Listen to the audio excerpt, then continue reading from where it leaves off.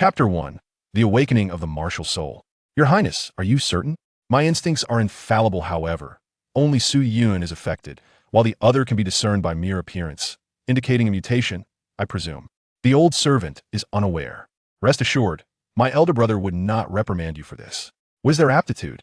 Both possess an innate soul power of level 8, truly befitting of royal blood. Is that so? Do remember to report back to my elder brother. I shall take my leave now. The discussions of those around him did not perturb Su Feng the moment his martial soul awakened. His consciousness was transported to an extraordinary realm. Various images flickered incessantly before his eyes, and a deluge of knowledge and memories surged into his mind like a tsunami, leaving him no time to regard the world outside. To the one presiding over the awakening ceremony, it appeared as though Su Feng was momentarily stunned by the excitement of his martial soul awakening. Brother? Though only 2 minutes had elapsed in reality, Su Feng felt as if he had endured the passage of over a century. The call of his twin sister gradually brought him back to his senses. A look of concern graced Su Yun's face, and even her martial soul instinctively retreated into her body. Since their mother's passing, she had been inseparable from her brother Su Feng. Compared to her naivety, she had grown accustomed to relying on her elder brother, who exhibited a maturity akin to that of an adult. While she was undeniably elated to awaken her star-crowned martial soul, her brother's condition compelled her to worry. Su Feng waved his hand, forcing a smile to reassure his sister not to fret over him, before turning his gaze to his martial soul before him. A luminous sphere floated serenely in the air, surrounded by ribbons of an indeterminate material. Though it merely appeared to be an enigmatic ornament, the memories of his past life allowed Su Feng to immediately recognize the true essence of his martial soul, the star artifact, a creation from the universe of Yu-Gi-Oh! As he beheld the understated brilliance of a star artifact, a myriad of thoughts swirled within him. He was neither a paragon of virtue nor a reckless villain. Upon realizing he had traversed into the world of Douluo as the crown prince of Xingluo, he resolved to relish this rare opportunity for a new life. As long as he refrained from engaging in a struggle for imperial power and avoided the front lines of warfare, fulfilling his desires could be effortlessly achieved. Yet fate appeared disinclined to allow Su Feng such leisure.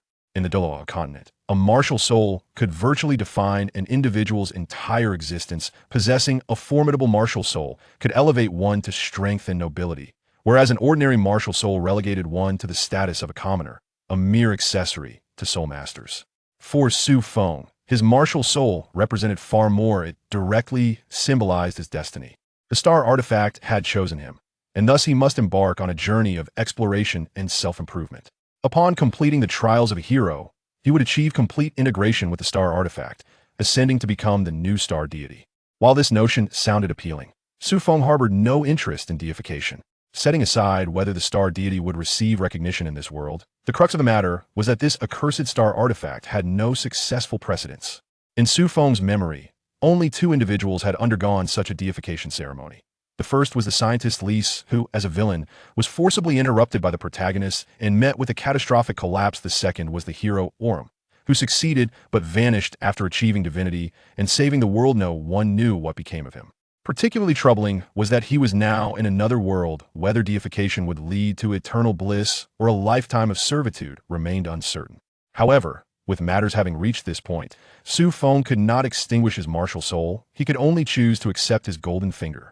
The sole silver lining was that the star artifact would not allow him to dream of divinity without substance.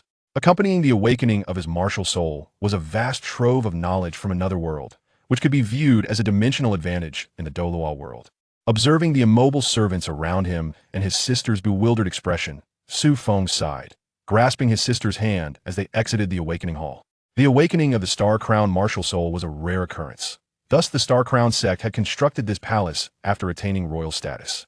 According to the palace's records, this edifice could channel star power and enhance the likelihood of awakening the Star-Crowned martial soul. He remained oblivious to its effectiveness, but such esotericism dictated that he and his sister must awaken under the night sky's most potent starlight, a demand to which their youthful bodies were beginning to protest.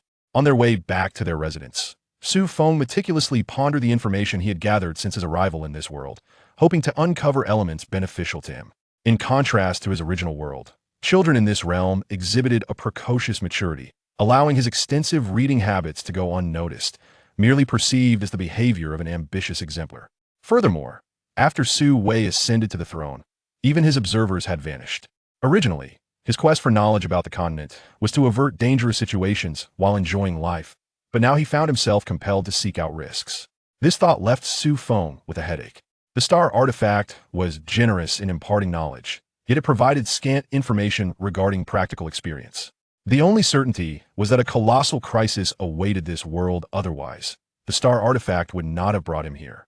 Su Feng's memories of the Douluo continent had grown hazy during his previous life. He had only skimmed through the first 2 volumes of a classmate's notes, with his remaining understanding limited to various online discussions. Fortunately, based on his earlier inquiries, he and the protagonist of the second volume, Hui Yuao, were of the same age. With ample time before the plot commenced, he had considerable latitude to maneuver without the interference of protagonists or divine realms. Reflecting on this, Su Feng could not help but chuckle bitterly. Having just awakened his martial soul, he was already fretting over matters pertaining to the divine realm that seemed so distant. What he should now prioritize was how to swiftly enhance his own strength. Initially, he believed he would also awaken the star-crowned martial soul and had even researched methods to absorb star power. It now appeared all that effort was in vain.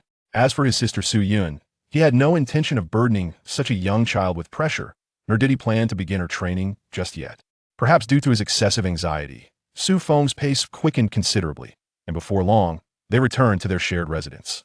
After soothing Su Yun to sleep, Su Feng made his way to his study. He intended to attempt cultivating his martial soul. The information received during his awakening stemmed from another world, and to fulfill the responsibilities bestowed upon him by the star artifact, he needed to comprehend how circumstances in this world might differ.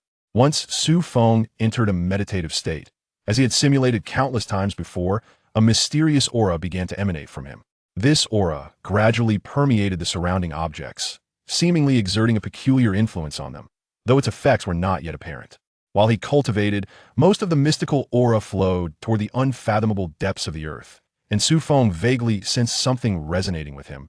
But compared to the star artifact's essence, it was far too faint, leading him to dismiss it quickly. Chapter 2. The Initial Attempt. A month had passed since the awakening of the martial soul. During this time, Su Wei had summoned them once, yet he said little, merely offering platitudes about diligent cultivation and maintaining the royal reputation before dismissing them. The Luo Empire had far more pressing matters requiring his attention than the recent awakening of 2 younger siblings. Su Feng could distinctly perceive that after confirming the mutation of his martial soul, the attention of those around him had diminished significantly, while greater emphasis was placed on his sister Su Yun. Perhaps this was the limitation of this world. One's future was largely determined by their martial soul. Yet, it was precisely this limitation that allowed Su Feng's peculiarities during cultivation to remain undiscovered. After a month of training, Su Feng had reached level 10 soul power, enabling him to attach soul rings. However, he had no intention of revealing this to anyone, not only due to the rapidity of his progress, but also because he wished to conceal the process of attaching soul rings from prying eyes. Upon reaching a bottleneck, the previously dormant star artifact finally communicated with him, instructing him to venture to a specific location to complete his first trial. Unlike the star artifact Su Feng had come to understand, it appeared to have adapted more extensively to the changes of this world. While this intelligent adaptation spared him the trouble of deliberation, it also necessitated that he avoid others to achieve his advancement. According to his research, the site for this trial lay within the Star Luo forest, where not only century-old soul beasts were theoretically required, but 10th-year soul beasts could also potentially be encountered. Such a locale was beyond the safety of Su Feng's individual strength. He would undoubtedly require external assistance. Unable to seek aid from others, he was left to rely on objects. Thus Su Feng found himself rummaging through the royal treasury. To his bemusement, despite being the royal treasury, the variety of soul-guiding devices was woefully sparse, and their quality generally subpar. It seemed that even after suffering numerous setbacks due to the inadequacies of soul-guiding devices, the 3 kingdoms of Douluo remained unwilling to venture beyond their comfort zone of soul master power. Having traversed most of the treasury, Su Feng discovered only a rechargeable ray gun suitable for his use. The rest were either too ineffective or had excessively high requirements for use. Although Su Feng felt that his soul power far exceeded that of his peers, transcending several major levels seemed utterly fanciful. Is this truly all that the treasury contains?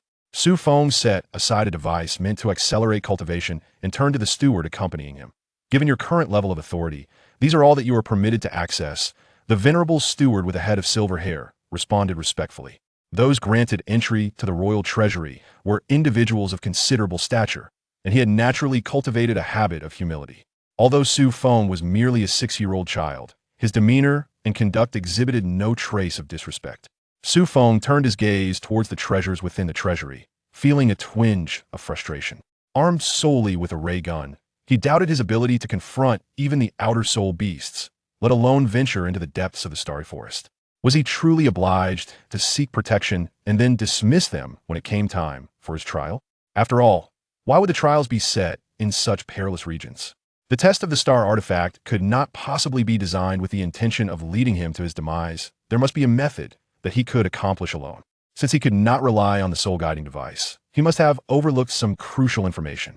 With this thought in mind, Su Feng tossed the ray gun he had acquired to the steward standing nearby.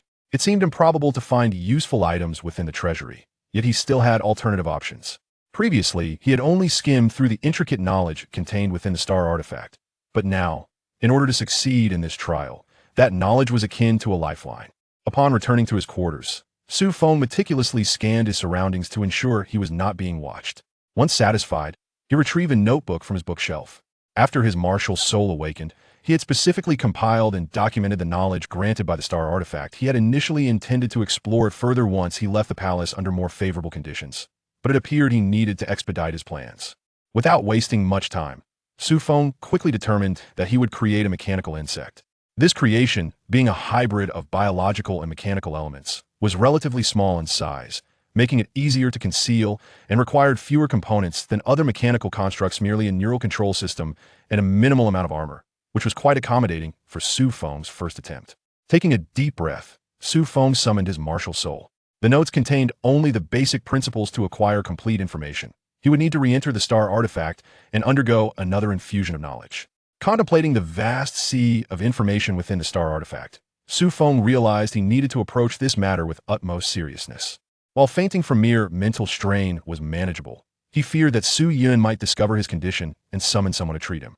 He was uncertain whether the royal physician of Star Luo could discern his issues, but it was preferable to avoid any encounters. Since his martial soul's awakening, this was Su Feng's first foray into the interior of the star artifact. Here, there was no concept of direction or distance. He could only perceive the distinction between himself and the external world, with myriad pieces of information seemingly separated from him by a thin veil. As he attempted to slightly loosen his thoughts, a torrent of information surged into his consciousness. Had he not been prepared, he likely would have collapsed instantly.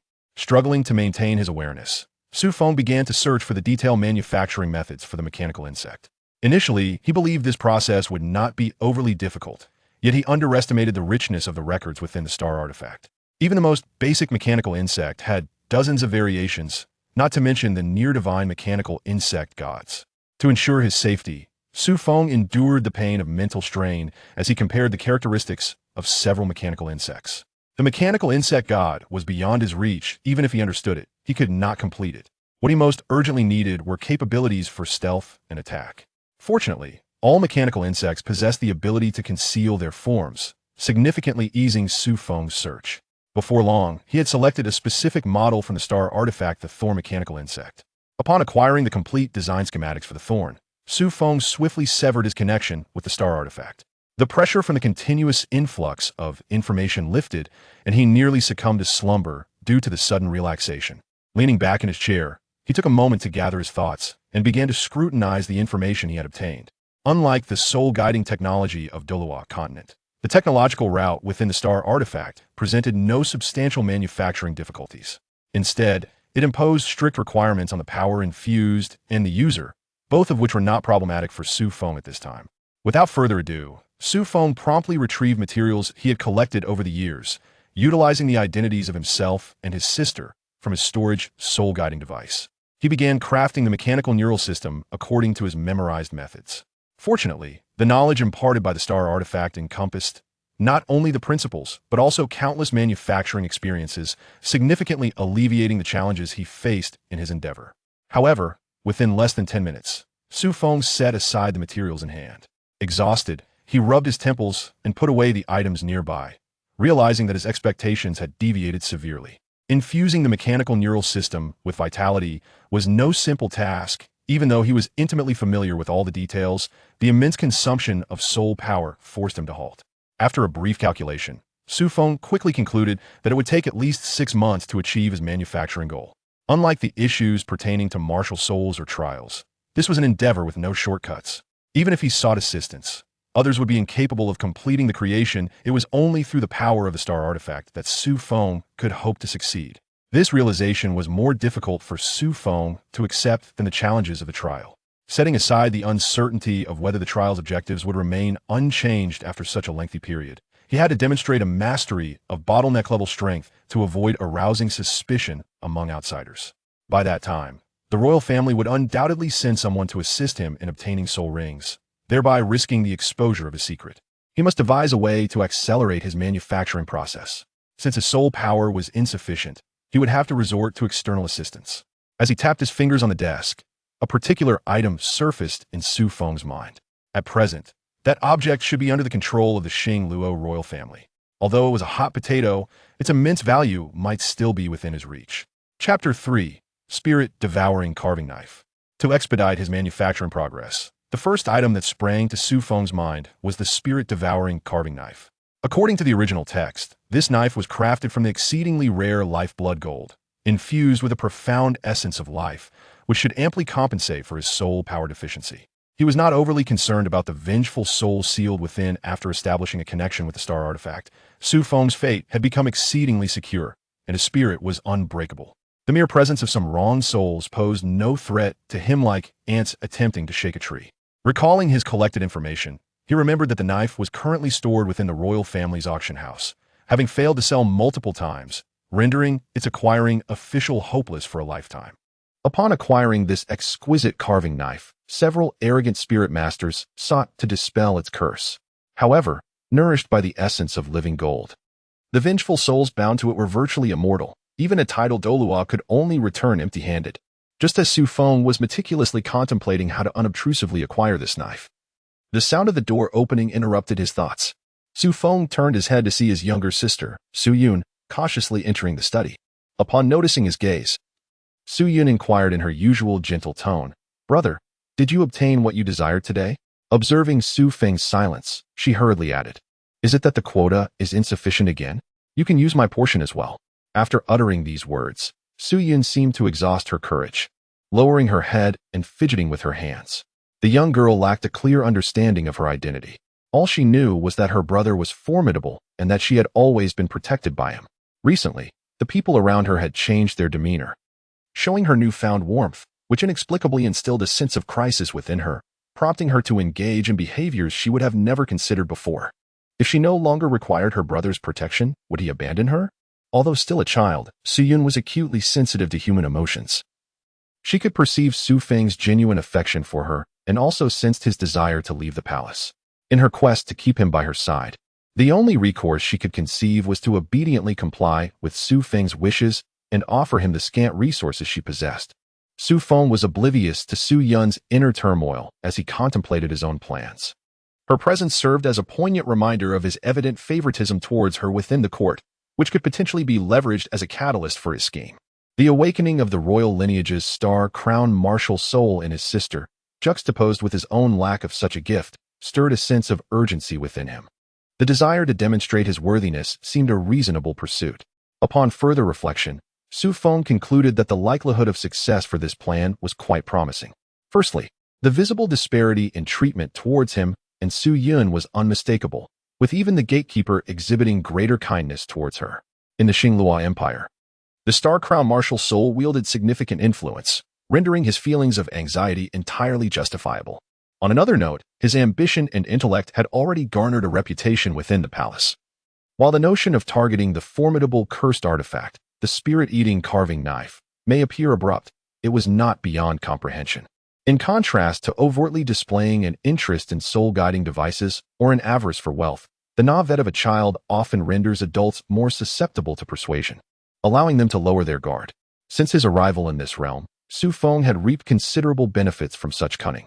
As individuals are invariably more inclined to accept that which aligns with their existing beliefs, with a modicum of manipulation, they could assist him in refining his deception.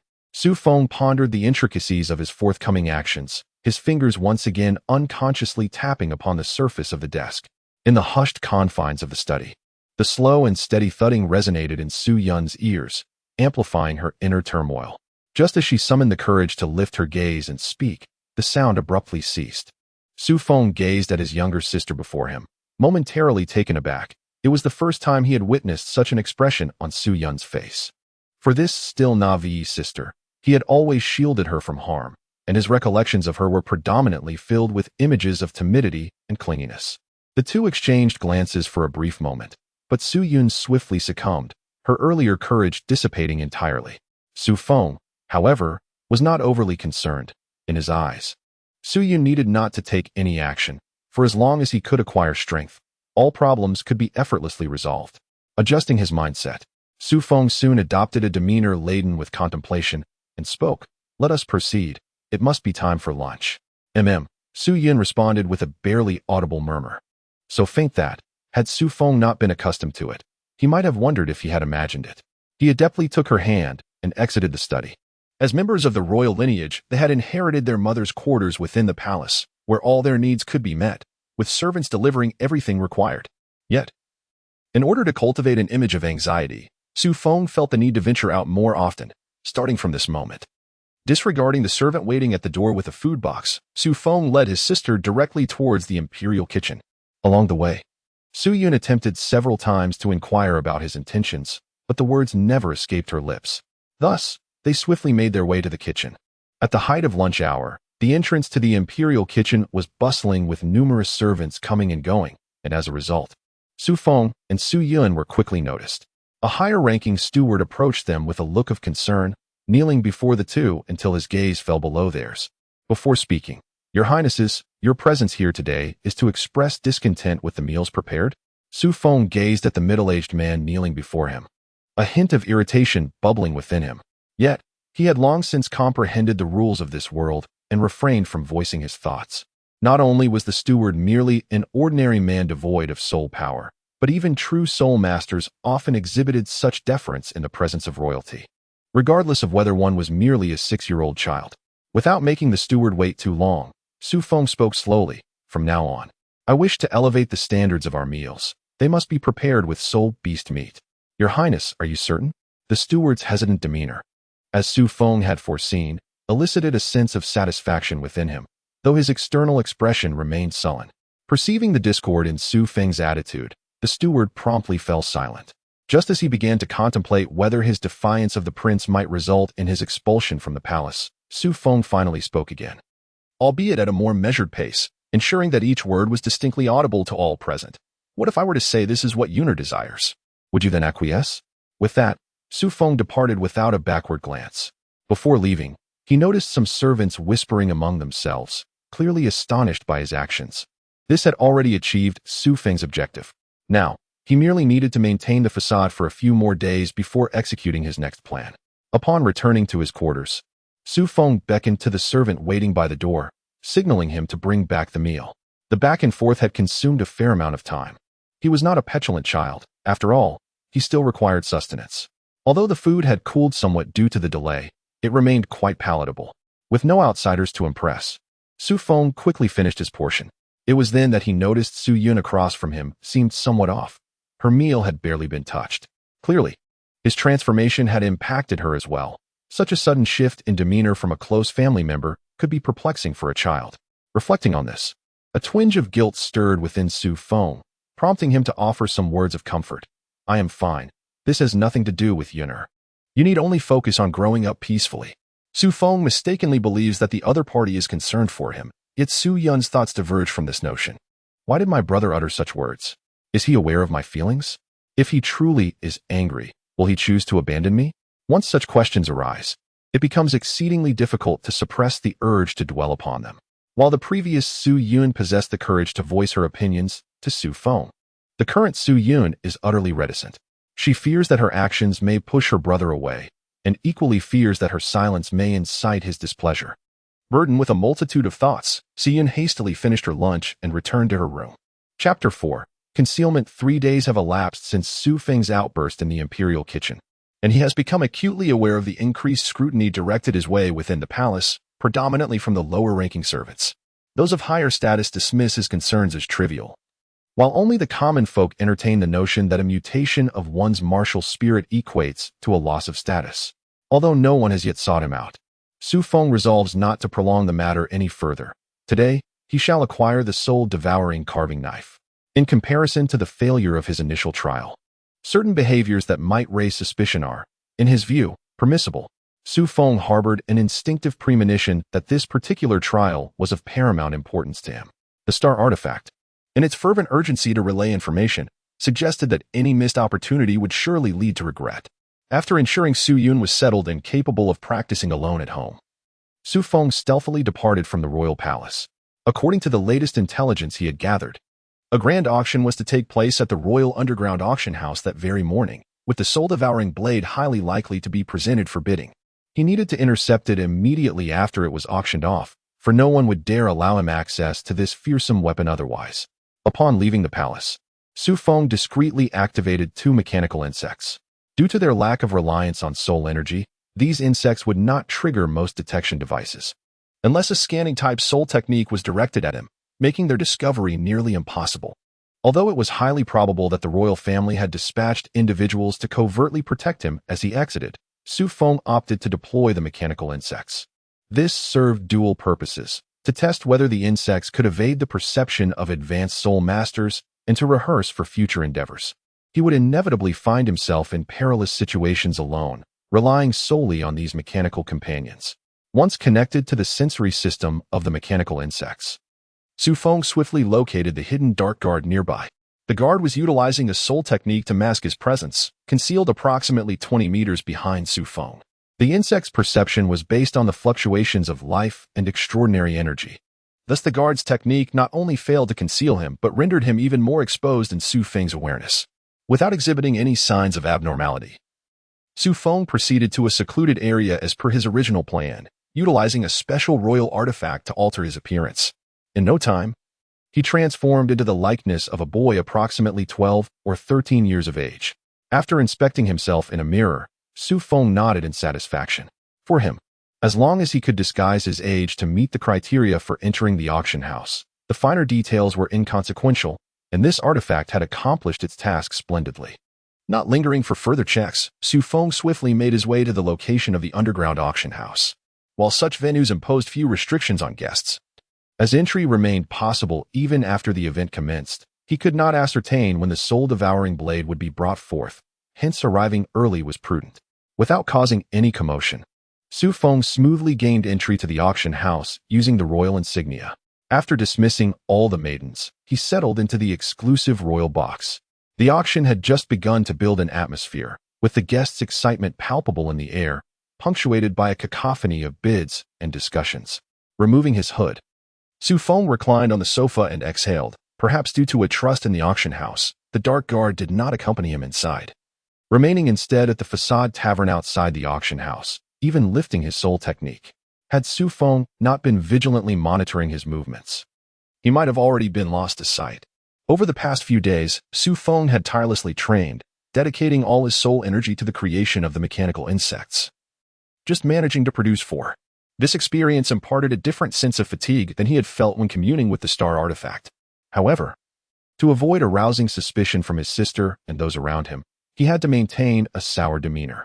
Now that he had a rare opportunity to relax his mind, Su Feng almost instantly shed his disguise.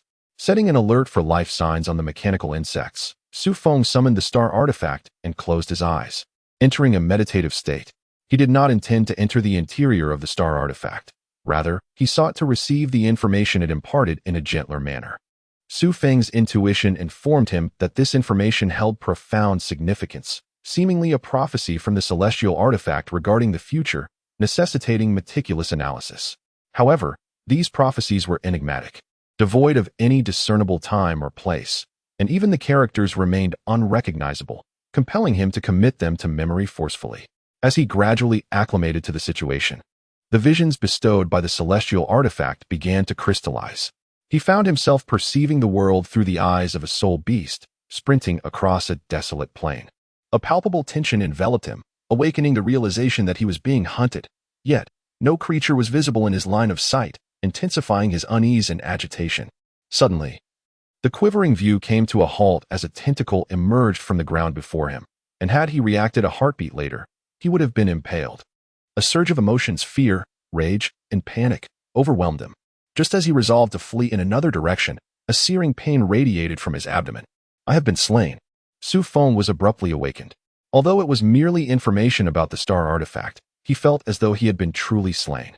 The excruciating pain coursing through his body, coupled with the tumultuous emotions within, compelled him to take deep breaths to affirm his existence. Once he regained his composure, Feng began to analyze the recent vision. As always, the imagery was shrouded in ambiguity. The predation among soul beasts on this continent appeared to hold no particular significance.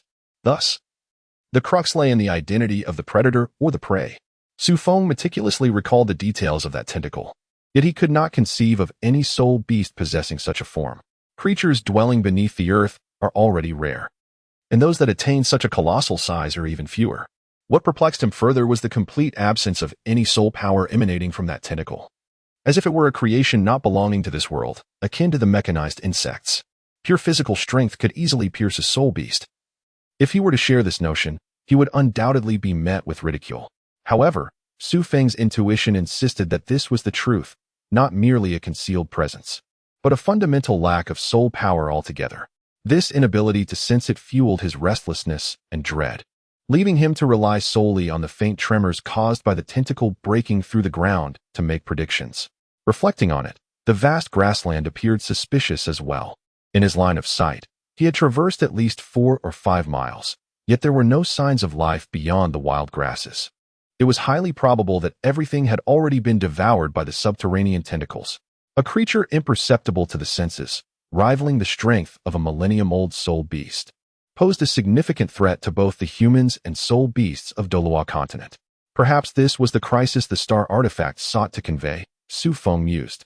He found himself contemplating whether this monster, like the star artifact, had arrived on this planet from beyond the Douluo continent. Should this indeed be the case, the danger posed by this crisis would be incalculable. As Feng strained to recall any memory from his previous life that might reveal the origin of this creature, the alarm of the mechanized insect resonated in his mind. He lifted his gaze towards the stage, where the host was preparing to present the next auction item. According to the mechanized insect's perception, the life force emanating from that box surpassed any recorded samples, even those of titled Douluo. Next, we have a genuine and rare treasure for auction, arguably the most valuable item in this event. Esteemed guests, do not let this opportunity slip by. Chapter 5, Acquisition. Therefore, I declare the soul-devouring carving knife unsold. With the host's awkward proclamation, the soul-devouring carving knife was taken away by an attendant. Upon witnessing this, Feng immediately rose, departing from the private booth and making his way towards the backstage of the auction hall.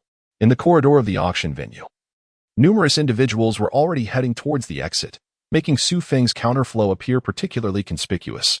Along the way, he overheard conversations regarding the recently auctioned items, especially the notorious soul-devouring carving knife. Currently, the auction house had little hope of selling it. It was merely a routine attempt to gauge the interest of any self-important bidders. Essentially, once the soul-devouring carving knife was brought forth, the auction could be declared concluded, as subsequent items would lack any significant value. This had become an unspoken rule of the auction house. Consequently, it was no surprise to see so many people departing alongside him. Navigating the crowd with great care, Feng swiftly reached the entrance to the auction hall's backstage.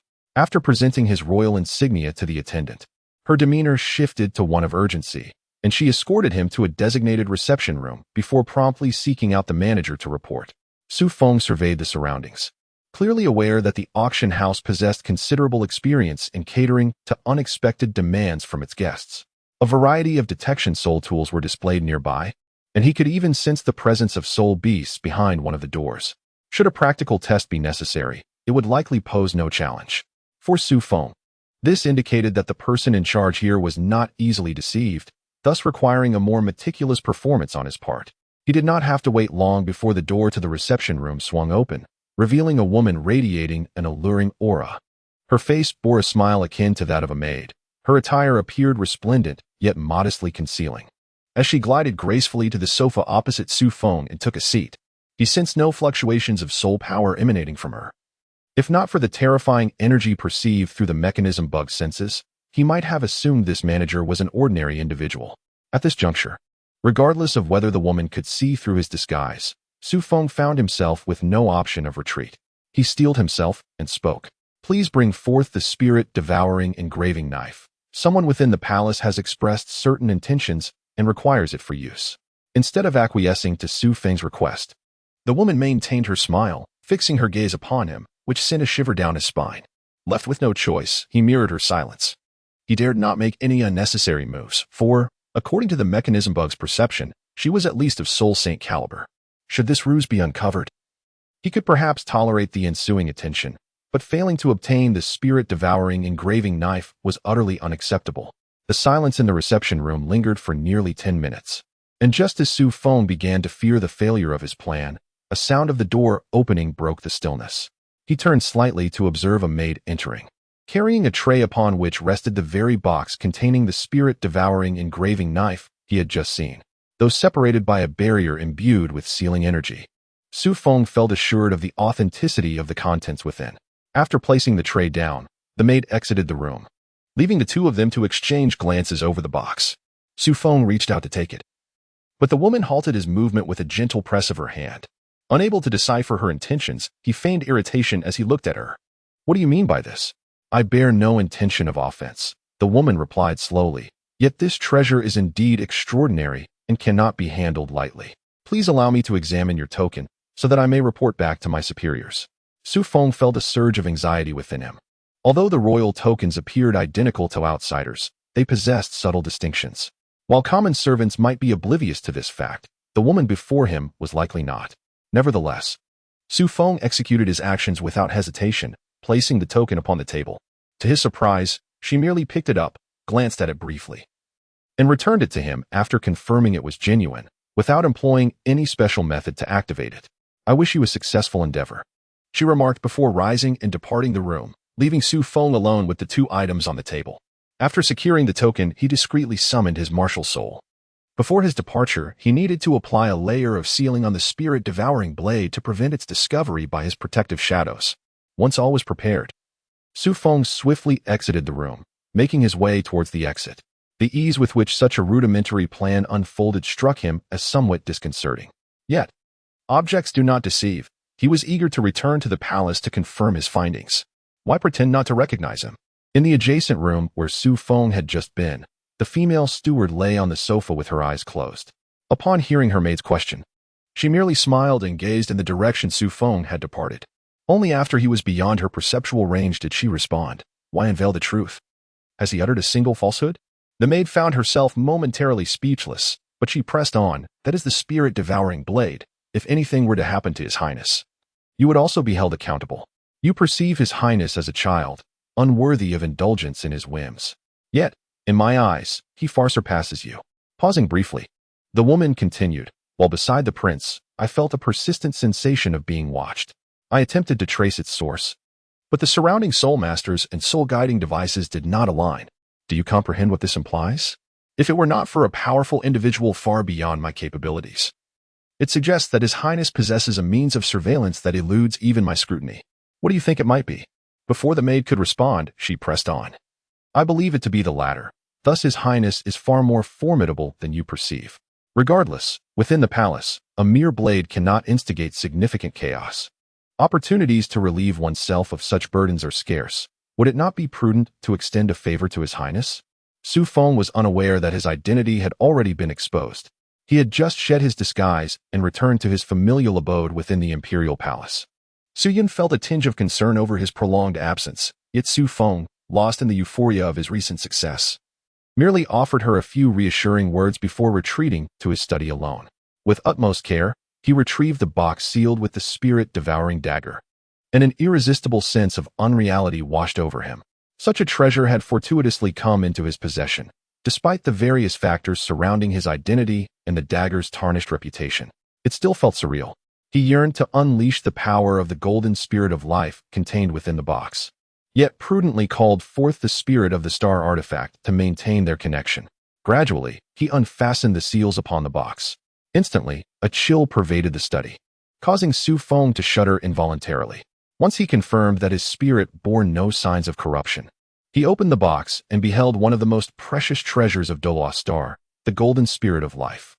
Even shrouded in the dense aura of vengeful souls, Feng could still sense the boundless vitality within, thanks to the power of the star artifact. The next course of action was straightforward. He found himself uttering aloud a command for the dagger to reveal its true brilliance. Chapter 6. Purification. Feng had long devised a strategy to address the issue of the spirit-devouring dagger. According to the original text, the curse of the dagger stemmed from the undying vengeful souls within it, with its core being the essence of a titled Douluo-level evil spirit master. To attempt to lift the curse by direct extermination would only squander soul power. It was imperative to sever the connection between the vengeful souls and the golden spirit of life, a task deemed impossible for soul masters lacking divine or spiritual attributes. However, Feng was no ordinary soul master. Bolstered by the star artifact, while his combat prowess might not have markedly increased, his knowledge in various domains was arguably on par with anyone from the Douluo continent. Prior to taking action, Feng made it a point to acquire knowledge on soul separation. Even within the star artifact, techniques concerning the soul were exceedingly valuable. Ideally, one would require specialized star relics to achieve optimal results. Yet Feng had no intention of preserving these vengeful souls, so employing a more rudimentary approach would suffice. Having prepared a formation to isolate the aura, Feng began to probe the dagger with his spirit. Like a red-hot iron ball plunged into icy water, the vengeful souls, steeped in negative emotions, instantly surged into a frenzy. Driven by instinct, these souls began attacking the foreign entity, seeking to assimilate it and drag it into their own descent. Feng had long been prepared for this, as he had maintained a connection with the star artifact. Echoes of beings from countless worlds began to collide with his mental tendrils and vengeful spirits. Although the emotions within these echoes had mostly dulled over time, they still managed to gain the upper hand due to their overwhelming quantity, far surpassing that of the vengeful spirits. Feng skillfully controlled the output of the star artifact, deftly maintaining a balance between himself and the vengeful souls, ensuring that they could neither touch him nor conceal themselves, thereby causing him trouble and separation. Following the threads of negative emotion, Feng began to search for the formation used by the malevolent soul master to forge the soul-devouring blade. Minutes swiftly passed, and Feng gained a preliminary understanding of the internal structure of the blade. It must be said that the methods of that malevolent soul master were indeed formidable. He transformed a treasure brimming with life into a weapon by cleverly evading the self-purifying power of the essence of living beings. Utilizing the principle of nurturing souls through life and gestating evil through souls. That being said, Feng quickly discerned the flaw within this formation. The incompatibility between the sinister aura and vitality remained evident, meaning that the power of the vengeful souls could not be replenished once activated. As long as these powers could be consumed, the vengeful souls would be compelled to lie dormant and absorb life force until they were replenished once more. For conventional Douluo soul masters, the notion of depleting these seemingly inexhaustible vengeful souls in one go was nothing short of a fantasy. Perhaps only a titled Douluo-level holy attribute martial soul could achieve such a feat according to Feng's recollections. The holy angel martial soul of the spirit hall from the first part could accomplish this, yet that martial soul had long since become extinct, which explains why the curse of this blade remains unresolved to this day. Once assured that he would not lose track of the vengeful souls, Feng immediately amplified the resonance of the star artifact's output. Endless grievances, measured in millennia and the memories of countless beings, were incessantly washed away and diluted. The vengeful souls that had barely diminished just moments ago were now rapidly decreasing, and within a few seconds, they would completely disperse. As he witnessed the imminent disappearance of the vengeful souls, Feng let out a sigh of relief. Although he merely served as a conduit, the occasional intermingling of memories left him feeling profoundly fatigued. However, just as he intended to separate these souls, a powerful impact struck his spirit, abruptly halting the correction process. Why must you annihilate us? You are nothing but a pompous, power-hungry wretch. Merge with us, and you shall obtain boundless life and strength. Offer up everything you possess, and you will receive rewards far exceeding their worth. I sense the darkness within your heart. You too are discontent with your current state. Why not attempt to liberate yourself? Because I am who I am, not a mad puppet. Feng's voice resonated amidst the cacophony of enticing sounds, instantly overshadowing all other noise. Within Feng's spiritual vision, A chaotic sphere of black mist hovered almost in direct contact with his face. Surprisingly, this entity was not as formidable as he had anticipated. In fact, it could be described as feeble, entirely unbefitting the expected caliber of a soul remnant belonging to a titled Douluo-level evil soul master. Feng carefully sensed his surroundings and suddenly understood that although this wisp was still the essence of the vengeful spirit within the soul-devouring dagger, it was no longer an independent soul. It appeared that even the titled Douluo, who toyed with souls, lacked sufficient knowledge and means, leading to the tainting of the vengeful thoughts they manipulated. Perhaps during one of the soul master's feeding processes, this fragment of a remnant soul was also wounded, unable to maintain its self-awareness while absorbing, leaving only the intense resentment akin to that of its slain master. Repeatedly, it intertwined with the souls of the deceased master, to the extent that when it seduced Feng moments ago, it was intermingled with numerous voices, even beginning to counsel him without delving into his memories. Having grasped the truth, Feng felt relieved as the final hidden danger dissipated. The absence of self-awareness made it effortless for him to deal with. He leisurely erased the wisp of soul that had voluntarily departed from the soul-devouring dagger, and the internal formation began to unravel step by step due to the loss of control, with the severance of its connection to the essence of life. These countless vengeful souls began to dissolve instantly. Amidst the fading essence of souls, the soul-devouring dagger began to revert to its true form. Just a trace of its aura swept away Feng's lingering fatigue, and his soul power rapidly recovered. After thoroughly enjoying this rejuvenation, Feng gazed at the dagger before him. It had ceased emitting an aura, yet he could still feel his body and mind invigorated by its life force. The only remaining concern was how to safeguard this treasure. In the original narrative, Hui Yuao, aided by Yilix, lifted the curse and absorbed it into his body. But Feng had no intention of doing the same. Firstly, he did not possess a multitude of souls to nourish. Even if absorbed, it would merely replenish energy, which could also be achieved by keeping it nearby without the necessity of extracting it during mechanical fabrication.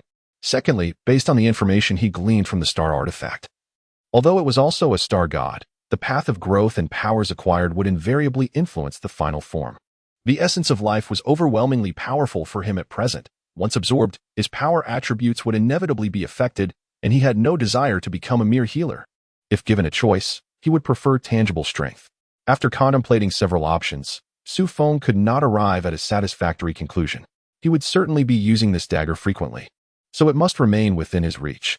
However, his current strength made it difficult to isolate the emitted aura without affecting its usage, unless he consistently maintained external isolation as he had done just now. Unable to find clarity, he decided to set it aside for the moment. After all, the item was already in his possession and would not escape. Feng had more pressing matters to attend to. When the time came for him to truly depart, he would reconsider these matters. Chapter 7. In depth, the outskirts of the Star Luo forest. In this continent's largest gathering place for soul beasts, even the periphery posed dangers. Most soul masters required companions or guidance from mentors to dare venture here for soul hunting. Yet, in the eyes of a 2,000-year-old silver-ringed serpent, this young human who intruded upon its territory did not adhere to such norms. Although most soul beasts attain comparable intelligence to humans only after 10,000 years, a creature that had lived for over 1,000 years would not be devoid of intellect. Years of experience led the silver-ringed serpent to refrain from acting recklessly. Instead, it concealed itself amidst the trees, following the human closely.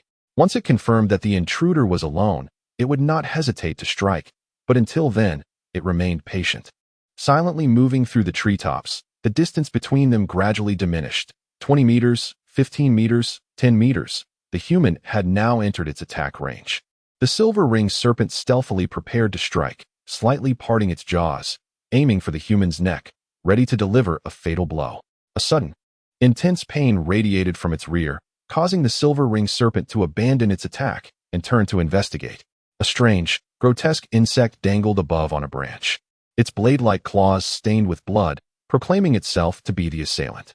The silver-ringed serpent found itself uncertain of the situation, adjusting its stance to warily observe the insect.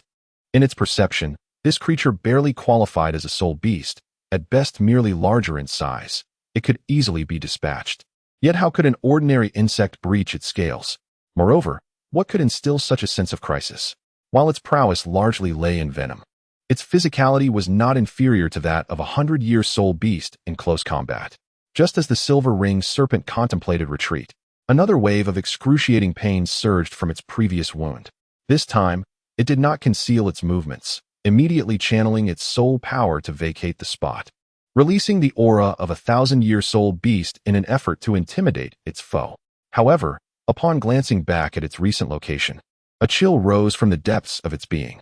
3 identical insects hovered there, while more of their kind on surrounding branches began shedding their camouflage, their singular eyes fixated upon it in unison. At that moment, all it desired was to flee swiftly, without a second thought for its intended prey. The silver-ringed serpent changed direction to escape, only to have a sharp blade pierce through its head, abruptly ending its life. From above, as it fell to the ground, one insect retracted its stinger. In another direction, the intended prey approached with a light step, deftly extracting valuable parts from the silver-ringed serpent's corpse, processing them briefly before stowing them into a storage soul guide. The prey the silver-ringed serpent had sought was none other than Feng, who was currently en route to the trial location. Thanks to the essence of life, his speed in crafting mechanical insects had significantly increased, having produced 1,000 within just half a month. After leaving 20 behind to protect Yun, he brought the remaining mechanical insects into the Star Luo forest. Contrary to his initial expectations, the increase in mechanical insects did not complicate operations. Rather, it fostered a collective consciousness among them, greatly alleviating Feng's burdens. Throughout his journey, he navigated smoothly, as the absence of soul power prevented him from attracting the attention of high-level soul beasts. Only when encountering beings like the silver-ringed serpent, whose demise was unavoidable, did he take action. Observing the sky, Feng decided to camp at this spot. The silver-ringed serpent occupied a prime location, with a small river within its territory.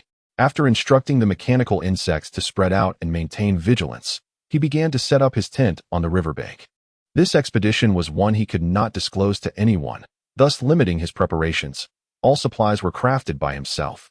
Consequently, he had to ensure a sufficient degree of hunting to acquire adequate sustenance. After lighting a campfire, Feng commenced roasting the freshly acquired serpent meat. As the oil dripped onto the flames, crackling in response, he contemplated his forthcoming actions. Based on his estimations, after merely 2 more hours of travel tomorrow morning, he would reach the trial site. Thus, camping here was a strategic choice to maintain a safe distance, ensuring he could arrive swiftly without drawing undue attention. Out of concern for his safety, Feng had been continuously searching for insights since receiving guidance from the star artifact, attempting to glean more understanding about the trial. However, after numerous attempts, he remained empty-handed. The star artifact seemed to grant no smooth sailing for the chosen ones. The only knowledge he possessed consisted of those cryptic prophetic visions. Recalling the prophecies, Feng felt a wave of frustration. Most of these visions were disjointed and incoherent, and after much analysis, he concluded that the anomalies were likely caused by an external entity devoid of soul power. However, within these images, there has never been a complete body depicted. He could not discern any commonality among these creatures. If one were to insist, perhaps the only distinguishing feature is their lack of fur, yet in his previous life, he had encountered at least 80 similar monsters, rendering identification impossible. It is quite possible that the previous master of the stellar artifact, after their demise, created these mechanical insectoid creatures which subsequently spiraled out of control. He could easily subdue them upon first encounter and accomplish his tasks effortlessly. The repetitive musings left Feng exceedingly vexed, prompting him to seize a piece of roasted snake meat and bite into it with fervor, muttering as he chewed. If this were indeed the case, his prior conjectures regarding a high-difficulty task requiring external assistance were mere folly. He merely needed to procure a bodyguard to accompany him here, eliminating the need for the arduous endeavor of obtaining the soul-devouring engraving knife. The snake meat on the grill swiftly vanished into Feng's mouth, yet he remained unsatisfied. Ever since he began crafting mechanical insectoids with the essence of living gold, his appetite had significantly increased. Perhaps the nourishment from this living gold had accelerated his development, and he could now distinctly feel his growth. Although constrained by the soul ring, the power within him continued to accumulate. Presently, Feng's energy, as perceived by the mechanical insectoids, rivaled that of an average soul master. Life on the Douluo continent was exceedingly monotonous. Previously, he could find solace in books within the palace, but in the Star Luo forest, even Feng's thick skin could not immerse him in the surroundings. Aside from periods of travel and rest, his only recourse was meditation and cultivation. Yet today, He lacked the inclination for meditation and promptly burrowed into his tent to sleep.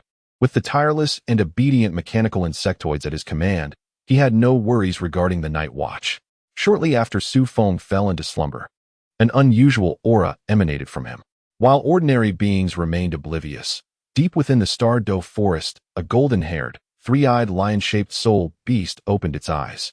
Its instincts informed it of the presence of a life form resembling its own in the distance. Yet this connection felt too faint and erratic, leaving it uncertain of its intuition. Emperor Tian, what troubles you? Do you believe another auspicious beast exists in this world? Impossible. Auspicious beasts are favored by the will of the world.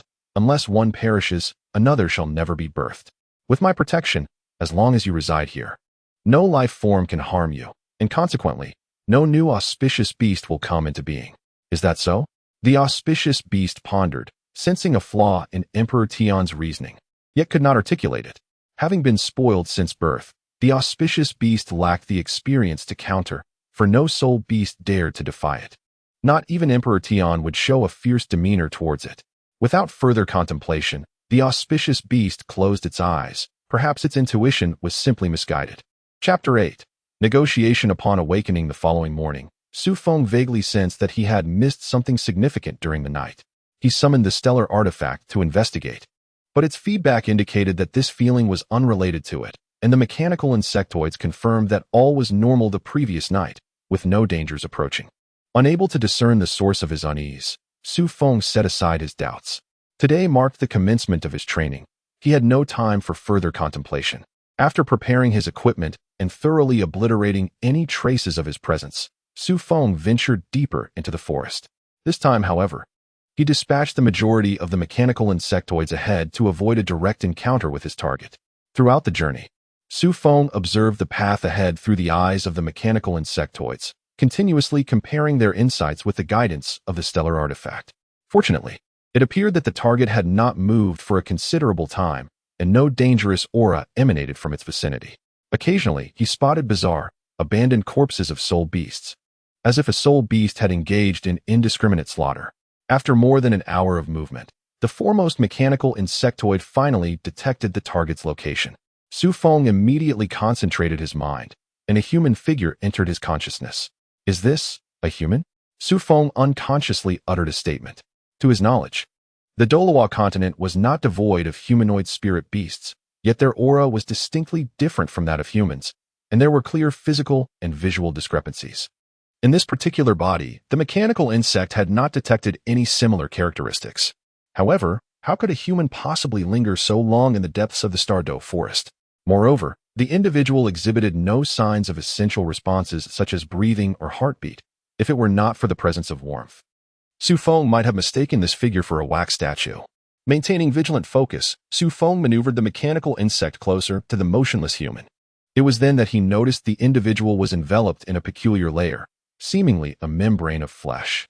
This membrane clung tightly to the skin, appearing to be perceived by the mechanical insect as an integral part of the being.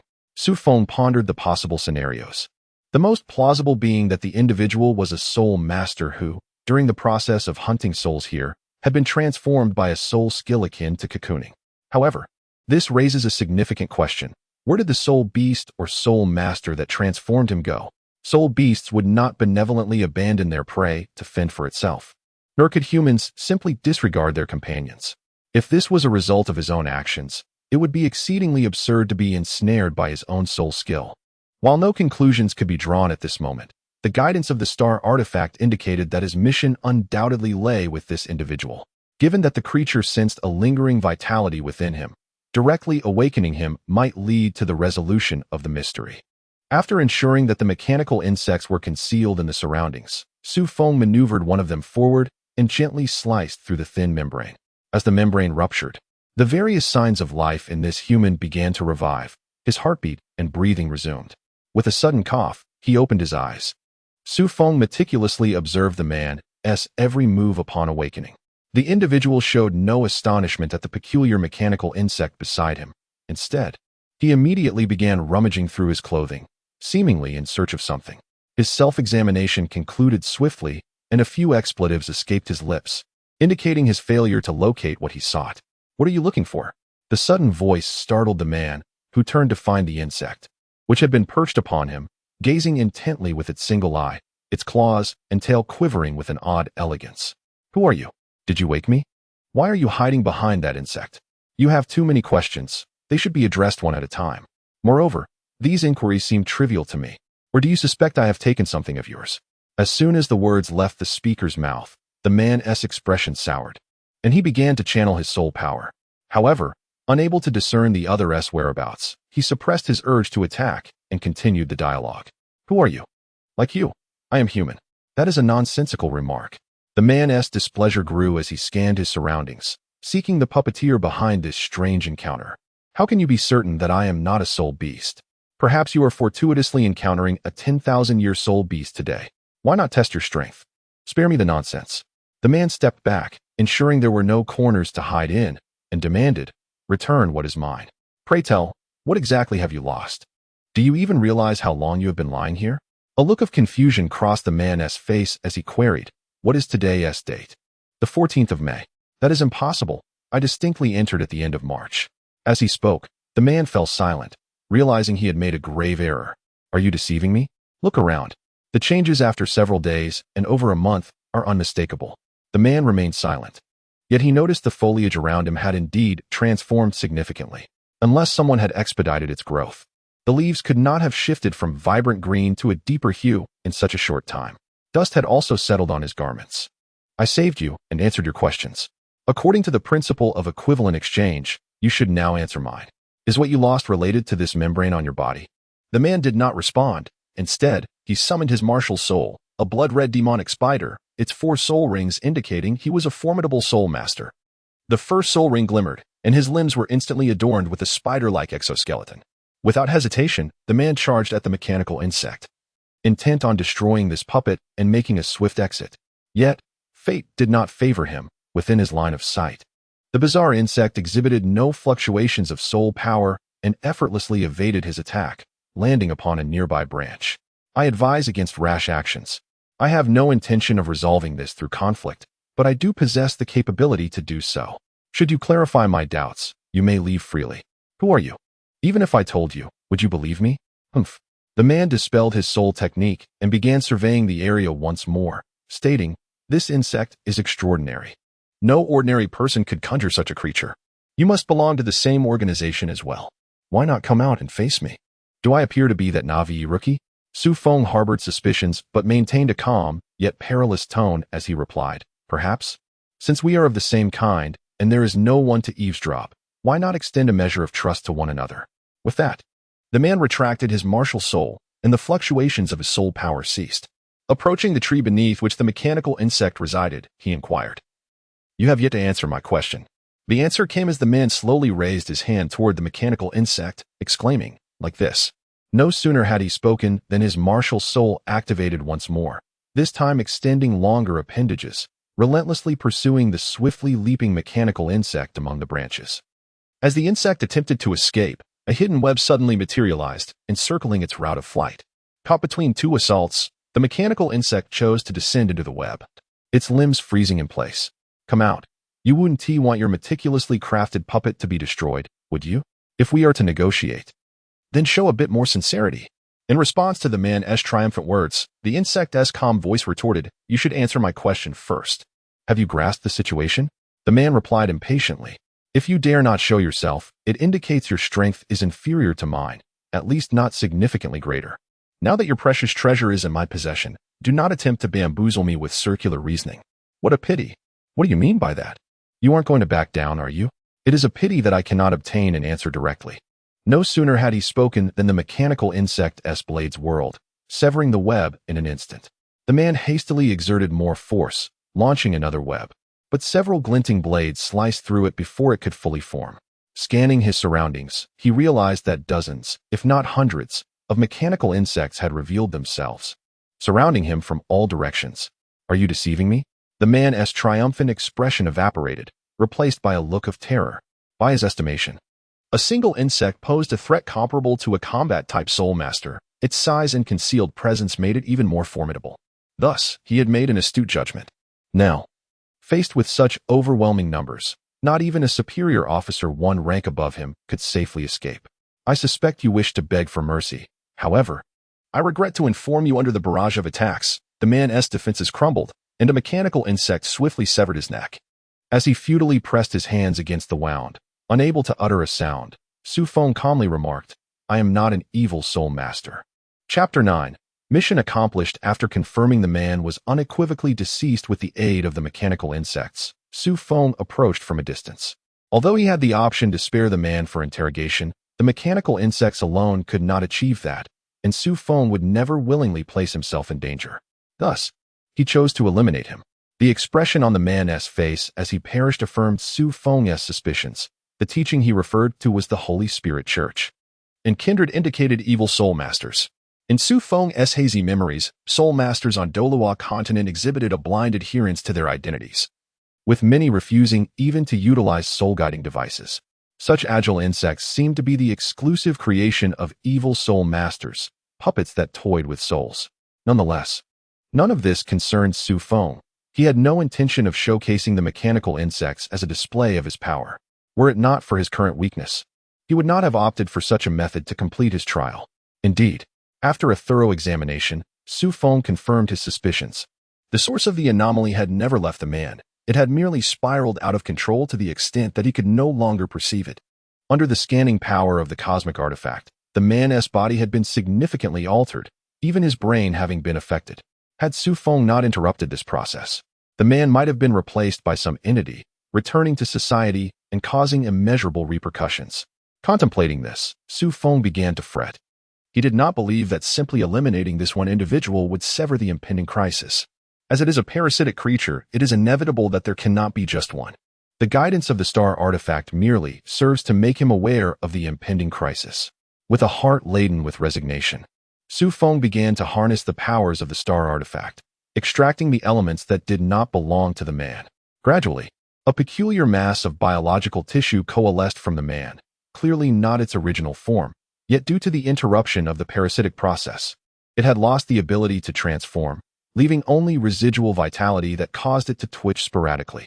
As Su Feng successfully extricated this creature, he immediately sensed that his trial had reached completion. The star artifact began to radiate light, and a unique power commenced the transformation of his body. Su Feng quickly realized that the star artifact was poised to assist him in his ascension. With a flash of light, he once again found himself within the star artifact, though this time it was not by his own volition, but rather a choice bestowed upon him by the star artifact. The power of choice? Su Feng recited the message conveyed by the star artifact, feeling a twinge of uncertainty within. However, his doubts were swiftly alleviated by the artifact's response. While the star gods possess their own inclinations, they are united by shared powers, manifestations of their omniscience and omnipotence that govern all things. For the brave souls undergoing trials, the powers they may obtain include fate, preservation, command, dominion, life and death, destruction, and wisdom. Visions flashed through Su Feng's mind, granting him profound insight into these powers. The relics of the stars, while known to him, represent humanity's aspiration to harness the strength of the star artifacts, stripped of their powers. After careful contemplation, Su Feng devised a bold plan and made his choice without hesitation. The might of the star artifact began to infuse his soul. While outside in the realm of the spirit, a layer of soul rings quietly coalesced. Surrounded by mechanical insects, no creature dared to approach. Thus, Su Feng's unusual state went unnoticed. Nearly half an hour later, he regained control over his body. Upon opening his eyes, he immediately sensed that the world before him had changed. Is this the nature of power? The essence of things seems to manifest so vividly. Unable to contain himself, Su Feng reached out towards a nearby tree, and the surface bark began to move in an uncanny manner, as if transforming into something else. No, something is amiss. The immense consumption of soul power jolted Su Feng back to reality. He realized he was merely a child wielding a sharp blade, unable to fully exhibit the power of authority. Even altering a small section of bark proved to be an overwhelming challenge. What is happening to me? I did not behave so erratically when I acquired the golden essence of life. Leaning against the tree, Su Feng chuckled wryly. Indeed, the power of the divine can drive one to madness. Perhaps that scientist, Lise, was similarly entranced by such force. After a brief respite, Su Feng began retracing his steps. He had no intention of retrieving the man's body. All traces of the parasitic entities had been extracted and eradicated. Should anyone else arrive, they would merely assume the individual was a soul master who had met with misfortune. Given that the Star Luo forest is the largest gathering place for soul beasts on the continent, Feng was reluctant to waste a single moment. This endeavor had already consumed too much time, which could easily raise suspicions for a 6-year-old. 2 days passed, and due to the previously cleared route, Feng's return journey accelerated significantly. He soon emerged from the forest and arrived at a region inhabited by humans. Owing to its proximity to the Star Luo forest, this border town was heavily fortified, primarily populated by soul masters. After a brief inspection, Feng successfully entered the town. Upon reaching the inn where he had previously stayed, Feng removed his hood, revealing a youthful yet strikingly handsome visage. With a mixture of genuine and feigned excitement, he proclaimed loudly, "Innkeeper, prepare me a lavish room and bring forth the finest dishes you have." The gaze of those around him was naturally drawn, only to be quickly diverted. They had seen many a wealthy young master display such exuberance, typically a fleeting whim to acquire a soul ring alone. Though appearing solitary, one could be assured that a formidable protector lurked in the shadows. Otherwise, returning from the Star Luo forest would be nigh impossible. Feng was acutely aware of the perils that lurked within this place, yet he yearned for precisely this outcome. In order to venture alone into the Star Luo forest, he had meticulously crafted a puppet imbued with his own life essence and soul power, which he left behind in the inn. For those shadowy guardians who favored monitoring with soul power, this object would serve as an effective ruse. By the time they discerned the deception, Feng would have long departed, leaving behind the traces concealed by the mechanized insects, thus rendering pursuit impossible. Therefore, if they wished to avoid the wrath of the royal family, they must remain here, awaiting his return. His current aim was to draw their attention. Although they would inevitably report back to Su Jiawei, the mere presence of an empty, ordinary puppet would render their claims incredulous. The only aspect that left Feng somewhat dissatisfied was the unavoidable revelation of his acquisition of the first soul ring. However, in the realm of Douluo continent, this level of achievement was hardly deemed extraordinary, especially considering his royal lineage. No one dared question his loyalty. Utilizing the perceptive abilities of the mechanized insects, Feng swiftly detected the approach of a soul sage guardian whose cultivation seemed incongruous. Upon observing their peculiar demeanor, Feng refrained from further discourse and promptly returned to his chamber. Although the guardian did not exhibit signs of panic or astonishment, leaving Feng to ponder his own significance, their lack of immediate action suggested that his subsequent plans would remain unaffected.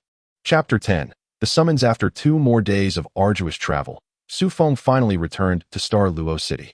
As anticipated, upon his arrival at the palace, he was intercepted by guards who escorted him to meet Su Jiawei. Prepared for this encounter, Feng exhibited an air of composure, albeit feigning a semblance of anxiety for the sake of those around him. After navigating through layers of guards, he was once again in the presence of his elder brother. Once the others in the study were dismissed, Su Jiawei regarded his precocious younger sibling with a swirl of emotions. On one hand, within the royal family, which boasted a dwindling lineage, there existed a certain leniency not typical of larger families. Even though Feng had appropriated resources intended for his sister and leveraged the royal title to acquire the soul-devouring dagger, Su Jiawei had no intention of imposing punishment. To him, his younger brother was merely an overly clever child who, out of a sense of guardianship for his sister, had taken bold actions that would typically be unthinkable. Generally, such prodigies would incessantly strive to transcend their years until they encountered insurmountable obstacles. Su Jiawei had originally planned to extend assistance only after Su Feng's endeavors with the soul-devouring dagger yielded no results, for which he had dispatched individuals to monitor Su Feng's physical condition. However, fate often diverges from expectations. This brother of his appeared genuinely engrossed in the study of the soul-devouring dagger, showing no signs of irregularity, and had even successfully ventured out alone to complete a soul hunt. This revelation left Su Jiawei as astounded as when he first encountered the power of soul tools from the Sun-Moon Empire. He found it more plausible that a 6-year-old child could derive strength from the soul-devouring dagger, a feat beyond the reach of many titled Douluos, was a result of some abnormal stimulus. Today he had specifically summoned the medical Saint Douluo to a nearby chamber, prepared to eradicate any curse should Feng exhibit signs of affliction, even if it necessitated shattering his soul ring. Yet, Nearly 3 minutes had elapsed since Su Feng entered the room, and Su Jiawei had received no communication from the medical Saint Douluo. Not only was he at a loss, but Su Feng also appeared to have shed his earlier tension, now displaying signs of impatience. Internally relieved, Su Jiawei resolved to cease waiting. Su Feng, do you comprehend the magnitude of your actions? I have proven my worth. I am not a defective product of a mutated martial soul. I am superior to anyone, including you adults. In stark contrast to his usual reserved demeanor, Su Feng's bravado was palpable, resembling that of an arrogant child. Su Jiawei had anticipated this behavior, refraining from rebuttal, and continued to inquire, by what means do you assert that you are superior to others? You have merely become a soul master, which is hardly remarkable. You cannot possibly understand, which is precisely why I say this. Su Feng's expression grew increasingly disdainful. I have resolved the issues surrounding the soul-devouring dagger that none of you could tackle. Perhaps you merely believe you have addressed it. Su Jiawei countered with a shake of his head. What method did you employ? By relying solely on myself. Su Jiawei was rendered speechless, momentarily uncertain whether Su Feng was genuinely unaware or intentionally toying with him. Suppressing the impulse to summon someone for an inspection, Su Jiawei continued to listen to Su Feng's response. My martial spirit, merely cleansed with a simple soul power, has dispelled the curse on the soul-devouring engraving knife, leaving only the true treasure. Oh, Su Jiawei's interest was piqued. What manner of treasure is it? Noticing Su Feng's hesitation, he urged, do reveal it. I assure you, in the name of the emperor, that no one shall wrest it from your grasp. Upon hearing this, Su Feng finally resolved to act. He retrieved a box from his storage soul guide and cautiously lifted the lid. A soothing aura wafted forth as the cover opened, momentarily startling Su Jiawei, who then adopted a grave expression, secretly reinforcing the palace's magical formations to confine this aura within the secluded chamber. When the lid was fully removed, what met his gaze was still a carving knife, yet Su Jiawei sensed no trace of a curse. Rather, it emanated an overwhelming life force that stirred an irresistible desire to make contact. Just as Su Jiawei was about to speak, a side door suddenly swung open, and an elderly woman with white hair entered, striding directly towards Su Feng. However, upon observing Su Feng's wary demeanor, Wang Xian'er realized her approach had been somewhat reckless. She halted, maintaining a distance of 2 or 3 steps, while attempting to perceive the essence of the carving knife, and inquired, Child, how did you acquire that object? Who are you? Su Feng replied, somewhat taken aback by the elderly woman's ability to directly disregard Su Jiawei's presence. Her status was evidently formidable, and Su Feng had not anticipated having to contend with this development. Based on his conjecture, Su Jiawei had no reason to disclose information to anyone outside the royal family, and there were no other powerful figures within the royal ranks. This is the vice master of the royal offering hall, the healing immortal Douluo, Wang Xian'er. I have come to assist you in examining your health, as you have just advanced alone without consultation, which may have its drawbacks. Su Feng suddenly realized. He indeed recognized this individual from his memories. However, the offerings to the temple seldom made public appearances, and living beings rarely left behind portraits, which is why he did not recognize her immediately. As far as he knew, Wang Xian'er lacked any substantial backing, being solely affiliated with the royal offering hall, where she devoted herself to profound cultivation. It was entirely reasonable for Su Jiawei to invite her in hopes of resolving the potential curse afflicting him. It turned out that she was the esteemed medical immortal Douluo. Striving to display a hint of surprise upon his face, Su Feng spoke. It is an honor for you to visit today. This carving knife is the manifestation of its true form after I resolved the curse of the soul-devouring carving knife. The life force contained within it is virtually boundless. Thanks to it, I have swiftly cultivated to level 10 and completed the soul haunt. Wang Xian'er did not respond immediately. Instead, she slowly approached and placed her hand on the carving knife. Gradually, a wave of soul power began to emanate from her, and behind her appeared an ethereal angelic figure with 5 pairs of emerald wings radiating an aura of life.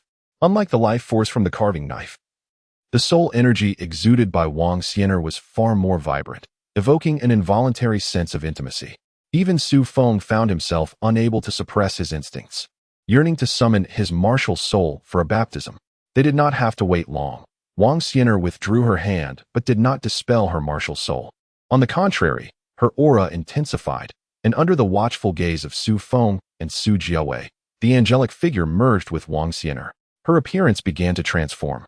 growing younger, with her eyes and hair shifting to a verdant hue. This transformation persisted until she embodied the form of a 16 or 17-year-old maiden, and the evolution of her soul power showed no signs of abating. Accompanied by a surge of vigorous life energy, Wang Xian'er regained her composure, her face radiant with uncontainable joy. "May I ask, are you Su Feng?" A distinctly clear voice, unlike any he had heard before, echoed in his ears, leaving Su Feng momentarily stunned. In the original narrative, Wang Xian'er was not a central figure, hence Su Feng had little impression of her, and his understanding stemmed solely from the information he had gathered in this lifetime. Thus, his knowledge of Wang Xian'er's martial soul was limited to it being the foremost healing martial soul on the continent, known for its formidable life force. Initially, he believed her physical transformation was merely a byproduct of overflowing vitality, but the voice he had just heard suggested otherwise, driven by both internal and external stimuli. Su Feng activated his martial soul, allowing the star artifact to unveil its powers. Much like Wang Xian'er, as she sensed Su Feng's martial soul, he too harnessed the authority of the star artifact to perceive her essence. Before long, Su Feng discreetly ceased his abilities. In his perception, Wang Xian'er's age had not truly been reversed. Rather, it was a mere illusion created by the potent soul power she had recently attained. Although her life force had indeed surged significantly, it did not equate to a return to youth. Nonetheless, if it had been achieved once, it could certainly be replicated a second or third time, and perhaps, one day, she might genuinely attain eternal youth. Xu Feng's subtle movements went unnoticed by anyone. To Su Jiawei and Wang Xian'er, he simply appeared to have activated his martial soul without employing any soul skills. Unsurprisingly, Xu Feng's soul ring was merely a yellow 100-year soul ring. Su Jiawei glanced at it briefly before redirecting his attention to Wang Xian'er, who was attuned to the star artifact. In Wang Xian'er's perception, the star artifact did not exhibit the formidable presence one would expect from a top-tier martial soul, nor did Xu Feng's soul power reveal any qualitative distinction. However, she found it peculiar that her martial soul, the healing angel, seemed to exhibit signs of submission in the presence of the star artifact. It was noteworthy that she had only recently ascended to the realm of Super Douluo. Even the most powerful ultimate Douluo would struggle to elicit such a response from her martial soul, let alone a child who had just become a soul master. Despite having witnessed Xu Feng's martial soul, Wang Xian'er's confusion only deepened. The royal family had previously summoned her to dispel the curse of the spirit-devouring dagger. Yet she had been unable to purify it. Were it not for Su Jiawei's prior mention, she would never have believed that Xu Feng had come into contact with the spirit-devouring dagger, much less this artifact that emanated a completely opposite aura. Initially, she suspected that Xu Feng's martial soul might possess a divine attribute mutation, enabling it to specifically counteract the curse. Yet, Xu Feng's soul power showed no inclination, and his martial soul manifested nothing at all, lacking even the stellar characteristics of the Xingluo royal family. The stark contrasts, combined with her martial soul's instincts, led Wang Xian'er to question whether she had truly secluded herself for too long, to the point of being unable to discern the characteristics of martial souls. "Could you demonstrate the soul skills you have acquired?" Wang Xian'er inquired slowly, having realized that merely observing the martial soul was insufficient. Only by further stimulating it could she hope to glean any insights. Su Feng hesitated momentarily, but ultimately acquiesced to Wang Xian'er's request.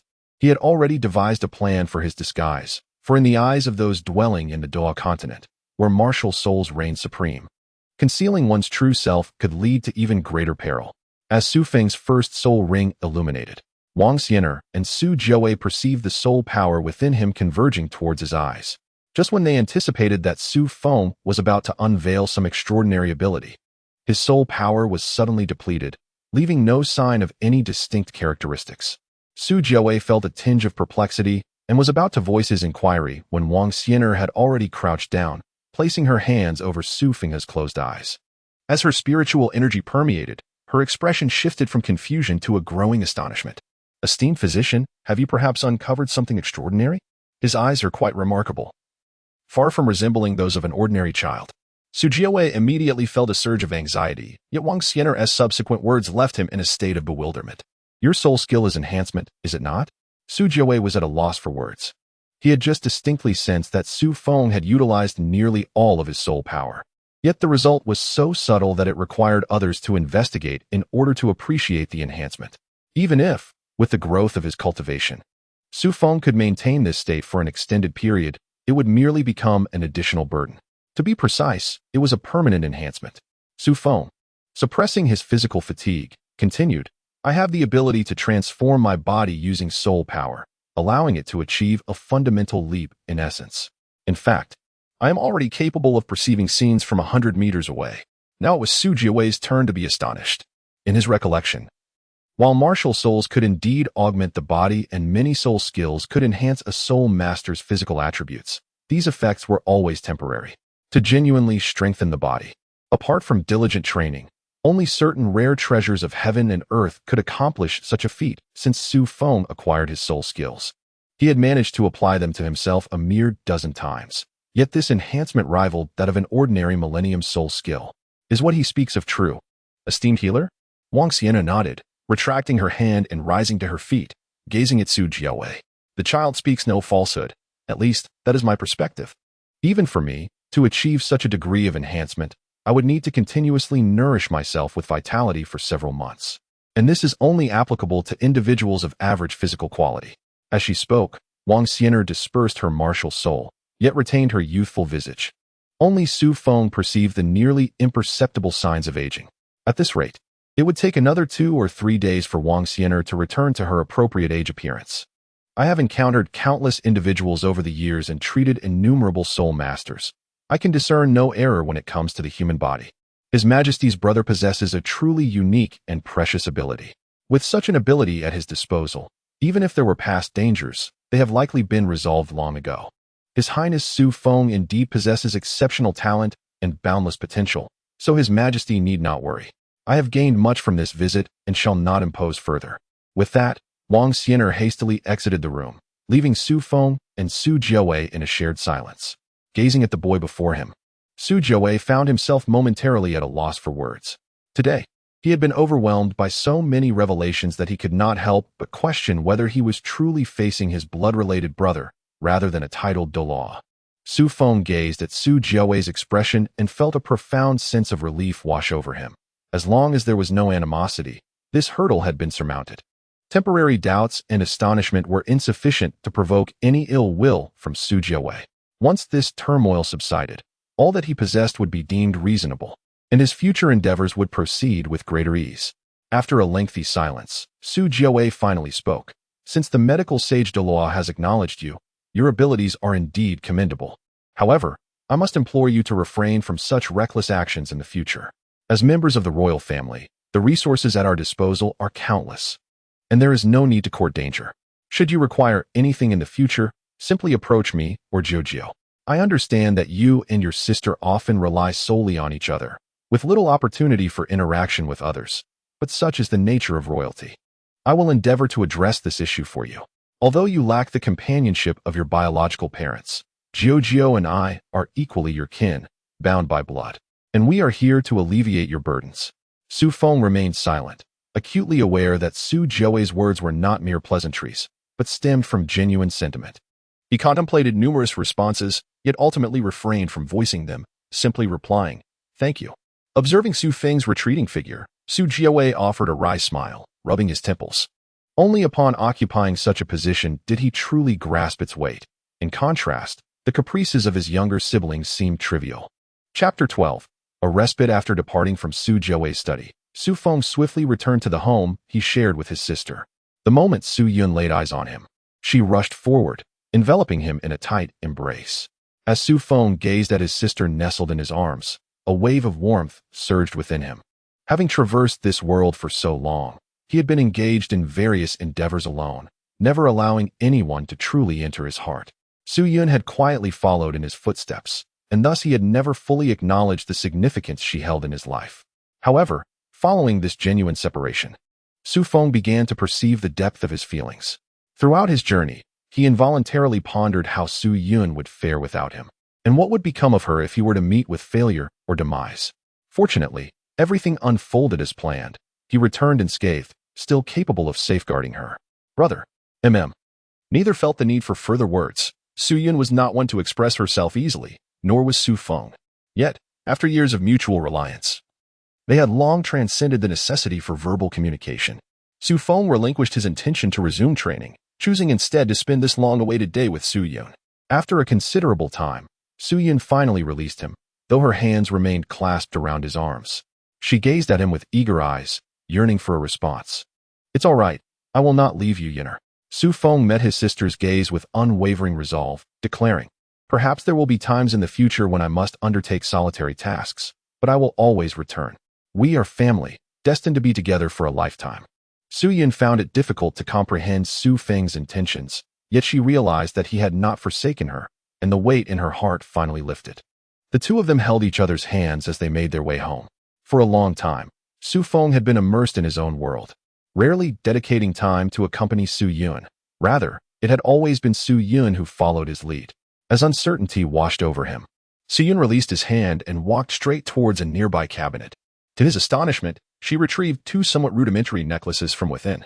"This," she said in a gentle yet resolute tone, "is crafted using the method from the book. It states that as long as we possess this, we shall never part ways." Su Feng momentarily found himself at a loss for expression. He grasped the nature of such artifacts, yet struggled to articulate their significance to his sister. Gazing into Su Yun's eyes, he reached for two exquisite necklaces. Under his sister's watchful gaze, Su Feng summoned his martial spirit. He was unwilling to dismiss Su Yun's words as mere trifles. The intent behind these necklaces held profound meaning for him, and he sought to imbue them with power.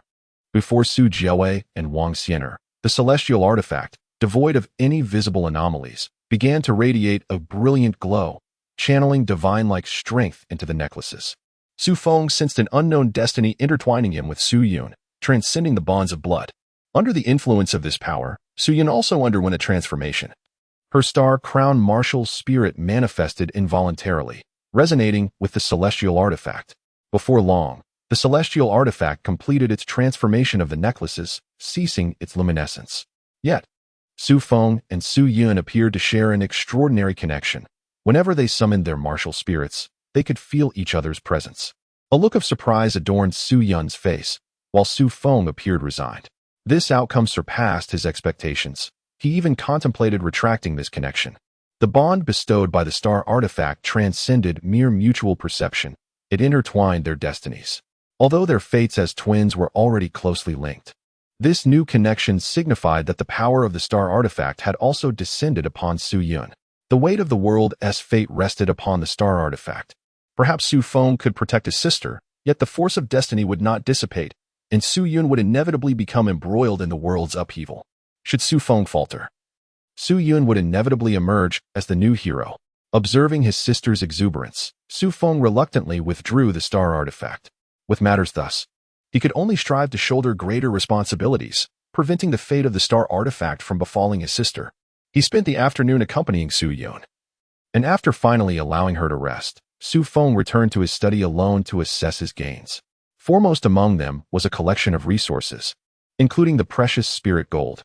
While traversing the starry forest, Su Feng had maintained a low profile, yet he had slain numerous soul beasts, amassing a considerable amount of materials that were beneficial for his current endeavors.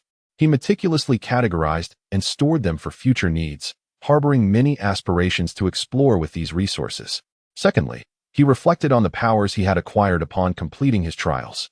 Although he had initially faltered in his first attempt to wield them due to insufficient soul power, the presence of spirit gold alleviated this concern. In the time to come, he must seize the opportunity to hone this newfound strength, as it was crucial for his forthcoming plans. Lastly, there was the unexpected revelation he had just encountered.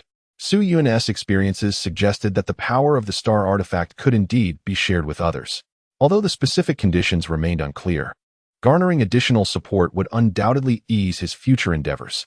As for the Emperor Su Jiawei and the healer Douluo Wang Xian'er, Su Feng dismissed their opinions. They had no reason to harbor ill intentions toward a mere child. Their decision to let him leave indicated they saw no cause for suspicion. Thus, he could rest assured that for quite some time, he would not be disturbed. Glancing at the time, Su Feng abandoned the idea of venturing out.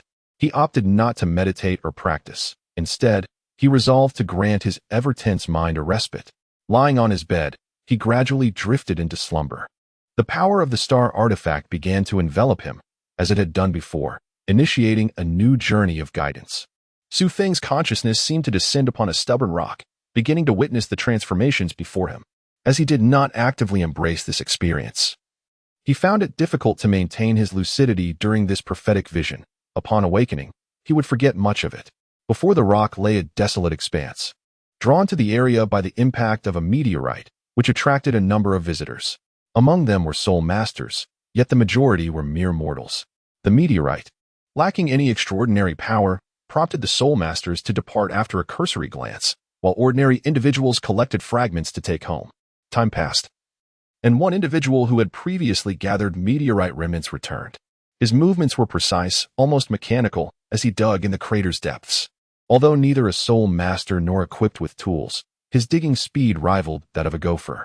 Soon, a piece of black meteorite fragment emerged, without hesitation.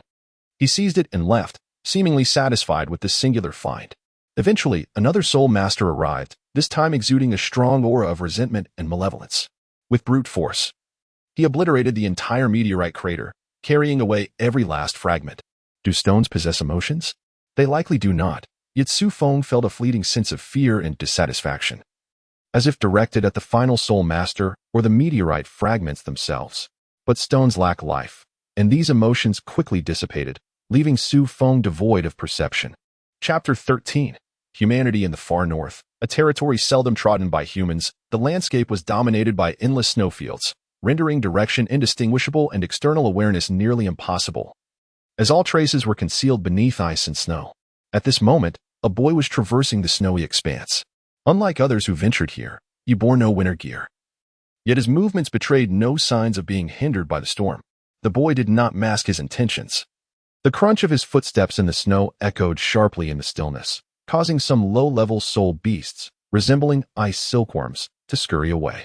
However, even in this sparsely populated northern realm, encounters with formidable soul beast territories were inevitable. An enormous ice bear, nearly 2 stories tall, awoke from its hidden lair. Assessing the intruder in its domain and instinctively gauging the boy's strength. Upon determining that the boy was no threat, the ice bear unleashed a fearsome roar, declaring its wrath. The sound reached the boy's ears, prompting him to halt and turn toward the ice bear. At that moment, this nearly 10,000-year-old creature advanced, manipulating the surrounding winds and snow to impede the boy's progress. Rather than exhibit fear or retreat, the boy's face lit up with delight. In the ice bear's astonished gaze, the boy pivoted and sprinted directly toward it. With no time to ponder how the boy could match his speed in this frigid wasteland without utilizing soul power, the ice bear abandoned its control over the storm, redirecting its strength to block the boy's path, utilizing the tempest to hinder its prey's escape and sealing the ground with ice. The ice bear intended to strike down the boy with its formidable might, a strategy that had proven successful for years. Though no human had previously afforded it the opportunity to try, the ice bear felt no apprehension of failure. Yet an unforeseen turn of events unfolded. As the ice bear prepared to unleash its icy prison, the boy sensed danger and halted before the trap.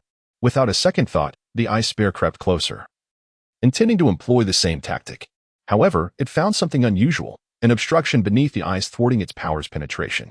Not a particularly intelligent soul beast, the ice bear, still untested at the 10,000-year threshold, chose to abandon its soul technique and charged forward in a primal attempt to annihilate this reckless human.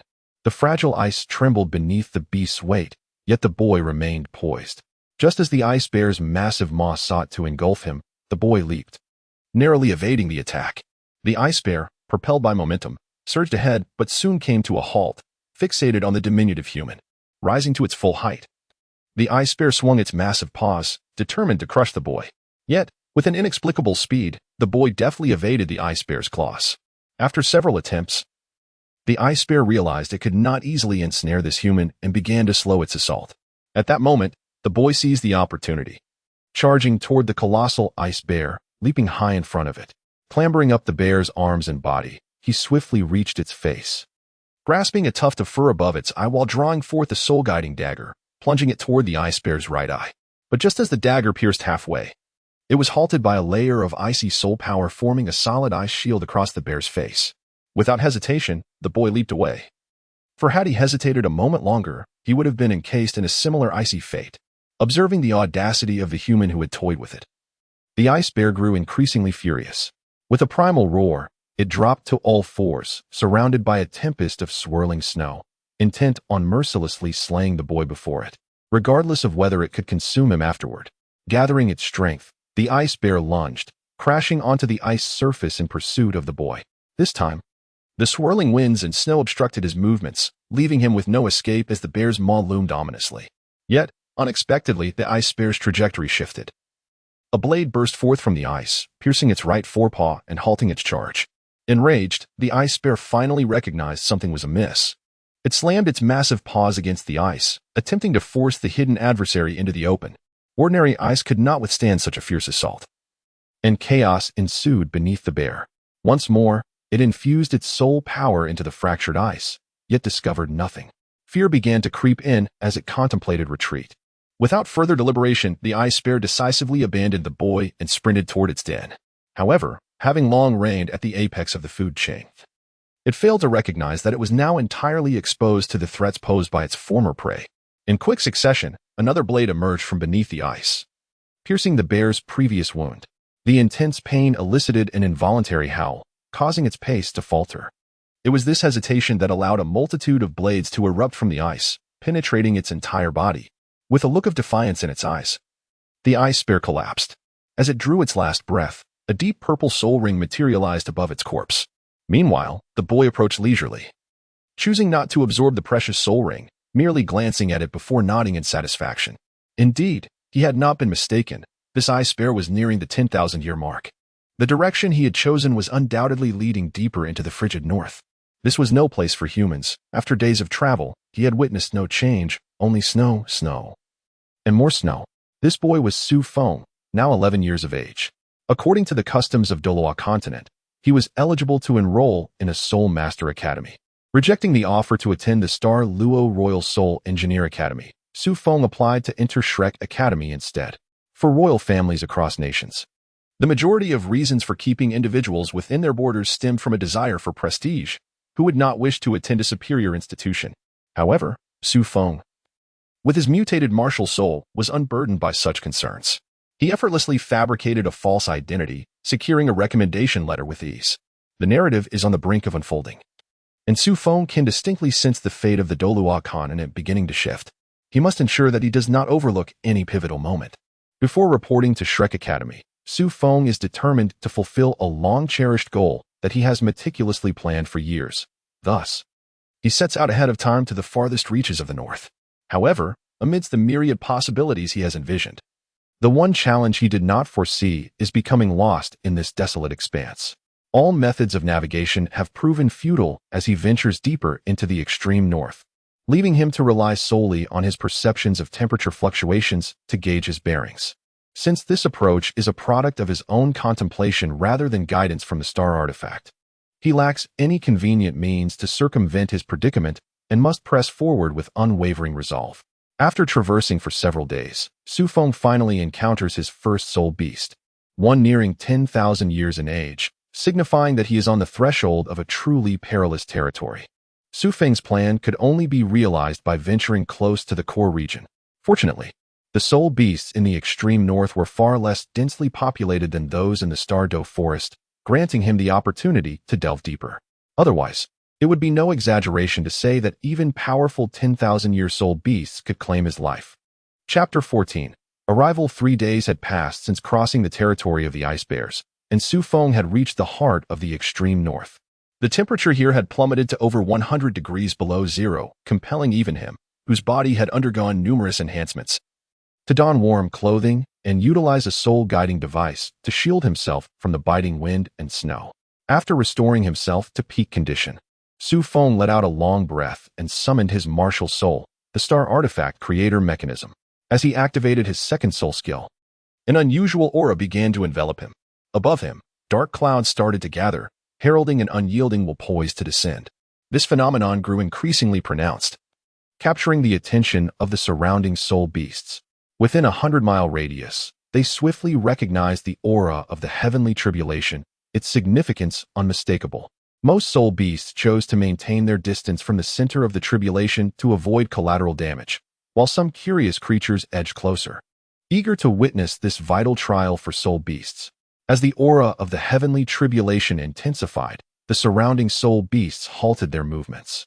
They were puzzled, however, as no trace of any soul beast emerged from the center of the tribulation, as if it were devoid of a target.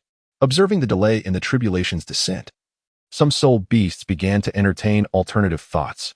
Perhaps this was not a 10,000-year tribulation for a particular soul beast, but rather an omen of some rare treasure nearing maturity. Yet, before they could confirm their suspicions, an ominous pressure descended upon all present soul beasts, conveying an intent to drive them away. Upon seeing the approaching emerald-eye scorpion, the surrounding soul beasts immediately scattered. Regardless of whether there were indeed treasures at the heart of the tribulation, their chance had vanished.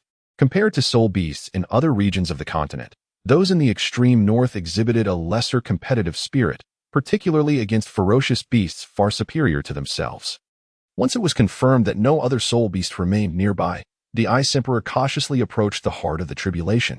The surrounding disaster clouds had yet to dissipate, posing a significant risk to any life that drew near. Nevertheless, the Ice Emperor pressed on. As the disaster clouds formed, she had already sensed the disturbance. According to custom, she would remain close to Schwer to offer protection, preventing any 10,000-year soul beast from being disturbed during the impending tribulation. Yet, she found it perplexing that the disaster clouds merely hovered in a condensed state, failing to initiate an attack, which left her utterly bewildered. Even if some secret methods could suppress the arrival of the tribulation, they should be ineffective against one that had already taken shape. With cautious vigilance, the Ice Emperor approached the center she sensed.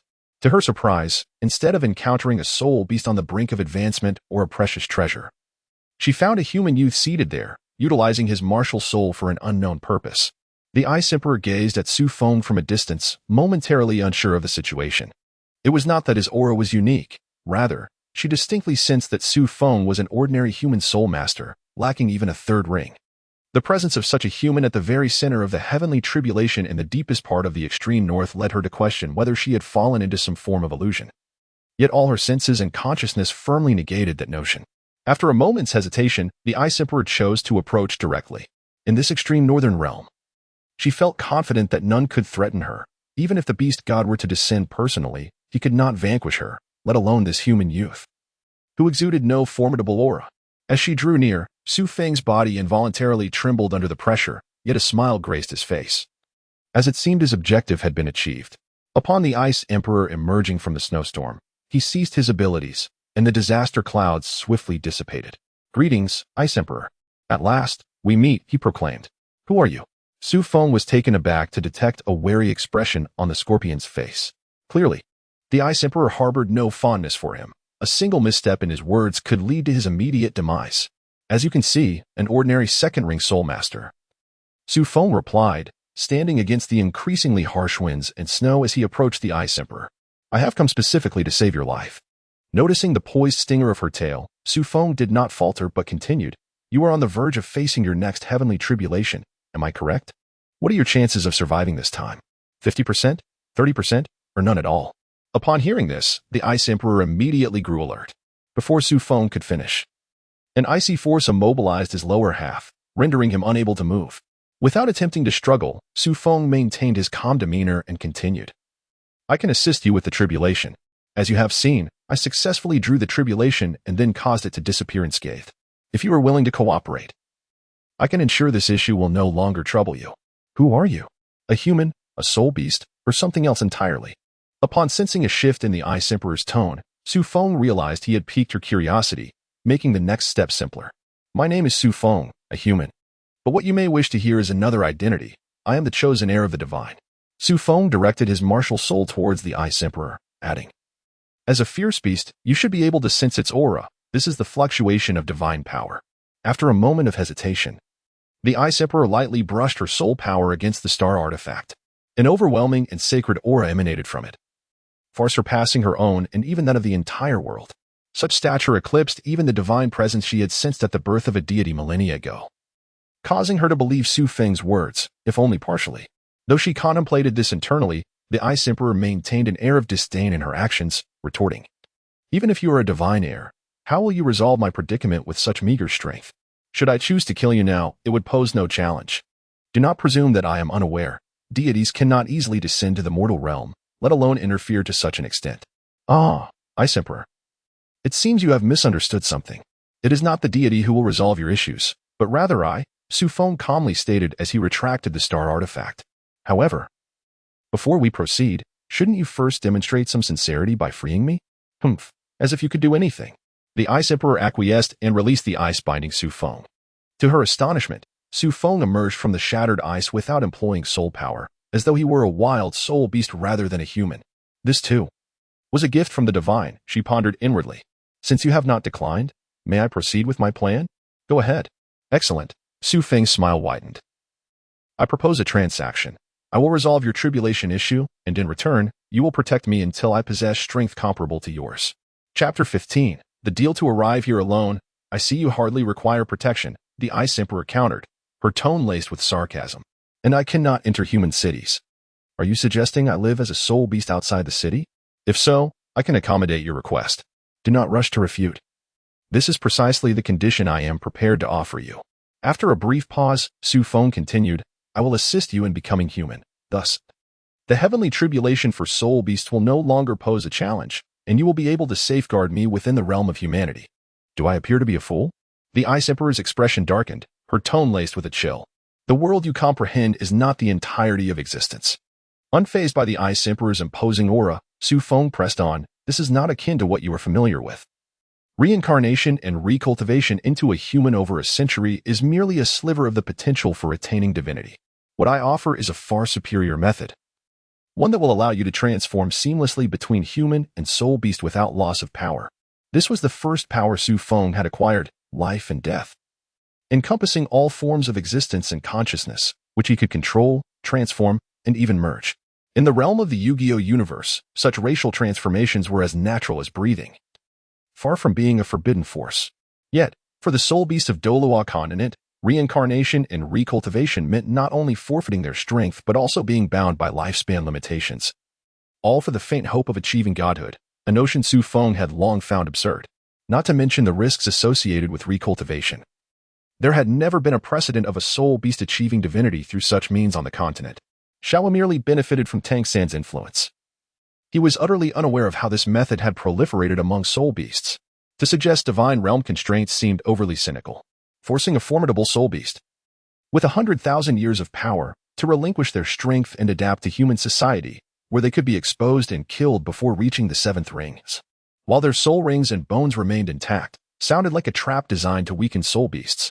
Yet, the soul beasts of Douluo continent willingly leapt into this predicament, leaving one speechless. Nonetheless, this reality provided Su Feng with an opportunity. In other worlds, transforming into a human might not bear much allure or rarity. However, on Douluo continent, his capability held an attraction akin to divine trials for soul beasts facing imminent catastrophe. While divine trials would not select soul beasts, he could. It was challenging to persuade a 100,000-year soul beast, whose intelligence rivaled that of humans, based solely on Su Feng's words, which is why he had chosen this moment. Both the Ice Emperor and the Snow Emperor were, according to the original work, nearing a great calamity, lacking confidence in overcoming it. The Ice Emperor had accepted the proposal from Tianming, while the Snow Emperor had even taken the drastic step of forcibly transforming into a human using rare treasures. For the Ice and Snow Emperors, who had yet to encounter Tianming, this method represented a lifeline they could not disregard. After listening to Su Feng, the Ice Emperor fell into silence. After a long while, she finally inquired, how will you prove that you can fulfill your claims? As far as I know, only under the heavenly tribulation of 100,000 years is there an opportunity for reincarnation. Not even the beast god can escape this.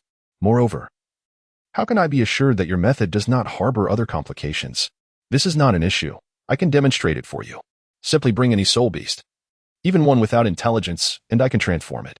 If you are concerned that I may employ deceit, you may also have other ferocious beasts monitor my actions. Su Feng graciously accepted the Ice Emperor's challenge, precisely as he had desired.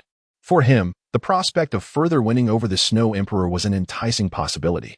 Unconsciously clenching his pincers, the Ice Emperor lowered his aggressive stance. A flash of light illuminated the scene, and the emerald scorpion body vanished, replaced by a beautiful girl of approximately 13 or 14 years, with green hairstyle and twin tails and golden eyes. Though she appeared to be of a similar age to Su Feng, he understood that this was merely an illusion. The Ice Emperor's essence as a fearsome beast remained unchanged, merely cloaked in a semblance of mimicry. If you dare deceive me, you shall meet your doom, she declared. Wait here for a moment, and I shall soon discern the truth of your words.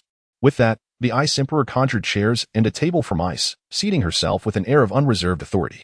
Despite being in the midst of a blizzard on the frigid northern tundra, her demeanor resembled that of a young lady at a tea party.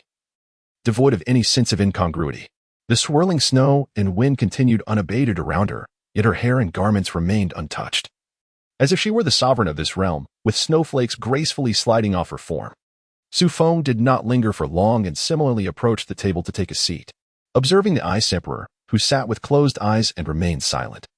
He retrieved a barrier array from his soul guide to dispel the howling winds and swirling snow, as the surroundings gradually settled into tranquility. He produced an array of confections and tea, placing them in the center for both to enjoy, before indulging himself.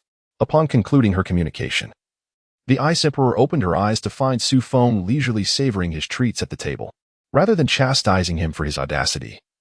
She too picked up a piece of dessert and began to partake. "What is this?" she exclaimed, her expression souring the moment the confection touched her palate. Disgusted, she discarded the remaining treat and glared at Feng. "Not to your liking? This is a favorite of my sister's. I assumed you, resembling her, might enjoy it as well. Do you take me for a mere human girl? How dare you speak to me in such a tone? Should you offend me again? Regardless of your prowess, you shall not leave this place. This is merely a logical deduction. You currently possess a human form, and your senses should align closely with those of a human. Such words only serve to cast doubt upon your abilities," the Ice Emperor retorted with disdain. "The ice scorpion is carnivorous. This human confection pales in comparison to a slice of frozen beast flesh. Is it merely to this extent?" Feng nodded slightly, indicating his understanding. After all, the original text was limited, and many details must be explored independently. Initially, he had considered the soul beast transformations in the narrative to be akin to human life, thus assuming that ferocious beasts would be similar. However, reflecting upon it now, reincarnation and the transformation of ferocious beasts are indeed distinct, albeit it may simply be that the nutritious meals described in the original text predominantly featured soul beast meat, thus explaining the presence of desserts. Before Feng could finish his musings, a girl clad in white, with hair as pure as snow, approached and seated herself at the table. He remained unaware of her presence until she gracefully pulled out a chair. Unlike the Ice Emperor, whose aura radiated the majesty of a sovereign in this wintry realm, the white-clad maiden's essence seamlessly blended with the swirling snow and wind. Resembling a cherished child of this very landscape, Feng promptly recognized that this seemingly youthful girl, who appeared only slightly older than himself, was none other than the Snow Empress, ranked third among the 10 fearsome beasts. Feng remained silent, observing as the Snow Empress settled down beside the Ice Emperor. With grace, she picked up a piece of dessert and swiftly consumed it. I find this dessert quite delightful. It suits my palate perfectly." Noticing the Ice Emperor's awkward expression, Feng suppressed the urge to laugh. Watching the two emperors of ice and snow engage in a conversation in hushed tones that he could not hear. Chapter 16. The miracle. Their exchange did not last long before they lifted the sound barrier from Feng. Together, they turned their gaze toward him. And the Snow Empress inquired, "Are the words you spoke to ice truly sincere? Is there indeed a method to transform ferocious beasts into humans without harm?" "Certainly. Otherwise, I would not have dared to come here. Should you doubt my words, I can demonstrate at any moment. Not only ferocious beasts, but any soul beast can be transformed." The Snow Empress maintained a serene expression, revealing no inner turmoil. Under Feng's watchful gaze, a fainted snow fox was placed upon the table before him. "I must clarify that my powers do not pertain to the soul. Thus this method poses significant risks for soul beasts that have yet to awaken their intelligence. Will it result in death? No, merely a stark deviation between self-awareness and reality, which often leads to madness in ordinary soul beasts." Feng summoned his celestial artifact Martial Soul and retrieved a box from his soul guide, preparing to utilize its powers. However, given the lack of intelligence, as long as the transformation was reversed in time, there would be no issues. As the box opened, the essence of living gold began to emanate, capturing the attention of the Ice and Snow Empresses. The Snow Empress contemplated the nature of this treasure, while the Ice Emperor unabashedly displayed her covetous gaze, thinking that should Feng fail, she would seize this item to compensate for her time wasted. Under the scrutiny of the two beasts, Feng grasped the living gold with one hand, drawing upon its life force, while the other reached for the snow fox on the table. As he commenced the use of his powers, the world as perceived by Feng began to transform, revealing life in its most primal form. Having undergone this process numerous times, Feng remained unaffected by the overwhelming sensation, directing his energy onto the snow fox. From Su Feng's perspective, the essence of the snow fox was undergoing a fundamental transformation. Meanwhile, the ice and snow empresses observed with astonishment as the snow fox's form began to morph. Its muscles and bones shifted, its fur gradually shortened until it vanished, while the hair upon its head grew rapidly, stopping only at the waist. In just a minute, the snow fox had transformed into a human girl of 6 or 7 years. The snow empress waved her hand, draping a garment of condensed ice and snow around the girl, gently lifting her to their presence. Both the ice and snow empresses, filled with disbelief, instinctively grasped one of the girl's hands, scrutinizing her closely. Regardless of how they sensed her, the girl bore no trace of a soul beast. Had they not witnessed the entire process of Su Feng's powers, they would have firmly believed her to be a human child. The snow empress remained composed, while the ice emperor could not hide her shock, even seizing the other hand of the girl to examine her body meticulously. After several fruitless inspections, the ice emperor resorted to awakening the girl through forceful means. Upon regaining consciousness, the girl instinctively flailed her limbs in an attempt to escape her restraints. Yet, the snow empress's creation, albeit merely a garment, was beyond her capability to break free from, resulting in her comical floundering in the air. The snow empress discerned that the girl's consciousness retained that of the snow fox, and her power remained at the level of a century-old soul beast, affirming Su Feng's claims were devoid of deceit. Nevertheless, the snow empress harbored a lingering sense of unreality, struggling to believe she had truly witnessed such divine prowess. This is truly remarkable, the snow empress spoke slowly. I have lived for hundreds of thousands of years and have never heard of a soul skill capable of such feats. Is this the blessing of the divine? Indeed, Su Feng replied, having regained his composure, nodding in agreement. Provided you consent to my terms, I will assist you in transforming into humans without harm. However, I require one of you to protect me, while the other remains in the extreme north. Furthermore, following this blessing, you will be able to transition between human and your true forms without my intervention. This snow fox lacks the intelligence to awaken this power, but you will not face such difficulties. Does this mean we have not fully become humans? Will the heavenly tribulation still occur? I cannot say for certain. Su Feng admitted candidly, revealing no intention to deceive them. After all, I have never truly transformed a soul beast older than 100,000 years. Nor am I a genuine deity.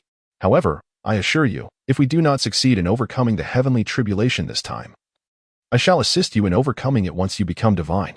This condition was already quite favorable, in light of your hundreds of thousands of years of life. A century or two is hardly significant. Moreover, even if you do not evade the heavenly tribulation, acquiring the ability to become human is a considerable gain, is it not? I accept. To Su Feng's surprise, it was the Ice Emperor, rather than the Snow Empress who had been speaking continuously, who first acquiesced to his terms. Ice Snow. I have limited options. As you know, my 400,000-year heavenly tribulation is imminent. I genuinely lack confidence in surviving this time. Thus, even if there is only a 1% chance, I must attempt it. I do not wish to trouble you, nor depart from you. Observing the Ice Emperor's resolute expression, the Snow Empress fell silent, grasping the Ice Emperor's wrist. She turned to Su Feng and declared, "If you can indeed aid Ice in overcoming this heavenly tribulation, I will vow to protect you with my life. However, if you harbor even the slightest falsehood, I will pursue you to the ends of the earth, even against a deity." Watching the two young women perform their dramatic display, Su Feng found himself at a loss, unsure whether to feel fear or amusement. He could not comprehend how a transaction with no inherent risk could be perceived by them as a life-or-death dilemma. The atmosphere now suggested that it was he, with his mere second-ring cultivation, who held the upper hand, stirring within him a peculiar sense of exhilaration akin to oppressing the oppressed. Shaking his head to dispel such thoughts, Su Feng nodded and spoke. "Then the transaction shall be deemed established. I hope to expedite this process. While time may lack distinct boundaries for soul beasts, especially for those dwelling in the extreme north, my existence as a human is considerably more constrained." The Snow Empress hesitated, reluctant to proceed with the transformation so swiftly. Once the agreement was made, she and the Ice Emperor would have to depart the extreme north, making future encounters difficult. Before parting, she wished to spend more time with the Ice Emperor. Understanding the Snow Empress's sentiments, Su Feng once more marveled at the innocence of soul beasts, reassuring her, "Do not worry about the possibility of never meeting again. I will facilitate your transformations, which means you will both be able to enter human society. Should you wish to reunite, you may come whenever you desire. If you wish to experience human life, I will arrange your identities accordingly." That is reassuring. Let us proceed with me first. Since I was the first to agree, I shall bear the risk, the Ice Emperor declared. rising to her feet and unabashedly exuding her formidable aura, fixing her gaze upon Su Feng. Once this is completed, I will hasten my departure with you. Chapter 17. The variables with no choice but to remain in place, the Ice Emperor and Snow Empress rose, indicating that Su Feng should leave their presence. After swiftly erasing the traces around him, Su Feng found himself suddenly transported to an ice cave. As he surveyed his surroundings, it became evident that this was not a random secluded spot chosen by them. The area was divided into multiple sections, with several rooms furnished with ice-crafted furniture. Observing Su Feng's curious expression, the Snow Empress explained, "This is one of my residences, absolutely safe and concealed. Once you fulfill your promise, I will ensure your departure. Should you wish to rest first, arrangements can be made." "No need," Su Feng replied, shaking his head. "The sooner, the better. My condition is not a concern. Rather, if you feel uneasy, you might consider making further preparations, such as setting up a barrier. There's no need for your reminders. A barrier has always been in place here. You need not worry about anyone sensing our situation." The Ice Empress seemed reluctant to ease her demeanor. Yet Su Feng could sense that the murderous intent she had previously exuded had dissipated. "Let us commence then. Please revert to your original form first. I am unfamiliar with the experience for transformed beings, so kindly do not resist during the process." The Ice Empress snorted softly, releasing her embrace as a flash of light enveloped her, transforming back into the Ice Blue Emperor Scorpion. Though Su Feng had seen her form moments earlier, he marveled at her beauty anew, not merely as an appraisal of her appearance, but as a yearning for a higher, more perfect existence. "Nonetheless, I shall surpass her in due course," Su Feng mused. As before, he connected with the golden essence of life, tapping into its boundless vitality to support his powers. The world before him began to shift, as the Ice Empress shed her carapace and soul energy, revealing her essential attributes of frost and scorpion. Despite having attempted this numerous times, the actual transformation still instilled a sense of trepidation. The Ice Empress's essence was far more potent and resilient than any life form he had practiced on, and even in the face of this minor star god, it remained unyielding. He intensified his strength, and at last, the Ice Empress's essence began to contort. Though the change was slight, it did not escape the keen observation of the Snow Empress. Despite having witnessed the demonstration, her concerns lingered. Seeing this method effective on the Ice Empress brought her a sigh of relief. To the Snow Empress, it appeared as though the carapace was gradually vanishing. But the Ice Empress's own sensations were far more intense. She could not fully trust a mere human, thus she maintained a state of mental focus, constantly using her soul energy to monitor her body. To her surprise, even as the transformation unfolded within her, she could not grasp the principle behind this force. When she attempted to trace the source of the change, a sensation akin to the will of the world compelled her to halt, allowing herself to be molded by this power. Due to the Ice Empress's superior strength compared to ordinary soul beasts, the transformation progressed slowly. What had taken merely a minute before now extended to an hour, with the Ice Empress only managing to achieve a state where her carapace was as thin as skin, retaining the form of the Ice Blue Scorpion. However, just as the Ice Empress began to exhibit human traits, her limbs altering in shape, an aura familiar to all three descended from the heavens, capturing their attention. The Snow Empress vanished from the cave in an instant, only to reappear moments later, her expression fraught with unease. Su Feng could not afford to be distracted, while the Ice Empress struggled to utter, "Schwer, could it be? It is the aura of a heavenly tribulation. I cannot be mistaken."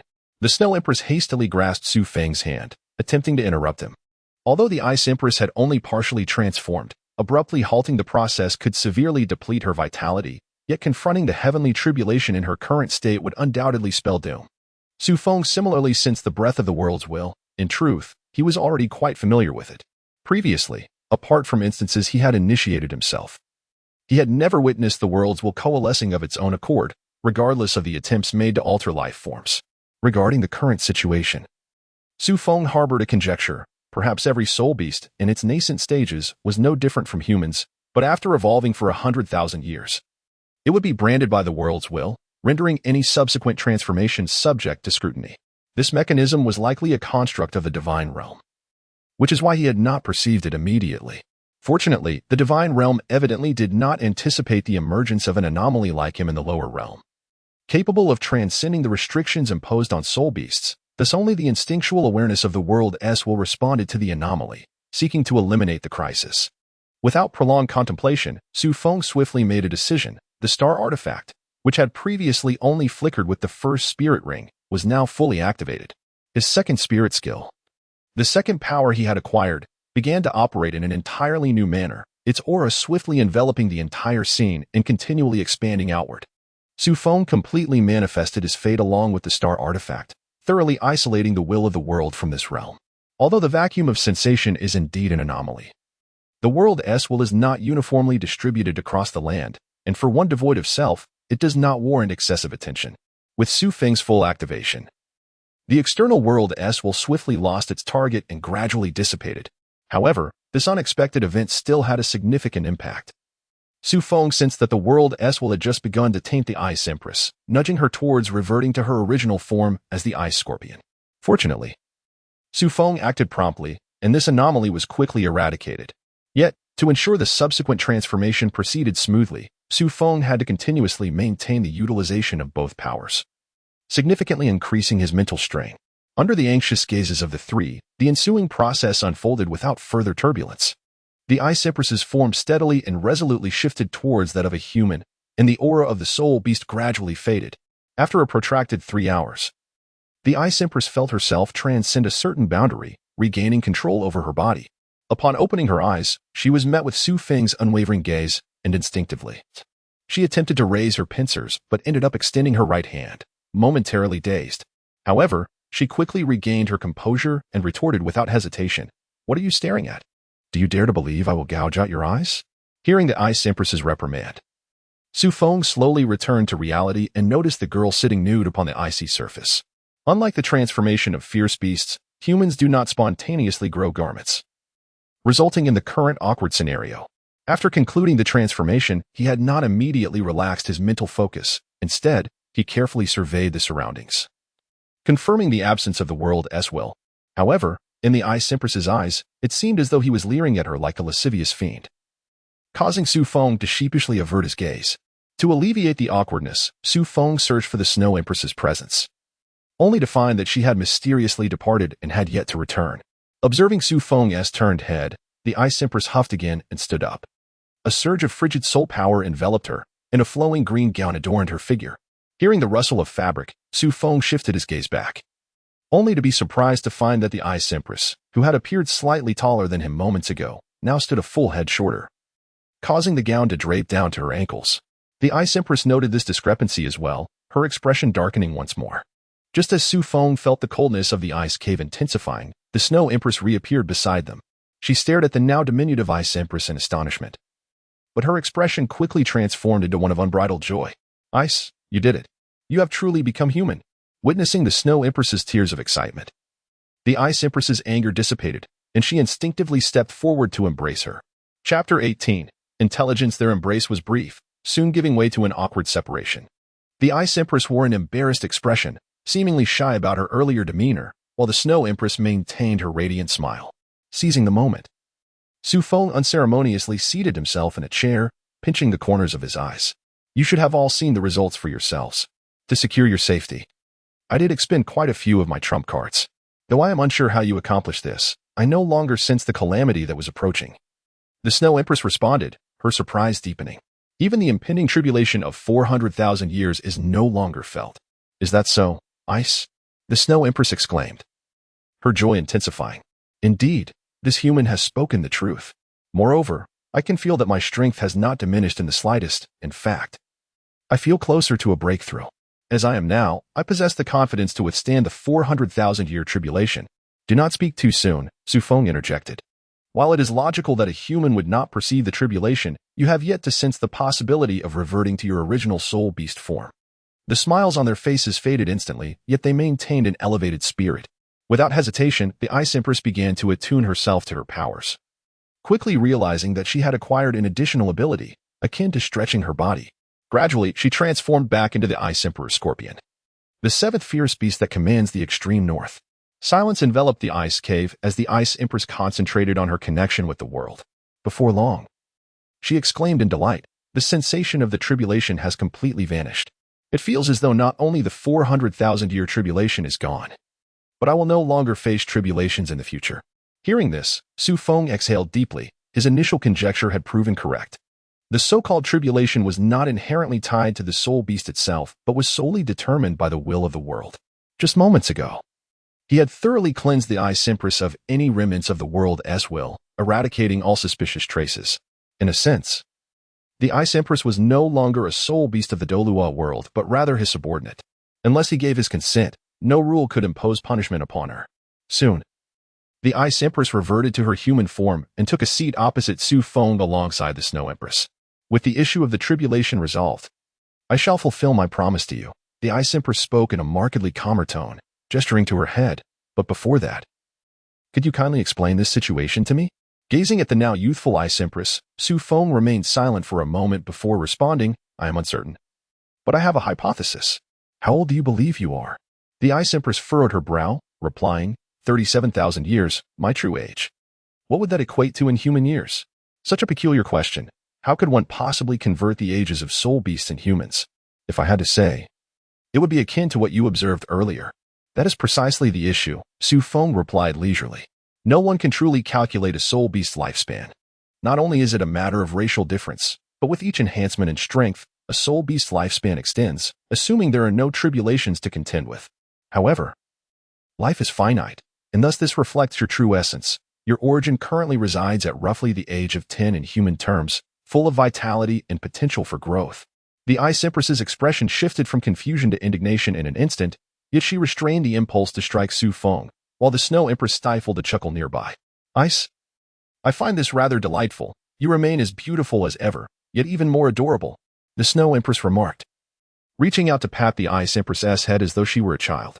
This patronizing treatment left the Ice Empress feeling quite displeased. She had always been an absolute powerhouse, never bowing to anyone, even in the presence of the Snow Empress. Yet now, reality had dealt her a harsh blow.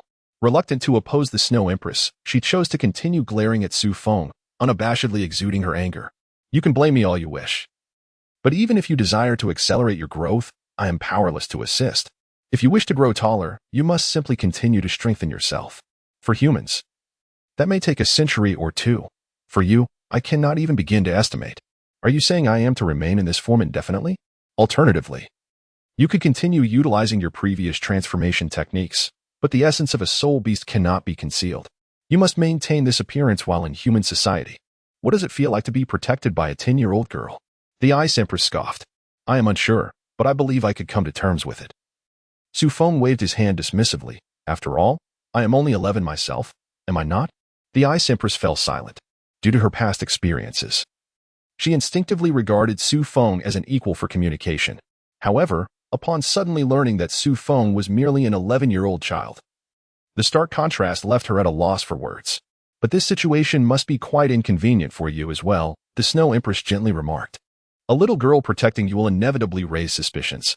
If you wish to avoid further complications, it would be wiser for me to protect you while letting Ice remain here. No. The Ice Emperor immediately countered the Snow Empress's suggestion. Swear, the extreme north cannot be without you. Unlike me, your appearance is familiar to some humans. If they were to recognize you, the consequences would be dire. I cannot allow you to face such risks. Observing the impending dramatics between the Ice Emperor and Snow Empress, Su Feng hurriedly interjected, you are both overthinking this. Even if you wish to come, Snow Empress, it is simply not feasible at this moment. The Ice Emperor and Snow Empress exchanged puzzled glances. You saw the situation earlier. I cannot transform another fierce beast in a short time. You wouldn't want to confront the world will again, would you? As for age, that is entirely irrelevant. I can create an identity for the Ice Emperor, allowing her to accompany me to Shrek Academy for studies. Shrek Academy? Creating an identity?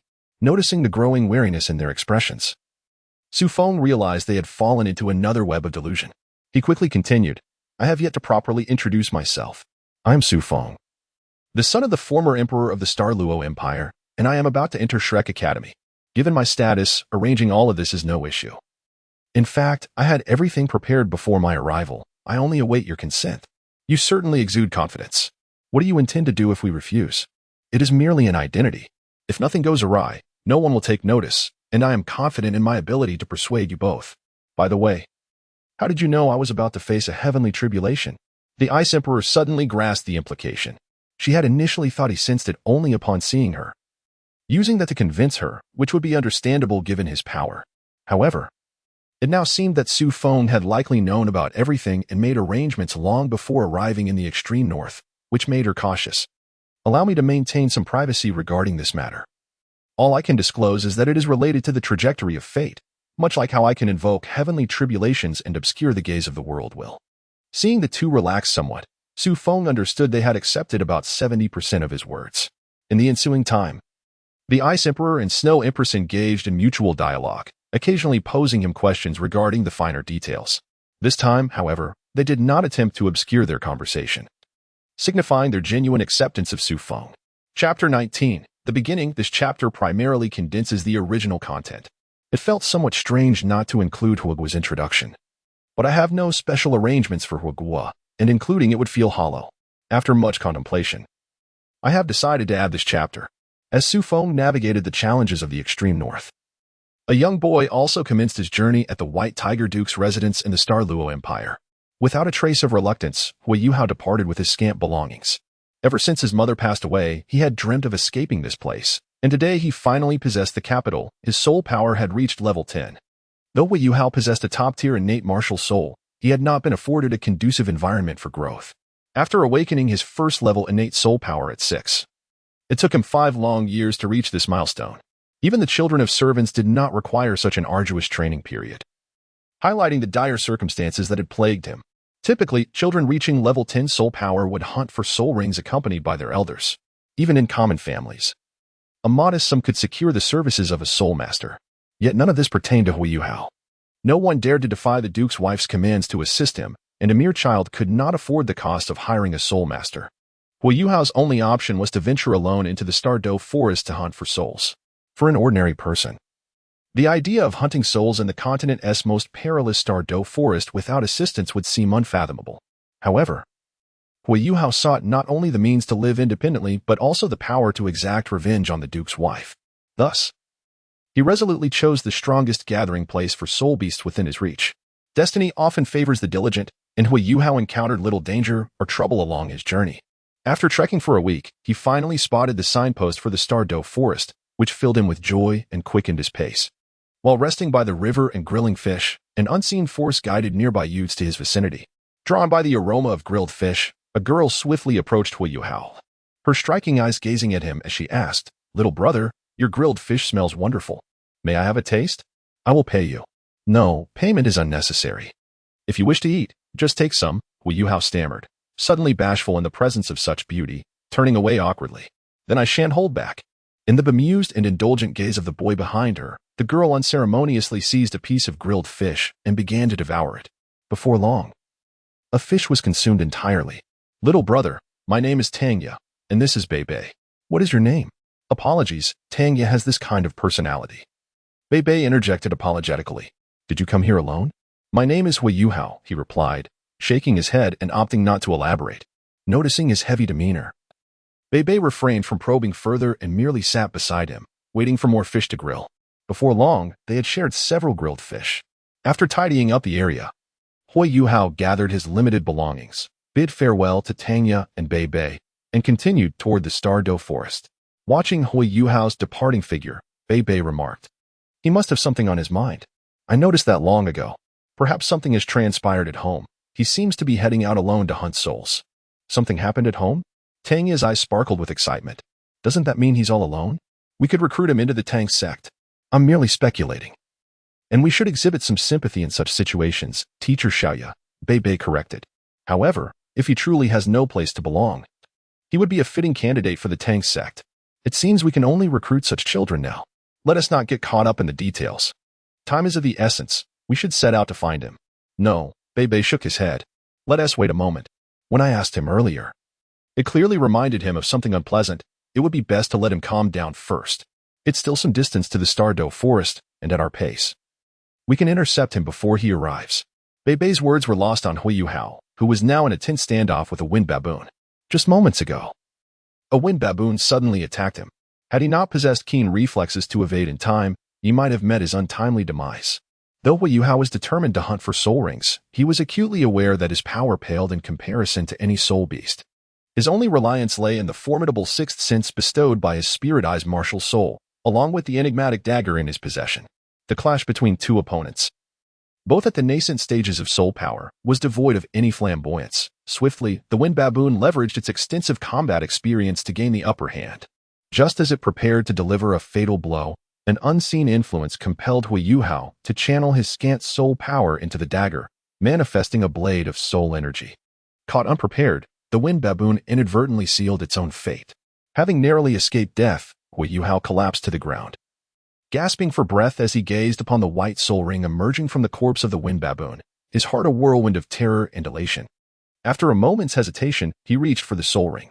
It was already a stroke of luck to have slain the wind baboon, and future opportunities might not be as fortuitous. Furthermore, spirit-type soul beasts were notoriously elusive compared to the uncertainties of the future. He yearned for the strength that lay before him. Just as Hui Yuao intended to absorb the soul ring, an extraordinary phenomenon interrupted his actions. Before his astonished eyes, a massive ice silkworm, radiating an aura of frigid energy and immense psychic power, emerged from a fissure in the ground. Before he could attempt to flee, the gigantic ice silkworm charged at him, merging with his body. A jarring psychic shock rendered Hui Yuao unconscious, and the soul ring by his side gradually dissipated. After a considerable time, Tangya and Bei Bei arrived belatedly, observing Hui Yuao sprawled on the ground beside the lifeless wind baboon. They were filled with both concern and astonishment. Although it was merely a 10-year soul beast for Hui Yuao, who had yet to become a soul master. Slaying it was no small feat. This dagger was a soul guide tool. Bei Bei picked up the white tiger dagger that lay nearby and remarked to Tangya that this was likely the weapon used to slay the wind baboon. It seems we have arrived too late. Whether it was allowing him to fight alone or merely absorbing a 10-year soul ring, both are regrettable. Regardless, I, Tang Sect, have set my sights on him. With this courage, I refuse to believe he is inferior to others. Unbeknownst to Hui Yuao, who was presently digesting a plethora of newfound information, the ice silkworm before him was the only million-year soul beast on the continent, and it had become his soul ring. Such a surreal development was nearly incomprehensible for Hui Yuao, who had spent his life within the confines of the Duke of White Tiger's estate, devoid of formal education. Yet, this very complexity prevented him from doubting the veracity of the celestial dream before him. As the saying goes, the ignorant are fearless. The celestial dream's words did not frighten him, but instead filled him with uncontainable joy. If the entity had not deceived him, avenging the Duchess seemed less a fantasy. With excitement bubbling within him, Hui Yuao posed a flurry of questions, but the celestial dream offered no answers, only reminding him that others awaited him outside, thus expelling him from the sea of consciousness. After completing this, the celestial dream cast a worried glance at a fragment of gray soul that it had concealed, which had entered Hui Yuao's body alongside itself. Despite possessing the continent's most formidable psychic prowess, it could not stir this fragment in the slightest, instilling a sense of dread within the celestial dream. However, it quickly regained its composure, the plan was set in motion, and retreat was no longer an option. As Hui Yuao slowly opened his eyes, Tangya's face lit up with joy. She grasped his shoulders and pulled him up, exclaiming, "Hui Yuao, will you join Tang Sect?" Tang Sect? Just as I was overwhelmed by the celestial dream's myriad terms, now I am confronted with yet another unfamiliar name, leaving me momentarily speechless. It is our sect.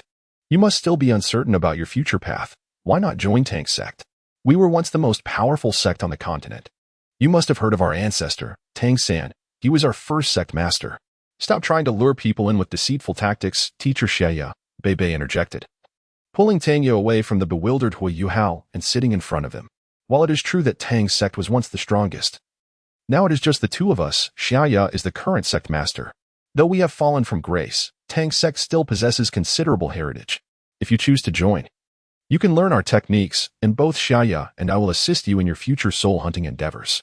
Most importantly, we can secure you a place at Shrek Academy. Shrek Academy? Hui Yuao looked astonished, and Bei Bei nodded with a smile. Indeed, the very Shrek Academy you were thinking of. The strongest soul master academy on the continent. Although Tang's sect has declined, it was founded by Tang San, and each year we receive a single enrollment slot at Shrek. It has never been utilized. If you agree to join Tang's sect, we can offer it to you. All right, I accept your offer. I wish to join Tang's sect. For Hui Yuao, the prospect of securing an enrollment slot at Shrek Academy overshadowed all previous events. The notion of a million-year soul beast and divinity felt too distant and incomprehensible, but admission to the continent's foremost institution was tangible and real. If he could indeed attend, his aspirations would draw nearer.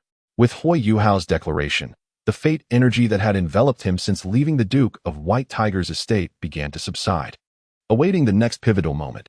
Neither Hui Yuao nor the celestial dream within the sea of consciousness noticed the shift. Only the gray fragment of soul trembled imperceptibly before returning to stillness. Chapter 20. Shrek is the Shrek city? The largest city of humankind? Not the largest. At least not compared to the imperial cities of various nations. However, in terms of strength, it is indeed the foremost among humans. So, the mightiest among your kind resides here? At least on the surface, yes. Did you not know? Why should I? The Ice Emperor withdrew her gaze from the carriage window, casting a curious glance at Su Feng. I assumed that even Soul Beast would be somewhat concerned about the changes among human powerhouses, especially since it is said that the Star Luo forest has an agreement with Shrek Academy.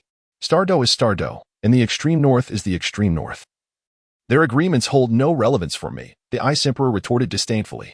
The extreme north has never been one to engage much with the outside world. Moreover, humans, much like the ice silkworm, will appear and vanish if left unattended. I have lived for hundreds of thousands of years. Why would I concern myself with beings that perish after a mere few hundred years? At least now you ought to. Su Feng shook his head. You should be mindful of your words. Such statements are unbecoming of a young girl among humans. For now, only I can hear you in this carriage. So you may speak freely. However, with others, it is different. Try not to refer to us as you humans too often. I require no reminders. I possess my own sensibilities. I never intended to involve myself with humans. With that, the Ice Emperor turned her attention back to the window, prompting Su Feng to shake his head in response. Though she outwardly appeared to disdain humanity, the Ice Emperor's actions betrayed a genuine curiosity about the outside world. Yet, he had ample time to cultivate a rapport with her and encourage her to open her heart. The carriage soon arrived at the academy's entrance. Upon disembarking, Su Feng gazed at the 2 rows of statues before him, overwhelmed by emotion. Having traversed this world for so long, he was finally touching the very core of it. Though I have encountered various mockeries from netizens in the past, the miracles here are undeniably genuine, deserving of respect in his current state. In stark contrast to Su Feng, the Ice Emperor exhibited little interest, despite having been thoroughly briefed on the nuances of the human world prior to their arrival. The void of information could not compare to real-life experiences. With a mere glance at the statue of what was purported to be a deity, he quickly averted his gaze, impatiently nudging Su Feng. How much longer do you intend to stare? Just moments ago you spoke of me, yet now you appear utterly unacquainted. Whatever happened to the courage you showed when seeking me out alone? The present is the present, and the future is the future at this moment. I am less than he is. Let us proceed to report in, and remember to maintain discretion. With that, Su Feng set forth, guiding the Ice Emperor away from the entrance of Shrek Academy. Su Feng, 11 years old, male, hailing from Star Luo City in the Star Luo Empire. Su Bing, 10 years old, female, also from Star Luo City in the Star Luo Empire. Indeed, here are your student badges, uniforms, and dormitory keys. You may now proceed to check into your dormitory. Thank you. Su Feng received the items from the staff member, nodding in acknowledgement before departing from the freshman registration area. The exorbitant tuition fees that would have been a significant burden for the original character, Hui Yuao, were merely pocket money in his hands, which he readily dispensed. Su Feng felt compelled to question why Shrek charged such a steep tuition. After all, 10 gold soul coins were but a drop in the bucket for Shrek's expenses, yet exorbitantly high for commoners. However, upon reflecting on the fractured economic system of the original narrative, he chose to refrain from further inquiry, wishing to avoid unnecessary complications. This uniform is rather unappealing, and the material is quite average. Not to mention, what you provided me pales in comparison to even my own creations. Before posing such questions, you ought to recognize that we are not ordinary individuals, and this is merely the standard of living expected of a typical soul master. I have advised you repeatedly not to voice such naive inquiries, as they may arouse suspicion. Su Feng, for what felt like the umpteenth time, began to elucidate his doubts to the Ice Empress, even regretting bringing her to Shrek Academy. Although he was confident that no one could uncover her true identity, it appeared she was at risk of revealing herself at any moment. With a cold huff, the Ice Empress fell silent, quietly following Su Feng along the path. The freshman dormitory for first-year students was the first building behind the teaching block, and they soon arrived there. Upon seeing the elderly man reclining in a rocking chair, eyes closed, basking in the sun, the Ice Empress immediately became alert. In her perception, the old man's strength was on par with hers, should a confrontation arise here. Victory was not guaranteed. Su Feng noticed her tense demeanor and subtly shifted, blocking her clenched fist. With a reassuring glance, he signaled that there was no need for anxiety. And the two passed by the old man and entered the dormitory building, checking the room numbers. Su Feng saw that he was in 119 while the Ice Empress was in 415. After handing her the items, he indicated they should part ways for now. Once in his room, Feng surveyed the sparse furnishings, momentarily taken aback. He had assumed the original description was exaggerated, yet here he was, confronted with a stark reality that was indeed quite austere, even coated in a layer of visible dust. Resigned, Feng began to tidy up, swiftly finishing the modest task. He arranged his belongings and sat down, waiting for the Ice Empress to find him. However, after nearly half an hour of silence from outside, concern began to creep in. What if the Ice Empress had already caused trouble on her first day? It would be challenging for him to cover for her. With this thought, Feng stepped outside, gazing up at the fourth floor. From his vantage point, he could clearly see the situation above. A flicker of relief washed over him as he noted there were no signs of icebound chaos, indicating that the worst had not yet occurred. His worry was not that someone would bully the Ice Empress, but rather that someone might provoke her, endangering his own life. As if sensing his thoughts, the Ice Empress emerged closely behind him. She had changed into Shrek's uniform and stood at the corridor's edge, surveying the surroundings. Soon enough, she spotted Feng waiting below. Before he could intervene, she leaped from the fourth floor, landing with precision before him. "Where shall we go now?" Feng asked. "Nowhere in particular. The semester hasn't started yet, and I have no plans for this time. Also, I believe I advised you to maintain a low profile. Why not use the stairs?" "How dull," the Ice Empress retorted with a huff. "Then why did you summon me?" "I merely wished to ensure you had not encountered any issues." "There will be no issues. When I arrived, my roommate had already tidied up the room. That girl may be small, but she works quickly. Thanks to the arrangement of freshman dormitories and classes by registration order, the Ice Empress was fortunate to benefit from another's labor, avoiding any conflict." Feng nodded slightly and led her away from the dormitory building. Approaching noon, they set out just in time to familiarize themselves with the academy's layout before lunch. Chapter 21. The start of the semester. As Feng had anticipated, their early arrival resulted in being assigned to the first class of freshmen, alongside the protagonist, Hui Yuao. In the days that followed, as new students trickled in, they began to get acquainted with one another. However, Hui Yuao remained a solitary figure, retreating to his dormitory each day to cultivate in isolation. Had it not been for Feng's keen attention, he might have overlooked Hui Yuao's existence altogether. Yet, regardless of Hui Yuao's diligent training, today marked the beginning of the semester, and he, too, had to attend class. Thus, Feng refrained from observing Hui Yuao any further and arrived early with the Ice Empress at the classroom. After settling into a seat by the window, Feng closed his eyes to meditate, while the Ice Empress found herself engaged in incessant chatter with her roommate, Xiao Xiao. Xiao Xiao, thrilled to meet a peer of similar height, quickly assumed they had become close friends. Upon learning of Feng and the Ice Empress's sibling relationship, she insisted on accompanying them. To Feng's surprise, the Ice Empress displayed no signs of rejection. Instead, she tolerated the conversation and occasionally responded, prompting Feng to question whether his social skills had diminished to the point of being outmatched by a young girl. With the ringing of the bell, Hui Yuao rushed in through the back door, taking his seat just in time. The elderly female homeroom teacher at the front shot him a disapproving glance but chose not to comment further. Striding confidently to the podium, she addressed the students below. "From this day forth, I am your homeroom teacher for Class 1 of Freshmen, Zhou Yi. The first thing I must convey is that my standards are exceedingly high. Shrek Academy cultivates exceptional talents. We will not tolerate mediocrity. If you find this unacceptable, you may leave now, transfer classes, or withdraw from the academy. It's entirely your choice. You may also choose to file a complaint against me, but that will merely reflect your inability to withstand challenges." Her words fell upon the students like a stone in still water, leaving them in stunned silence. Much to Zhou Yi's satisfaction, clearing her throat, she adopted a more composed tone. "If anyone here has engaged in fighting since enrolling, please stand." Feng observed with interest as Hui Yuao and Wang Dong from the back row rose to their feet. Hui Yuao bore a resolute expression, while Wang Dong appeared somewhat defiant, having clearly hesitated before standing, likely after noticing Hui Yuao's action. "Excellent. Aside from the two of you, everyone else is to exit this classroom and run 100 laps around the Shrek Plaza." Predictably, Zhou Yi's command stirred the students into a flurry of unrest. Yet a mere cold huff from her stilled the room, her 6 soul rings materializing and instilling an instant sense of dread among the students. "You lack courage. The punishment is not for those two, but for all of you. You have 1 minute to leave this classroom. Do not compel me to expel you. Remember, 100 laps, and you have only 1 hour to complete them. did not even think of trying to delay. As Su Feng escorted the Ice Empress and Xiao Xiao out of the classroom, he glanced back to see Zhou Yi indeed reprimanding Hui Yuao and Wang Dong. Watching the events unfold in a manner so akin to his recollections, Su Feng couldn't help but marvel at the power of fate. Despite having heard about these occurrences countless times, he found it challenging to maintain composure when it came time to run laps. For him and the Ice Empress, this exercise was trivial and would not serve as a genuine test. However, for most ordinary students, it was nothing short of a torment, especially for Xiao Xiao. At that moment, Su Feng and the Ice Empress flanked her, adjusting their pace to accommodate her.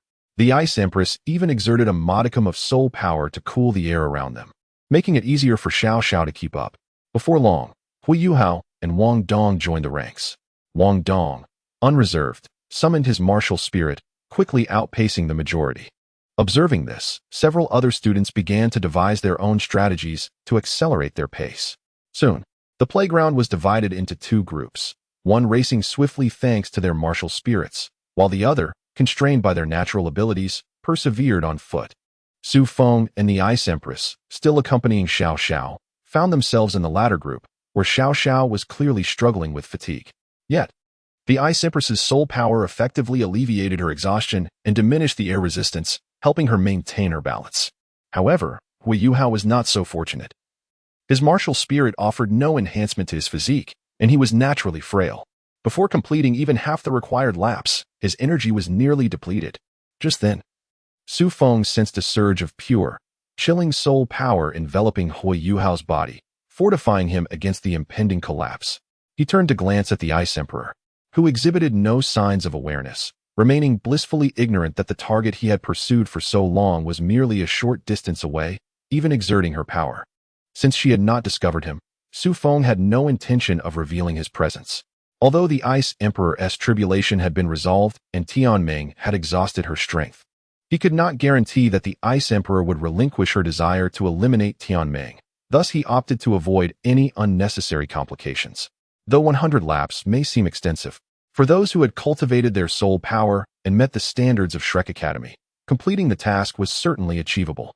Before an hour had passed, several students had already finished and begun to rest on the sidelines.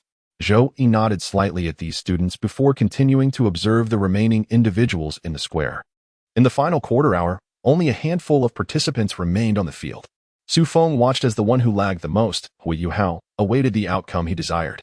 Soon, he sensed the power of fate emanating from Hui Yuao, its influence spreading outward, igniting a competitive spirit among the others, who began to keep pace with him. The majority of this power flowed toward Wang Dong, and to everyone's astonishment, Wang Dong suddenly rose, summoning her martial soul, a pair of exquisite butterfly wings sprouting from her back. Almost instantaneously, she swooped behind Hui Yuao, lifting him up and soaring around the square.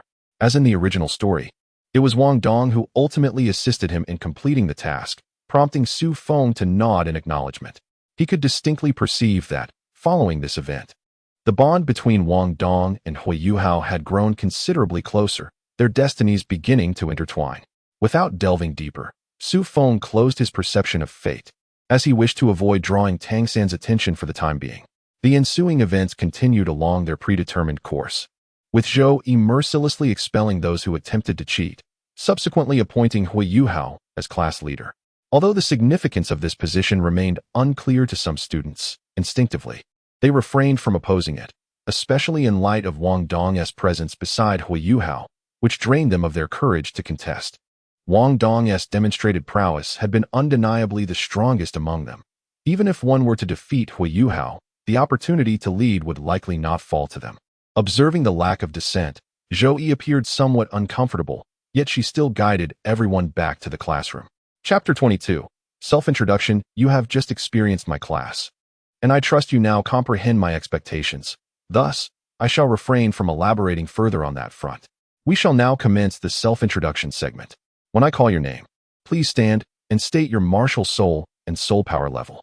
Should anyone wish to share their unique talents or predetermined development inclinations, feel free to do so. And Ning Ning. Present.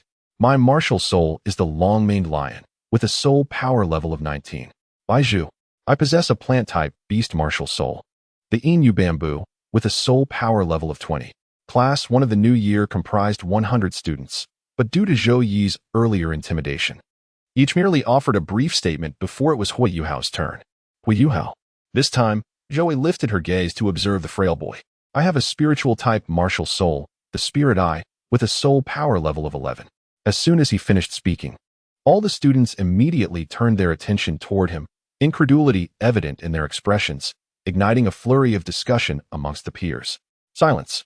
I know you are curious as to why he is seated among you despite not meeting the admission criteria. In fact, Hui Yuao is a special invitee to the academy, permitted to enroll directly without fulfilling the requirements. However, his privilege extends only this far. Should he fail to meet the academy's standards in the upcoming assessments, he, too, will be expelled. Zhou Yi cast a sharp glance across the classroom and continued, not only him, but all of you as well. Do not presume that admission to Shrek Academy guarantees your success. Do not indulge in fanciful dreams of ascension. Each year, countless students are eliminated from Shrek, and only the true elites are allowed to persist in their studies. The high standards are the very foundation that has upheld Shrek as the foremost academy on the continent for millennia. Take your seats and remember my words. Your earlier performances were commendable, allowing me to overlook your pasts. However, within the academy, regardless of your background or unspoken difficulties, I shall treat all equally. Without further ado, Zhou Yi returned to calling upon the remaining students, yet the attention of the others remained fixated on Hui Yuao. Feeling the weight of their scrutinizing gazes, Hui Yuao silently resolved to strive diligently in his cultivation, determined to earn the respect of all. Xiao Xiao, here, straining on her toes to make herself more noticeable. Xiao Xiao replied in a clear voice, my martial soul is the three-life soul-settling cauldron, with a soul power level of 21. Su Bing, I am the ice blue scorpion, with a soul power level of 33. As her words fell, they instantly captivated the attention of the entire classroom, even drawing Zhou Yi's gaze. For students of their age, achieving a second ring was already considered extraordinary, yet this young girl had astonishingly reached the third ring as a soul master. At that moment, everyone felt a sense of disbelief. Surely even the Shrek 7 monsters had not attained the third ring at such a tender age. Are you not exaggerating? You truly possess a soul power level of 33? Not only the students but even Zhou Yi seemed incredulous. It was worth noting that in her nearly 10 years of teaching, she had never encountered such a phenomenon. Faced with the skeptical looks from those around her, the Ice Emperor let out a cold snort, instantly unleashing her martial soul. A stunning emerald scorpion, approximately half a meter long and glimmering like diamond, materialized before them, causing the classroom temperature to plummet several degrees. 3 soul rings, yellow, purple, and black, encircled her martial soul, attesting to her formidable strength. As Su Feng listened to the discussions around him, he had no intention of intervening. Rather, this was precisely the effect he sought to achieve. To capture the attention of Shrek Academy, he needed to demonstrate a certain level of prowess. However, he wished to avoid excessive scrutiny, opting instead to let the Ice Emperor become the focal point and thereby obscure his own presence.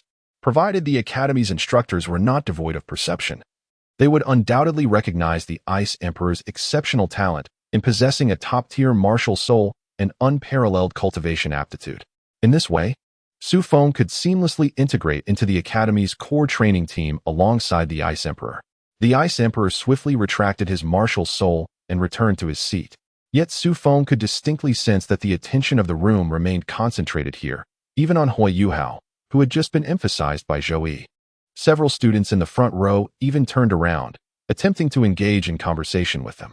Once again, Su Feng felt the stirring of destiny, yet he found himself floundering like a headless fly, unable to locate the Ice Emperor amidst the crowd.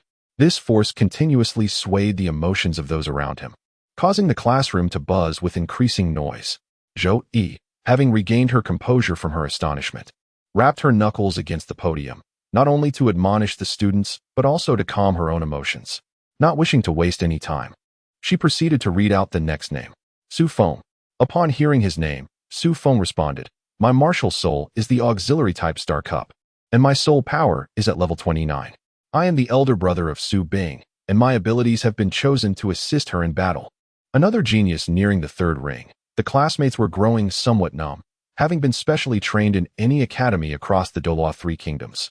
They now felt as ordinary as anyone else, inevitably beginning to question their own existence. Star Cup, Zhou Yi murmured. You bear the surname Su. Could it be that you are connected to the Star Luo royal family? As soon as these words left her lips, the gazes of those around them turned eager. Although Shrek Academy was reputed to hold a status equal to that of any nation, it remained disconnected from them.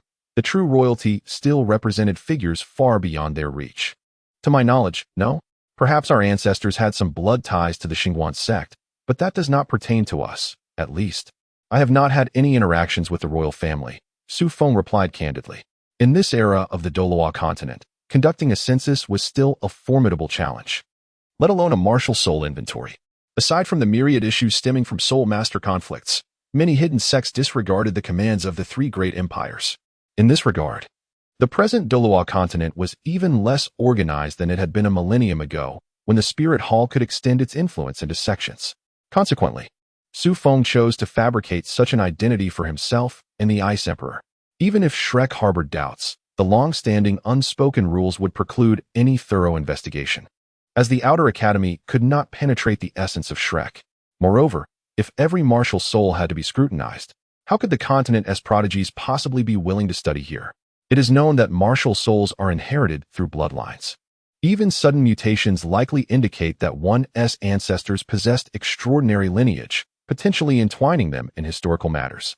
Maintaining this tacit understanding, without delving too deeply, was the most favorable scenario for both the Academy and its students. Zhou Yi did not press further, continuing to read through the remaining students. After over 90 self-introductions, nearly an hour had passed. Although she had not gained further insights, Zhou Yi had formed a general understanding of the class dynamics, and she was quite pleased with their overall potential. Now that everyone should have a basic understanding of one another, over the next 3 months, you will all follow me to complete the foundational courses. I can tell you directly that 3 months from now, you will undergo your first freshman assessment, which will decisively determine your future paths. If you wish to avoid the fate of those few who were just eliminated, you must fully comply with my orders and seize every opportunity to enhance yourselves. For now, the morning session concludes, and you may take your leave. Wang Dong, Hui Yuao, Xiao Xiao, Su Bing, Su Feng, please stay behind. Chapter 23. Concealed strength. The classroom quickly emptied, leaving only Zhou Yi and the few students she had called. Gathering them together, Zhou Yi began her inquiry straightforwardly. Hui Yuao, I know you gained entry to Shrek through the Tang sect's quota, so I will not delve into your past. However, I wish to know what abilities you possess that grant you the confidence to remain here. With a trace of excitement, Hui Yuao immediately demonstrated his soul skill. Mental detection sharing. The intricate details of everything within a 10-meter radius vividly presented themselves in Zhou Yi's mind, leaving her utterly astounded. Undoubtedly, the value of this soul skill was sufficient to compensate for Hui Yuao's inherent shortcomings. However, Zhou Yi soon detected a problem. Hui Yuao's field of vision revealed a void, with no information regarding Su Feng and the others. This anomaly prompted her to glance towards Su Feng. In her view, Su Feng had summoned his martial soul at some point, enveloping them in soul power, effectively segregating Hui Yuao's mental detection range. Hui Yuao had noticed this irregularity earlier, yet out of courtesy, he refrained from voicing his queries immediately and instead awaited Zhou Yi's response in silence. According to what the dream spirit had conveyed to him, with his million-year cultivation, there should be no area impervious to the infiltration of mental energy. Reluctantly shifting his awareness back to the present reality, Zhou Yi looked towards Hui Yuao and, in a rare display of gentleness, asked, "Your soul skill is impressive, but does it have any limitations? I can detect everything in a 20-meter diameter centered around myself, and as my cultivation increases, this range will continue to expand, yielding effects as you have experienced." Hui Yuao replied. He then turned to Su Feng, hesitantly saying, "I have never encountered obstacles before. Perhaps there are limitations to my soul skill that I am unaware of." Zhou Yi followed his gaze towards Su Feng, her eyes silently requesting a response. "My second soul skill is rejection, which allows me to repel anything I desire, including mental attacks. I sensed a strange aura just now, prompting me to activate it. I hope the teacher can understand." Upon hearing Su Feng's explanation, Hui Yuao experienced a moment of clarity, while Zhou Yi seemed to ponder further, continuing her inquiry. "To what extent can you repel an attack? Can it be reflected back to the attacker?" "It is indeed possible, but the cost is not worth the benefit. This is not a defensive soul skill. It serves to eliminate invading external forces, such as the mental energy he just emitted or poisons and curses." "I see," Zhou Yi's expression shifted slightly to one of disappointment. However, considering its ability to isolate any form of attack, the value of this soul skill remained notably high. Since we are discussing you, let us continue with your situation. Zhou Yi bypassed Wang Dong and directly questioned Su Feng. Your talent is commendable, yet I wish to understand your specific intentions. You mentioned earlier that your abilities were all chosen to support your sister. What does that entail? As you might expect, I intend to select all my soul skills to complement Binger, Su Feng explained. My first soul skill is restoration, which can be regarded as a blend of healing and enhancement abilities. My second soul skill, rejection, is designed to assist her in countering certain unpreventable attacks. A commendable strategy. Zhou Yi acknowledged. So, your sister is a battle soul master, and you serve as her support, correct? To be contemplating teamwork even before enrollment suggests that your foundation is even stronger than I had anticipated.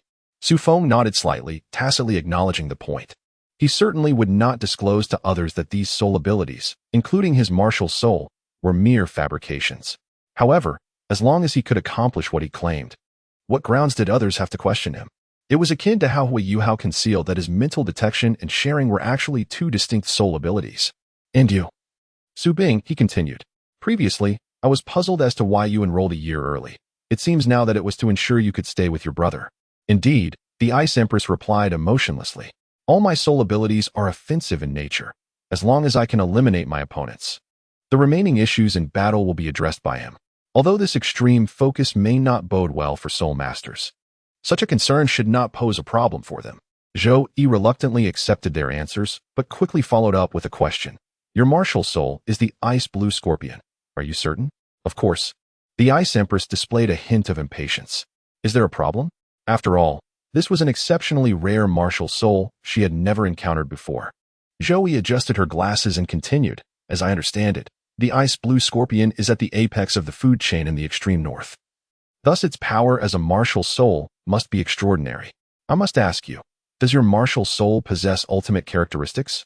Listening to Zhou Yi's flattery, the Ice Empress felt somewhat better, yet still responded in a cold tone. That is indeed the case.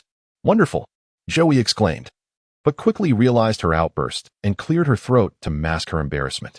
Your martial soul holds significant importance for the Academy. However, I am not yet at liberty to divulge the specifics. What you must do is focus on your studies and training and complete the upcoming assessments without concern for failure. Now, it's your turn, Xiao Xiao. Your martial soul is the 3-life town soul cauldron, and your soul power is commendable. But that alone is insufficient for the Academy to place you on the watch list. I wonder if you could share any unique attributes that might capture the Academy's attention? Xiao Xiao had initially intended to keep this secret until a pivotal assessment, but Zhou Yi's words left her astonished, as it seemed the Academy had already uncovered her secret. After much contemplation, she decided to reveal, my martial soul does not possess any hidden abilities, but what I have not mentioned is that I possess another martial soul. The 9 Phoenixes' elegance flute. Dual martial souls. Zhou Yi exclaimed involuntarily. This time, Wang Dong and Hui Yuao also regarded Xiao Xiao with astonishment. Even though they prided themselves on being formidable, they could not help but scrutinize this top-tier talent of the Douluo continent. Xiao Xiao nodded shyly and glanced at Su Feng, who exhibited no signs of surprise, leaving her feeling somewhat disheartened. Excellent. I never anticipated encountering such promising talents this year. Now, I shall observe how Mu Jin's class surpasses mine. Zhou Yi's delight was unmasked as she turned her gaze to the final individual, eager to uncover more surprises. And you, Wang Dong, although you did not speak earlier, like Hui Yuao, you entered the Academy without examination, albeit using a quota from the Haotian sect. As far as I know, the Haotian sect has not emerged for thousands of years. What, then, brings you to Shrek? Wang Dong's gaze began to evade. She was not entirely certain of the matter. But according to her uncle and second uncle, her presence here was of utmost importance. Not wishing to arouse suspicion, yet unable to conjure a suitable explanation, she could only stammer, because of my martial soul, you see. The Haotian sect comprises solely hammer wielders, and no one has ever trained with other martial souls. To avoid hindering my training, my family sent me here to learn. Zhou Yi felt a tinge of disappointment for not receiving the desired answer, yet her spirits lifted quickly. The day's discoveries were indeed unparalleled, leading her to believe in the favor of destiny. After dismissing the others, Zhou Yi departed the teaching building with Hui Yuao. While the affairs of others were of little concern, she was determined to seize the opportunity presented by Hui Yuao, a promising soul engineer. Chapter 24. The contest upon leaving the teaching building. Su Feng and his companions were on their way to lunch when they were halted by Wang Dong. Under Su Feng's curious gaze, Wang Dong resolutely pointed at the Ice Empress and declared, "I challenge you." Su Feng's expression grew increasingly peculiar, while the Ice Emperor remained unresponsive. Observing this, Wang Dong continued, "Do not presume that having high soul power makes you formidable. Today, I shall prove that I am the strongest in our class. Let it be known that you are not permitted to strike back. In a one-on-one match, I can effortlessly defeat you." As Wang Dong pointed at him, Su Feng began to ponder whether his strategy had been excessively aggressive to the point of prompting this true princess to seek the spotlight. On the other hand, he lamented Wang Dong's choice of opponent, as she had to contend with the Ice Emperor, although she appeared younger than everyone else and had to restrain her own power. Defeating anyone from the outer academy posed no difficulty for the Ice Emperor. Wang Dong's exuberance might soon lead her to a regrettable fate. That said, Su Feng had no intention of intervening. After all, merely avoiding the confrontation would likely do little to quell Wang Dong's competitive spirit. The Ice Emperor also showed no inclination to evade the challenge, nodding in silent agreement. Soon, they arrived at one of the most common facilities on Douluo continent, the Soul Arena. After paying the usage fee, Wang Dong and the Ice Emperor stood on opposite sides of the arena. At the sound of the referee's whistle, Wang Dong sprang into action, summoning a pair of butterfly wings and soaring towards the Ice Emperor at breakneck speed. A surge of soul power accumulated in her right hand, ready to manifest her strength. However, to Wang Dong's astonishment, the Ice Emperor neither gathered soul power nor exhibited any intent to evade. She simply stood calmly in place. The arena they had chosen had a mere 50-meter diameter, a distance negligible considering Wang Dong's velocity. In just 2 seconds, she stood before the Ice Emperor. Noticing the motionless girl before her, Wang Dong instinctively decided to lessen her force, swinging her fist towards the Ice Emperor's shoulder. Yet, the situation unfolded contrary to her expectations. As her fist halted a mere 10 centimeters from the Ice Emperor, intercepted by an ice barrier that had seemingly materialized out of thin air. This unexpected development sent a wave of unease through Wang Dong. With her cultivation level, she had utterly failed to perceive the Ice Emperor's actions. Without time to contemplate further, Wang Dong instinctively retreated. Observing the stationary Ice Emperor, she resolved to alter her strategy, utilizing her speed advantage to dart around, occasionally closing in to seek an opportunity. 10 minutes slipped by swiftly, and Wang Dong began to feel the strain. Not in her prime condition, she had been maintaining high-speed movement, and her soul power was nearly depleted. Throughout this duration, she had attempted numerous times to locate a gap in the Ice Emperor's defenses, yet none were found. The Ice Emperor's ice consistently intercepted her attacks with impeccable precision. In stark contrast to Wang Dong's high expenditure of energy, the Ice Emperor effortlessly deflected her assaults, clearly possessing ample reserve. Realizing that continuing in this manner would yield no chance of victory, Wang Dong felt a pang of anxiety. Instinctively, her gaze drifted towards the audience, where Su Feng sat with an expression of serene calm, seemingly unconcerned for his sister's predicament. Meanwhile, Xiao Xiao, who had initially harbored worries, appeared to have relaxed, even engaging in light-hearted conversation with Su Feng about their future plans, which ignited a flame of indignation within Wang Dong. Noticing her gaze, Su Feng shook his head with a hint of exasperation. Everyone recognized that the Ice Emperor was toying with her. Yet Wang Dong remained fixated on how she might secure a win. In a bid to swiftly conclude the farce, Su Feng called out loudly to the arena, "The rest cake." The Ice Emperor immediately turned her attention in Su Feng's direction, and Wang Dong seized upon the distraction. Without a moment's hesitation, she unleashed her maximum speed, charging towards the Ice Emperor with no intention of holding back. This time, she successfully breached the icy barrier, her fist poised to strike the Ice Emperor. However, a searing pain shot through her neck, halting her in her tracks and forcing her to retract her fist. Wang Dong struggled to look down, discovering that the Ice Emperor's right hand had transformed into a massive green claw, firmly gripping her throat. A chilling wave of soul power emanated from it, numbing her pain and leaving only fear in its wake. At that moment, her instinctual danger sense peaked, and a small black hammer materialized in Wang Dong's hand, striking mercilessly at the claw that ensnared her. This blow channeled nearly all her remaining soul power. As the claw shattered, Wang Dong collapsed to the ground, her martial spirit dissipating alongside her strength. The Ice Emperor cast a curious glance at her before shifting her attention to Su Feng. The referee approached, declaring the Ice Emperor the victor. Without any intent to linger, the Ice Emperor exited the arena, leaving a breathless Wang Dong panting heavily, still dazed by the encounter. For a fleeting moment, she had genuinely believed she would perish there.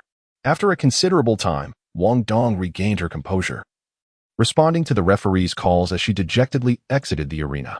She had clearly given her all, even employing the Haotian hammer, yet had only managed to shatter one of her opponent's soul techniques. Perhaps she should have fought openly from the start. Her outcome might have been more favorable. But she still felt certain of her defeat. The disparity between her and the Ice Emperor was not merely a matter of a single rank. Meanwhile, Su Feng and the others remained unconcerned about the outcome. Su Feng was acutely aware of the Ice Emperor's capabilities, as long as she did not wish to kill. Even if she froze Wang Dong solid, it would not provoke Tang San's wrath. However, following this confrontation, the Ice Emperor's reputation would undoubtedly begin to spread. "Where's the cake?" Su Feng answered casually. "You never used to have such a fondness for sweets." "Cut the chatter," the Ice Emperor replied, her cheeks tinged with a hint of pink, her expression darkening. "So you do enjoy cake. I noticed you always chose fish and meat. I thought you didn't care for desserts," Xiao Xiao remarked, her curiosity piqued. She had closely followed the Ice Emperor for days, but had never seen her indulge in anything beyond meat dishes. "Because cake is a rare treat." The Ice Emperor turned to Xiao Xiao, explaining earnestly. Su Feng couldn't help but chuckle, though he quickly silenced himself at the sight of the Ice Emperor's clenched fists. "How can that be? The cheapest beast bone soup you order daily could buy you 10 cakes. Haven't you ever bought any for yourself?" The Ice Emperor suddenly realized something and shot a fierce glare at Su Feng. "I only have your best interests at heart. Too many sweets are detrimental to your health." Su Feng stated seriously. "Besides, for me, desserts are scarce. One less is one fewer. Now, immediately, hand over all your sweets," the Ice Emperor said, barely suppressing the urge to punch Su Feng, enunciating each word deliberately. Chapter 25. Changes. The initial turmoil of the school year soon passed, and everyone's lives returned to normalcy. Hui Yuao navigated between the Seoul Engineering Department and his class, earning money from students each afternoon by selling grilled fish. Wang Dong, having shed her fearless demeanor, now quietly dedicated herself to study and training, intentionally avoiding Su Feng and his companions. As for Su Feng, his routine was even simpler. Physical training was effortless for him, and he had already studied most of the classroom material independently.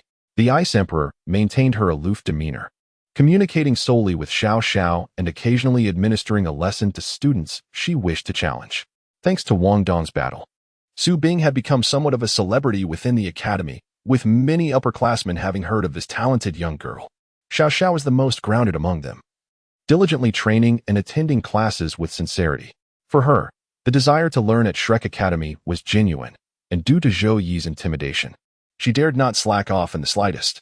With Su Feng's covert assistance, Xiao Xiao's only shortcoming, her physical fitness, was rapidly improving.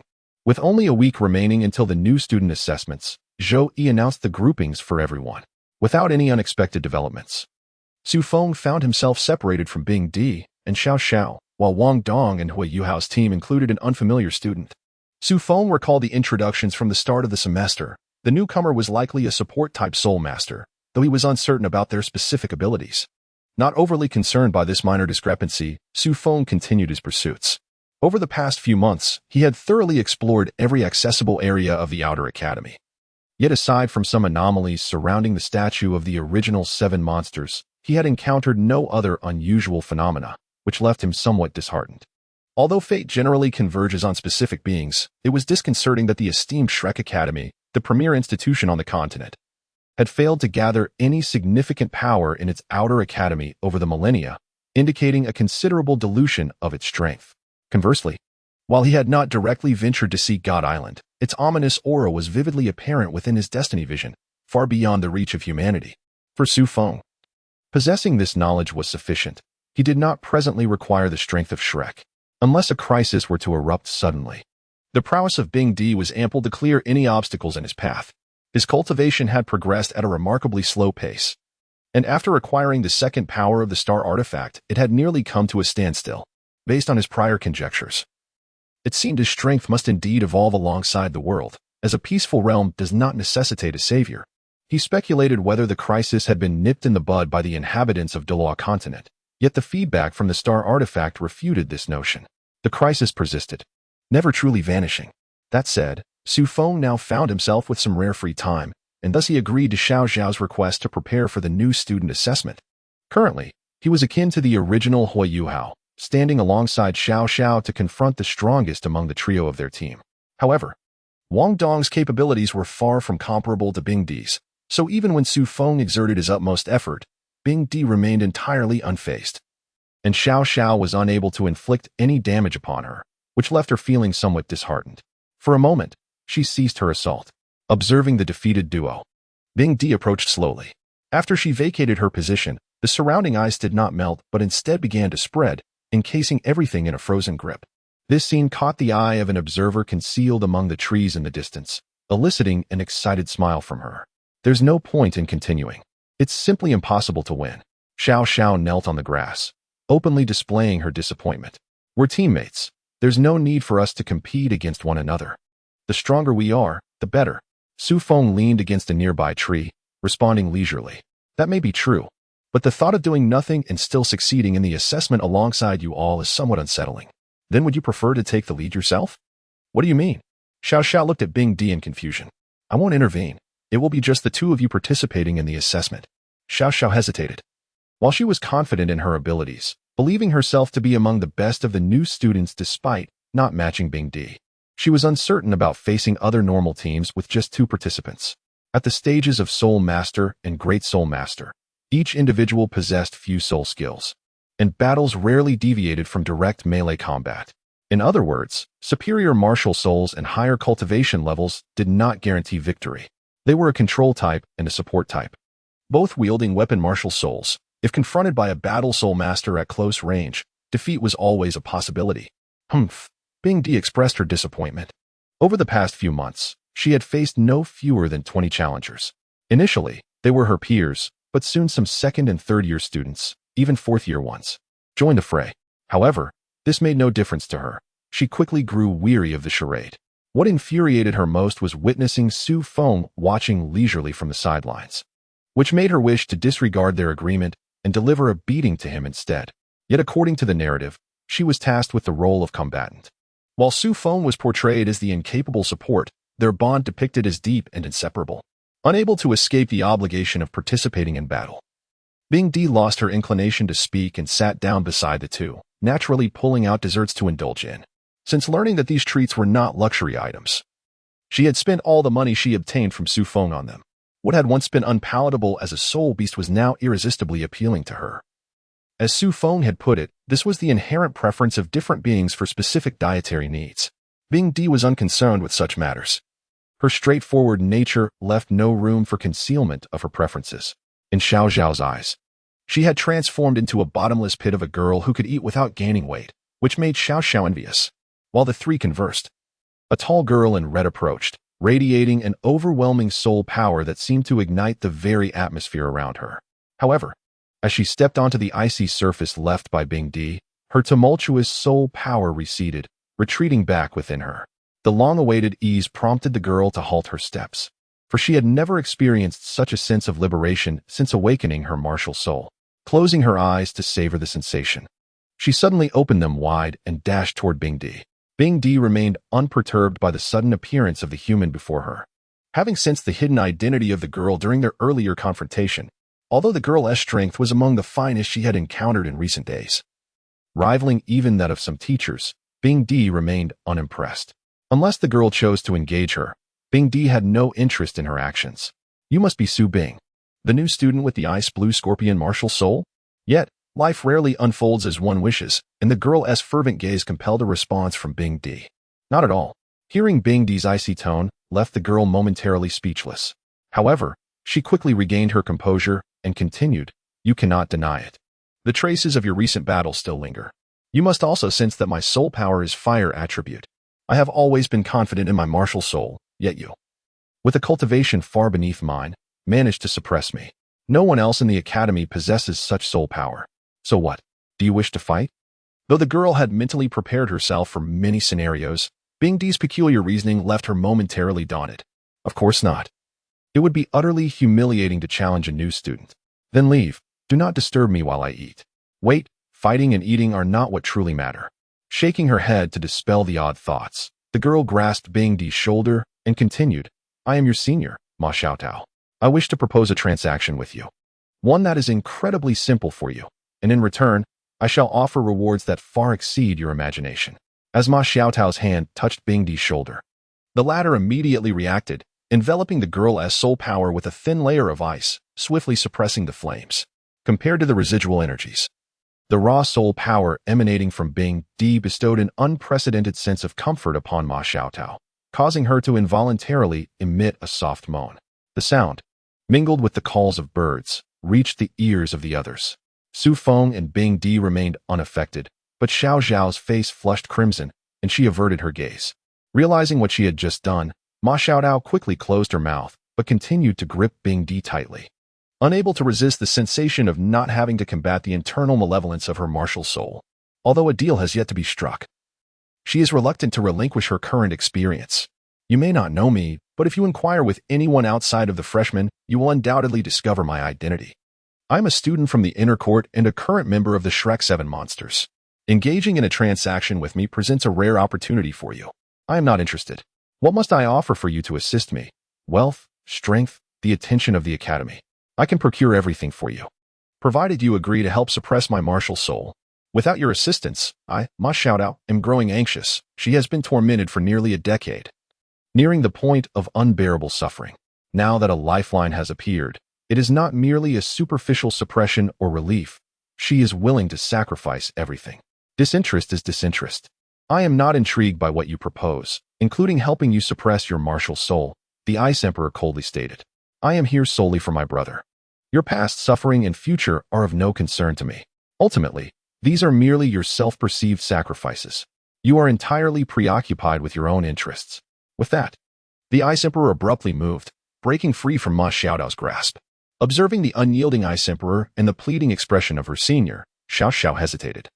Yet as she saw Su Feng also rise to depart, she suppressed her impulse to plead and followed suit. Why did you refuse to agree with Senior Ma Xiaotao? Why should I?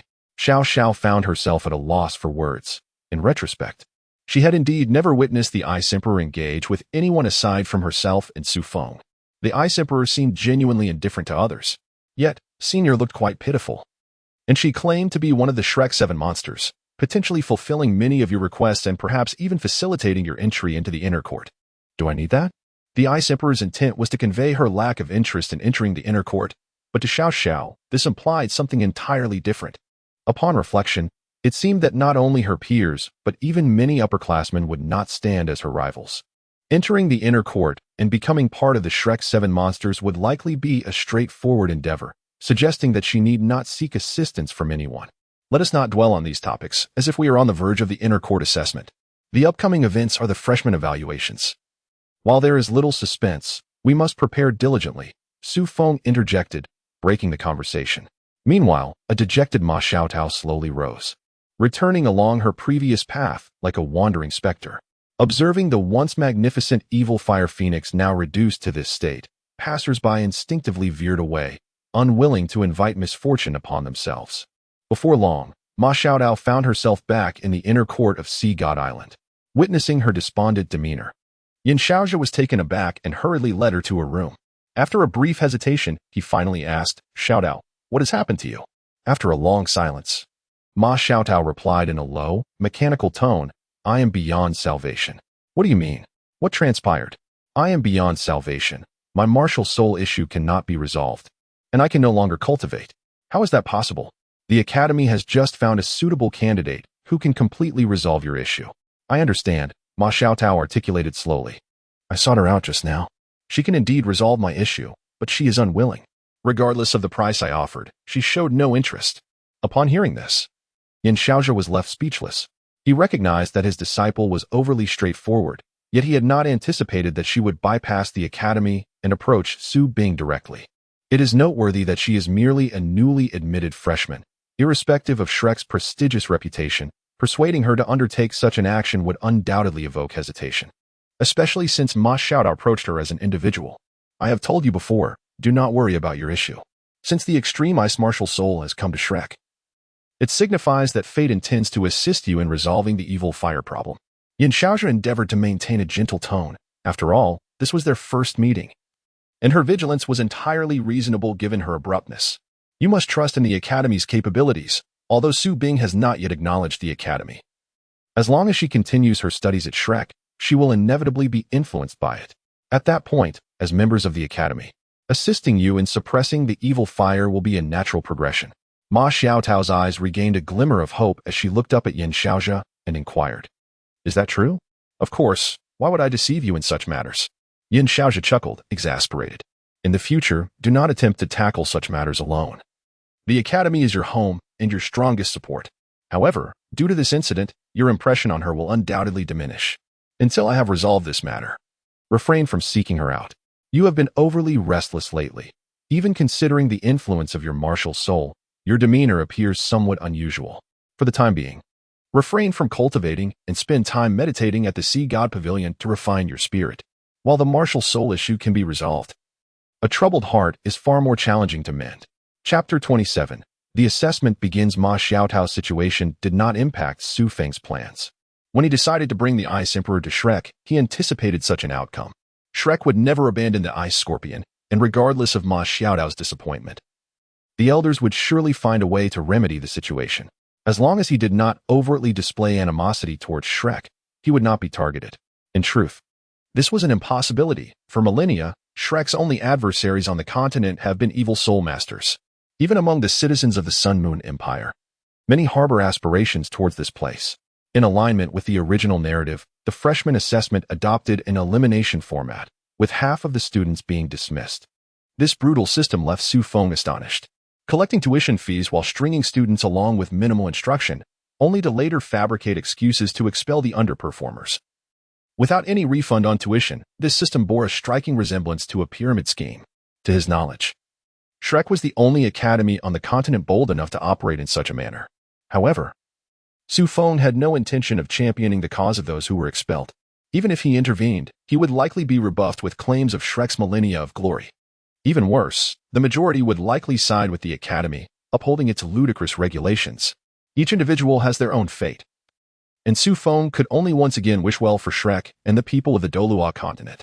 Although he bore the title of an unknown savior, internal issues were beyond his capacity to resolve.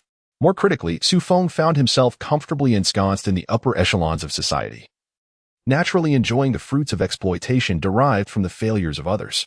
Due to the Ice Emperor's formidable reputation, the opposing teams forfeited immediately, lacking even the inclination to attempt a challenge. Had it not been for the necessity of other competitors to participate in the assessments, they would have likely left the examination venue the moment they arrived. How dull. This is far less engaging than when I was challenged by others. Typically, I relish a good struggle, yet now no one dares to contend with me. Reclining in the lounge, the Ice Emperor languidly leaned against Xiao Xiao, idly chatting to pass the time. In the past, private matches carried little consequence. Losing was inconsequential, aside from covering venue and medical expenses. Now, however, this is the Academy's assessment. Facing us serves no purpose other than to waste physical energy. If someone on the team suffers a severe injury and is forced to withdraw, it essentially signifies an expulsion, and they certainly do not dare to take such risks. Is that all? The Ice Emperor scoffed derisively, asserting that they only challenge him when assured of victory, revealing themselves to be a band of timid opportunists, lesser than a mere ice silkworm. That is not fair. Xiao Xiao weakly protested. Everyone has worked hard to secure a place at Shrek. Leaving so soon is unacceptable for anyone. I haven't agreed to take risks to keep you off the field either. You are just as cowardly, the Ice Emperor retorted mercilessly. But I permit you to bask in my glory. Having grown accustomed to the Ice Emperor's sharp tongue, Xiao Xiao could only manage a resigned smile, refraining from further argument. Ice Emperor team, it's time for you to take the stage for the 5th round. Since it's a guaranteed victory, I won't bother going out. The Ice Emperor remarked nonchalantly. The teacher who came to summon them wore a peculiar expression and said, "This time may not go as planned. I've inquired, and your opponents do not intend to concede." Upon hearing this, the Ice Emperor finally sat up, casting a skeptical glance at the teacher. Their upcoming adversaries had also achieved 4 consecutive victories and ranked among the elite of the newcomers, exhibiting commendable coordination. The teacher further explained, moreover, from what I have observed, they likely possess hidden cards they have yet to reveal. They have conserved considerable strength in previous matches and are eager to challenge you. After all, this is the last match of the day. Perhaps they are willing to exhaust themselves. Thank you for the reminder. We shall head out now. Su Feng nodded at the teacher and turned to the Ice Emperor. You claim the other students are cowards, yet now you have a formidable opponent. It might genuinely pose a threat to you. Is it amusing to make such jokes? The Ice Emperor snorted coldly. Then let us proceed. I wish to finish this and leave. As they strolled leisurely to the arena, Su Feng beheld their long-waiting opponents, a tall male student, seemingly the main attacker, accompanied by two identical blue-haired girls. This combination prompted Su Feng to mutter softly, what a coincidence. I am Huang Chutian, and they are Lan Susu and Lan Luo. With a confident smile, Huang Chutian addressed them, in this match, we will give our all. We hope you will not hold back. Su Feng, Su Bing, Xiao. You should have heard of us by now. Su Feng nodded in acknowledgement, eager to witness the effects of a martial soul fusion technique he had yet to see. We shall remain vigilant.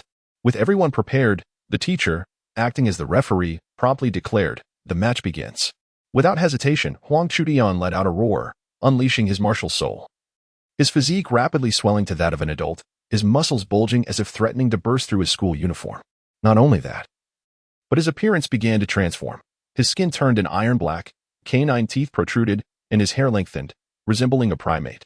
Behind Huang Chutian, Lan Susu and Lan Luo's hair swiftly elongated, reaching over 10 meters in length, floating aimlessly in the air, awaiting the opportune moment to strike. Without needing encouragement, the Ice Emperor advanced directly towards the trio, and as she released her martial soul, the ground beneath her froze over with a thick layer of frost. Huang Chutian chose not to engage directly, remaining vigilant as the Ice Emperor approached. Only when she entered the range of his control did he bellow, launching himself towards her with a powerful push against the ground. The Ice Emperor regarded Huang Chutian with disdain, raising her right hand as the Ice Emperor's pincers activated effortlessly to intercept his punch. Given the disparity in their sizes, the evenly matched scene surprised Huang Chutian. Though he quickly accepted the reality, he would not assume that the Ice Emperor's formidable reputation had been merely inflated. Maintaining his posture against the Ice Emperor, Huang Chutian exerted even greater force. The two sisters immediately understood, darting past the standoff between the two and sprinting towards Su Feng and Xiao. Su Feng discerned their intentions. In their eyes, 90% of the team's combat prowess rested upon the Ice Emperor. If Huang Chutian could merely restrain the Ice Emperor, they would swiftly dispatch Su Feng and Xiao, rendering a 3-on-1 scenario not without potential for victory. At this moment, Xiao, who had yet to make a move, sprang into action. The three-live soul-settling cauldron split in two, positioning itself between the incoming hair nets from Lan Susu and Lan Luo. However, to her astonishment, the blue hair nets unexpectedly dispersed just before colliding with the cauldron, circumventing her defense, as the thick strands, akin to a child's arm, threatened to ensnare them. Xiao abruptly unleashed her soul skill. Two resounding booms emanated from the cauldron, sending shockwaves that sent nearby strands of hair swirling uncontrollably, while their owner momentarily held her head, dazed from the recent attack. Yet, since they had not directly engaged the three-live soul-settling cauldron, they quickly regained their senses, and the surrounding hair began to coalesce once more. Observing this, Xiao made a remarkable decision. She retracted the cauldron to her side. In the astonished gazes of everyone present, the cauldron expanded rapidly, enveloping Su Feng and herself. No matter how the Lan sisters attacked from outside, they could not stir it in the slightest. Chapter 28. Overwhelming pressure gazing at the two who were hiding like turtles. Lan Susu and Lan Luo clenched their teeth in frustration. This was the greatest flaw of their martial souls, insufficient strength. Ordinarily, if they were to execute a strategy of dividing and conquering, the two support-type roles should have been the ones to hold back the Ice Emperor. However, upon careful analysis, they quickly abandoned this notion. Even within their own martial souls, hair was the weakest aspect, let alone matching it against a top-tier beast martial soul. If they truly confronted the Ice Emperor, they would likely be frozen solid before even getting close, without her needing to exert effort to destroy them. Thus, they had no choice but to adopt this strategy, allowing the most formidable combatant, Huang Chutian, to restrain the Ice Emperor while they swiftly eliminated the other two.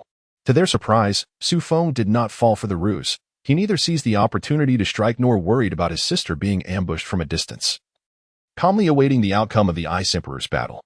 With no time to hesitate, Lan Susu and Lan Luo immediately changed direction, sprinting towards the area where Huang Chutian and the Ice Emperor clashed. By this point, their battle had begun to tilt. Huang Chutian could feel his body freezing. No amount of soul power or reinforcement could halt this transformation. He realized that if the struggle continued, he would be the first to falter.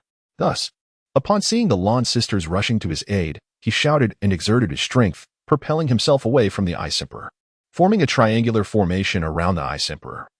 Huang Chutian knelt, gasping for breath. He had just expended nearly 70% of his power, yet his opponent displayed no signs of exertion. As if she were not a petite girl but an immensely powerful soul beast. Assessing his physical condition, Huang Chutian's expression darkened. Even though he had distanced himself from combat, the icy power had not dissipated. Instead, it continued to erode his body. He understood the formidable nature of his opponent's martial soul. But he could hardly believe he could not even expel the residual soul power. However, he was still in the arena, with no luxury of time to recover. He looked at the Ice Emperor, who remained expressionless, as if the recent battle had been a mere afterthought, requiring no effort. This unfathomable aura instilled a sense of retreat within him. Yet, Lan Susu and Lan Luo held a different perspective. They prided themselves on being among the elite in their cohort, aspiring to shine in the competition. If they surrendered now, what would become of their hopes for recognition from the academy? Exchanging glances, the two swiftly reached a consensus. They rushed together and embraced one another. As they made contact, their martial souls began to intertwine, their momentum escalating. A surge of soul power, surpassing any previous fluctuations, emanated from them, forming a colossal net woven from hair that swiftly descended upon the Ice Emperor. Their all-out strike seemed to take effect, as the net did not shatter immediately. Instead, it defiantly ensnared the Ice Emperor's giant claw. Observing the temporarily subdued Ice Emperor, Lan Susu and Lan Luo finally revealed expressions of delight. Shouting to Huang Chutian, "Now's your chance." Wasting no time on the opportunity created by his allies, Huang Chutian charged forward. This time, he unleashed all his soul power without reservation, his form swelling beyond 2 meters. With no thought of restraint, he brought his fist crashing down onto the Ice Emperor's back. Just as Huang Chutian believed victory was within his grasp, he noticed the Ice Emperor slightly turning, raising her left hand as another giant claw materialized. Without a hint of deviation, the Ice Emperor expertly intercepted his full-force strike. As the thunderous sound faded, the three gazed in despair at the Ice Emperor, who had sustained no damage and remained steadfast. Soon, as their soul power dwindled, their martial souls gradually dissipated, leaving only the Ice Emperor, surrounded by an aura of icy coldness, gazing down at them with indifference. "We concede." As they raised their hands, the referee promptly declared the match concluded. Although the outcome was unsurprising, witnessing the Ice Emperor, who remained unperturbed and even retained energy, astonished the referee. It was worth noting that Lan Susu and Lan Luo had employed a martial soul fusion technique, which could be considered among the top 5 skills among all newcomers. Yet they could not even withstand a single hand of the Ice Emperor. Without lingering, the Ice Emperor soon departed with Feng and the others, leaving only the instructor to maintain the battlefield marred by their clash. Feeling the extreme cold soul power permeating the ground, he shook his head, relieved that he was not of the same generation as the Ice Emperor and did not have to contend with her, as he could scarcely fathom any opportunity for victory. The results of the first day's matches were swiftly announced, with Feng's team undoubtedly occupying the top position, alongside only a handful of other teams boasting a record of 5 victories. After all, true talent is rare. It is challenging for newly enrolled students to create significant disparities among themselves. If one were to encounter misfortune, like the Lan sisters, and face an insurmountable obstacle, even the strongest abilities could falter. However, the first day's matches were merely to eliminate participants, with the true competitions that would affect rankings set to occur on the second day. Unaffected by the surrounding newcomers, they naturally made their way toward the dining hall. Yet, as is often the case, events unfolded dramatically. Just as they stepped through the doors of the dining hall, they encountered Wang Dong and Hui Yuao, who were animatedly discussing how to celebrate their recent victories. Upon seeing the girl etched in her memory, Wang Dong's voice faltered. For months, she had diligently avoided the Ice Emperor, not only due to the embarrassment of her previous defeat, but also with the intention of redeeming herself. To this end, she had resumed her training and elevated herself to the 3rd ring, all in preparation for a rematch with the Ice Emperor during the assessment. However, today's unexpected encounter caught her completely off guard, for she had won all 5 of her battles with ease and was in high spirits, planning to treat her teammates to a grand feast. Little did she expect to run into the one peer who had once bested her. Momentarily paralyzed, Wang Dong found herself uncertain of whether to speak. To her relief, the Ice Emperor appeared not to notice her, heading straight for the 2nd floor. With only Feng casting a glance in her direction, yet saying nothing. While relieved, a wave of dissatisfaction surged within Wang Dong. In her eyes, she was undeniably a genius. Although she had previously suffered defeat at the hands of her opponent, that should not warrant such indifference. The gaze of the Ice Emperor made her feel as though she were merely a passerby, inconsequential and unnoticed.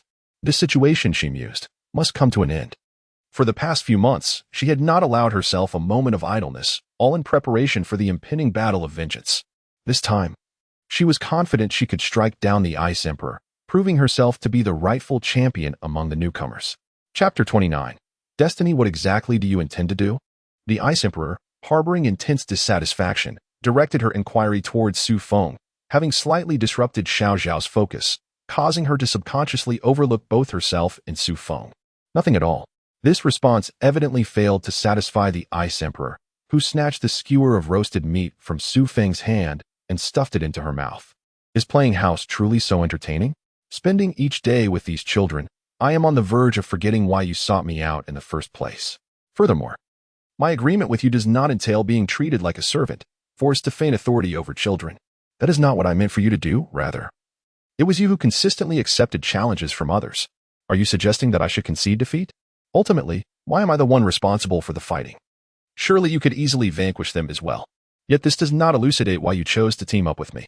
Su Feng swallowed his food, cleared his throat, and replied, according to human customs, two aggressive types would never pair together. You lack support abilities, so I must begrudgingly assume that role. The Ice Emperor was momentarily at a loss for words. She was indeed unaccustomed to roles beyond direct combat and had little understanding of the myriad unspoken rules of humanity. However, she quickly regained her composure and shifted the topic. And you? What compels you to attend school here?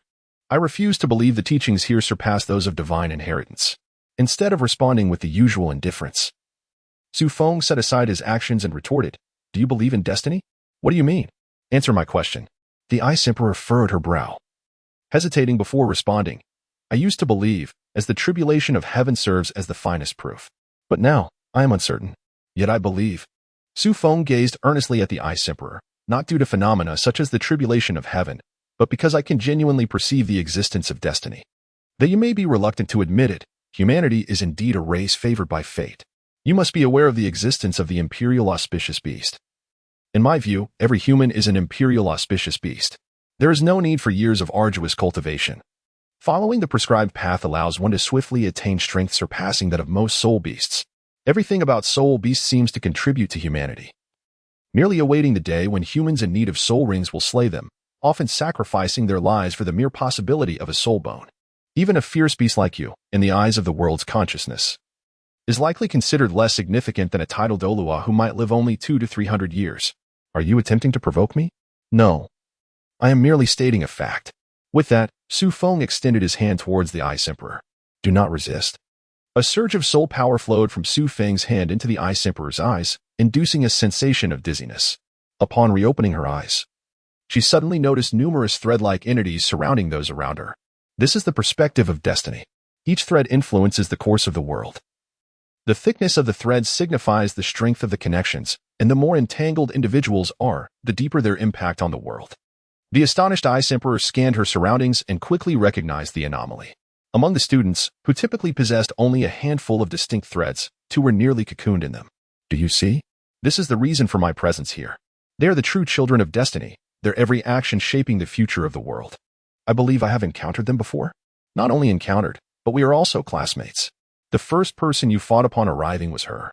The Ice Emperor's shock dissipated, and the disparity from the children of destiny to her defeated opponents extinguished any remaining respect within her.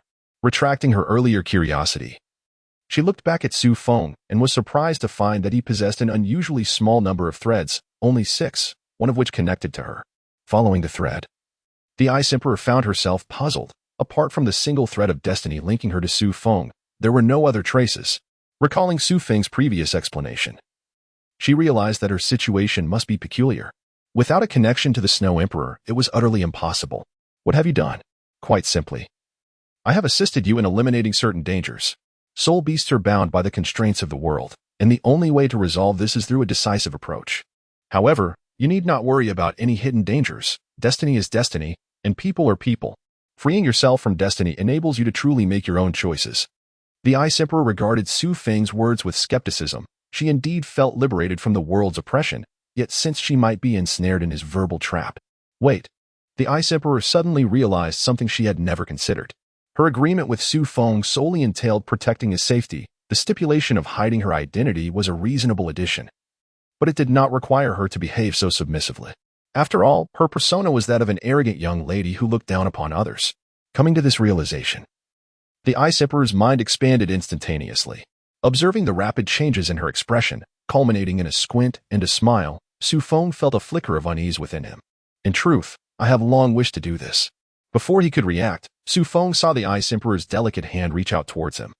A flash of icy brilliance enveloped him, encasing him in a beautifully emerald-hued block of ice. The ice was not lethal. Su Feng's body felt no chill whatsoever. Yet, gazing at the Ice Emperor's smile, a sense of foreboding began to envelop his heart. He had an unsettling premonition that such occurrences would become frequent, extending beyond the Ice Emperor alone. In the fleeting moment before he lost consciousness, several girls closely tied to him in this world flashed through his mind. Surely not. Su Feng murmured. After speaking, he lost consciousness. Chapter 30. The news of the Ice Emperor's attack on Su Feng spread throughout the first year before nightfall. After all, the sudden emergence of an ice sculpture in the bustling cafeteria was not a trivial matter. However, they were relieved that, as it did not affect those around. The teachers who came to handle the situation were quickly placated with tales of sibling rivalry. Nevertheless, Xiao Xiao could feel an increase in attention directed towards her. Like everyone else, she was bewildered by the current situation. In her memory, she had been focused on her meal, only to realize that chaos had ensued. After finally dismissing the teachers and classmates who inquired about the incident, she watched her friend brazenly carry the ice block back to the dormitory as if nothing had happened. Throughout the journey, Xiao Xiao felt as if she were being roasted over an open flame. Once they had helped Su Bing return to her dormitory, they finally had a moment of solitude. As soon as the door closed, Xiao Xiao turned and began to interrogate her friend. Binger, what were you thinking? Why did you freeze your brother? Everyone was watching us. I was mortified. He irritated me, so he deserved punishment. It is only fair, the Ice Emperor replied. When did he ever irritate you? Xiao Xiao looked at the Ice Emperor in confusion. Even so, you needn't have gone to such lengths. The whole academy is likely discussing us now. It's utterly embarrassing. This is a private matter between us, and I was quite gentle. He will awaken in no more than 2 hours, which will not affect tomorrow's assessment. I don't even think the assessment matters anymore. My first taste of fame came from walking through half the academy beneath my teammate's ice sculpture. How did it come to this? Xiao Xiao held her forehead. Realizing that despite having grown accustomed to the Ice Emperor's peculiar temperament over the past 3 months, she still did not fully comprehend her. What others think of me is irrelevant. Let them discuss as they please. Even without this incident, they would pay me attention every day. The Ice Emperor displayed a nonchalant demeanor, regarding the scrutiny as merely a shift from covert observation to overt gazes. To me, it is all childish. Speaking of childishness, you hardly exude maturity yourself. Binger, you are the youngest freshman this year. Even so, it does not alter the fact that their behavior is quite immature. I don't even know how to respond to you. Xiao Xiao found herself both amused and exasperated by the Ice Emperor's words. Oh well. I was already mentally prepared for notoriety in the academy. I suppose this is merely an early onset. The day of the freshman assessment arrived. Due to the previous eliminations, it was now time for the ranking competition. To ensure fairness, the order of combat was determined by lottery. Holding the number 3 draw, Su Feng returned to the resting area. The events of yesterday lingered in his mind, prompting him to take charge of all matters today. Even answering the teacher's inquiries on behalf of the Ice Emperor, perhaps due to having vented his frustrations yesterday. The Ice Emperor did not retort but waited calmly for the examination arrangements. The results soon became apparent. Their first opponent was an entirely unknown team that did not appear in the original narrative. Unsurprisingly, upon hearing the announcement, their opponents instantly grimaced and declared their forfeit to the teacher, proceeding directly to the revival match.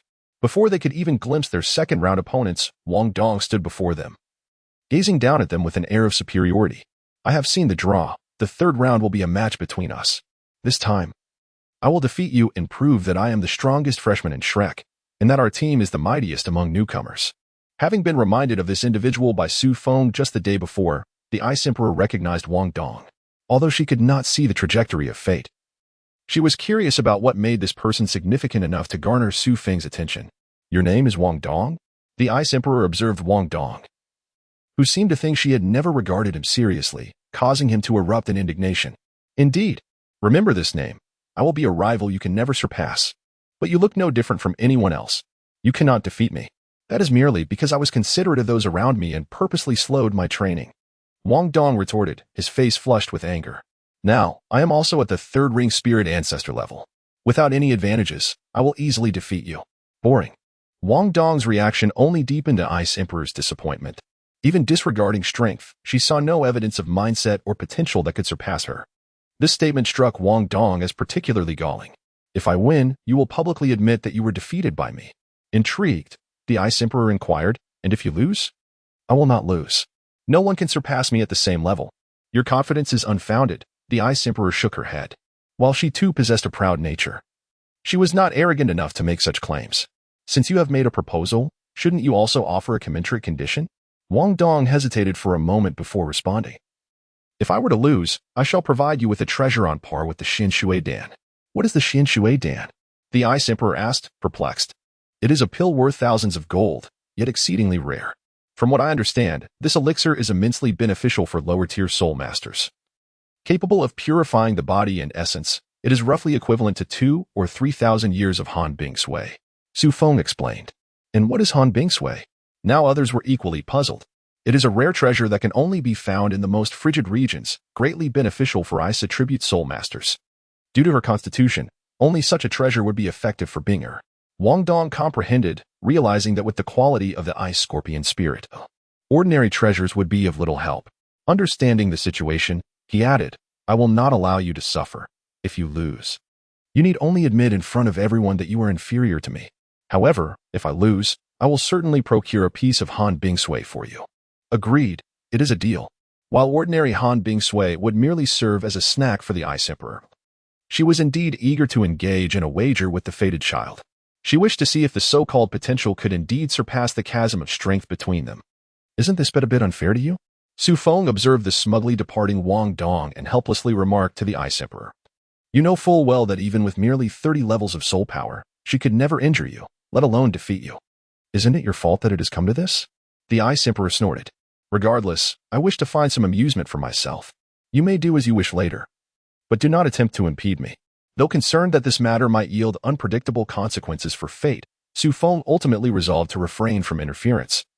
Silently hoping that Wang Dong would indeed strive to improve after her defeat, rather than resorting to desperate measures. Chapter 31. The prodigy in the eyes of the chief examiner, Wang Yin, Su Bing was the least noteworthy of the students. On one hand, her matches were devoid of suspense, with most opponents forfeiting outright. On the other, he, as a teacher of his caliber, had access to information from the upper echelons of the academy.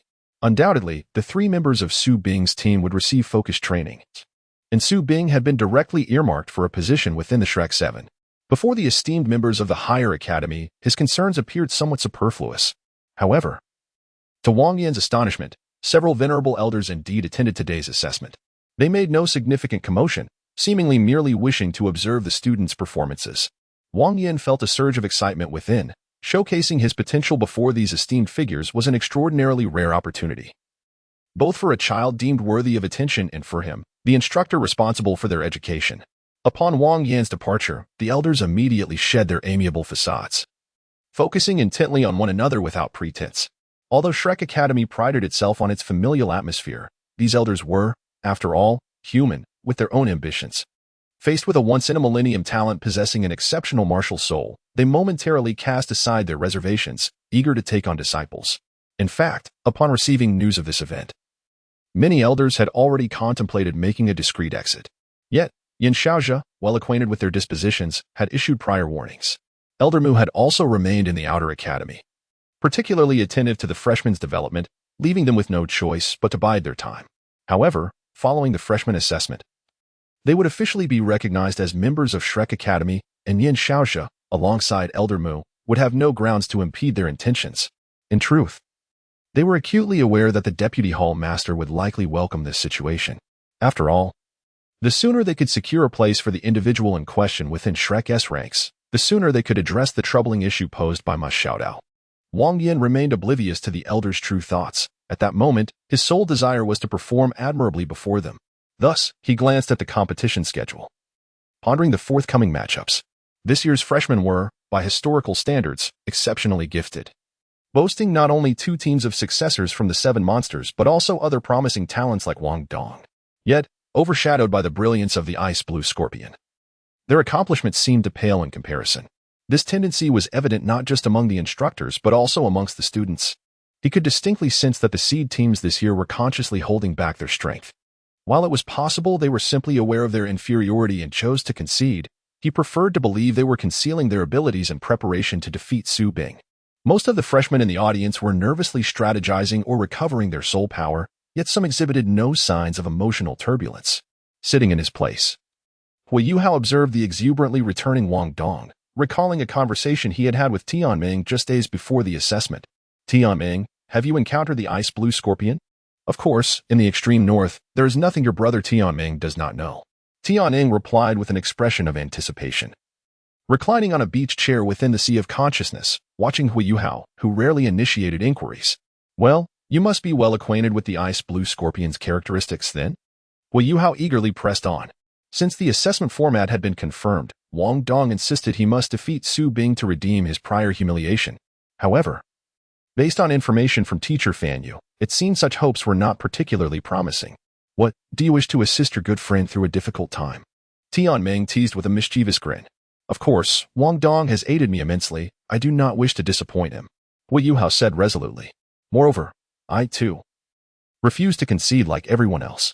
I knew you would never give up, Tianming responded, taking a sip of the illusory juice. Though I must admit, I believe your team's chances of victory are negligible, even if it were 3 against 1. Huh? Hui Yuao felt a chill of despair wash over him, as he had yet to gather intelligence, only to be doused with cold water. The ice blue scorpion was an ultimate martial soul, among the strongest of its kind even in the extreme north, let alone when compared to humans. Not to mention, if she were to unleash her full power, it would not be impossible for her to encase them in ice instantaneously. How could that be? We possess spiritual detection, and her speed is not extraordinary. Even if there is a gap, it is unlikely she could eliminate us in an instant. Hui Yuao questioned, perplexed. Do you think she has ever exerted her full strength? Tianming's expression turned reflective. The ice blue scorpion is nearly devoid of shortcomings. Her ultimate ice embodies both offense and defense, even disregarding raw power.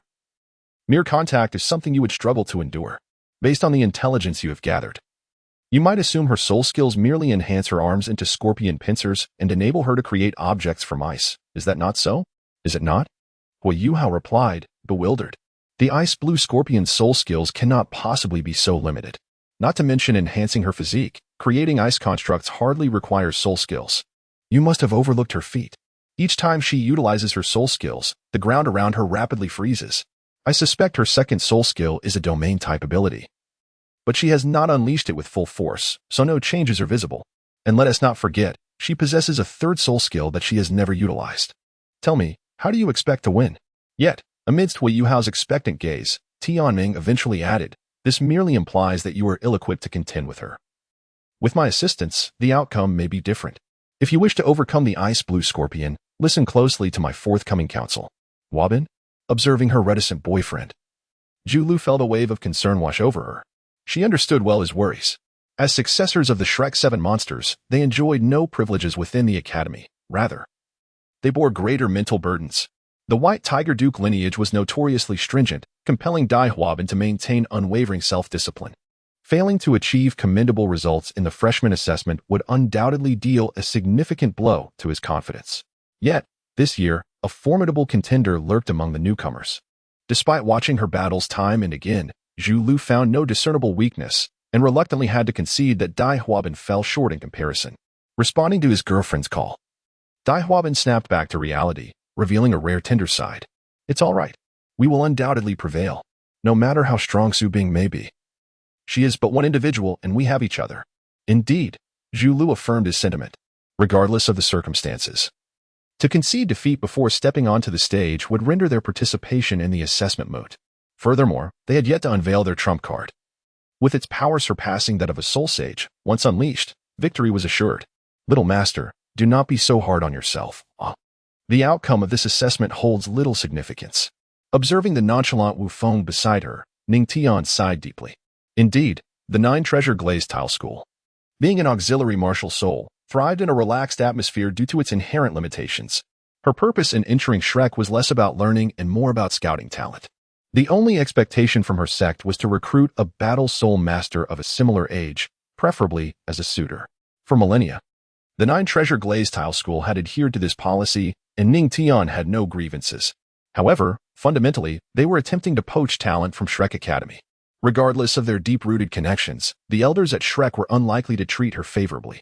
Presently, her most promising option appeared to be Su Bing, who wielded the ultimate ice. Yet, it was clear that Shrek would not relinquish her easily, even if Shrek were inclined to make concessions. She could not fathom what she could offer to entice Su Bing. Was she to gamble on a forbidden romance, akin to Wu Feng? But even if she could accept such a notion, how would they address the issue of procreation? Lost in thought, a rather absurd idea crossed Ning Tian's mind. Why not recruit her brother? Given their sibling relationship, it would similarly bind Su Bing to the Nine Treasure Glaze Tile School. Shaking her head, she temporarily abandoned the notion. After all, she had just begun her studies and would remain at the academy for at least 6 more years.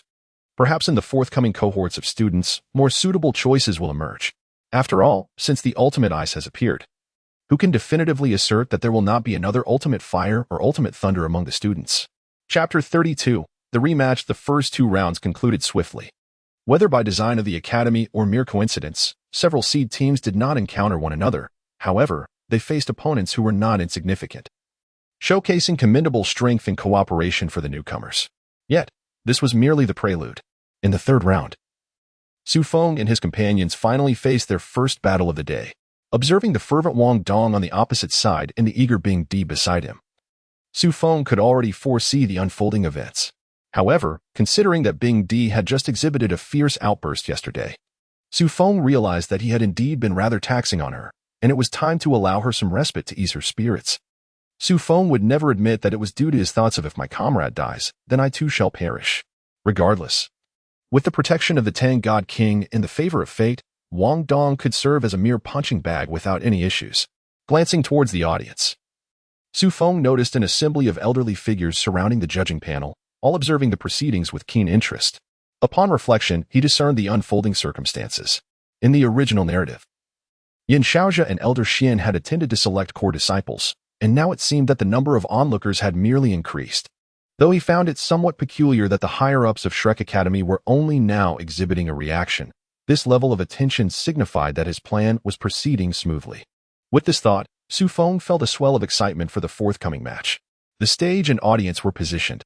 All that remained was the commencement of the event. When Wang Yin declared the start, Wang Dong did not rush out immediately but instead turned to grasp Hui Yuao's hand. A pure essence of soul power flowed and grew between them, gradually converging within Wang Dong, enhancing her momentum. To the onlookers, it appeared as though Hui Yuao had bestowed some form of enhancement soul skill upon Wang Dong. Before long, Wang Dong released his hand and confidently charged towards the Ice Emperor. With her martial soul fully unleashed, the butterfly wings left a brilliant golden trail on the arena. In a mere instant, she reached the Ice Emperor, her right arm raised as a wing-like guillotine swiftly formed, descending towards the Ice Emperor. Without any attempt to evade, the Ice Emperor countered with her tried-and-true Ice Emperor's claw, meeting the blow head-on. Contrary to everyone's expectations, the wing guillotine did not shatter immediately. Instead, it radiated even more light, seemingly poised to overpower the Ice Emperor's chilling soul power. Observing Wang Dong engaging the Ice Emperor in close combat, Hui Yuao felt a surge of joy. He had heeded the counsel of Tianming, allowing Wang Dong to wield their fused soul power to execute her soul skills, effectively resisting the oppressive cold of the ultimate ice. With the terrifying properties of the extreme cold neutralized, Wang Dong's attacks appeared effortless, and due to her speed, she gradually gained the upper hand. Although puzzled as to why the remaining 2 opponents had yet to act, Hui Yuao seized the opportunity to extend his mental probing to sense the distant battle.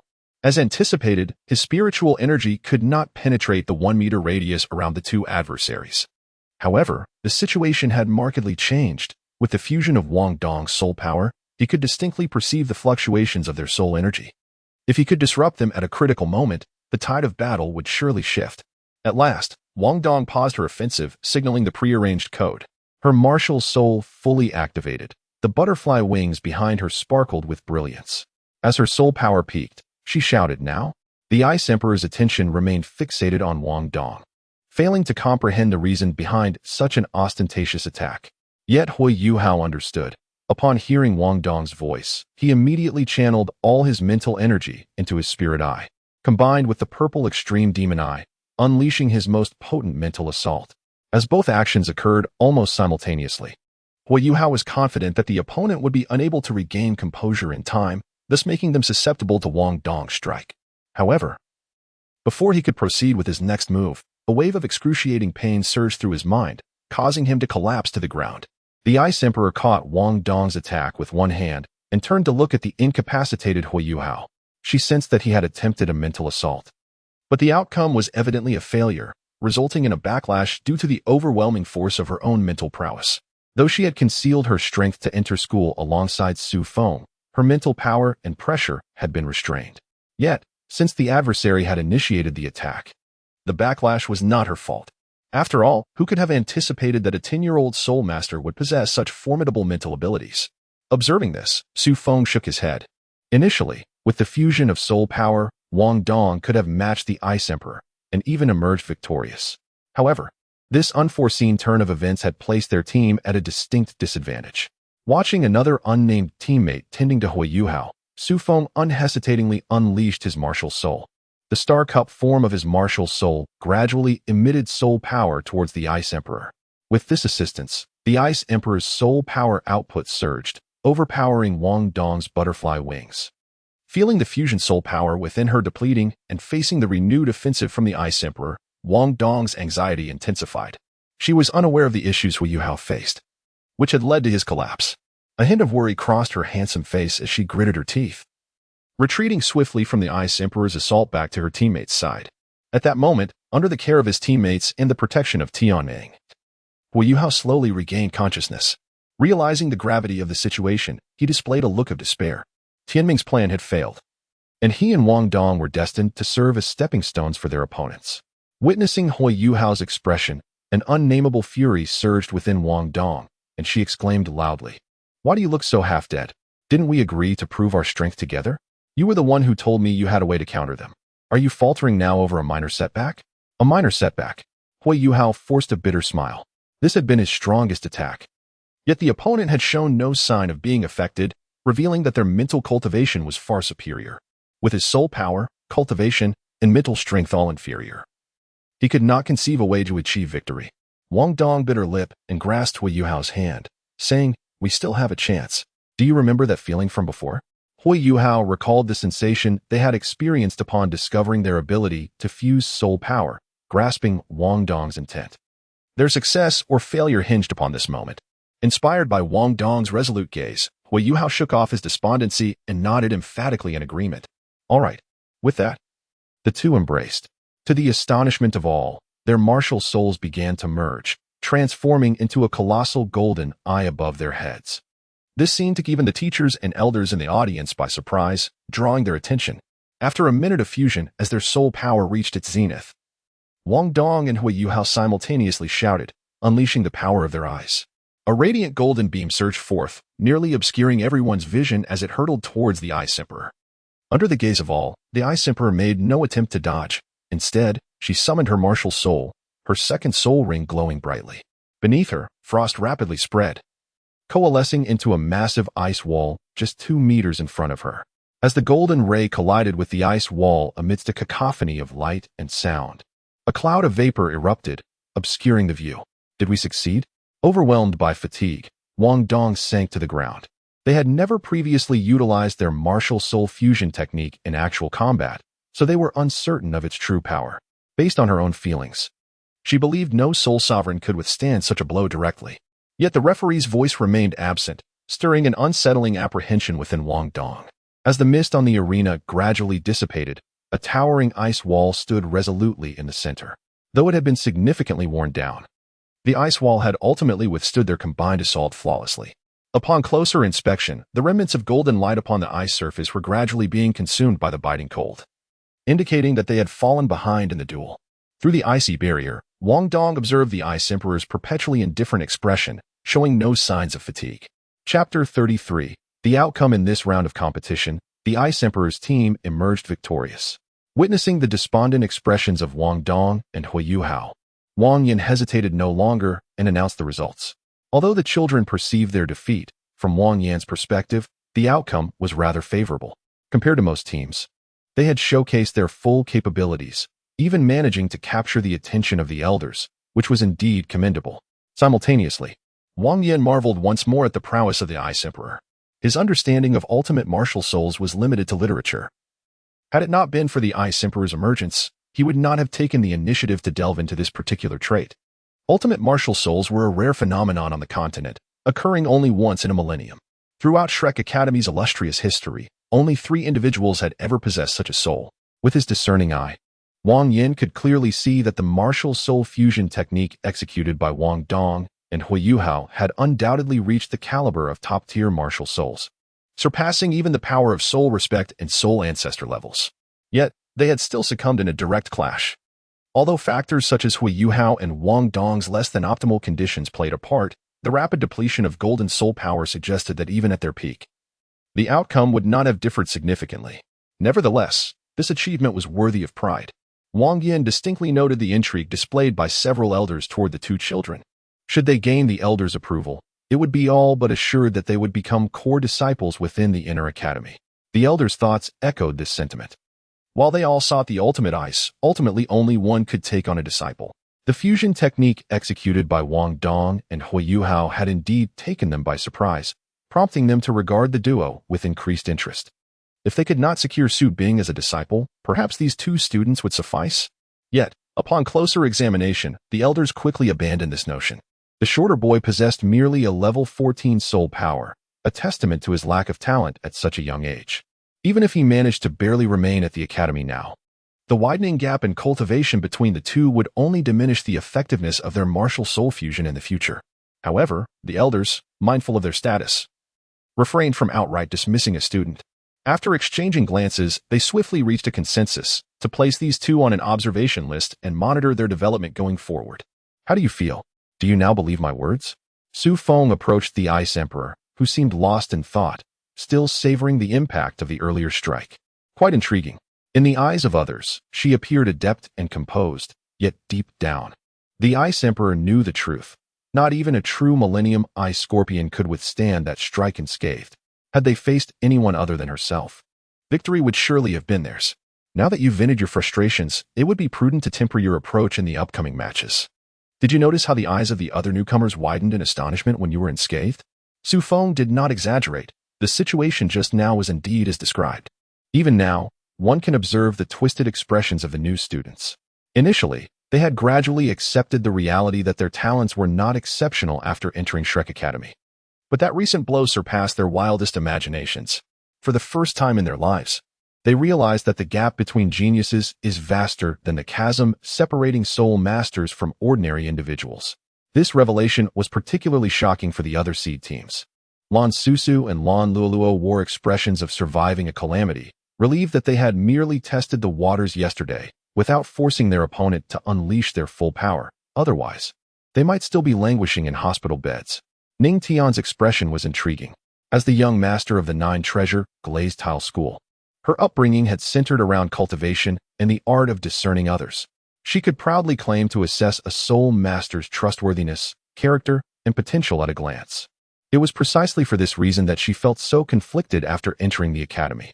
The worthy candidates for alliance were already taken, while the remaining students either lacked the appropriate gender or failed to meet her standards in terms of talent. Yet now, she began to question everything she had learned. Although the 9 Treasure Glazed Tile School had never possessed an ultimate martial soul, there were some records of its formidable power. If there were no prior concealments, it implied that Su Bing's talent surpassed even that of an ordinary ultimate soul master. What does this signify? The pinnacle of ultimate martial souls. Casting aside futile thoughts, Ning Tian began to seriously consider the possibility of winning over Su Bing. Although Shrek undoubtedly had their eyes set on her, the academy was vast, teeming with students. It was unlikely they could devote all their resources to nurture just one individual. The 9 Treasure Glazed Tile School, however, had different aspirations. Their sole pursuit was self-preservation. And if achieving this goal required concentrating an entire generation's resources on a single person, it would not be an impossibility. Meanwhile, Dai Huabin and Zhu Lu, Both heirs of the seven monsters bore expressions that could only be described as severely contorted. Had it not been for their cultivated patience since childhood, they might have already risen to leave.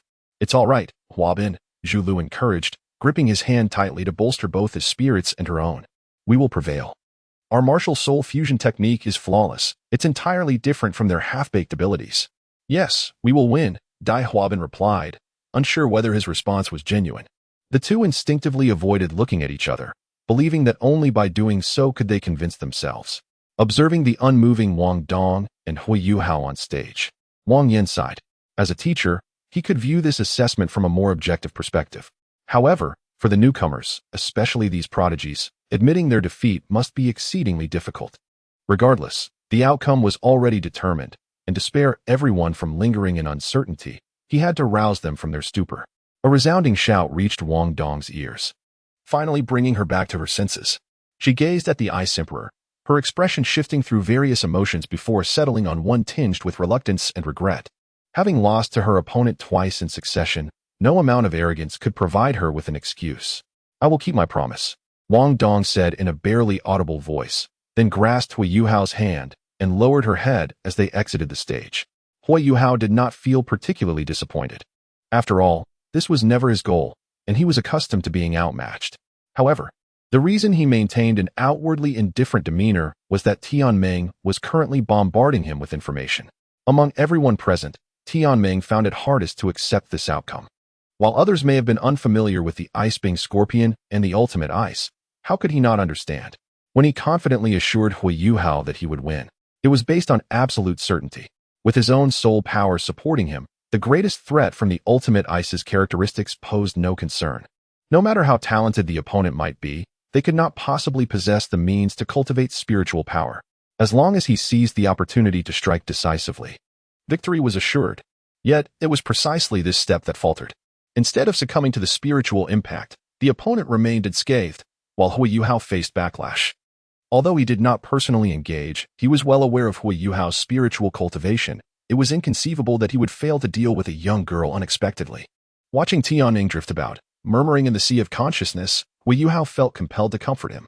However, after several attempts, Tianming appeared oblivious to his words, leaving Hui Yuao no choice but to wait patiently for him to reach his own conclusion. I understand. Tianming suddenly halted, shouting at Hui Yuao. Understand what? Hui Yuao replied. Perplexed. She is not human. Hui Yuao was momentarily taken aback.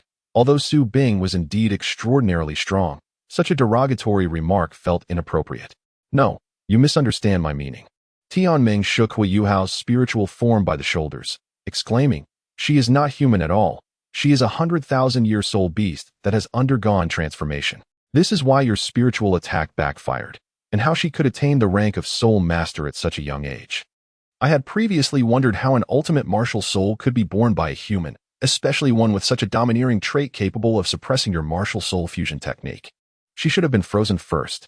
The only explanation is that she does not need to endure it because the Ice-Being Scorpion is her true self. How could she possibly be out of sync? Hui Yuao was astounded, although he had learned much about soul beasts from Tianming. The notion of a 100,000-year soul beast transforming into a human to attend school was utterly shocking. Furthermore, Tianming paused his actions, self-doubting. That's not right. How could a soul beast dare to undergo transformation so brazenly? With so many titled Douluos at Shrek, is she seeking her own demise? Moreover, I never sensed any aura of a soul beast from her. Hui Yuao exhaled in relief. The idea of a soul beast lurking among his classmates was too stimulating for him. Exactly, Tianming. If she truly was a transformed soul beast, how could the teachers not have noticed? However, this did not explain other matters, leading Tianming to consider the transformation theory more rationally. Grasping his head, he found himself unsure whom to believe. No, Tianming suddenly recalled something he had overlooked. The Ice-Being Scorpion is inherently proud. Even if it could not survive the heavenly tribulation, it would never choose to transform. Moreover, with the Ice Emperor present, how could they allow their kin to engage in such acts? Could there be some upheaval in the extreme northern lands? Yuao, we must uncover her origins. Compared to this matter, our failure in the assessment is hardly significant. Chapter 34. Suspicion for others. The most critical assessment had concluded. However, for Hui Yuao, what lay ahead was of even greater importance. From Tianming's earlier words, he grasped how unusual this situation truly was. If she were indeed a soul beast in the process of transformation, while he bore no animosity towards soul beasts, indeed, thanks to Tianming, he held a favorable view. There was no guarantee she felt the same way. Should she harbor ill intentions at Shrek? Not only his classmates, but even he himself could be in danger. Yet, for reasons unknown, Hui Yuao's desire to report to the teachers was dismissed by Tianming. Though he claimed it was for Hui Yuao's benefit, to avoid leaving a jealous impression in the teachers' minds, Hui Yuao keenly sensed that Tianming's true intentions lay elsewhere. However, the situation had not yet reached its worst point. He lacked direct evidence to prove she was a 100,000-year soul beast. Thus, he accepted Tianming's suggestion to investigate independently. After finding an excuse to leave the lounge, Hui Yuao stealthily approached the vicinity of the Ice Emperor's room. He relinquished control over his spiritual form, allowing Tianming to take over. A formidable and concealed mental force, far surpassing his own, emanated from Hui Yuao, spreading throughout the lounge. Just as he was about to inquire whether Tianming had discovered anything, a sudden voice from behind startled him, nearly causing him to stumble. "What are you doing here?" The voice was not harsh, but rather calm and gentle. Recognizing the familiar tone, Hui Yuao quickly turned around, feeling somewhat awkward. "Hello, Su Feng." "I imagine your teammate would disagree," Su Feng replied, shrugging. "What brings you here?" "Our match has already concluded." "It's because..." Hui Yuao hesitated, his anxious expression eliciting a quiet amusement from Su Feng. He had sensed something amiss from the very beginning, prompting him to approach deliberately. Tianming's mental force was unreservedly evident, radiating confidence that no one could surpass him mentally. Revealing the identity of the Ice Emperor at that moment would pose a significant issue for Su Feng. Hence, he immediately severed all perceptions to ensure that Tianming and the Ice Emperor remained unaware of one another. At that time, Tianming perceived a peculiar power enveloping the lounge, neither akin to soul power nor mental force. This strange energy completely obstructed his mental capabilities, rendering any attempts to circumvent it futile. Realizing that his assumptions were likely correct, that these two were no ordinary freshmen, he felt an urgent desire to probe further, entirely disregarding Hui Yuao's embarrassment. He instinctively believed that the means of isolating his mental force bore no relation to Su Feng's soul skills. "Are you referring to the wager?" Su Feng initiated the conversation. "Wager? What wager?" Hui Yuao's heart leapt at the opportunity to engage, though he masked his excitement. He had to seize the topic to prevent Su Feng from uncovering any peculiarities. "Did Wang Dong not mention it to you?" Su Feng mused, shaking his head. "Oh, right. She probably never considered the possibility of losing. Keeping you in the dark would make the revelation all the more surprising. She wagered with Binger that if she lost, she would have to produce a piece of millennium-old ice marrow, while our only requirement upon losing was for Bingo to publicly concede that her strength was inferior. It seems she did not intend for you to find out, likely to avoid causing a stir. It's not ideal for me to disclose this to you, so I hope you will keep it to yourself." "I will," Hui Yuao thought, recognizing that Wang Dong's personality indeed lent itself to such behavior. He suspected that mentioning it in front of her would likely provoke an irate reaction. "Since it's not about the wager, what brings you here?" Hui Yuao felt cold sweat bead on his forehead, but then reassured himself that Su Feng could not possibly detect Tianming. Thus he was merely being discreet and would not be attacked. "It's because our team lost, and we're rather curious about your side. For instance, how did Su Bing manage to withstand our assault just now?" "Nothing exceptional, merely a crushing display of strength," Su Feng replied, shaking his head, which was indeed the case. Given the Ice Emperor's prowess, even under the most restrictive circumstances, she would not be bested by a soul master of third and first rings. To overcome her displayed strength, one would need at least a soul king, and a top-tier martial soul at that. "I can see that you all have not fully utilized this skill. Your condition at the time was also less than optimal," Su Feng added. "Although you may not have realized it, I was restoring Binger's soul power. She was essentially in peak condition. Losing to her in such a state is no shame." "Now I understand," Hui Yuao mused, enlightenment dawning upon him. He had previously wondered why he and Wang Dong were exhausted while their opponent appeared unfazed. Now he recognized Su Feng's role in this. "You probably Haven T received systematic training in tactics and are unfamiliar with Soul Master's collaboration," Su Feng observed with a smile. "While your feigned attacks were fairly executed, the fundamental principle of combat is to avoid the enemy's strengths and target their weaknesses. The Academy's team arrangements aim to achieve this. Each team generally includes a control-type Soul Master, while limiting the number of assault-type members to one to prevent matches from devolving into mere brute force confrontations. However, it is clear that your focus was entirely on Binger, fixated on defeating her, which rendered the match a tedious war of attrition.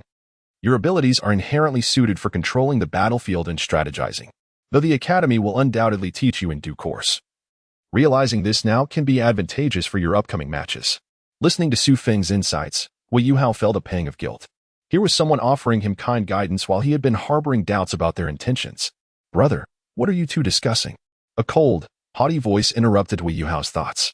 Gazing at the very person he had been suspicious of, he found himself at a loss for how to inquire. "Nothing much, just discussing the prior match," Su Feng replied. His expression still adorned with that infuriating, inscrutable smile.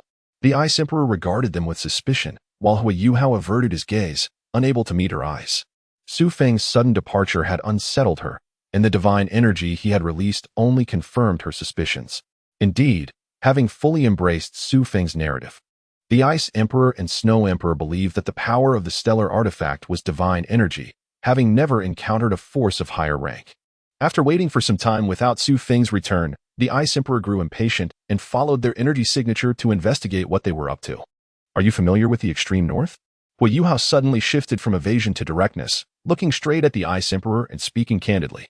Su Feng narrowed his eyes, realizing that Tianming had taken over his body. "The extreme north? Why do you ask?" Upon hearing a term that should not have crossed his lips, the Ice Emperor's demeanor shifted to one of caution, regarding the destined child with scrutiny. Tianming found himself at a loss for words. He could not outright inquire whether she was a transformed soul beast, especially with others present, nor could he adequately explain why he was asking. He is likely interested in the Ice Jade Scorpion, as it is a rare and extraordinary martial soul, Su Feng interjected. "Unfortunately, we are not well versed in it. A martial soul is simply a martial soul, and we only possess knowledge of the Ice Jade Scorpion's inherent characteristics." With that, Su Feng approached, draping an arm around the Ice Emperor's shoulders, firmly guiding her toward the lounge while addressing Tianming over his shoulder. "If you truly wish to learn about the extreme north, you should consult the Academy's instructors. We are merely students." "Students, you say?" Tianming murmured as he watched them disappear behind the door. In the end, he had gained no useful information, only deepening his confusion. Su Feng possesses a weapon spirit, which unequivocally identifies him as human. Initially, he speculated that he might have been coerced or deceived by Su Bing, masquerading as siblings. However, observing their recent intimacy and Su Bing's apparent compliance towards Su Feng, it seemed less likely to be an act.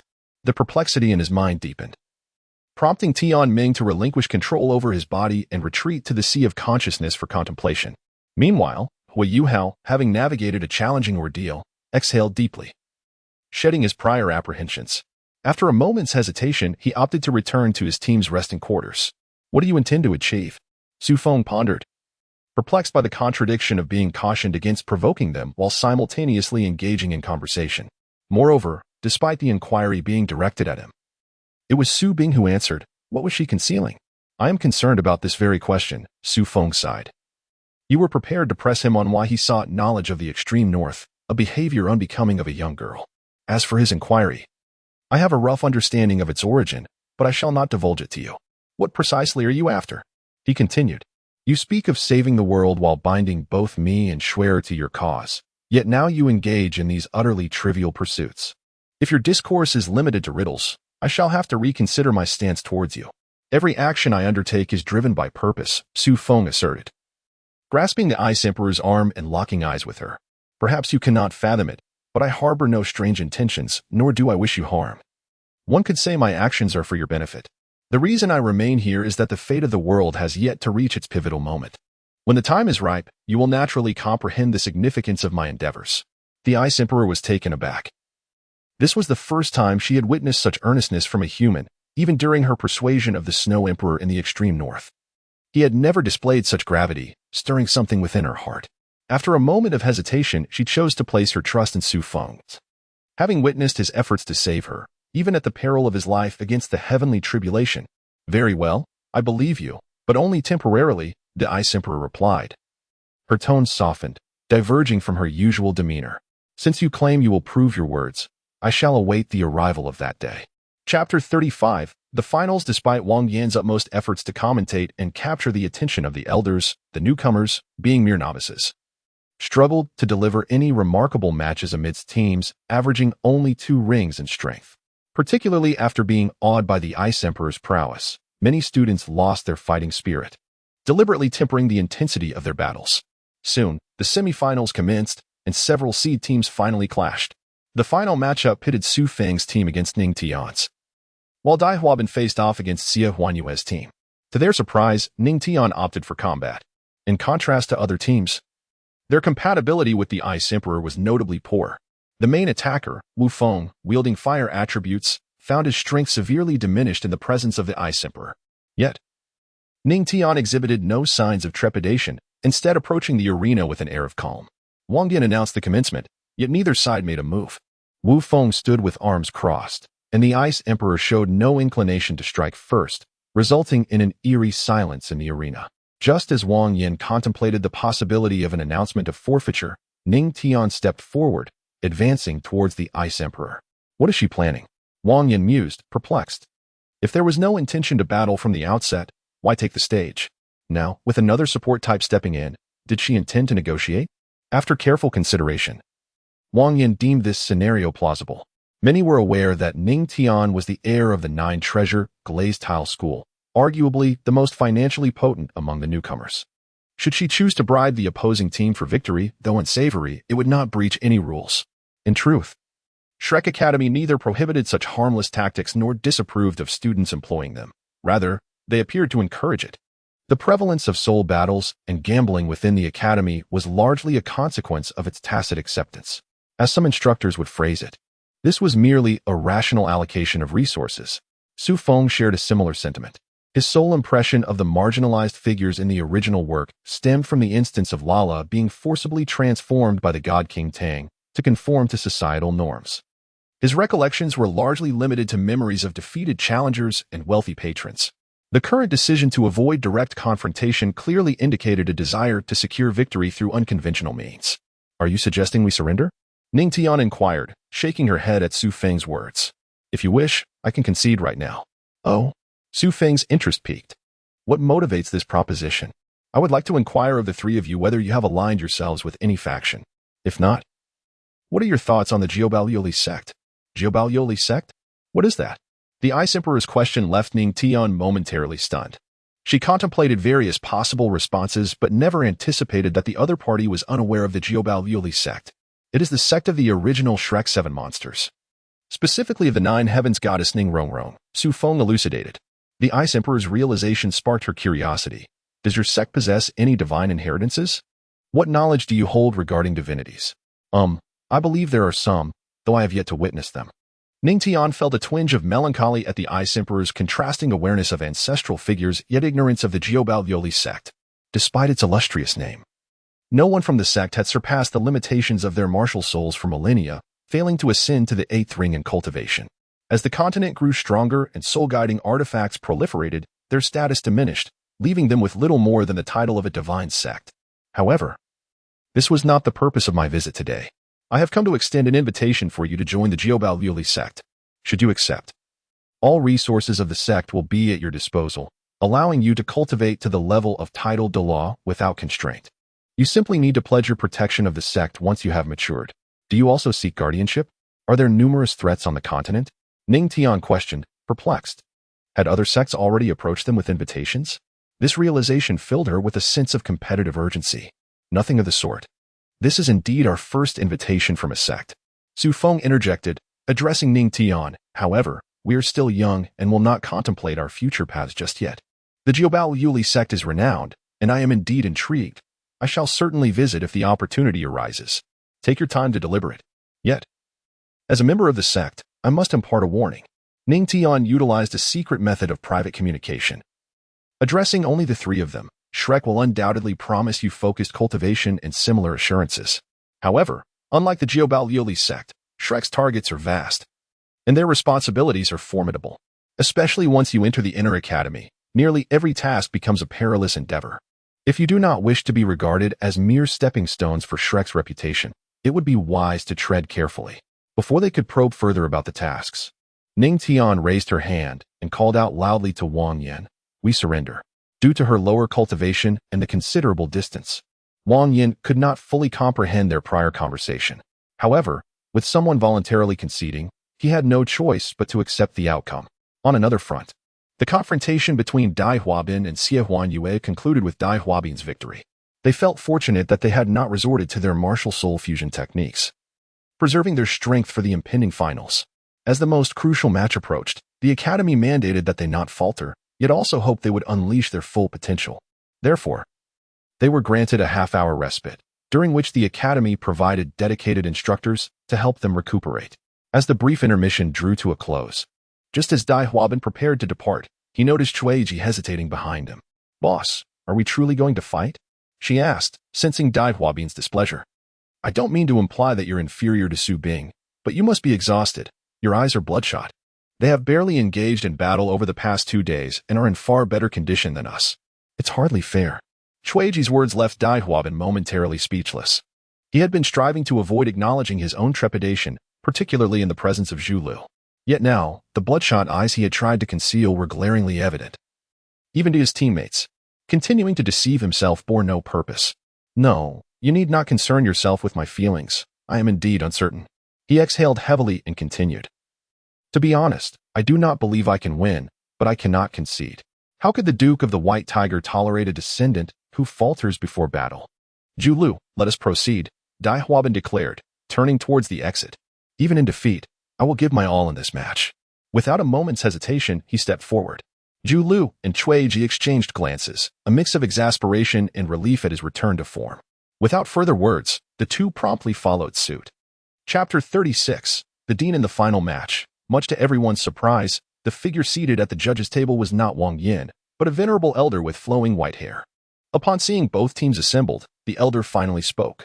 "I suspect many of you freshmen are unaware of my identity and may be puzzled as to why I have taken the place of teacher Wang Yin. I am Yin Xiaozhe, the current dean of Shrek Academy and also the head of the Martial Soul Department." As soon as his words fell, the audience of freshmen erupted in excitement.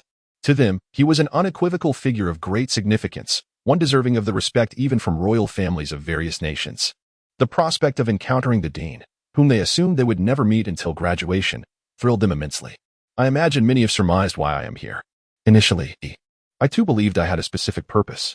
However, after observing your matches today, I realized that each of you is equally deserving of Shrek's attention. To speak candidly, you are the finest cohort I have encountered in nearly a century.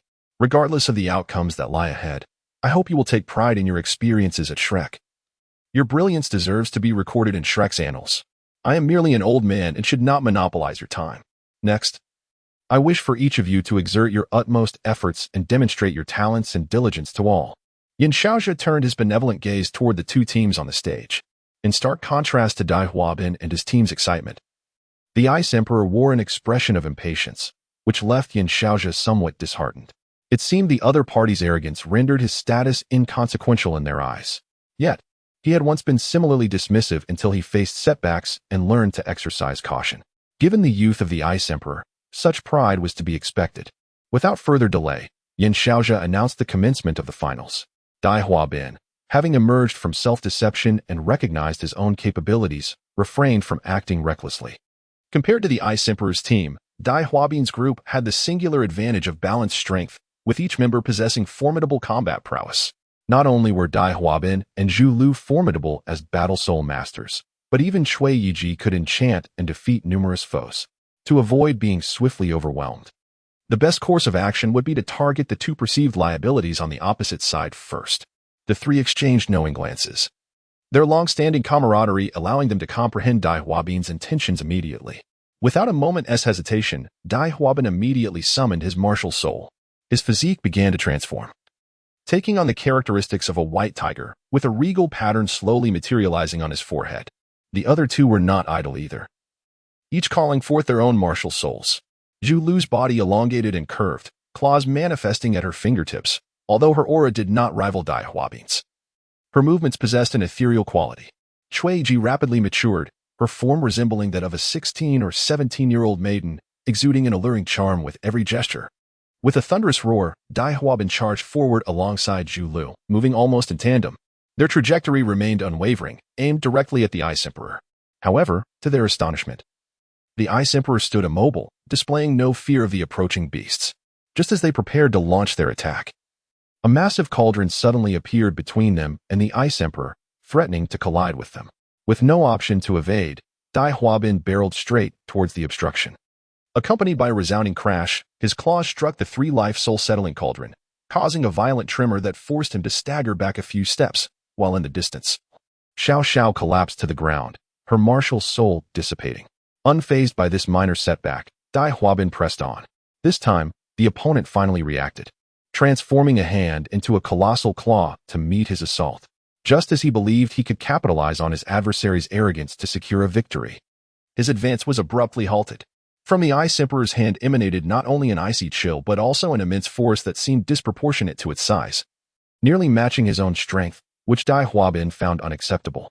If he could find solace in the suppression of soul power, failing to overpower his opponent in a contest of strength implied that the evil-eyed white tiger was fundamentally inferior to the ice scorpion.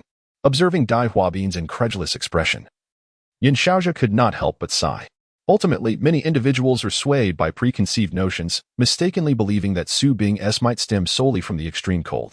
How could the ice scorpion, a ruler of the far north, rely solely on frigid temperatures to assert dominance? Every soul beast in the far north possesses ice attributes. Even if they fall short of the ultimate ice, they boast significant resistance to the cold. Relying on freezing prey to achieve victory is effective only against lower-tier soul beasts like ice silkworms. The true strength of the ice scorpion lies in its all-encompassing prowess. Its power and defense are on par with other top-tier bloodline soul beasts. Dai Huabin, at present, was clearly at a disadvantage, having initially held back instead of fully suppressing his opponent. Meanwhile, Zhu Lu showed no intention of assisting. After the three-life soul-settling cauldron appeared, she deliberately diminished her presence, waiting for all attention to be drawn elsewhere. Finally, seizing the opportunity, Zhu Lu stealthily maneuvered behind Su Feng and the others, timing her strike perfectly. Zhu Lu dashed towards Su Feng, her claws aimed at his back, intent on eliminating him. The attack came swiftly. She was confident he would be unable to react. However, just as she thought success was hers, she noticed Su Feng turning his head. With no time to reconsider, Zhu Lu could not halt her assault. She struck down, sending Su Feng flying. Yet, to everyone's surprise, Yin Xiaozhi did not intervene. Seeing Su Feng propelled away, Xiao Xiao grew frantic. Ignoring her recent backlash, she summoned 3 soul-settling cauldrons, hurling them towards Zhu Lu. However, Zhu Lu, being an agile attacker, was quicker and evaded the assault with ease. Having accomplished her objective, Zhu Lu felt a surge of delight.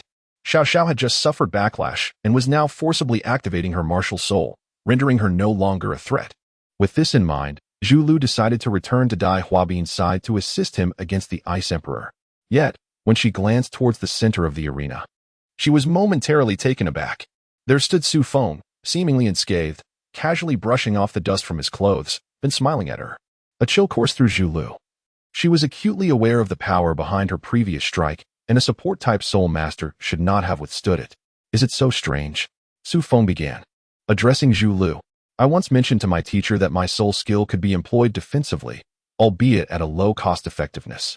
Nonetheless, there are times when one must incur a loss. Otherwise, I would have been eliminated just now. It appears that, despite expending much of my soul power, my choice was still quite prudent. Chapter 37. Shak Xufeng's words were undoubtedly false, given his current physical condition. He could easily engage in hand-to-hand combat with a Millennium Soul Beast.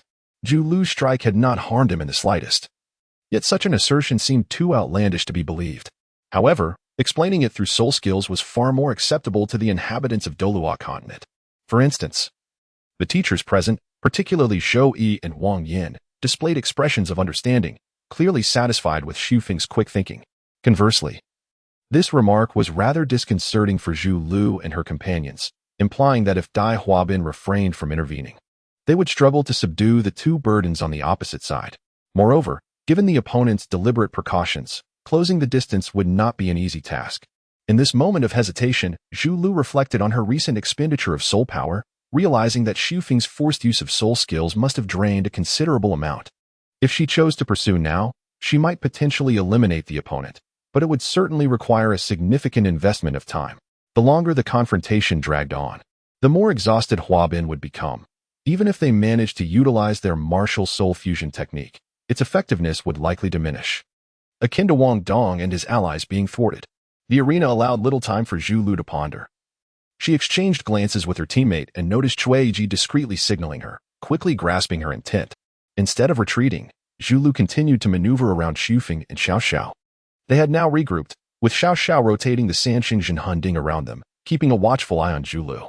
Before long, a light laugh resonated from a distance, intermingled with Cui Ji's distinctive soul power, drawing the attention of all present. Seizing the opportunity to captivate their focus, Cui Ji unhesitatingly unleashed her soul skill, charm, fixating her gaze on Xiao Xiao in an attempt to subdue her. As Cui Ji's technique successfully activated, a hint of confusion flickered across Xiao Xiao's face, causing the Sanxing Hunding to momentarily halt. Not missing this chance, Zhu Lu surged past Xiao Xiao's defensive perimeter. By the time Cui Ji realized something was amiss and attempted to intervene, Zhu Lu had already reached the two of them. In that instant, a cunning smile appeared on Xiao Xiao's face, dispelling any semblance of being controlled. Cui Ji's soul skill had failed to affect her, thanks to Xu Feng's protection. Furthermore, Cui Ji's charm was not as direct as Hui Yuao's spiritual impact. It took longer to manifest its effects on those with formidable mental fortitude. By the time she registered the situation and sought to warn Zhu Lu, it was already too late. The Sanxing Hunding materialized before Zhu Lu. And despite her desperate attempts to halt her advance, she could not avoid the collision. Unlike the anticipated clash with Dai Huabin, Zhu Lu was entirely unprepared for the force, and her body nearly fell apart from the impact. Xiao Xiao showed no intention of holding back. She swiftly initiated the ding shock, and Zhu Lu, still reeling from the previous blow, was immediately subjected to a violent tremor, sending her hurtling backwards. The abrupt turn of events left everyone stunned. In a single moment of misjudgment, Zhu Lu transitioned from a state of well-being to one even worse than Xu Feng's. Although the Sanxing Hunding was not a combat-type martial soul and the damage was less severe, Zhu Lu's body felt worse than withstanding Dai Huabin's attack. At that moment, she sensed her internal organs shifting violently, her mind buzzing incessantly, rendering her unable to hear her teammates' calls clearly. Witnessing Zhu Lu's dire condition, Dai Huabin panicked, disregarding his own physical state to summon an immense force that pushed the Ice Emperor back several steps. Once separated, he rushed to Zhu Lu's side, grasping her hand and calling out to ascertain her status. After a considerable time, Zhu Lu regained her consciousness. Though her soul power remained abundant, she was racked with excruciating pain that rendered her incapable of wielding her martial soul. Upon opening her eyes, her immediate reaction was not to assess her own condition but to muster the strength to observe her surroundings. Dai Huabin was close by, appearing significantly drained. Cui Ji seemed to be in better shape, but since her previous soul skill had failed, it could be inferred that the opponent possessed some form of resistance against mental attacks, greatly diminishing her effectiveness. Xu Feng and Xiao Xiao remained together, maintaining their strategy of non-engagement. The Ice Emperor, on the other hand, displayed a rare expression of anticipation, seemingly waiting for their next move. Zhu Lu's expression tightened as she realized her options were dwindling. With a determined gaze, she looked at Dai Huabin and spoke. "Huabin, it's time to act. We have no other choice." Dai Huabin's face reflected concern, guilt, and self-reproach as he gazed at Zhu Lu, yet ultimately he mirrored her resolute expression. All right. Without further ado, the two simultaneously activated their martial souls, merging them as they had countless times before, culminating in the transformation into a colossal white tiger. At that moment, the white tiger's eyes lacked the regal ferocity typically associated with a king. Instead, they bore an expression of anguish and resolve as it let out a mighty roar and charged toward the Ice Emperor. The Ice Emperor reverted to her usual stoic demeanor. Having become desensitized to such peculiar theatrics, all she desired was to conclude the competition swiftly and return to her dormitory for a well-deserved rest. The white tiger's speed was not particularly swift, yet its immense size exuded a sense of intimidation, leaving the audience below with a palpable sense of pressure. Nevertheless, even under these circumstances, not only the teachers but also the new students displayed no signs of anxiety. Ning Tian sighed, although she was not the one facing imminent defeat. The sense of helplessness from Dai Huabin and his team resonated with her. The opposing side had yet to launch a serious attack, and her team was already poised to reveal their final trump card, making the eventual outcome all too predictable. Indeed, that was the case. The Ice Emperor did not hesitate, unleashing her utmost power the moment the white tiger took form. In an instant, the entire arena was encased in ice, halting the white tiger's advance before it could cover much ground. Frost rapidly spread over its limbs, soon reaching its knees. Dai Huabin, who was at the forefront of their collective consciousness, bellowed with all his might, striving to break free from the ice's grip. Yet, how could even a body formed through martial soul fusion contend against the pinnacle of ice? As the frost spread, the white tiger found itself unable to muster any strength, merely watching as it gradually lost its combat capabilities. By the time the Ice Emperor rose, only the white tiger's head remained above the ground, its aura significantly weakened. Were it not for the last flicker of hope, the martial soul fusion technique would have likely dissipated, while the outcome was never in doubt. The decisive and clean defeat of Dai Huabin and Zhu Lu's martial soul fusion technique still astonished many. It wasn't until Yin Xiaozhe's voice reached their ears that everyone snapped back to reality. I hereby declare the victors of this match, and the champions of this year's freshman assessment, to be the Shuebing team. Given the exhaustion felt by all, the awards ceremony would be held the following day, allowing the students to return and rest adequately. Yin Xiaozhe cast a warm glance toward the Ice Emperor, who remained indifferent, leaving the carefully prepared speech unspoken. Never mind. The awards will be presented tomorrow. There is no rush. Noting that his goodwill had failed to elicit any emotional response from the Ice Emperor, Yin Xiaozhe felt a touch of awkwardness and could only mutter to himself. Chapter 38, Cultivation Plan. I hereby announce that the aforementioned students will become core disciples of the Martial Soul Department, reaping the benefits of the Academy's specialized training program. Yin Xiaozhe's declaration elicited expressions of excitement and joy from several teams on stage, yet a few remained unaffected. The Ice Emperor and Xu Feng were unmoved, while Ning Tian merely bowed politely to Yin Xiaozhe, showing no surprise at the announcement.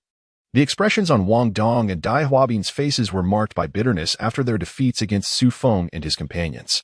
For them, attaining the status of core disciples was of little consequence. The resources provided by the Academy could scarcely rival those available at home. Although it was apparent to any discerning observer that their losses to the Ice Emperor were not due to their own weaknesses but rather the formidable strength of their opponents. This reasoning was particularly disheartening for individuals accustomed to positions of prominence. Fortunately, Dean Yin did not exhibit any intention of receiving thanks individually. With a slight wave of his hand, the emblem symbolizing their core disciple status gracefully floated into their possession. Next, please accompany me, Su Bing and your team. As the most outstanding cohort of freshmen, the Academy has prepared special rewards for you. Under the envious gazes of the other new students, Yin Xiaozhe led them away from the plaza and towards the office building of the Martial Spirit Department. Yin Xiaozhe rarely frequented the outer academy, as most matters were handled by the Director of Education, Du Weilin. Thus, his office was modest in size, akin to that of an ordinary teacher. After arranging for Su Feng and his companions to take a seat, Yin Xiaozhe unexpectedly approached them and bowed slightly towards the Ice Emperor. I must first extend my apologies on behalf of my impolite disciple for the disturbance you experienced earlier. Upon witnessing the dean bow before her, Xiao Xiao hastily rose, gesturing with her hands in a flustered manner. No, Dean Yin, what are you doing? We were not frightened at all. You are the dean of Shrek. How could you apologize to us? Was it about Senior Ma Xiaotao? In contrast to Xiao Xiao, who lacked crucial information, Su Feng remained composed and responded calmly. Indeed? Yin Xiaozhe straightened up and stroked his beard, expressing his embarrassment. Xiao Tao is my direct disciple. Perhaps due to this, she has been overly indulged by her instructors within the academy, leading her to make such requests of you. However, she is not inherently ill-natured. She merely acted impulsively. I hope you do not harbor a negative impression of her. I'm not interested.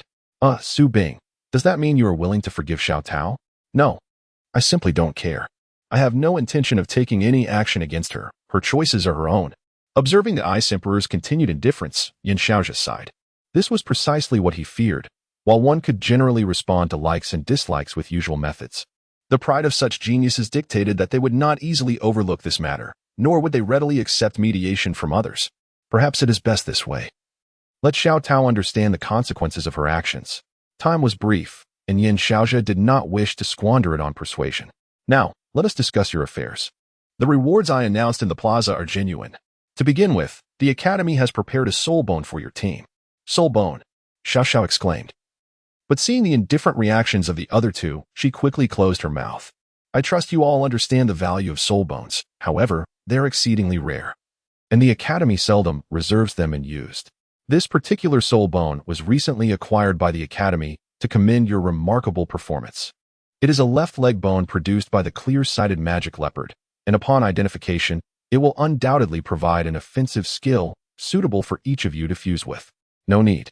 The Ice Emperor immediately replied, setting aside the fact that she, as a soul beast, did not require a soul bone to provide skills. The strength of this soul bone was inferior to her own physical prowess. Fusion would be detrimental. I apologize, Dean Yin. But my sister has resolved to only fuse with top-tier ice attribute soul bones. This one is indeed useless to her. As for myself, I have no intention of honing my combat abilities. Even if I acquired this soul bone, I would likely not utilize it. Perhaps you could bestow it upon Xiao Xiao. Eh? Observing the two relinquish the soul bone without hesitation, Xiao Xiao felt a sense of overwhelming gratitude. She had always been the one being carried along in their team, lacking the close familial ties they shared. Now, with them offering her such a precious item, she found herself at a loss for how to respond. Since you have made your decision, then Xiao Xiao, you shall accept it. Yin Xiaozhi did not linger, directly handing the box containing the soul bone to Xiao Xiao.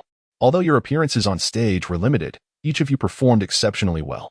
Moreover, Xiao Xiao, you are a twin martial soul user. The resources required for your training will only increase. Accepting this soul bone can be seen as a small gesture of support from the academy. As Xiao Xiao gratefully accepted the soul bone, Yin Xiaozhi nodded, pleased with her reaction. Shrek has always been generous with resources towards promising students without backgrounds. Ultimately, these individuals would generate far greater value for the academy than the investments made. The soul bone was merely a portion of the rewards. What lay ahead was the true offering prepared for them. Yin Xiaozhi cleared his throat and continued, Su Bing, Su Feng, Xiao Xiao. Would you be willing to accept the academy's specialized training and join the faculty after graduation? What does specialized training entail? Aren't we already core disciples? Xiao Xiao asked, somewhat perplexed, responding with a question of her own.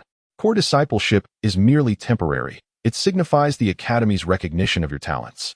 Yet it does not guarantee admission to the inner academy. Yin Xiaozhi stroked his chin thoughtfully, smiling as he explained, however, should you accept the academy's training program, it would not only ensure your entry into the inner academy but also designate you as the next generation of Shrek 7 monsters. The academy will spare no resources in cultivating you until you can stand on your own, and you will become an integral part of the academy, contributing to its development. We appreciate the academy's goodwill, but we do not intend to join any factions at this time. To Yin Xiaozhi's surprise, barely as his words fell, Su Feng promptly rejected the offer, causing the smile to falter on his face. Then, I shall need to consider it as well, Xiao Xiao added uncertainly. Following Su Feng's lead, could you share your reasoning with me? Thank you for your kindness, Su Feng said. Placing his right hand over his chest and bowing slightly in apology, my sister and I do not wish to hastily determine our future. In fact, upon graduating from Shrek, we plan to journey across the continent, experiencing its diverse landscapes. Perhaps at that time, we will accept the academy's invitation.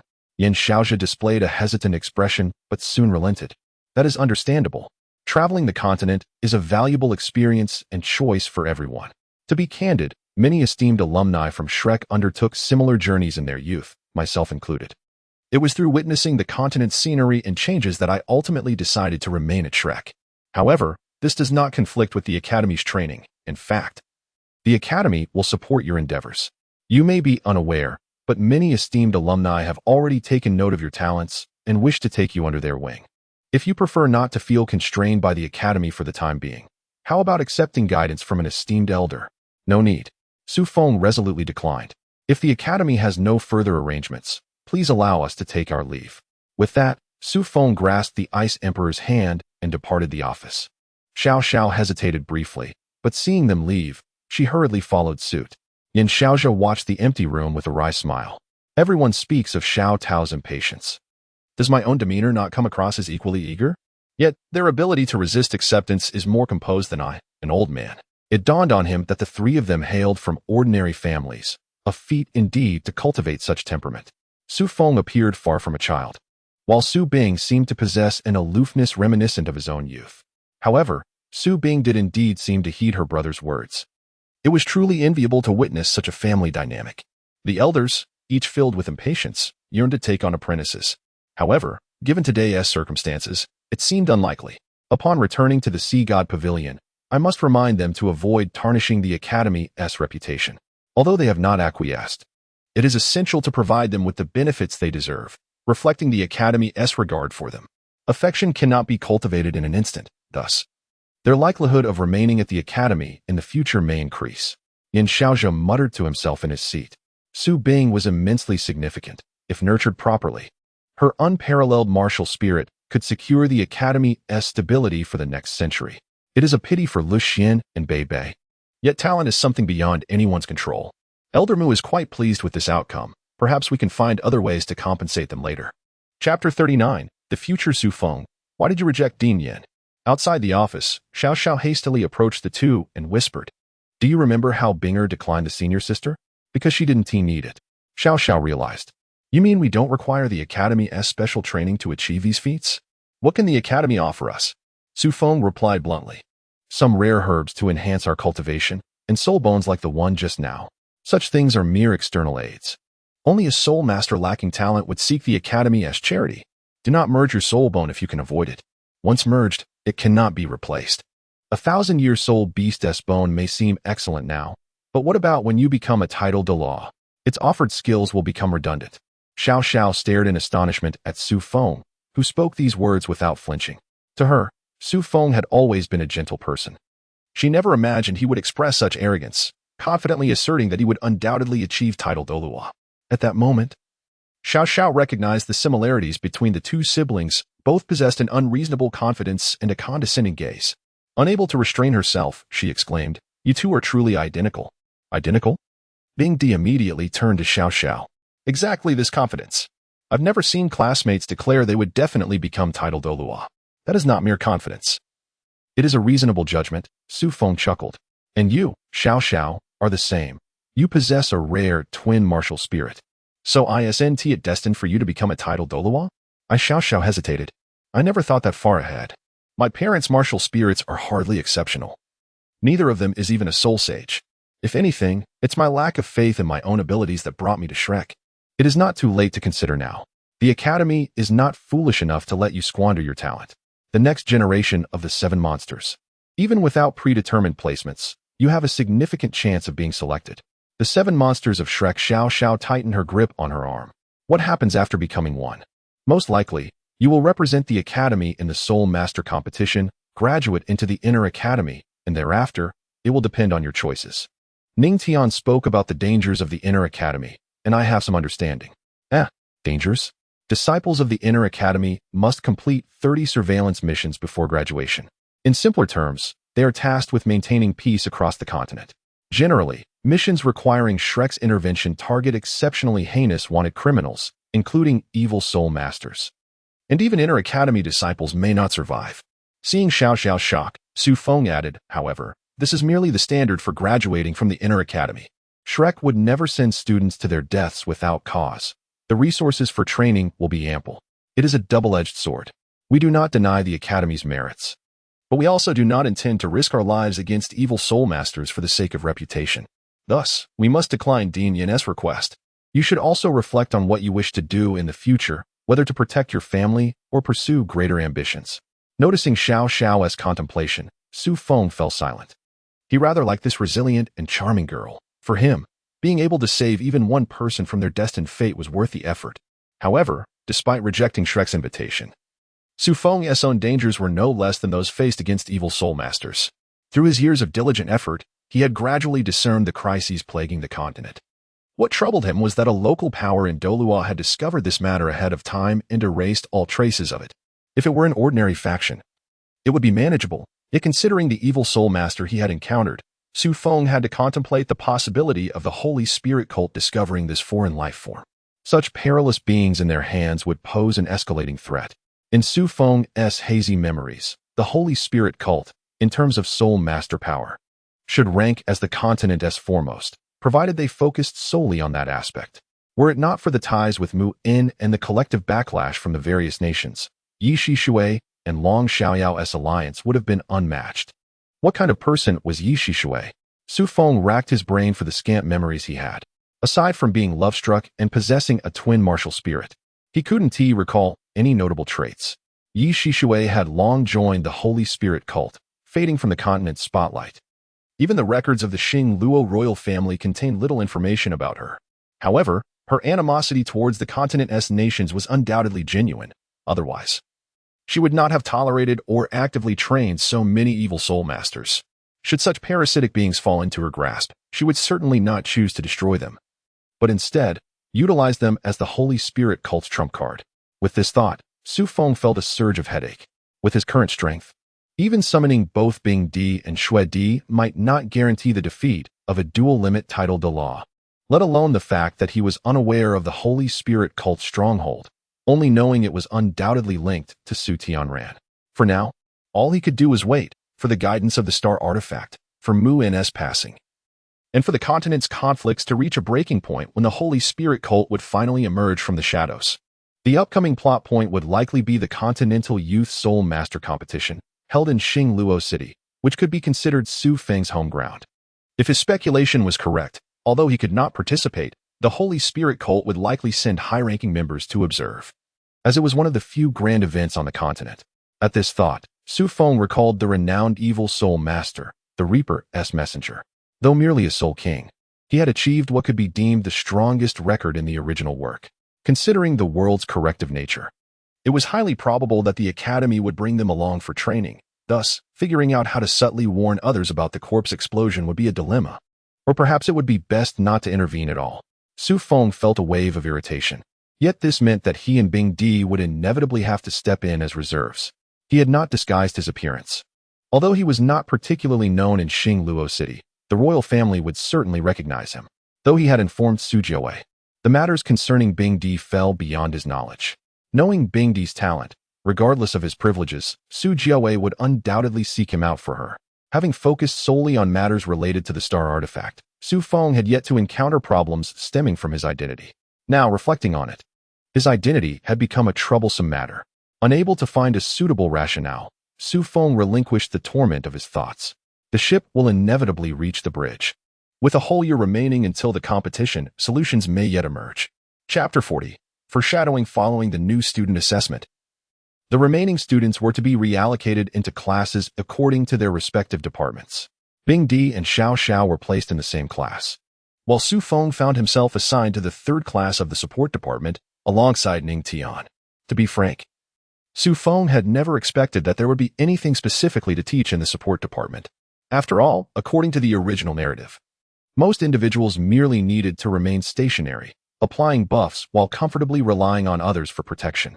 Nevertheless, since the Academy had made its divisions, there must be a reason for it, and Su Feng resolved to listen attentively. However, to his dismay, the content of the class quickly disappointed him. The head of the support department appeared to be a rather pedantic old scholar. For several days following the class division, he focused solely on how to enhance concentration and meditate more efficiently, with scarcely any mention of combat-related content. Finally, unable to endure any longer, Su Feng brazenly laid his head down on the desk and fell asleep when the teacher once again instructed them to meditate. To Su Feng's surprise, the teacher did not admonish him, instead appearing quite accustomed to such behavior. The surrounding students were oblivious, save for his deskmate Ning Tian, who cast him a fleeting glance before silently resuming her meditation. After class, before Su Feng could leave, Ning Tian called out to him, "Do you have any grievances regarding the Academy's curriculum? What does it matter to you?" He retorted, "Your actions and mine are intertwined, especially since you explicitly rejected the invitation from the Nine Treasures Glazed Tile School." Ning Tian replied candidly, her concern unmasked. "As a fellow support-type Soulmaster, I am quite intrigued as to how you have progressed so swiftly towards nearing Soulmaster status. After all, even I have expended considerable resources from my family. In any case, it cannot merely be attributed to daily meditation." Su Feng shrugged. "Surely, the Nine Treasures Glazed Tile School and the Academy would not confine us to meditation every day? What kind of Soulmaster would that make us? We might as well rely on pills to bolster our cultivation. But what can the support department truly achieve?" Ning Tian questioned, her eyes wide with curiosity. "If you wish to enhance your combat abilities, you ought to select the control department. Yet, as far as I know, you have not. Combat for soul masters encompasses more than merely soul skills. This should be the most fundamental knowledge," Su Feng countered, equally perplexed.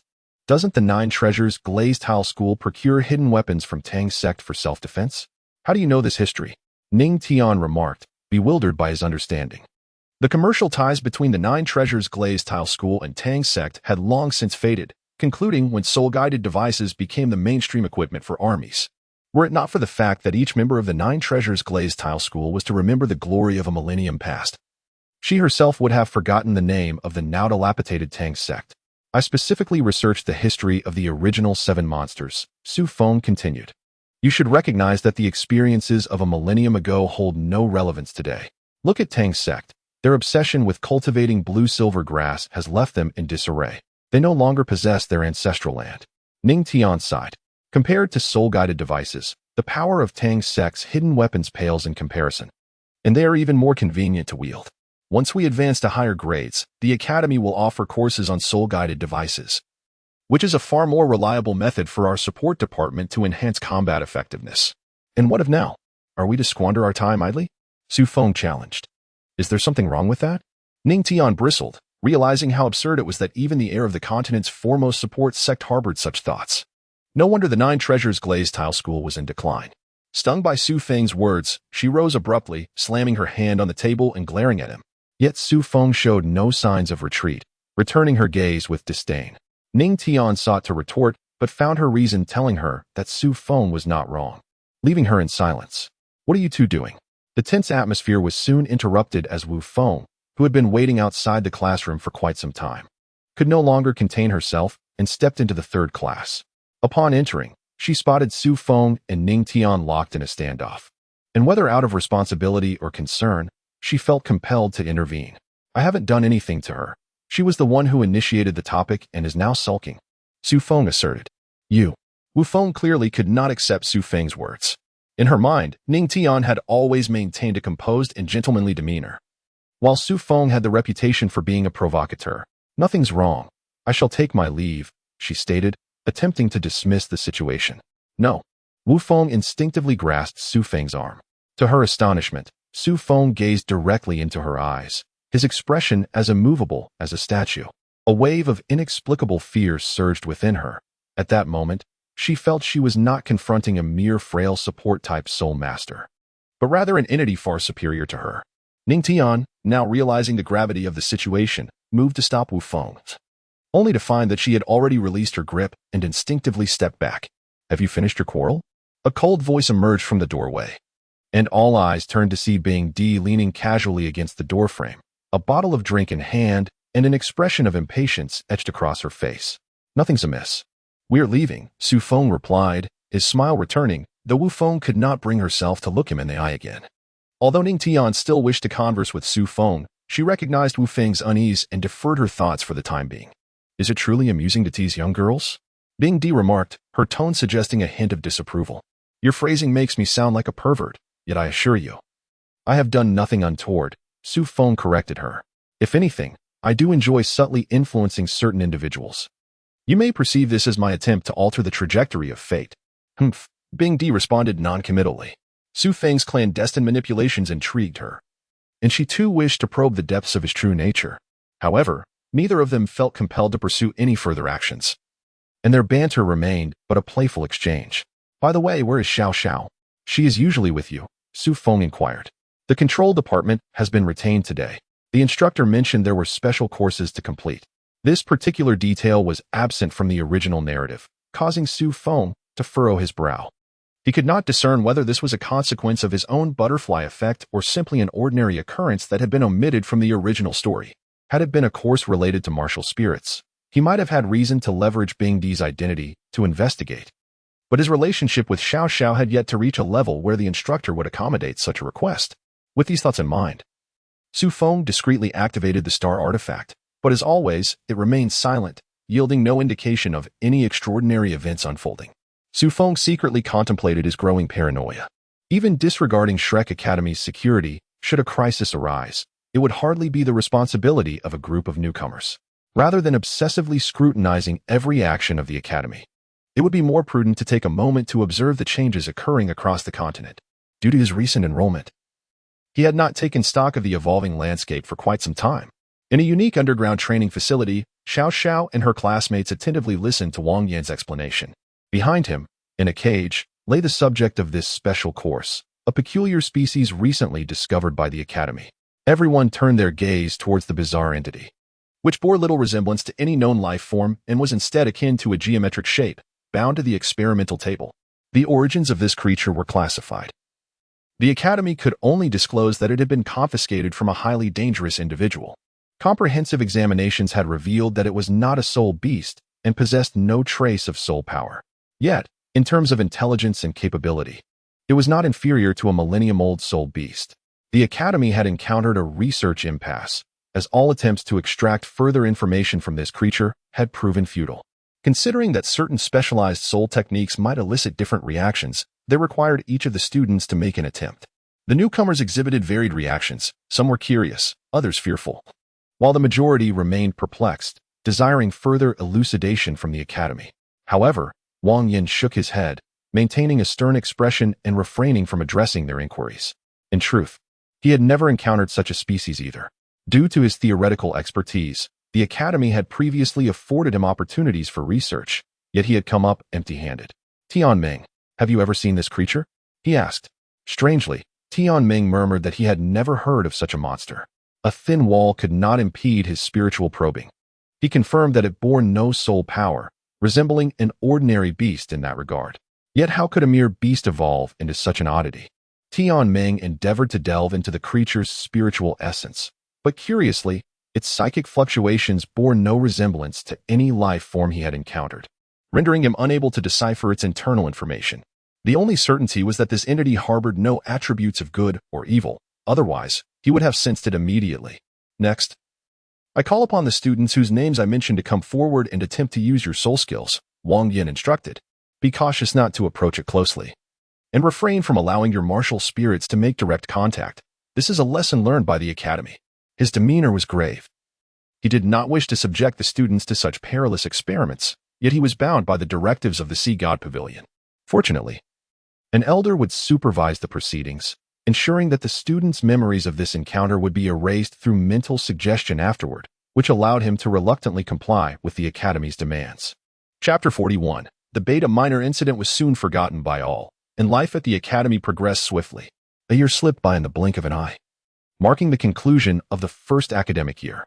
According to the Academy's regulations, all students were free to choose whether to depart or remain for further cultivation. With individual advancement assessments scheduled for the start of the new term, the Academy's intention was clear.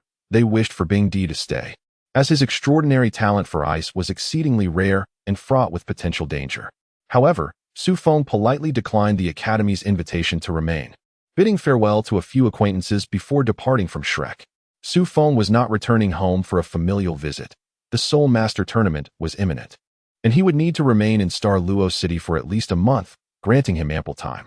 The true impetus for his urgency lay in the fact that he had reached the threshold of level 30, signifying the necessity of confronting the next trial. This time, the location of the trial was unexpectedly close, situated in a small town on the border of the Heavenly Soul. Less than a day after departing from the Academy, Su Feng, accompanied by the Ice Emperor, arrived at their destination. Upon donning their disguises, Su Feng led her into the town. Is this the important location you mentioned? The Ice Emperor inquired, gazing at the market before them, which lacked even a single soul master, her confusion evident.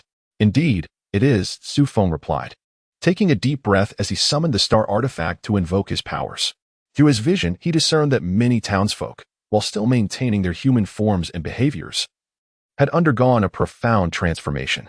Yet, this was evidently not the sole reason the star artifact had guided him here. The sheer number of parasitized individuals present without inciting any disturbance suggested the existence of a hidden controller. His objective was clear: to identify this controller and eradicate all foreign entities before a crisis erupted. Where is the strongest individual in this town? He inquired. There are no exceptional individuals, but if I must specify, there is a soul master not exceeding the second ring. I doubt that is who you seek. Su Feng furrowed his brow. In his estimation, this place should be a site utilized by the Spirit Hall for experimenting on foreign beings, and it would be reasonable to expect a higher-ranking figure to oversee operations. Yet, someone below the second ring could hardly be the decision-maker. They were more likely just an oblivious passerby. Shall we expand our search radius? Su Feng pondered, caught in a dilemma. The host bodies of these entities were surely not in the possession of ordinary folk. Failing to locate that higher up would only prolong the task and complicate its completion. However, venturing out for a search would inevitably alert the enemy, making it even more challenging to uncover their presence. What would I consider if I were the one in charge? Su Feng attempted to approach the problem from a reverse perspective. The Spirit Hall had assigned him this task for numerous reasons, including the necessity of concealing his whereabouts and gathering experimental data. Given the current normalcy of the town's operations, it would be prudent to observe from a secure position. Yet, it was unlikely that the mastermind would remain concealed indefinitely. They would inevitably investigate whenever the biological changes in the town occurred. With this realization, Su Feng made a decision. He seized a passerby who had been parasitized and directly employed the powers of the star artifact. Just as the individual was about to speak, a peculiar wave emanated from him, seizing control of his body. The man's expression gradually faded, his eyes darkening, and his movements stiffening. Satisfied that he had activated the parasite within, Su Feng released his grip. Before Su Feng and the Ice Emperor's watchful eyes, the man continued to walk with his head down, though it was evident he had lost his sense of self. Su Feng estimated that by midnight, the man would undergo complete transformation and would likely commence an assault on the townspeople. Let us find a place to settle for now, the Ice Emperor suggested. Her expression grave. Following Su Feng's recent activation, she too sensed something amiss with the man. Despite possessing no soul power, the instinct of a fierce beast alerted her to danger, not to mention the evident changes in the man that were apparent to anyone. Upon closer inspection, it seemed that all individuals in the town exhibited similar fluctuations, albeit too deeply concealed for her to detect initially. What is that phenomenon? She inquired. I cannot ascertain. Someone has meticulously erased many traces prior to my arrival. Were it not for the guidance of the star god, I too would remain oblivious. This is merely the tip of the iceberg concerning the crisis I have long feared. Is this the reason you summoned me for protection? She asked. No. While the parasites are indeed perilous, they do not target me, and I am confident in my ability to outpace their growth.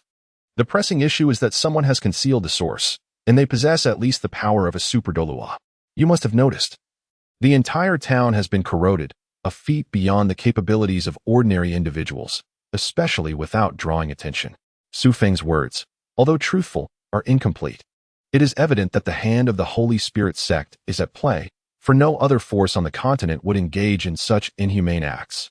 He refrained from revealing the circumstances of the Holy Spirit sect to the Ice Emperor, as doing so would necessitate an explanation of his profound knowledge regarding a malevolent soul master sect. Eliminating these monsters directly is indeed not a daunting task, yet it would sever the tenuous leads he has painstakingly acquired. I have set the bait. Now, I merely await the fish to bite. Are you so confident that everything will unfold as you envision? Certainly. In this regard, Su Feng is unequivocally certain. Both he and the Holy Spirit sect remain in the shadows, yet he possesses the memories of a past life. The adversary may be wary of Shrek and the Imperial forces, but they would never suspect a handful of travelers. Noticing the Ice Emperor's skeptical gaze, Su Feng ceased to elaborate, taking her hand and leading her towards a nearby inn. Although his plan may be fraught with risks, the Holy Spirit sect's strength and average intelligence would hardly heed such minor suspicions. A room that offers a view of the square outside is necessary. Furthermore, I wish to remain undisturbed. The innkeeper, observing the youthful couple before him, displayed a knowing expression, readily accepting the extra gratuity Su Feng provided. The second room on the right of the top floor. Rest assured, our rooms have excellent soundproofing. Watching the innkeeper's suggestive gestures, the Ice Emperor felt an inexplicable shiver. She did not comprehend the nuances of human colloquialisms, but instinctively sensed that she had been taken advantage of. Upon entering the room, shutting the door, and erecting a barrier, the Ice Emperor turned to Su Feng, who was already reclining on the bed, preparing to sleep. After a moment of hesitation, she inquired, "What did that human mean earlier?" He misinterpreted the situation somewhat, but it works to our advantage. Now, rest quickly. We have important matters to attend to tonight. Su Feng was clearly playing tricks. Yet the Ice Emperor had come to understand his temperament over time. Although he had always preferred to keep things to himself, he rarely resorted to deceit. The failure to extract information during the first inquiry indicated that he would not divulge anything at all. As a novice who had spent a year in the comforts of the academy, the Ice Emperor found it impossible to fathom the intricacies of human encrypted communication and ultimately relinquished the effort to strain his mind. After all, he would not return to this place. Any misunderstandings with his superior were of little concern. Having come to this realization, the Ice Emperor shed his pretense and unceremoniously nestled beside Su Feng, tugging the solitary blanket toward himself.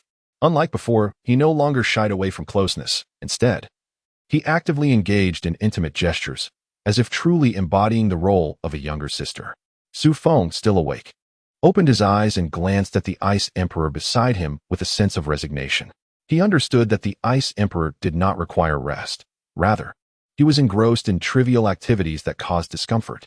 Su Feng held his tongue regarding the matter. After retrieving his own blanket from the storage soul guide, he finally managed to drift off into a peaceful slumber. Shortly thereafter, the Ice Emperor, too, experienced a rare and genuine sleep. In the room, unnoticed by anyone, the star artifact began to stir into spontaneous activity. As currents of power flowed from Su Feng into the Ice Emperor, she found herself in a dream in which she was the protagonist, yet entirely different from her present self. Gone was the arrogance that disregarded others. Instead, her gaze was resolute, as though she bore a significant burden. The Ice Emperor's hazy consciousness began to move in sync with her dream self, seemingly in search of something on the continent, crafting something of importance. At last, she appeared to have discovered her objective, a peculiarly shaped cabinet. She yearned to approach and examine it, but the dream abruptly came to an end. Chapter 42. Emergence. Su Feng's consciousness gradually awakened, and he vaguely sensed that something lay atop him. Something neither particularly heavy nor uncomfortable, but rather cool to the touch, which brought him a sense of comfort. Accustomed to lingering in bed, Su Feng intended to doze off a little longer. However, the object upon him began to stir, compelling him to respond. Instinctively, he raised his hand to embrace the entity, hoping to roll over and continue his slumber. Yet, the movement of the being in his arms suddenly intensified, sending a sharp pain coursing through his abdomen, causing him to instinctively release his hold and curl up. Simultaneously, the entity within his embrace broke free from its confinement and distanced itself from him. Su Feng slowly opened his eyes and immediately understood the situation upon seeing the Ice Emperor sitting beside him. It seemed that in the midst of slumber, they had somehow ended up entangled together, and upon waking, the Ice Emperor had hastily extricated herself. "Are you trying to get yourself killed?" Su Feng exclaimed, observing the Ice Emperor conjuring an icy blade in her hand. He quickly retreated, only to stumble and fall from the bed. Gaining his bearings, he surveyed the surroundings and spoke with newfound confidence. "Take a good look. You came over on your own accord. This has nothing to do with me." The Ice Emperor, still seething with anger, glanced around. She found herself in the center of the bed, with Su Feng's blanket draped over her lower legs and feet, while the blanket that had initially covered her had fallen to the floor on the opposite side. Considering the positions, it appeared that she had indeed crawled into Su Feng's blanket and had even taken pleasure in lying atop him. The Ice Emperor began to reflect on the earlier events. After stealing the only blanket and settling down, she had inexplicably fallen asleep. Her subsequent actions were somewhat instinctual, drawn by a familiar warmth. Upon waking, she discovered herself sprawled across Su Feng, with one of his arms wrapped around her. Instinctively, she struck Su Feng with a fist and summoned her soul power, intending to chastise this audacious intruder. However, upon realizing the fault lay with her, her anger dissipated, and she awkwardly cleared her throat. Although she could not comprehend why she had slept so soundly and so indiscreetly leaned on Su Feng, admitting her mistake was out of the question. "Even if I leaned over, you did nothing. Do you not bear any responsibility?" Over time spent with Su Feng, the Ice Emperor had honed her skills in subtle argumentation and quickly retorted, "Not to mention, you were the one who held on to me." The unanticipated punch left Su Feng speechless, as the Ice Emperor's brazen demeanor truly astonished him. Was this the innate double standard possessed by every individual on the Douluo continent? Yet the dissipating ice blade revealed the Ice Emperor's true thoughts, indicating that she had indeed recognized her error. Observing the proud Ice Emperor, Su Feng chose not to dwell on the matter further, for the individual before him was a genuine celestial being, with a physical and psychological age spanning millennia, capable of effortlessly resolving him with a mere flick of her finger. Rising to his feet and brushing off his clothes, Su Feng gazed out the window. This small town was hardly a significant city, with scarcely any soul masters, let alone any widespread illumination soul tools.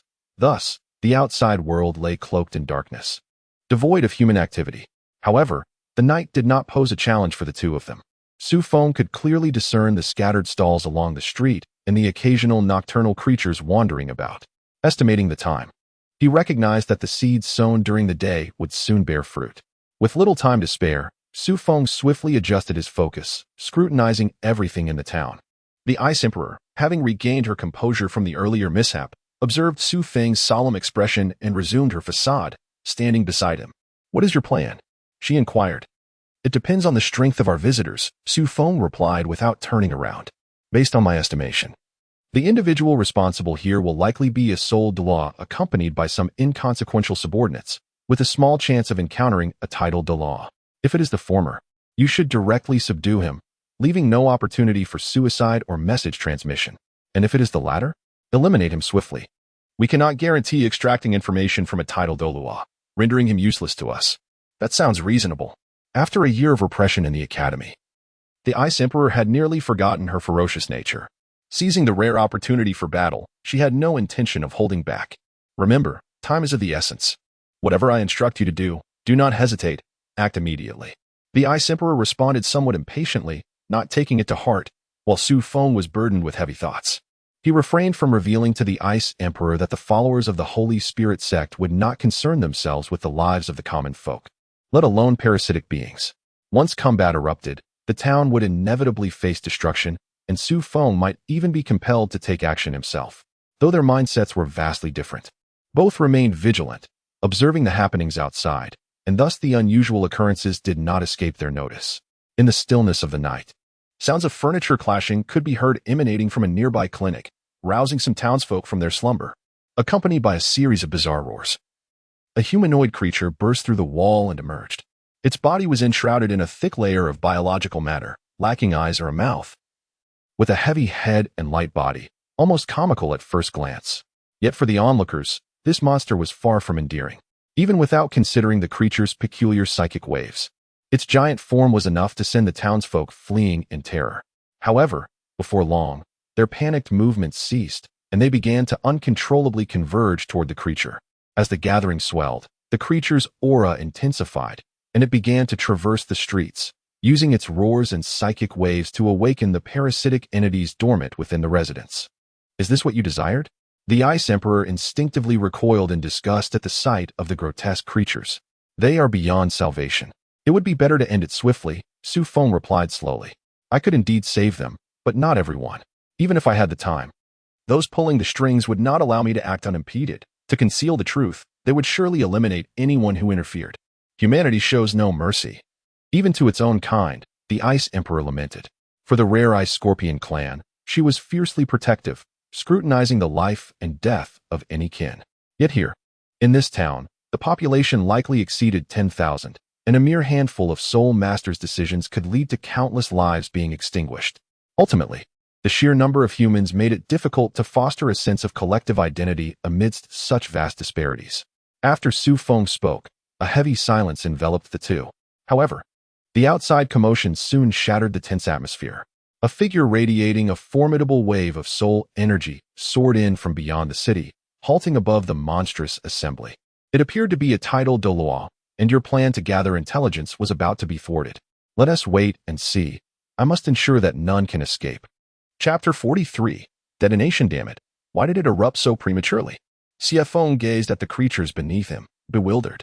Upon discovering that these entities could parasitize human hosts, the sect leader had resolved to explore their potential. Nevertheless, many elders showed little interest. If the aim was blood sacrifice, the parasitized humans were scarcely different from ordinary ones. As for cultivating puppets, the mental prowess of these creatures was so peculiar that even evil soul masters found it impenetrable. Although some mature specimens possessed strength rivaling thousand-year soul beasts, the absence of soul rings and bones rendered these creatures insignificant. The sole reason the sect had not abandoned this undertaking was likely the hope of causing trouble for the major empires one day. Feng's aptitude was nothing remarkable. His ascension to title Douluo stemmed from sheer ruthlessness, and thus he understood well the limits of his capabilities. In the Holy Spirit sect, camaraderie was non-existent. Once one incurred dissatisfaction, abandonment was merely a matter of time. Consequently, he accepted this seemingly futile task to demonstrate his loyalty to the sect leader. Yet, the current situation had surpassed his comprehension. This was his first encounter with the creature acting autonomously, seemingly possessing its own thoughts and even intelligence. It appeared that before dawn, all parasitic entities would be activated, making the anomalies here evident to anyone. Without further contemplation, Feng swiftly made his decision. The situation below had evidently spiraled out of control. Should he expose the plan to the forces on the continent, no one would spare him. His only option was to eliminate all the townsfolk swiftly and disguise it as a soul beast attack. With this in mind, Feng immediately summoned his martial soul, the man-eating bee, ready to eradicate all life. Although he was not adept at large-scale assaults, fortunately, no formidable soul masters were present. And by diminishing the power of his soul skills to enhance their speed, he believed he could complete the task within half an hour. He was quite skilled at masking traces and would finish and depart before dawn. However, plans often falter in the face of change. The poison needles he shot at the monsters were deflected mid-air. Realizing something was amiss, he instinctively sought to flee, yet how could Feng allow him that? The Ice Emperor, already prepared, raised a hand, and towering ice pillars erupted from the ground, ensnaring Feng at the center, rendering him immobile. Confronted by the unidentified man and woman before him, Feng relinquished any thoughts of escape, exhausting his soul power to create a small opening for his face. He shamefully surrendered, exclaiming, "I yield. I am willing to testify against the atrocities of the Holy Spirit sect. Please, spare my life." The Holy Spirit sect? I have never heard of it, the Ice Emperor responded, puzzled. It is a sect composed of evil soul masters, united to, confront the overt forces on the continent. Feng stammered. Observing the spineless title Douluo before him, Feng felt a twinge of uncertainty. According to his recollection, the Holy Spirit sect, while lacking in brainwashing slogans, also did not permit withdrawals. Having attained the title Douluo rank, he should possess some understanding of the sect's inner workings. Given his rapid capitulation, Yi Shishui knew that should she inform others, he might not receive a merciful end. "What is your identity?" she inquired. "My name is Feng. I was coerced into coming here. I have long desired to ally with Shrek. It is all the malevolent Holy Spirit sect's doing. They placed restrictions on me, preventing me from approaching any external forces. Now that you two have arrived, I am finally liberated." Feng's expression grew increasingly peculiar. It seemed as though this individual had long been prepared to capitulate, and the sincerity reflected on his face nearly deceived even him. Had it not been for Feng's ability to perceive the heavy burdens of blood debts and their consequences that this man bore, he might have truly been misled into believing that the other was merely a misguided soul. "Do you comprehend the gravity of your actions? I do not. It is they who compel me to act thus. These monsters, originating from an unknown source, devoid of any soul power, yet capable of parasitizing human beings, are utterly terrifying. To be candid, my intention was to cleanse the continent of these malevolent entities, lest they escape and bring calamity upon humanity." Feng did not pursue further inquiries. He had discerned that this individual was a master of fabrication, willing to weave any tale for the sake of survival. Nonetheless, the information gleaned was sufficient, at least confirming that the spirit hall indeed harbored intentions to cultivate these parasitic entities. Someone was approaching. The Ice Empress interrupted his thoughts. Feng's perception paled in comparison to hers, yet since she had chosen to alert him, the newcomer must be at least a title Douluo-level soul master. Although this area was deemed a frontier, there were still title Douluo stationed near the Star Luo forest and the Shrek Academy's pass, likely drawn by the fluctuations caused by the Ice Empress's earlier intervention. "Freeze the entire city, leaving no survivors." At these words, Feng's eyes widened in shock. He had anticipated that their adversary would either be a fool with a misguided sense of justice or at least a force to be reckoned with, wary of collateral damage.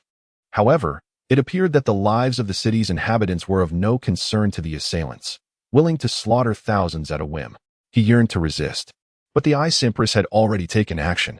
A formidable aura, surpassing any soul master he had ever encountered, emanated from her, leaving him momentarily speechless. Cold calamity. As the Ice Empress's words drifted through the air, frost rapidly spread from the center of the ice pillar, engulfing the entire town in an instant. All beings below, monsters and humans alike, halted their movements under the darkened sky, which now resonated with an eerie silence. Feng felt the encroaching chill eroding his body, his soul power and life force dissipating swiftly, yet he found himself powerless to act or even utter a word. As he watched the two figures gradually recede, he wished to call out, but even this thought began to dull.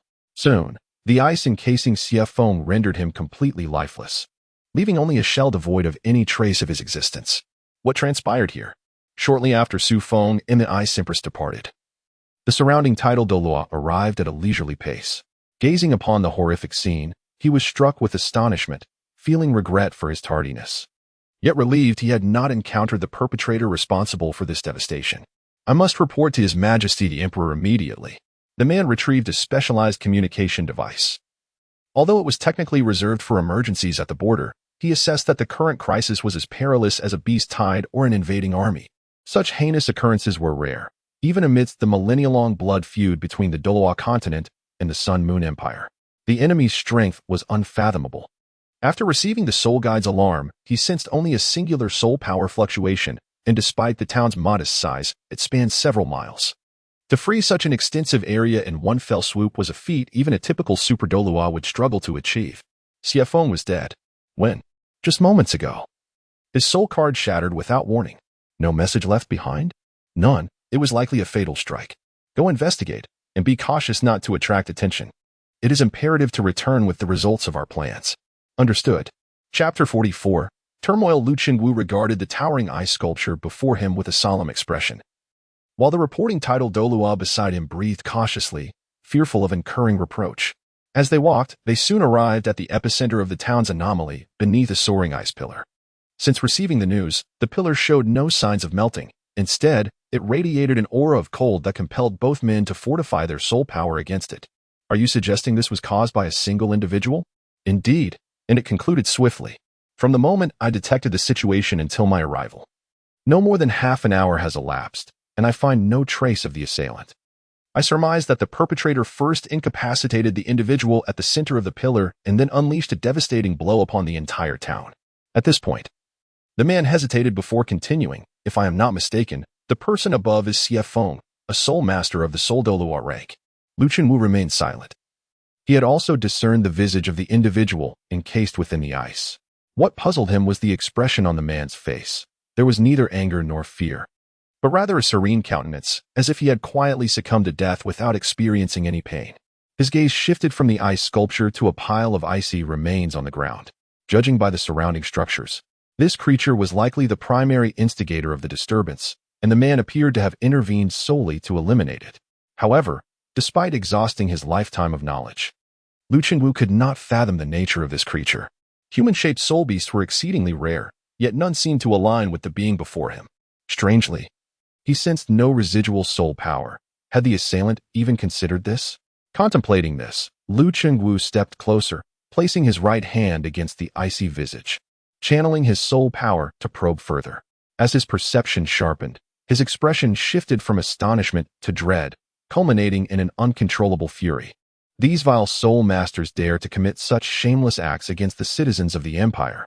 The man beside him, momentarily perplexed, soon grasped the situation. With a swift motion, Lu Chengwu conjured a blade-like gesture, effortlessly severing one of the creature's arms. The severed surface revealed a human form, albeit obscured by a layer of biological material, rendering it initially indistinguishable. Is this cultivated from humans? The man could hardly believe it. He had never overestimated the moral standards of the evil soul masters. Yet the transformation of living humans into monsters for manipulation was repulsive, even to one accustomed to a peaceful existence. You must depart immediately and summon Shrek's aid. Such inhumane acts cannot be tolerated any longer. Does the Heavenly Soul Empire lack the strength to confront these foes? The defenses of the Heavenly Soul Empire were indeed alarmingly lax. Feng, cradled in the Ice Empress's embrace as they soared through the air, felt no shame as he directed her, though ignorance might render them defenseless against such chaos. The magnitude of the disturbance they had caused indicated that the Heavenly Soul had likely not faced a crisis in quite some time. Enough with the chatter. How much longer until we arrive? We are almost there, just beyond that mountain. Upon acquiring the maternal source from Feng, Feng made no attempts to alter the scene, instead instructing the Ice Empress to carry him away from the Heavenly Soul Empire. After a night of flight, they had traversed the Star Luo forest and entered the territory of the Star Luo Empire. The mountains before them appeared unremarkable, yet within, Feng had transformed it into a fully functional experimental base. Since its establishment, he had relocated most of his clandestine operations here, including a substantial portion of the mechanized insects, to prevent detection. After establishing contact with the underground network of mechanized insects, Feng signaled for the Ice Empress to land. As their feet touched the ground, the grass beneath them began to tremble. In a short while, A passage was constructed before them, leading deep underground.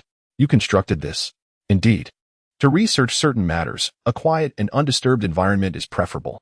The Ice Empress furrowed her brow. The fleeting insects had unsettled her, reminding her of the grotesque beings that had once been human. Feng had never mentioned these creatures to her. After a moment of hesitation, the Ice Empress decided to follow him inside. She sensed no trace of humanity, and the insect's movements were evidently under Feng's control, reinforcing her belief that he was not a madman. Due to the makeshift nature of the passage, they proceeded with utmost caution. The Ice Emperor cast a glance behind, observing as the insects relentlessly destroyed the passage, leaving no retreat. Do you always have to enter and exit like this? She inquired. It's quite covert and secure. Feng replied without turning back. If a little effort can diminish the risk of exposure, I am more than willing to do so. The Ice Emperor fell silent, sensing once again the aloofness that Feng perpetually exhibited. His words and actions were devoid of pretense, yet he always seemed separated by an invisible barrier from those around him. This dissonance was less noticeable in crowded settings, but became palpable when it was just the two of them, stirring an indescribable unease within the Ice Emperor. In the confined passage, the atmosphere thickened. Feng found the Ice Emperor's unusual silence peculiar, but chose to remain silent. What he was about to unveil concerned his greatest secret, one he intended to reveal entirely to the Ice Emperor. At this juncture, he had no time to probe her true feelings. He could only choose trust. What are your thoughts on this matter? During a long-awaited meeting at the Sea God Pavilion, Yin Xiaozhe announced the recent news brought by the Celestial Soul Envoy. Whether it involved evil soul masters using humans as breeding mediums or the unknown strong individual who had eliminated them, these were serious issues requiring immediate attention. In my recollection, no tidal Douluo could instantaneously freeze an expanse of land spanning several miles. Could it be that El Chenmu was not exaggerating? Perhaps it was a prearranged array? The Tianmu Douluo had no reason to deceive Shrek. I tend to believe his words are genuine. Yin Xiaozhe dismissed the elder's doubts. Yet he had not witnessed the individual in action, leaving room for auxiliary methods to be a possibility. Regarding the tidal Douluo who wields ice, do any of you have insights? Silence enveloped the room. Ice is not a common martial soul attribute, and if such a figure truly existed, some intelligence would surely have surfaced. However, no one could recall anyone fitting that description. Perhaps the assailant was not human? Yin Xiaozhe furrowed his brow, glancing towards the source of the voice. Duo seemed to have an idea and stood to address everyone. What do you mean? The fixed soul-guided artillery shell can indeed strike silently, erupting instantaneously, aligning with the circumstances described, provided that an appropriate power seed exists. Crafting it into an ice attribute would not be overly complex. All present fell into contemplation. They had always held a dismissive attitude towards soul-guided devices, instinctively overlooking this possibility. Yet upon reflection, it appeared more plausible than the emergence of a completely unheard-of tidal Douluo. Can soul-guided devices truly possess such formidable power? Even if all present were considered, the number capable of achieving such feats was minimal. Faced with Duoduo's unwavering confidence, an elder voiced skepticism. A level 9 soul-guided device's power is comparable to that of a tidal Douluo, and the concentrated explosion of a fixed soul-guided artillery shell would only amplify its destructive capacity. Achieving a freeze across several miles is well within reach. I can assure you of that. Could it be the Sun-Moon Empire's doing? Yet they traveled great distances not for fame or profit, expending a level 9 soul-guided shell merely to eliminate an evil soul master? It was an evil soul master tidal Douluo. Yin Xiaozhe pointed out the elder's oversight. According to the Tianmu Douluo, after personally inspecting the situation, he discovered that the figure known as Evil Wind had surpassed the 9th ring at some point. Yet even so, he was unable to mount any resistance and was killed. Expressions of astonishment spread across the faces of all present. Even though evil soul masters often advance rapidly due to their cultivation methods, resulting in unstable foundations, their strength was undeniably real. Among those present, perhaps only a handful could achieve a one-hit kill against a tidal Douluo. Even Duo began to doubt his judgment. Tidal Douluos can fly, while the fixed soul-guided artillery shell may claim instantaneous detonation. The activation's fluctuations are significant enough for him to sense danger and evade. Could it have been the Snow Emperor's intervention? As soon as the words left his mouth, the elder felt foolish. Not to mention the vast distance from the extreme north to the incident site. What kind of animosity would compel the Snow Emperor to pursue a human so relentlessly? Enough. Discussing here will yield no conclusions. A voice, aged and authoritative, emanated from the podium, silencing everyone immediately. Even Xuanzi obediently bowed his head, awaiting Mu Lao's directives. Regardless, with lives at stake exceeding 10,000, Shrek cannot afford to remain indifferent. Xiaozhe, take a team of students to meet with Chengwu and ensure you cooperate with him to uncover the truth. Yin Xiaozhe hesitated. Why bring students along when he felt capable enough alone? The current atmosphere at the academy is too lax. I've even witnessed some inner academy students disregarding their monitoring duties. It seems that our decision to withhold information a decade ago has proven detrimental to the academy. An opportunity to witness a title-level battlefield is rare. The students ought to see just how formidable the dangers of the continent can be, lest the spirit of the academy falters before my departure. Yin Xiaozhe found himself perplexed by Mu Lao's concerns, but suppressed the urge to question, replying respectfully, "Understood. I shall prepare immediately. P.S. I will be visiting the deep dream realm of Aspirin to meet my brother-in-law tomorrow. Updates may be delayed." Chapter 45. Alien bug Su Feng remained oblivious to the fact that Shrek had dispatched individuals to investigate the clues they had left behind. Even if he were aware, it would not concern him. Although the ultimate ice was exceedingly rare, they would never fathom that a mere girl, the Ice Empress, could wield such devastating power. Presently, Su Feng was engrossed in the core he had acquired, and to his astonishment, it was not a biological entity, but rather a fragment of a meteorite. Had it not been for the stellar artifact, he might never have uncovered the lifeless force responsible for spawning such a multitude of parasites. Upon summoning the stellar artifact, Su Feng immediately perceived the vast information inscribed upon the meteorite fragment.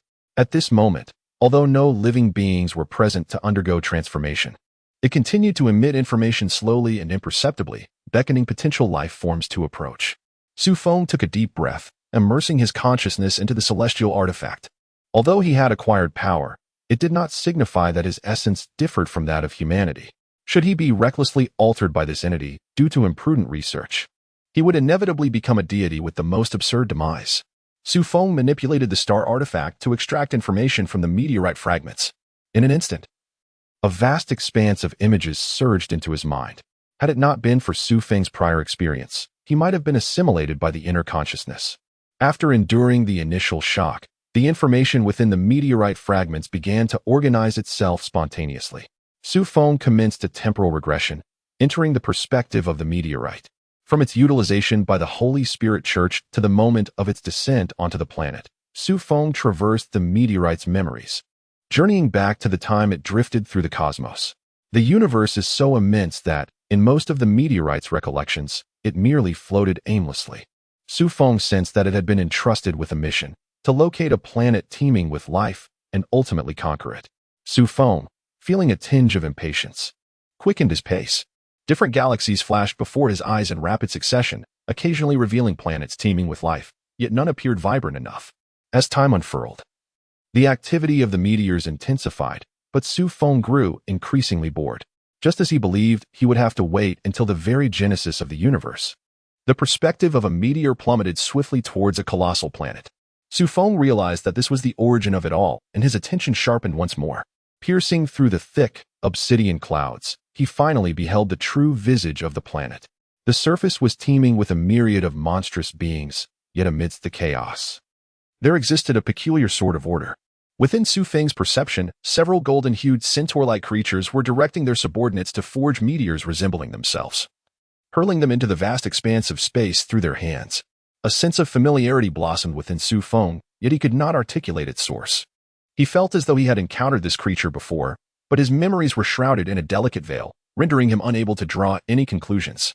However, time for contemplation was scant. Su Feng's consciousness surged back to the moment of creation alongside a meteorite. His mind intertwined with that of his entire race. And through a peculiar perspective, he finally beheld the sovereign of all, a colossal entity residing at the planet's core, the maternal being connected to all monsters, the alien insect Zero. With a sudden exclamation, Su Feng's consciousness was jolted back into his own body, startling the Ice Emperor beside him. "What did you say?" Su Feng remained silent, his brow furrowed, with one hand resting upon his chest as he endeavored to calm his spirit. The divine should not be profaned nor gazed upon directly. Had it not been for the protection of the stellar artifact, He would have been transformed into one of the alien creatures at the moment he beheld the anomaly. The Ice Empress sensed something amiss and extended her hand, attempting to redirect Su Feng's attention, but her gesture froze midway. She gazed in astonishment at the unfolding scene, feeling both apprehensive and curious about Su Feng's transformation. The stellar artifact radiated a dazzling yet gentle light, illuminating the entirety of the room. Having just regained his self-awareness, Su Feng once again attuned himself to the rhythm of the stellar artifact. He instantly comprehended that he had completed this trial and was about to receive the inheritance of the next power. Despite his less-than-optimal condition, Su Feng had encountered this process twice before, and no errors arose during his advancement. After a span of 10 minutes, the light from the stellar artifact faded, and before the Ice Empress's astonished gaze, a soul ring materialized above Su Feng. Is this also a divine inheritance? The Ice Empress inquired eagerly, her eyes fixed upon the newly awakened Su Feng. One might say so. Su Feng rubbed his brow, refraining from immediately wielding the newfound powers he had acquired. In comparison to the information gleaned from the meteorite fragments, his personal advancements seemed trivial. He finally comprehended the true nature of the crisis that the star artifact had long warned him about, a monstrous entity from the depths of the cosmos poised to annihilate all other forms of life. The malevolent force from the first phase of the Yu-Gi-Oh! Dual terminal universe possessed an almost boundless capacity for reproduction and evolution, ultimately capable of completely consuming a planet. Though the circumstances that led to their parasitic capabilities on Douluo Star remained a mystery, it was merely a temporary compromise. They would inevitably revert to their true, grotesque forms of bizarre crawling creatures. As a deck, they were rather unremarkable, lacking distinctiveness beyond the alphabet family, and had only secured fleeting advantages in battles within the dual terminal universe, with even the summoned falling victim mid-battle. However, this did not indicate their weakness. Rather, it underscored that, without external intervention, the domination or destruction of a planet would pose little challenge for them. If it were merely the combined might of the Douluo continent might stand a chance, but the final form, despite lacking divine powers, had already attained strength comparable to that of deities. Its colossal, planet-sized form alone was enough to instill despair in all. Should Douluo Star's position be left unguarded, attracting multiple, even the divine realm might be powerless to save it. Contemplating this, Su Feng felt a surge of agitation. For the first time, he recognized the considerable troubles that the backward society of Douluo continent had imposed upon him. It was not only the lack of ambition and the propensity for infighting among the populace that vexed him, but also the indulgence of evil soul masters that had inadvertently granted the opportunities for development, robbing him of the chance to extinguish the source of the threat. Now, even if he were to fully disclose everything to Moon, it was unlikely they could reclaim all samples from the Spirit Hall, let alone the fact that any fragment of meteorite could allow the to evolve anew. To resolve this issue comprehensively, the power of a deity would be required to cleanse the entire planet. Why does your expression appear so grim? Have you been forsaken by the gods? Not at all, Su Feng retorted, disregarding the Ice Emperor's taunt, murmuring, if I were to tell you that this planet is on the brink of destruction, what would you do? What does planet signify? Su Feng was momentarily at a loss for words. He understood that the Douluo continent had yet to attain enlightenment, but he was taken aback to discover that even the ferocious beasts that had existed for hundreds of thousands of years were equally naive. In this very world, a deity-level adversary might soon arrive to annihilate all forms of life. What would you do? Observing Su Feng's seemingly honest demeanor, the Ice Empress's expression turned grave as she began to seriously contemplate this dire possibility. I would likely resist with all my might. Since you've stated it concerns the entire world, we truly have no choice but to confront it. There is nowhere to flee. Rather than reveal ourselves in a state of despair, it would be more meaningful to prove the significance of our existence in the end. Yet, Su Feng lamented, but all of this seems futile. A deity would be indifferent to the struggles of mere ants, perhaps even unaware of their existence. With a wry smile, he continued, what I intend to do bears no relevance to him. Do you truly believe I fight merely to inflict pain upon my opponent?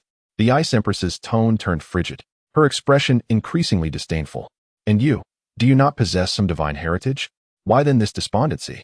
Su Feng finally turned his gaze towards the Ice Emperor, letting out a deep sigh as he spoke. I am not despondent. Rather, I am brought to tears by the foolishness of my comrades. What should have been an easily resolvable matter has now forced me to confront an adversary akin to a deity. Regardless, These aberrant creatures have yet to reach their final moments and cannot summon the power of the divine. All I can do now is to mitigate the distress caused to the Holy Spirit Church, lest they resort to self-destructive measures. Chapter 46. An unexpected turn. Although Shrek began preparations promptly upon receiving the envoy's message, the inspection team, led by Yin Xiaozhe, took an entire day to arrive at the scene. Unbeknownst to them, shortly after their arrival, members of the Holy Spirit Church also made their presence known. However, due to the lack of concrete information, Zhongliwu only dispatched an ordinary elder to the site. As Yin Xiaozhe approached the outskirts of the city, he was taken aback by the sight before him. The limitations of written words failed to convey the chilling atmosphere that still enveloped the surroundings. Though summer had arrived and it was midday, the ice not only remained intact, but appeared to be slowly expanding. Even with his formidable rank as a super Douluo, he found himself unable to fully fend off the frigid air, while many of the students behind him had begun to shiver uncontrollably. He pondered that, without deliberate maintenance, the effects of soul skills could not persist for such an extended period. However, it was too late to dwell on the gravity of the situation. In the past 2 days, a tidal Douluo could traverse the continent in its entirety, making any attempt to trace back events utterly futile. Suppressing the shock within him, Yin Xiaozhe adopted a stern expression and addressed the students behind him. I suspect that some of you may have regarded the Academy's mission with disdain upon receiving it. Yet, you should now comprehend the unprecedented strength of this enemy. Even I may not be their match. Although the Academy is the most powerful organization of soul masters on the continent, there are always greater powers beyond our comprehension. Aside from the headmaster, no one can guarantee invincibility, least of all you. The headmaster is but one individual, tasked with safeguarding the Academy and watching over the continent. When you are out on missions, your only reliance must be on yourselves. Do not presume that bearing the name of Shrek grants you immunity. There are tens of thousands in this town, and the enemy does not simply kill at will. Reflect upon this. Had you been here at that moment, how would you ensure your own safety? Yin Xiaozhe's words, coupled with the catastrophic scene behind him, were undeniably persuasive. Although most students had previous experience battling evil soul masters, their opponents had either been weak or had held back. Rarely had they faced an adversary as formidable as the inspection team. Oftentimes, the casualties within the inspection team stemmed not from a lack of strength, but from underestimating their foes and the disparity in information, an issue most would disregard until it befell them. Yet, the terrifying power they now confronted shattered their perceptions of evil soul masters. If such a level of malevolence truly existed on the continent, then Shrek's standing would be precariously threatened. Yin Xiaozhe refrained from elaborating further. Some lessons could only be grasped through personal insight. Their role this time was merely to handle the aftermath. Should they truly be required to charge into the battlefield and confront the Holy Spirit Church? Even with seasoned veterans leading, it would be uncertain whether everyone could be safeguarded. Before the students could ponder any longer, representatives from the Heavenly Soul Empire approached to welcome them. Their faces bore a solemn expression. Even the arrival of Shrek's members did little to alleviate their apprehension. Please come this way. The city is currently under lockdown, and we have established a camp outside. Lord Tianwu Douluo awaits Shrek's members there. Yin Xiaozhe nodded and followed the attendant to the investigation team's camp of the Heavenly Soul Empire. Upon entering the tent, his gaze immediately fell upon Lu Qingwu, who was engrossed in examining a peculiar biological specimen laid out on the table. Lord Tianwu, the inspection team from Shrek has arrived, Yin Xiaozhe announced. Lu Qingwu acknowledged with a nod, gesturing for the attendant to leave. Soon, only he and Yin Xiaozhe remained within the tent.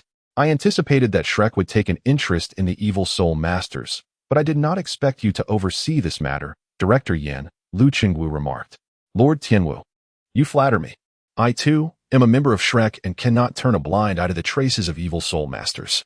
Witnessing the devastation here has only solidified my resolve. Shrek cannot tolerate the existence of such life-claiming beings on the continent. Lu Qingwu shook his head, interrupting Yin Xiaozhe. Director Yin, you may be mistaken. The one who encased this place in ice is not our enemy. Rather, they acted to eliminate the evil soul masters. Yin Xiaozhe's expression shifted to one of confusion as he inquired, Lord Tianwu, what do you mean by that? Take a look at this, Lu Qingwu replied, motioning for Yin Xiaozhe to approach the table. As Yin Xiaozhe focused on the strange biological material, its incomplete nature initially left him perplexed. However, upon channeling his soul power, a familiar sensation stirred memories within him. Not long ago, the Sea God Pavilion had dealt with something similar. Where did this come from? He asked. At the center of the attack, we discovered this creature. No, it should be referred to as a human, Lu Qingwu stated, his fist tightening on the table as he recalled the nauseating imagery. These evil soul masters had used humans as breeding grounds to cultivate these monstrosities. Had no one intervened, it was likely that until everyone had been parasitized, the empire would remain oblivious. Yin Xiaozhi was taken aback. The biological specimen acquired by Shrek was already fully formed. Given the nature of the aberrant creatures, they could not deduce its origin. Now, hearing that such monstrosities were created at the expense of human lives ignited a fierce rage within him. Yet, Yin Xiaozhi soon realized something and hurriedly asked Lu Qingwu, "Are you suggesting that those who intervened are not our enemies? Does that imply?" "Indeed, just as you suspect," Lu Qingwu replied, looking up at him with deliberate clarity.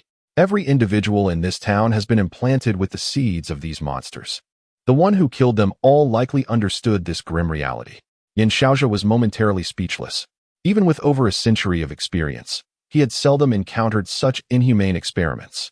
Admittedly, 10,000 lives may not seem excessive, especially considering the monthly casualties of soul masters during the wars of the three great empires in the Sun Moon Empire. However, the critical distinction lay in the fact that all those casualties resulted from the choices and will of the people involved. To be unknowingly cultivated as breeding grounds for monsters by evil soul masters, only to be replaced at an unknown time, represented the absolute worst outcome, one that even death by a beast tide could not surpass. Current information suggested that the evil wind had been exploiting the townsfolk to breed these creatures. However, fortune had not smiled upon him, as a powerful individual discovered his malevolent deeds and eliminated both him and the monsters, granting liberation to all. Yin Xiaozhi furrowed his brow. Lu Qingwu's reasoning aligned closely with the available information, yet an unsettling sense of incongruity lingered, as if someone had deliberately orchestrated the circumstances for them to uncover these truths. Why had such a formidable being suddenly appeared here, just in time to disrupt the experiments of the evil soul master? Most critically, while records existed regarding the evil wind, Shrek's investigations had yielded no information on any ice attribute Super Douluo on the continent. Lu Qingwu shook his head, equally perplexed. Yet, reality remained as it was. The corpse of the evil wind could not be fabricated.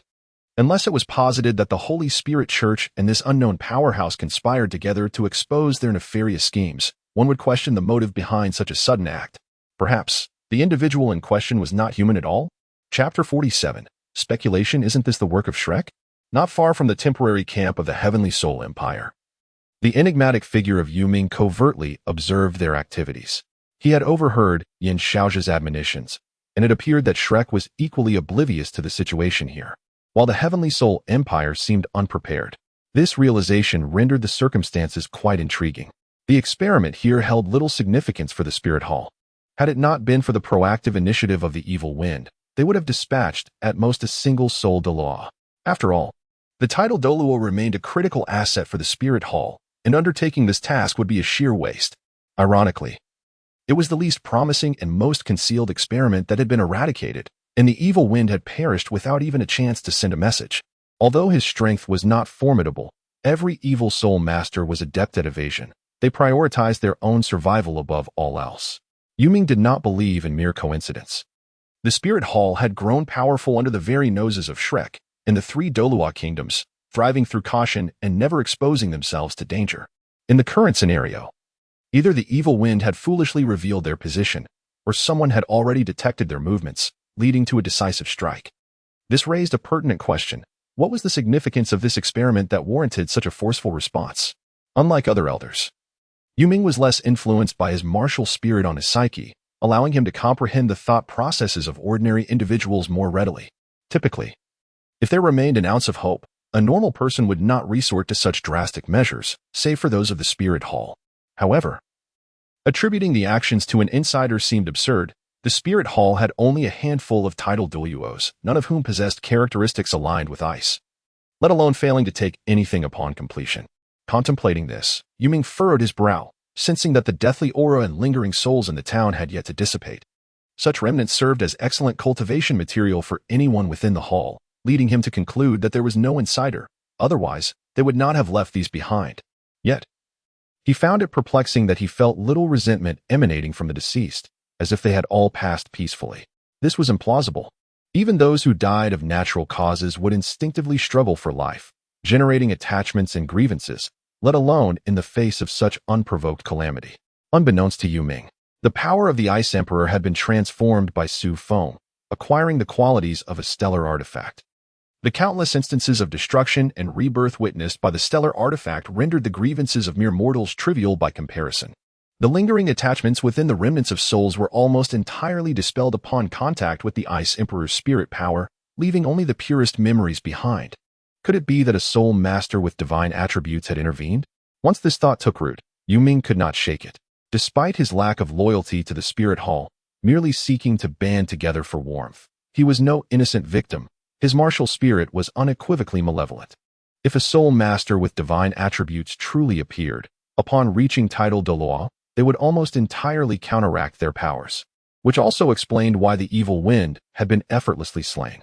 Under the spirit hall's deliberate exclusion, they had not encountered a divine attribute soul master in ages. Yet, if such an individual had simply hidden away like the spirit hall, it would spell disastrous news for them. He resolved to report this urgently to the leader.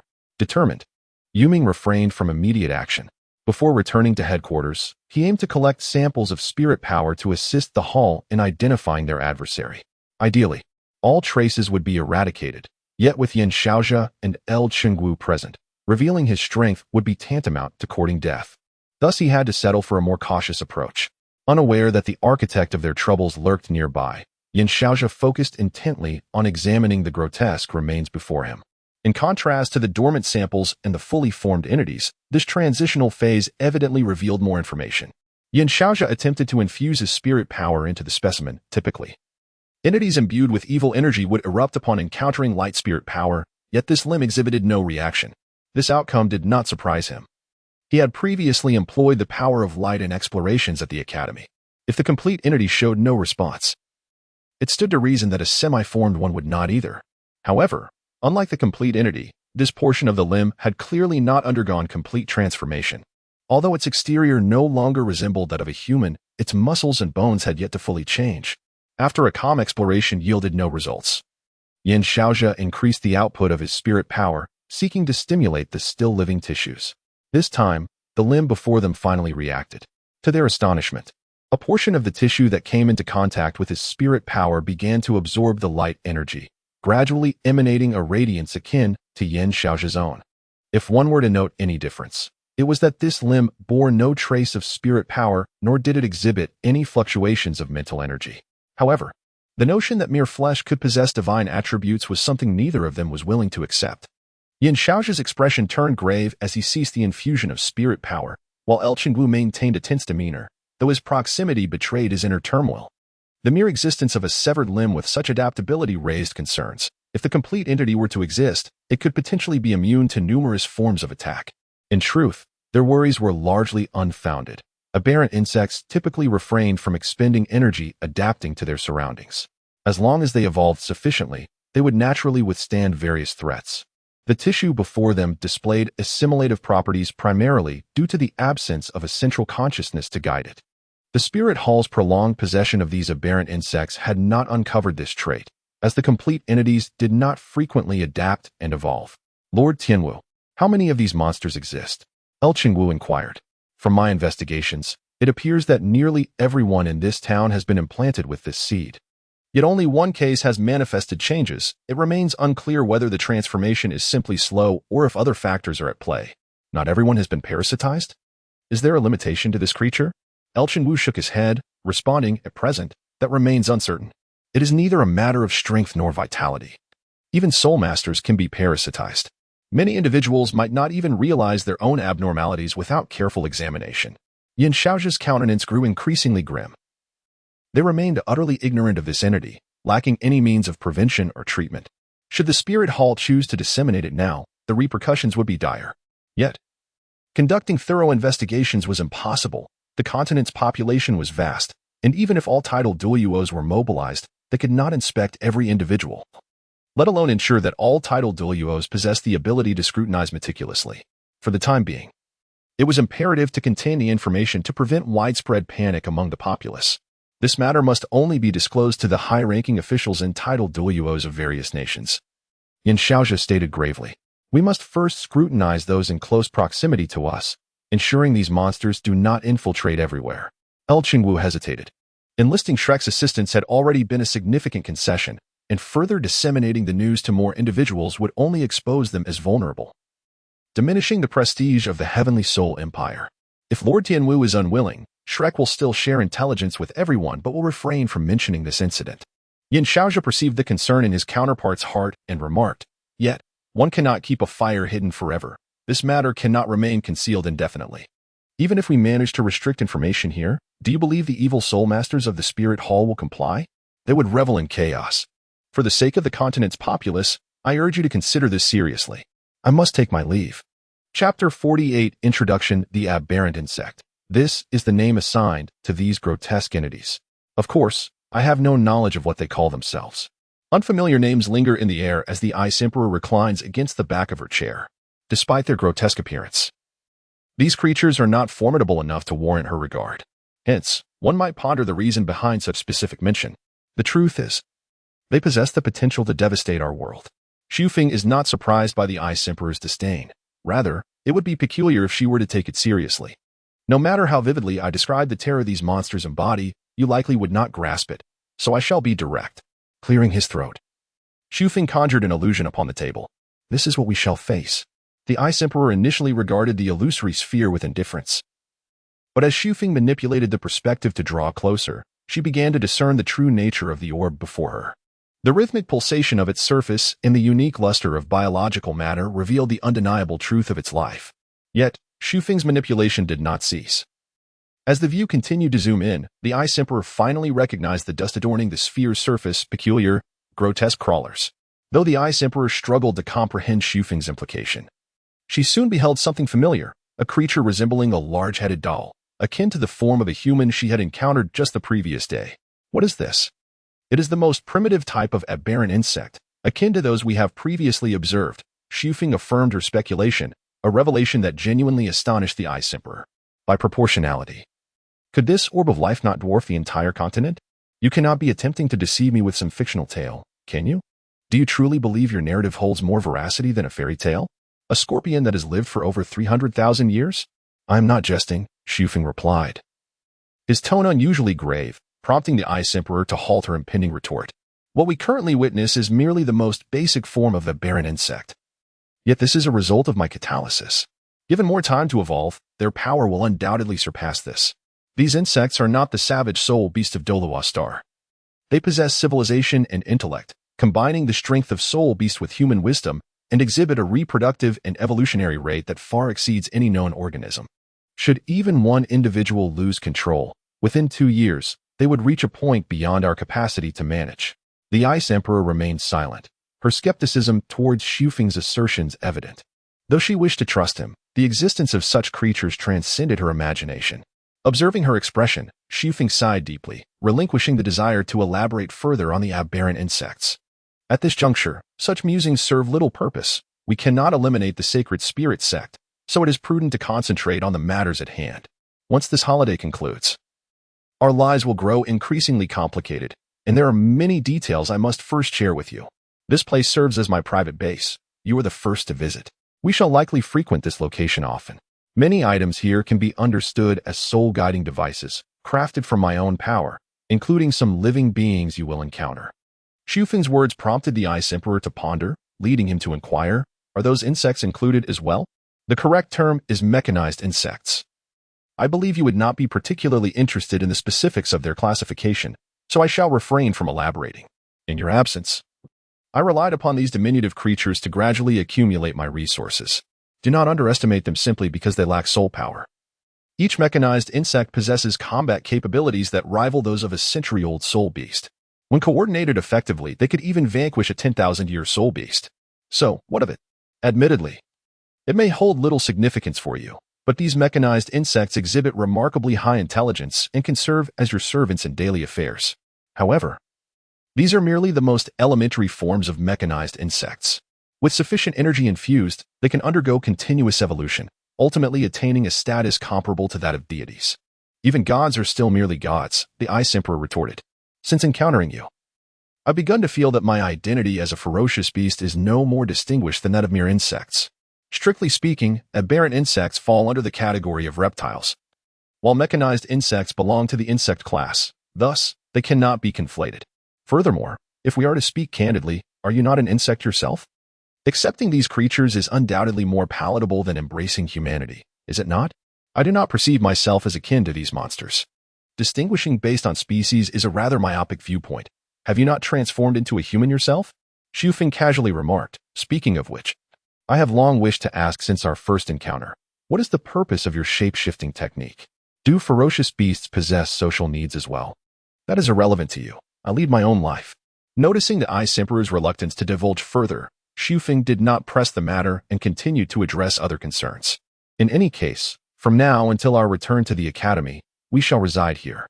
Should you wish to venture out, simply inform me, and do not disclose our location. Next came the most crucial part.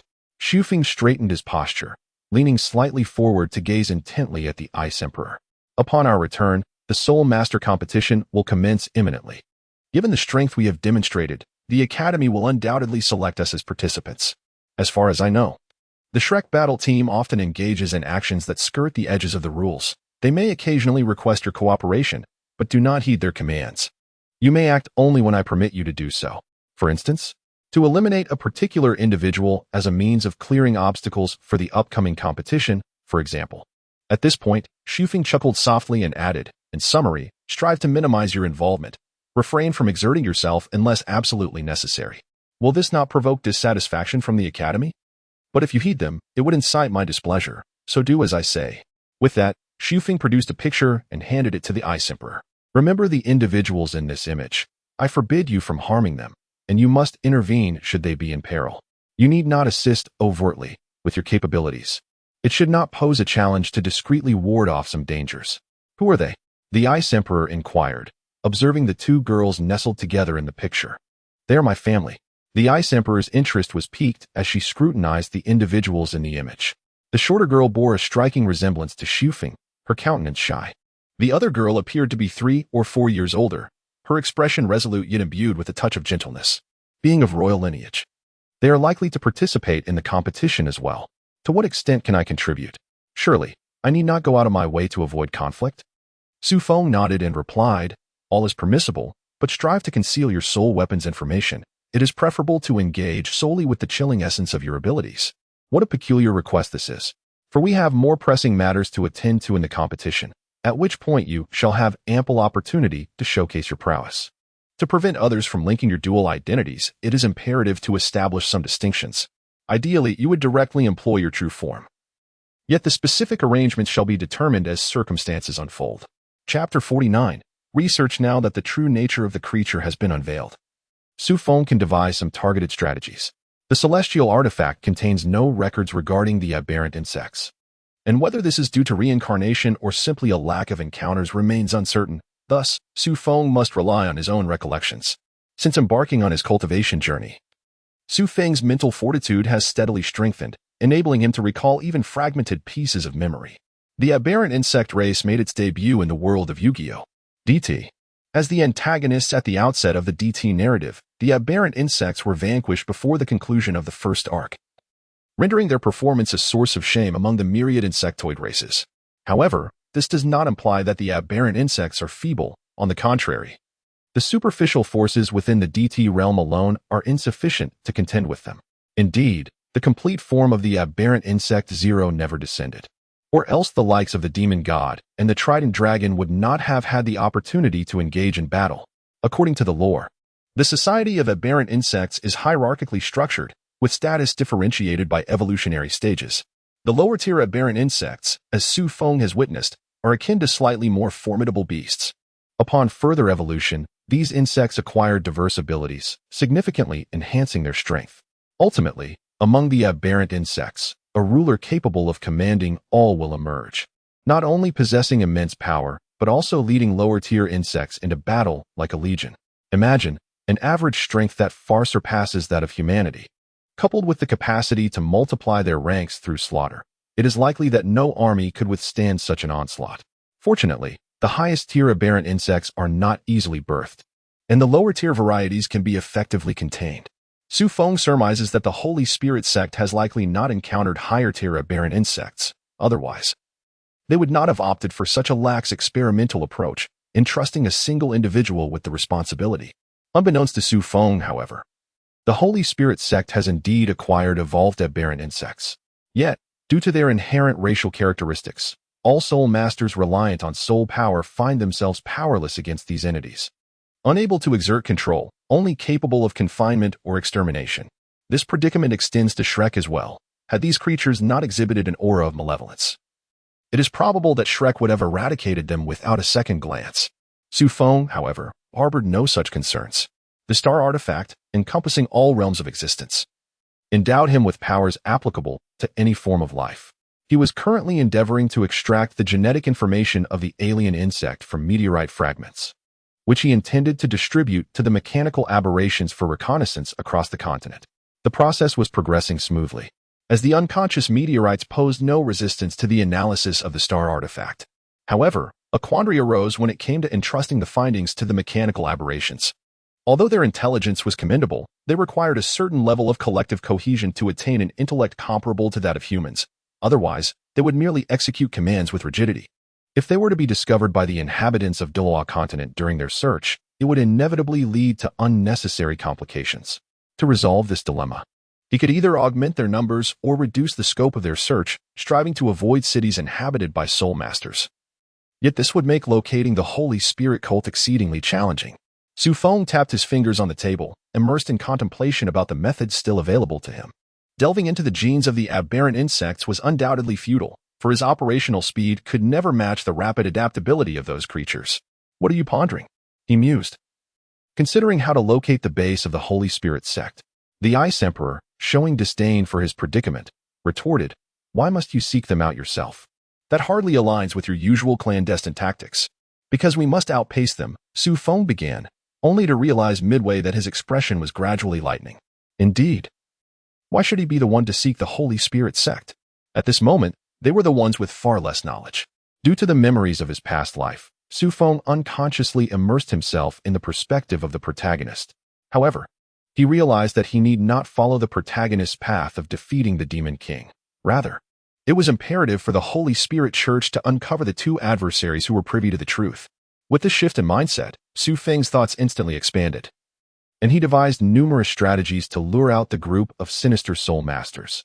One approach involved the use of aberrant insects. The experimental site had just been destroyed, and the sudden appearance of creatures of the same origin, which were beyond their control, would inevitably draw attention. Should Su Feng catalyze a higher-level aberrant insect and display it to the outside world, it would surely provoke widespread unrest. Another tactic involved the Ice Empress, whose distinct traces were far too characteristic to be easily fabricated. The occurrence of two superpowered ice users in quick succession would render any skepticism about coincidence implausible, regardless of the concerns of others. Both of these strategies were predicated on the vengeful nature of the Holy Spirit Church. If Yushishui could indeed endure without taking action until Muin's demise, Su Feng possessed one final, albeit extreme, recourse. However, resorting to such measures would likely invite trouble not only from the Holy Spirit Church but from others as well. Fortunately, there was no immediate need to employ such drastic methods. The first two approaches sufficed. The upcoming Soul Master competition provided a perfect opportunity to execute his plans. "Would you care for some ice to cool down?" he inquired. "No, why would I?" Su Feng turned with a puzzled expression towards the Ice Empress. "I see you oscillating between worry and joy. I thought you might be losing your mind over your gains and losses," she retorted bluntly. "Had it not been for your presence here, I would have acted without hesitation. Our pact does not stipulate that you must play the role of my physician, and freezing you into an ice block is hardly a viable solution at any time." Upon mentioning the pact, the Ice Empress fell silent. A year had passed, and she had long since acclimated to the comforts of human life, as well as the quotidian existence shared with Su Feng and Xiao Xiao. If Su Feng had not broached the subject, she might have forgotten that her primary purpose was to safeguard his safety. "Then you need not burden yourself with so many tasks on my behalf," she declared before exiting the laboratory. Her uncharacteristic demeanor left Su Feng bewildered, and even the Ice Empress herself could not comprehend her own actions. An inexplicable sense of irritation brewed within her, and she felt dissatisfied with Su Feng, responding reflexively with retorts. Having uttered those words, she immediately regretted them. but her nature prevented her from retracting her apology, compelling her to leave swiftly to avoid awkwardness. What is this talk of contracts, as if I am overly meddlesome and concerned for him? I wonder who it was that bound me to his side. Taking advantage of me daily, she mumbled to herself. I am the seventh of the continent's fierce beasts. Even titled Douluos must tread carefully in my presence. I have assisted him so much, and now I find myself quibbling over the terms of our pact. Back in her chamber, the Ice Empress threw herself onto the bed, covering her head. In this private space, she felt at ease, free from pretense. Her days were consumed by eating and perusing the multitude of novels collected by Feng, transforming her into a true homebody, finding solace in her surroundings. After a while, she peeked out, conjuring a palm-sized ice sculpture of the Ice Emperor using her soul power. After hesitating, she crafted another resembling Feng. She held the two ice figures close to her chest and closed her eyes. Meanwhile, Feng remained oblivious to the Ice Empress's sulking. He was not one to procrastinate. Having conceived a plan, he set about executing it without delay. Feng retrieved the golden essence of life, harnessing its power to manifest a higher-level aberrant insect. The biological tissue began to grow gradually, and soon, the Douluo continent would witness the emergence of its first highly intelligent aberrant insect, unbeknownst to its inhabitants. Chapter 50. Variables as the students diligently trained for the impending assessments. Hui Yuao spent his time differently. He declined Fan Yu's request for assistance in acquiring soul rings and ventured alone to the far northern reaches of the continent. Brother Tianming, do we truly need to come here for the second soul ring? Hui Yuao shivered in the ice house after 2 days of enduring the frigid cold, questioning the ethereal manifestation of Tianming before him. Of course, would I ever lead you astray? This time, not only shall we obtain your second soul ring, but we will also assist you in acquiring a crucial second martial soul. Are you not envious of others' talents? Soon, you shall surpass them, Tianming replied confidently. Hui Yuao hesitated, unable to voice his doubts. Despite being praised by Fan Yu as the strongest soul master prodigy he had encountered, he felt insignificant in comparison to Su Bing. Lacking sufficient achievements and validation from others, Hui Yuao remained sensitive, suspicious, and insecure, much like when he had first left the Duke's estate. Tianming perceived Hui Yuao's complex emotions but remained unconcerned.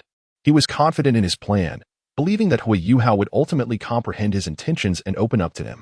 In the extreme north, there was no time for leisure. Hui Yuao could only rest briefly before they had to delve deeper.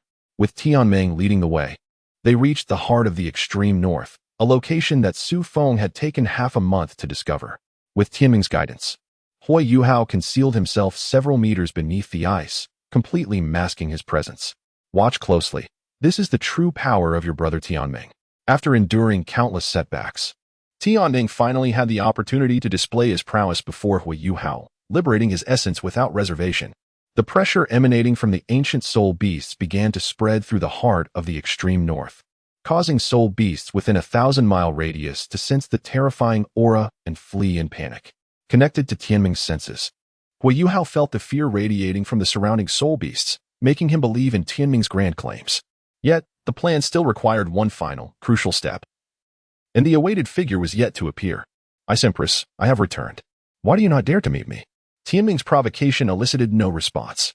Just as Hui Yuao was about to reach his limit, a figure finally emerged from the snow and ice. As Hui Yuao breathed a sigh of relief, Tianming's expression turned serious. The Ice Empress's prolonged absence was peculiar, and in his plan, he had never anticipated anyone would appear before her. You are Tianming? As the figure approached, Hui Yuao finally discerned her appearance. She was enveloped in pure snow white, save for her azure eyes that exuded an irresistible allure. What perplexed Hui Yuao was that her visage was entirely human, devoid of any indication of being a soul beast.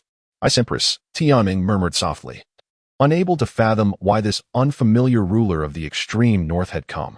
Suppressing his rising anxiety, he inquired, what brings you here? You have caused quite a commotion in the extreme north. Do you expect me to turn a blind eye? The Ice Empress spoke with an ethereal voice, imbued with authority, as if any misstep on Tianming's part would lead to his immediate demise. This matter is between me and the Ice Empress. It does not concern you. Matters concerning Bingo are my affairs as well, the Ice Empress replied, shaking her head. Furthermore, she cannot meet with you now. Why? Tianming felt a sense of confusion. Yet soon a dreadful possibility crossed his mind. Had the heavenly tribulation of the Ice Emperor arrived? What had become of her? In his haste, Tianming inadvertently revealed his anxious expression, forgetting to maintain his facade of composure. Chapter 51. Negotiation. Who are you? The voice of the Snow Emperor was laced with deep apprehension. Just as Tianming had been suppressed by her soul power moments ago, she now found herself under the influence of the strength of this enigmatic figure. However, the Snow Emperor possessed extraordinary skills and talent. Only the Beast God Emperor and the Evil Emperor surpassed her on the continent. And even they would not dare to effortlessly neutralize her soul techniques. Who I am holds little significance. What matters is my intent. The elder gazed calmly at the sword just formed in the Snow Emperor's hand, displaying none of the fear one would expect when facing the continent's third fiercest beast. There is no need for such tension.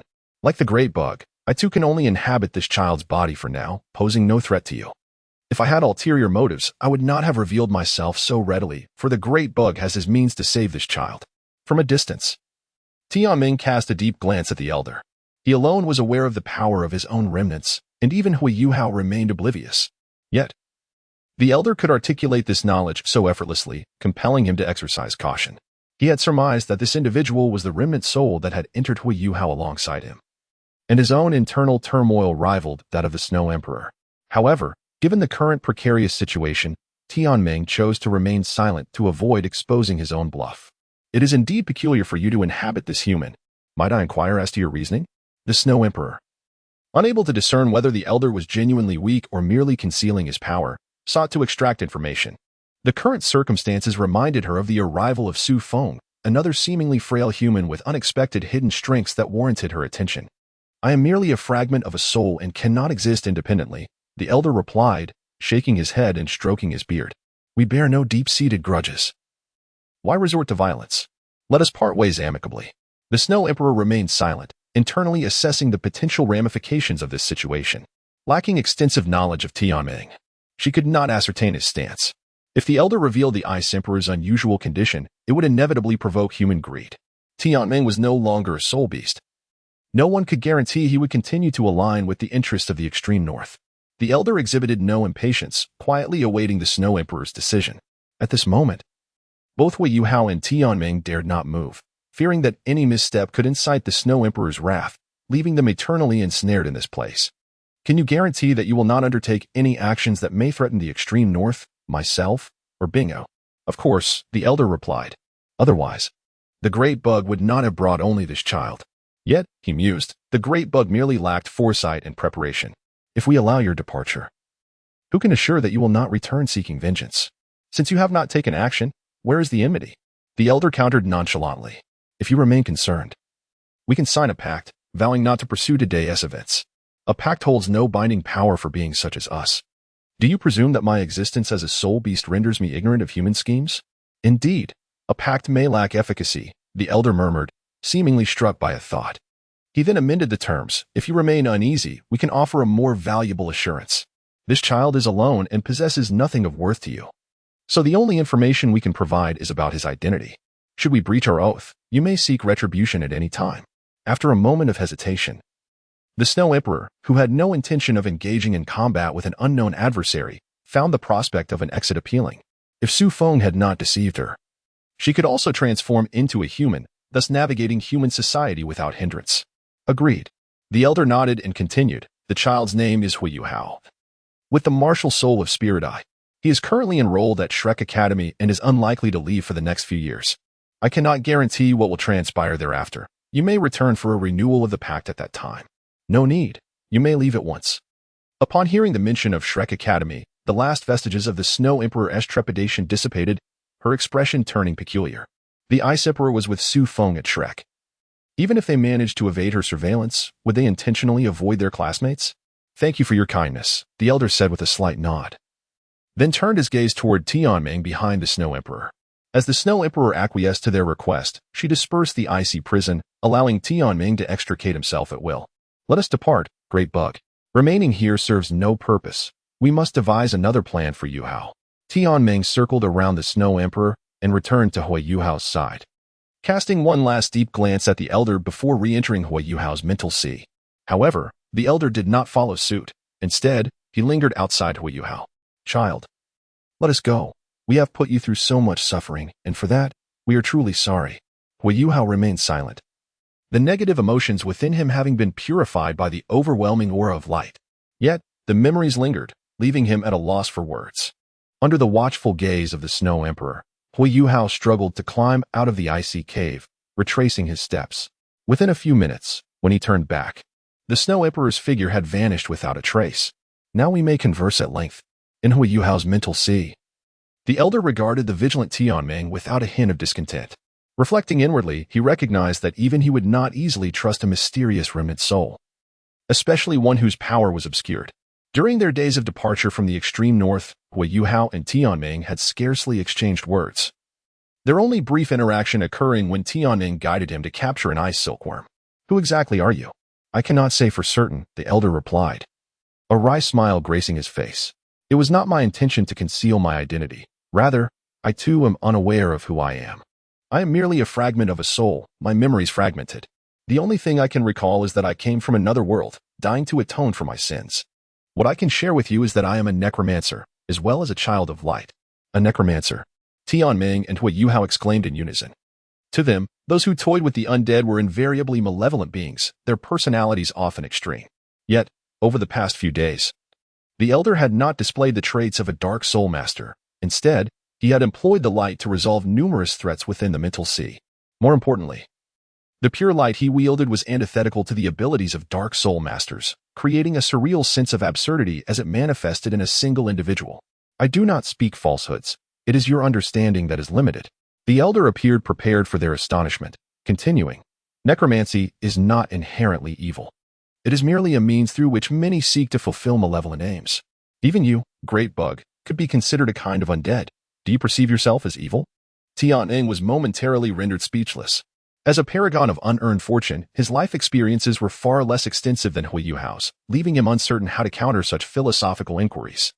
"My strength is inconsequential. What truly matters is you, especially you, Yuhao." "Me?" Hui Yuao pointed at himself, bewildered, and inquired. "Indeed," the old man nodded and continued. "The great bug is to create your second martial soul, but it now appears that he will certainly be unable to find the Ice Emperor he seeks. If I am not mistaken, the second martial soul he offers must merge with an external entity to truly take form. An ordinary soul beast certainly cannot meet your requirements." "Tianming, is it truly so?" "What he says is correct. To fulfill our plan, your second martial soul must be as powerful as possible. Beasts under 100,000 years hold no significance whatsoever. However, given my current capabilities, I have no confidence in capturing any soul beast of that age, let alone coercing it to become your martial soul." A knowing expression crossed the old man's face as he remarked, "From my observations, a martial soul does not necessarily have to be a living creature, nor does it need to possess a physical form." "Indeed," Tianming replied, glancing at the elder with a hint of confusion. "But what does that imply?" "This means that for Yuhao's supplementary second martial soul, it does not necessarily have to be a soul beast, correct?" "How could that be?" "Ordinary tools cannot compare with a 100,000-year soul beast. Even the so-called ninth-grade soul guiding devices manufactured by humans cannot hold a candle to them, not to mention that for us, acquiring advanced soul guiding devices is even more challenging than obtaining a 100,000-year soul beast. You may not be able to find it, but that does not mean it is unfeasible," the elder remarked with a slight smile. "What if I can provide it?" "How could that be?" "If there were indeed a tool that could surpass a 100,000-year soul beast in quality, the only thing I could think of would be a divine artifact." Tianming's words trailed off, understanding the elder's implication. With a mix of excitement and incredulity, Tianming asked in a trembling voice, "Do you possess a divine artifact?" "You may be disappointed. I currently cannot produce a divine artifact." The elder shook his head, dismissing Tianming's conjecture. "It would be better for you to witness it for yourself." With that, the figure of the elder gradually faded, and Tianming swiftly followed suit, leaving Hui Yuao's sea of consciousness. Hui Yuao shifted his awareness back to his body and opened his eyes, finding Tianming and the elder floating beside him. Seeing Hui Yuao awaken, the elder addressed Tianming. "Great bug, I shall borrow your power." Before Tianming could respond, the elder directly extracted Tianming's essence and began to wield his abilities. A dark whirlpool materialized out of thin air, and to the astonishment of the two, a staff slowly emerged from within. "Take hold of it." Upon hearing the elder's command, Hui Yuao instinctively reached out to grasp the staff, and as it fully entered this realm, the whirlpool vanished. Hui Yuao examined the staff closely. It was quite large, nearly his height. The intertwining colors of black, white, and gold formed strange patterns, with the top adorned by a white crystal sculpted into a skull shape, granting it an oddly sacred aura. In Tianming's perception, the latent power within the staff was terrifying, whether it was the power of light or the incomprehensible aura of death. Its totality rivaled that of certain 100,000-year soul beasts he had encountered. This is the staff I wielded in my lifetime. In my hazy recollection, it was not my strongest weapon, nor was it specially refined, yet that does not imply it lacked strength. I spent much of my life casting spells with it. My experiences and knowledge are embedded within. I can assure you, whoever possesses it will face no hindrance before becoming a deity. Becoming a deity, Tianming whispered, echoing the elder's words, before asking with urgency, if you are so certain, does that mean you were a deity in your lifetime? No, I am not a deity. That much I can affirm. Though my memories are nebulous, the mention of deities evokes many recollections. To become a deity signifies death, as I still possess this remnant soul. I cannot be considered a deity. Becoming a deity means death, Tianming exclaimed, alarmed. His entire plan revolved around achieving divinity. And now the very essence of his objective seemed flawed, causing a surge of anxiety within him. Indeed, in my memories, attaining divinity requires complete mastery over a certain rule. Yet how can a human soul contain the essence of such a law? In the instant of becoming a deity, both body and mind dissolve, merging into the fabric of the law. That is impossible. I have never heard of such a thing. Deities have appeared in the Douluo continent, and I see no signs of their assimilation into any rules, Tianming immediately countered. I cannot ascertain what deities you refer to, but my memories cannot be mistaken. Perhaps the rules of this realm differ, or the deities you speak of are entirely different beings from those I remember. Tianming remained silent, recognizing that his plans were merely fanciful aspirations reliant on the precedents of millennia past, thus unable to outright dismiss the elder's assertions. Such discourse holds little value. Yuhao's cultivation is far from considering this step. When the time comes, he will naturally discern whether the future entails eternal life or dissolution. Regardless, by my standards, this staff is merely a refinement of rules away from being a divine artifact, and it will undoubtedly suffice as Yuhao's second martial soul. If Great Bug, you have no better alternatives, this staff is the answer I present. Time waits for no one. You must decide swiftly. At this moment, Tianming hesitated, still clinging to a glimmer of hope for the Ice Emperor. Moreover, unlike soul beasts, tools could wield their power directly without the need for fusion. However, before he could make a decision, Hui Yuao spoke up, his hands firmly gripping the staff, his gaze resolute as he looked at the elder. I wish to fuse with it. Tianming wanted to object, but the words faltered on his lips. The elder gazed at Hui Yuao with satisfaction and proclaimed, very well. Since you have inherited my staff, you are now my successor. From this moment forth, I shall teach you how to wield this power. And you must choose the righteous path, never engaging in malevolent deeds. Otherwise, I shall personally cleanse the world of your presence.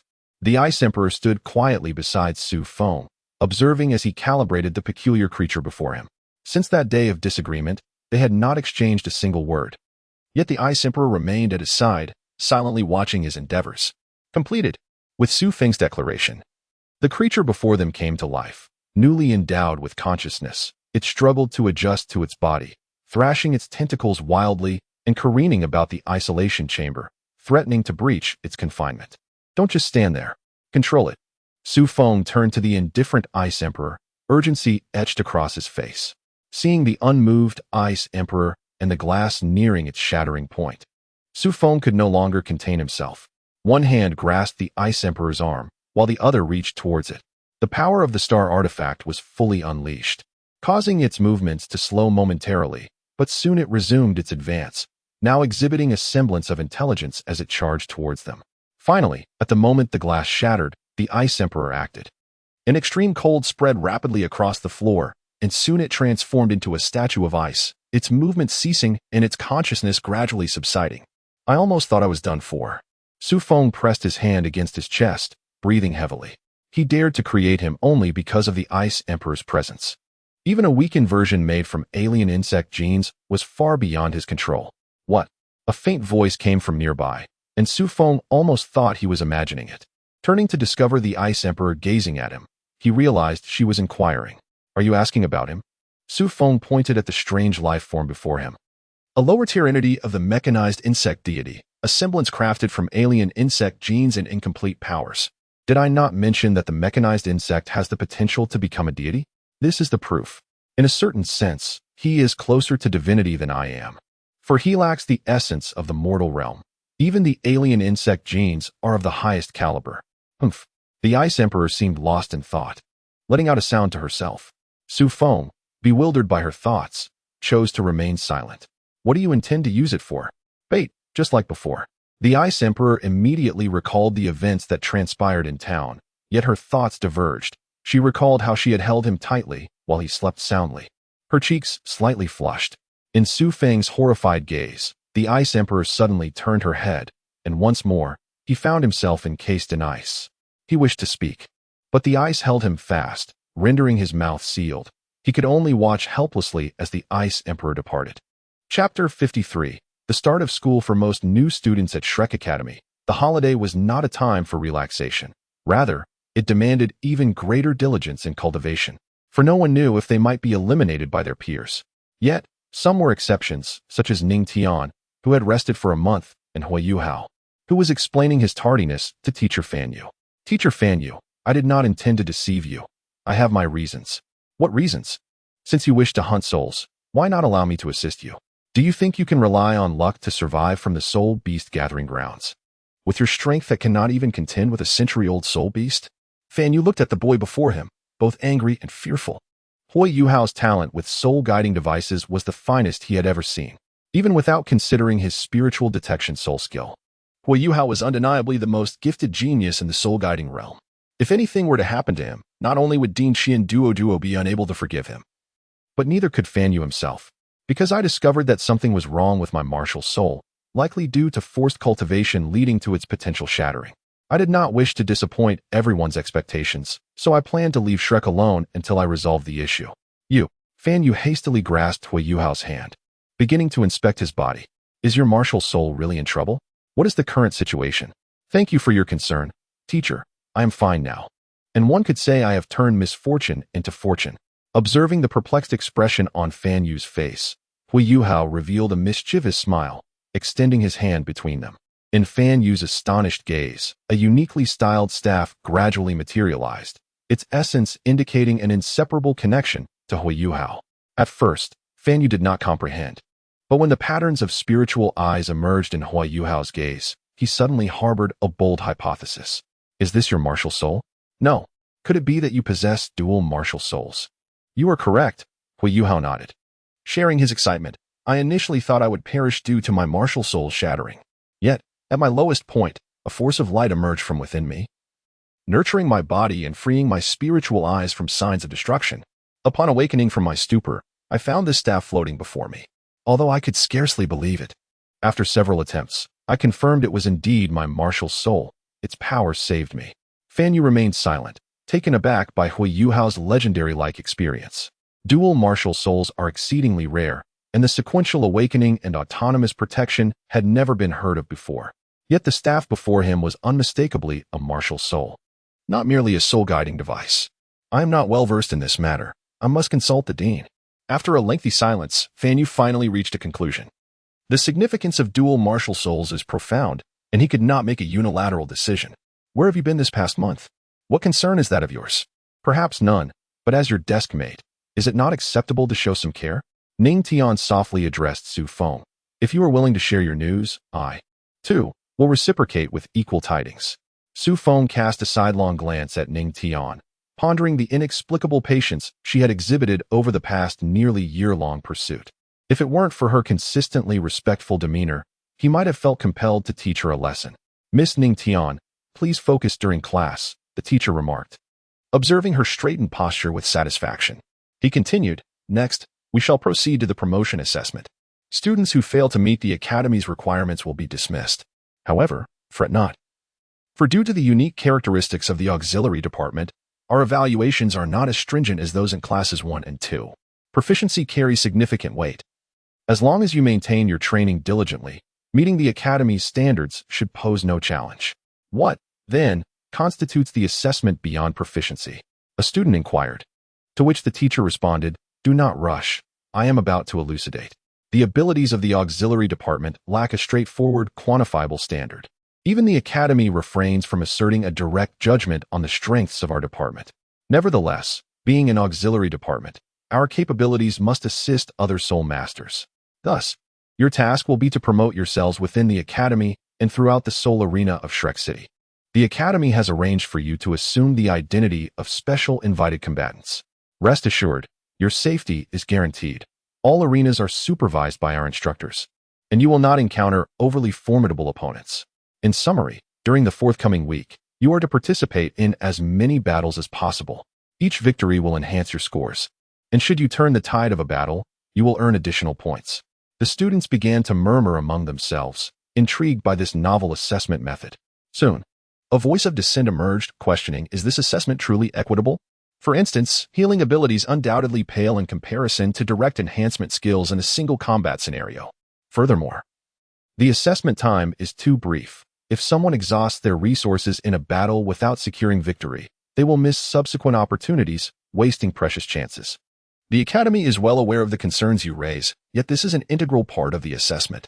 The allocation of skills and soul power, along with strategic decision-making, are essential competencies for auxiliary soul masters. If one possesses solely healing abilities, they should engage in multi-combat scenarios where their impact can be maximized, as opposed to one-on-one confrontations. Should you squander excessive soul power in a foregone battle, does it not indicate a lack of discernment?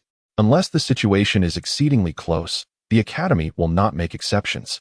Conversely, if one manages to achieve a remarkable turnaround, the rewards and points will be substantially greater than in ordinary battles.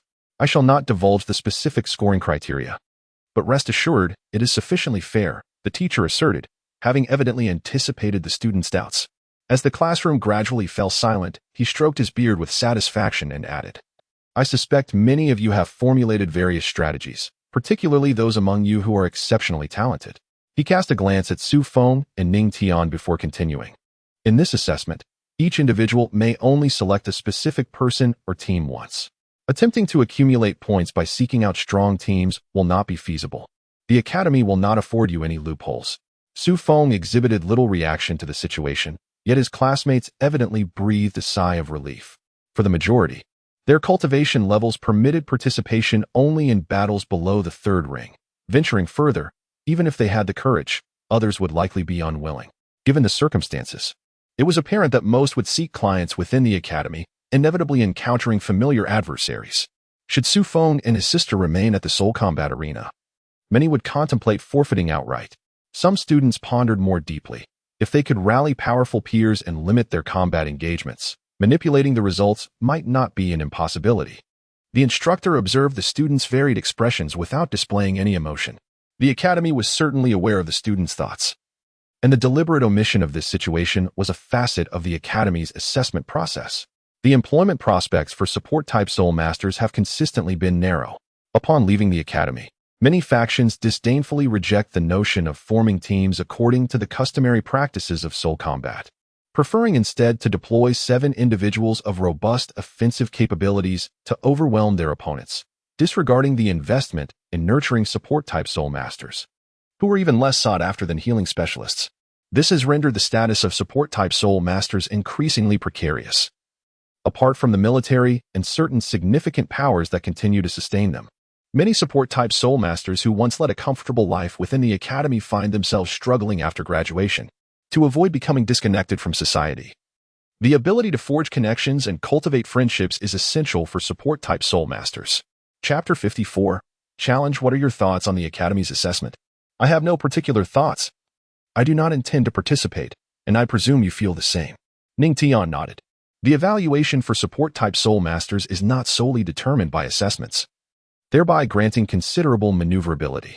As long as the Academy does not act foolishly, it is certain they would not expel the two of them, thus rendering this assessment relatively inconsequential for them. However, others may not share this perspective, and this assessment is not solely pertinent to them. It is inevitable that attempts will be made to entice you and your sister. Although the competition may be rife with inconsistencies, securing victories will undoubtedly yield advantages, certainly preferable to facing a stronger opponent. Su Feng shrugged, harboring no concerns about the matter at hand. Even without his intervention, the Ice Emperor would not rely on any external forces. The aspirations of these classmates were destined to be in vain. Nonetheless, it was a rare opportunity to assist them in tallying their defeats, which could prove beneficial. Ning Tian, observing the sudden curl of Su Feng's lips, instinctively shifted her body slightly away. She was quite familiar with that expression. It signified that someone was about to encounter misfortune. With the recent days lacking in events, why not observe the assessments of other classes? Noticing Ning Tian's movement, Su Feng cleared his throat, seeking to dispel the awkward atmosphere. May I interpret this as an invitation? You may think so, but there are no ulterior motives. Very well. Ning Tian rose, gathering her belongings and placing them into her storage soul guide. After all, she had intended to meet Wu Feng, and it seemed their assessments were about to commence. Before long, Su Feng and Ning Tian arrived at the entrance of the beast fighting arena. Typically, this area would not be accessible to students, but today, due to the assessments, the gatekeeper did not impede their entry, guiding them into the arena, as the beast fighting assessments could not occur simultaneously in large numbers. Only a few had completed theirs at that moment. Su Feng soon spotted the figures of the Ice Emperor and his companions. It was not yet their turn to perform. Xiao Xiao wore a slightly anxious expression, while the Ice Emperor remained as impatient as ever. In no time, Xiao Xiao caught sight of Su Feng and eagerly waved in their direction. Wu Feng, standing nearby, also recognized them but, intimidated by the Ice Emperor, refrained from calling out Ning Tian's name. What brings you here? Xiao Xiao inquired as soon as Su Feng took a seat. Our classes concluded early, and there was nothing pressing to attend to for the assessments, so we decided to visit you. Oh, is the auxiliary system course that easy? Xiao Xiao's face displayed envy. Our assessment is quite troublesome. We must confront Soul Beast alone. Given that you have the option to choose, it shouldn't be too burdensome, right? Simply select a weaker opponent. However, that would yield minimal points. Our instructors have emphasized that the scores from this assessment are of utmost importance, as the Academy will allocate resources based on our performance. Su Feng sighed deeply and continued, thus, we are not mere ordinary students and need not concern ourselves with such matters. Even if you were to achieve a perfect score, do you really think the Academy would bestow upon you an additional soul bone? Xiao Xiao found herself at a loss for words. Her sensibilities told her that such reasoning was flawed, yet she could not pinpoint any fallacies in Su Feng's argument. To alleviate the awkwardness, she decided to shift the conversation. Where did you all go during the holidays? I asked Binger, but she wouldn't tell me. I remained at the Academy alone. And quite a few people inquired about your whereabouts. Oh, nothing much. I just returned home for a while and took the opportunity to acquire a soul ring. What? Xiao Xiao was taken aback. Are you saying you've reached level 30 already? Su Feng nodded, which left Xiao Xiao somewhat disheartened. She had originally believed that diligent practice at the Academy would narrow the gap between herself and her peers, but to her surprise, a month had passed, and even Su Feng had ascended to the rank of Soul Master. What are you discussing? Just then, Ning Tian approached. While Wu Feng followed reluctantly behind her, clearly disinterested in seeing Su Feng and the Ice Emperor together, yet feeling powerless to avoid it. Ning Tian took a seat beside Su Feng, while Wu Feng hesitated for a moment before opting for a position behind Xiao Xiao. In terms of cultivation, I have reached the 3rd ring during the holidays. Ning Tian was not overly astonished. Rather, it was peculiar that Su Feng had only just become a Soul Master. Last year, Su Feng had been among the highest in cultivation, yet after a year, he had nearly fallen to the level of an ordinary student. What kind of soul beast do you plan to select? Shouldn't that be predetermined by the Academy? In principle, it is random, but if one expresses a slight preference, the teachers are unlikely to refuse. After all, this is a stage for students to showcase themselves. It would be quite unfortunate if the compatibility were poor. Xiao Xiao unconsciously fiddled with the ends of her hair as she observed the battle unfolding in the arena. The soul beast chosen by one student was evidently beyond his capabilities. Had he not managed to avoid provoking his opponent, he would likely have been eliminated by now. The requirements for control-type fighters are to demonstrate as much mastery over the battle as possible, so selecting a less intelligent soul beast is often the wisest choice. Of course, stating this directly would surely lead to a lower evaluation from the teachers. Thus, a more tactful approach is advisable, such as citing a preference for stronger physical types. Isn't that a bit unethical? Xiao Xiao was taken aback by their conversation, especially with the teacher present, yet they were discussing ways to exploit the situation. They are certainly not good people, Wu Feng scoffed. She had long harbored a dislike for Su Feng. She had never appreciated those who resorted to cunning tricks, and seeing Su Feng constantly with Ning Tian only fueled her irritation. This is merely a reasonable tactical arrangement. Would you choose the Ice Scorpion as your opponent? Wu Feng was left speechless, unable to respond to such a remark. especially with the Ice Emperor right there. Upon mentioning the Ice Scorpion, Ning Tian sensed something amiss. The Ice Emperor had yet to utter a single word, which was contrary to her fearless nature. Observing Su Feng, who remained unchanged, Ning Tian abandoned the idea of probing further. She was not endowed with a charming demeanor, and any unwarranted interference would likely invite disdain. At that moment, a loud crash echoed from the entrance, capturing everyone's attention. They turned to see an unfamiliar male teacher brushing off the dust he had stirred up, while Hui Yuao sat on the ground beside him, shaking his head and struggling to regain his senses. "Feng, what are you doing? Wait. Don't be angry just yet." Seeing Zhou approach in a fury, Feng immediately shrank back, forcing a wry smile as he explained, "This child, Yuao, lost track of time. I was concerned he might miss the assessment, so I brought him here." Zhou huffed, her reaction to Feng Yu's explanation unclear. Observing Hui Yuao's composed demeanor, she promptly stated, "Since you are here, you will be the next to go. Choose a soul beast ranging from 100 to 1,000 years. Make your decision swiftly. I will select a 1,000-year soul beast." Hui Yuao's tone was measured and confident, as though he were merely challenging a common beast. Chapter 55. Shock. Hui Yuao faced the gazes of all present with poise as he stepped into the arena. He was radiating confidence. Having received his teacher's legacy, he felt assured of victory over his classmates. He had resolved to make a remarkable impression in this assessment, marking the first step in his rise. Did he just say he intends to challenge a 1,000-year soul beast? The Ice Emperor sat up straighter, her attention drawn to the scene.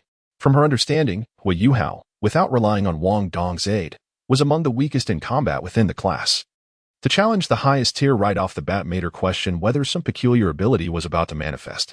"I find it quite curious," Ning Tian interjected, "as I have gathered some insight into Wang Dong's situation, and he does not strike me as someone reckless. If he has not undergone a sudden change of character, he must possess some hidden strength." With this thought, Ning Tian turned to Wu Feng behind her and inquired, "Are the assessments allowing the use of soul-guiding devices?" "That should not be permissible," Wu Feng replied hesitantly but firmly. "The teachers stated that external assistance is not allowed. One must rely solely on their own abilities to fight." "That seems unreasonable." Ning Tian redirected his gaze. "What gives him the confidence to face a 1,000-year soul beast? Or does he consider his self-made soul-guiding device a part of his own capability? Why not wait and see? Perhaps Hui Yuao truly possesses the ability to defeat a 1,000-year soul beast and emerge as the strongest student." Su Feng was not surprised by Hui Yuao's choice. It was inconceivable for a child of destiny to falter in such a setting. What intrigued him was the potential repercussions of Hui Yuao's fate now that the Ice Emperor was no longer his second martial soul. "Before we begin, I shall ask you once more, are you certain you wish to challenge a Millennium Soul Beast? Though there are teachers to safeguard you, should you fail too swiftly, your score will be nullified." "Not a problem. I am fully prepared," Hui Yuao replied confidently. Observing the unwavering resolve in the boy's demeanor, the staff member sighed and proceeded to open the grand door. From the dark corridor emerged a sleek, ebony panther soul beast, its gaze fixated intently on the soul creature in its line of sight. Hui Yuao. A Millennium Soul Beast possessed a modicum of intelligence, cognizant of its captive status, and thus it would not strike impulsively. It paced along the periphery of the arena, showing no inclination to advance. Witnessing the standoff between man and beast, Zhou displayed a hint of dissatisfaction. Her standards were notoriously stringent, and she harbored no fondness for Hui Yuao, the tardy student. Now, this hesitation in the duel only exacerbated her irritation. "Hui Yuao, if you intend to resort to such underhanded tactics, I can assure you, your score will be exceedingly low." Listening to Zhou Yi's voice echo from the loudspeaker, Hui Yuao remained unfazed, instead wearing a self-assured smile. In the presence of all, a staff materialized in his grasp, emanating an undeniable aura of soul power. In contrast to the spectators below, the panther within the arena felt the intensity of this energy more acutely. Instinctively, it conjured a shadowy veil to conceal itself. As a soul beast of the darkness attribute, it was already discomforted by the radiant energy swirling from Hui Yuao's staff. At last, as the brilliance from the staff intensified, the panther could no longer restrain itself. Shadows surged from the ground, swiftly enveloping Hui Yuao's feet. Yet, just as the panther's head emerged from behind him, Hui Yuao, having gathered his strength, thrust the staff into the ground. "Let there be light," he proclaimed, unleashing the accumulated radiance from the staff, illuminating the entire arena. The panther's domain of shadows was forcibly dispelled, and its body was hurled against the wall, rendered unconscious. Even with the barrier in place, the brilliance was blinding, leaving the onlookers momentarily incapacitated. After half a minute, the teachers and students below finally regained their senses and turned their gazes toward the arena. At that moment, the panther lay crumpled at the edge of the field. Evidently incapacitated, Hui Yuao leaned on his staff, confidently directing his gaze toward Zhou Yi and the other instructors, clearly in remarkable condition. Surely this must be a deception. Someone blurted out uncontrollably. Observing the scene, it appeared that Hui Yuao had defeated a Millennium Soul beast head-on. Such an achievement would merit full marks in any offensive category. However, Hui Yuao had previously demonstrated the weakest control-type abilities. How could he accomplish what others could not? Even the instructor responsible for grading was momentarily taken aback, unable to provide a score. Zhou Yi regarded Hui Yuao with incredulity. She had come to know him well, as he was a cherished disciple of Feng. Yet it was precisely this familiarity that made the current situation all the more perplexing. As the crowd stood in stunned silence, the director of education, Douluo, was the first to react, rising from his seat. Hui Yuao, accompany me at once. As he regarded Douluo's serious countenance, the others began to exchange speculations about the recent events. Watching Douluo and Hui Yuao enter the back room, followed closely by Feng and Zhou Yi, Feng stroked his chin thoughtfully. It was evident that Hui Yuao had harnessed an exceptionally pure light power. Based on Feng's knowledge, the most likely source was Ilex, and the skeletal staff he wielded further substantiated this hypothesis. As a being only a breath away from divinity, Ilex, who had once nearly obliterated an entire world, surely possessed more than a single treasure from the realm of the undead. Or else he would not have so easily recognized the precious material known as the gold of living beings. Yet this did not resolve Feng's confusion. He remained unaware of Hui Yuao's experiences during the holiday. Had he transformed into this state after fruitlessly seeking the Ice Emperor? Or had he never ventured to the extreme north? If Hui Yuao had not acquired a second martial soul, it would be certain that they had indeed gone to the extreme north and returned defeated. Now, however, that was uncertain. What was that ability just now? Among them, the most Navi, Xiao Xiao, was the first to voice her thoughts. It must have been a wide-ranging light attribute soul skill, perfectly countering that Black Panther. He was rather fortunate. But how could he, with a spiritual attribute martial soul, possibly unleash such a powerful light attribute soul skill? Could it be that his second soul ring was derived from a millennium-level light attribute soul beast? Ning Tian spoke gravely, unable to readily accept this explanation. Perhaps it is due to an innate compatibility? Wang Dong, who possessed a fusion skill of the light attribute, seemed a reasonable example of such a premise. No one interjected, and Feng shrugged, unfazed. He had long been mentally prepared for Hui Yuao's cheat-like prowess due to his past life memories, yet for others, the situation was different. If it were Wang Dong who had executed the ability, they might have found it more acceptable. What most found hard to bear was the sudden surpassing of a previously insignificant existence. The assessment will proceed as normal. I ask all students to redirect their focus and refrain from discussing Hui Yuao's matters any further. Director Douluo will personally verify whether he has violated any rules. As the students grew increasingly raucous, the staff resorted to using soul-guiding devices to suppress the noise, achieving notable success. Nevertheless, despite the cessation of discussion, the questions in everyone's minds remained unquenched, only intensifying until the truth came to light. Chapter 56. Shift in Attitude. Hui Yuao, what means did you employ just now? Upon entering the office, Douluo addressed Hui Yuao directly, his tone devoid of courtesy. Clearly, he suspected Hui Yuao had resorted to illicit methods. Otherwise, how could a student with little prior recognition achieve such feats? Old Do, what do you mean by that? Do you suspect Yuao would cheat? Fan Yu interjected, entering the room and immediately countering Douluo's assertion. Fan Yu, what brings you here? Douluo frowned, unable to comprehend why a member of the Soul Guidance Department would interfere in the Martial Soul Department's assessment. Mid-sentence, a realization struck him. You are the one who received special permission to study in the Soul Guidance Department? Of course, Hui Yuao is already a core disciple of the Soul Guidance Department. If you are here to create trouble, I will certainly defend him, Fan Yu replied, unwavering. That does not align with your usual demeanor.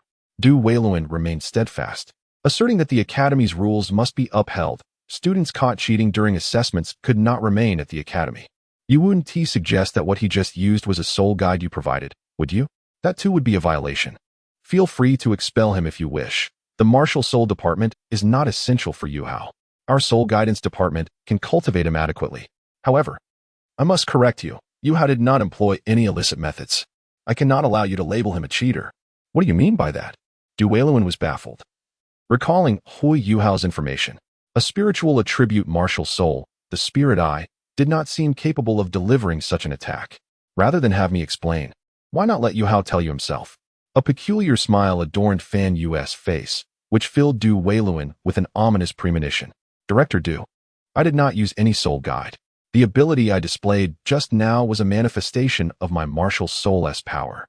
Indeed, my martial soul, the spirit eye, possesses no light attribute, but my other martial soul is quite different. Another martial soul? Indeed, Hui Yuao nodded and explained to Du Weiluan, during this recent holiday, I unexpectedly awakened my second martial soul, the Staff of Light. The ability I exhibited earlier was the first soul skill of my second martial soul.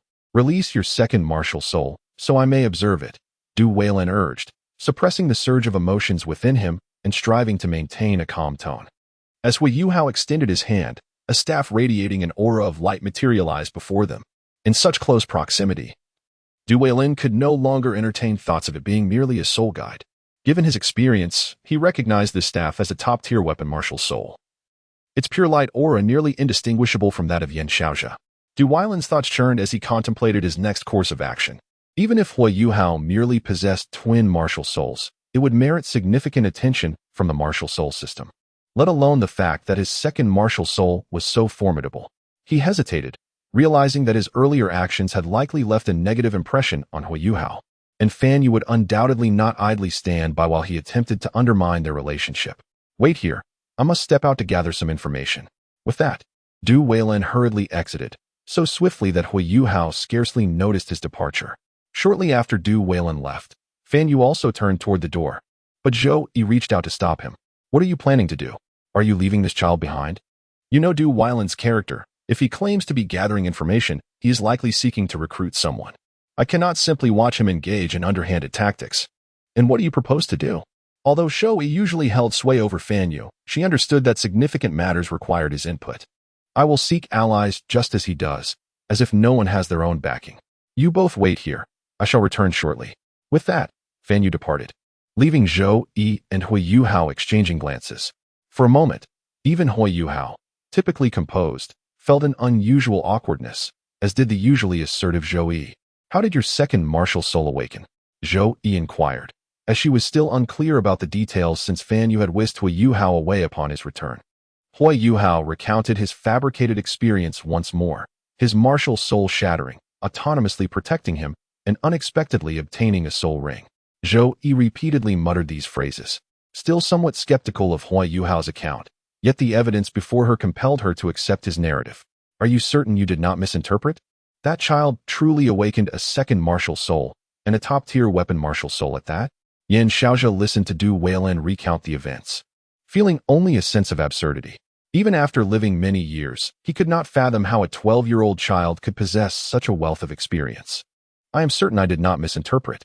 The light aura emanating from that staff is exceptionally pure, almost identical to yours.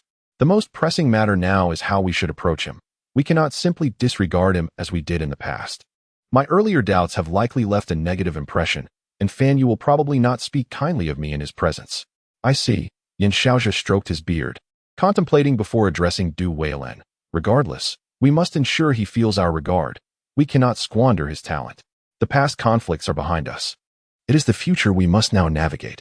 With that, Yen Xiaozhe rose, and together with Du Weiluan, departed towards their destination. Meanwhile, a similar scenario unfolded in the office of Qian Duoduo. Dean Qian, the situation is as follows. You are aware of Yu Hao's character. If Du Weiluan and the others persist, he will likely feel too awkward to refuse. Yu Hao is the true hope of our soul guide system. We cannot allow him to be poached. Preposterous. We must depart at once. We cannot let Yen Xiaozhe succeed. Without a moment's hesitation, Qian Duoduo slammed his hand on the table and stood to leave. Fan Yu quickly intervened. Are you not aware of Dean Yan's character? Going alone may not provide enough support for Yu Hao in seeking an explanation. Indeed, Fan Yu's words struck a chord with him. Yen Xiaozhe would certainly not yield to him. given the martial soul system's traditionally aggressive stance. I cannot go alone. I must also summon Liner. Hui Yuao? Hearing a familiar voice from outside, Hui Yuao instinctively turned to see Wang Dong peeking in, gesturing for him to come outside. Noticing Zhou Yi's indifferent demeanor, Hui Yuao followed Wang Dong without a second thought.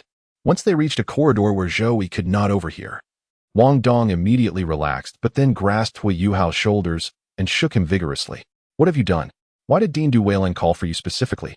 What was that ability you just displayed? You never had such a power before. Stop.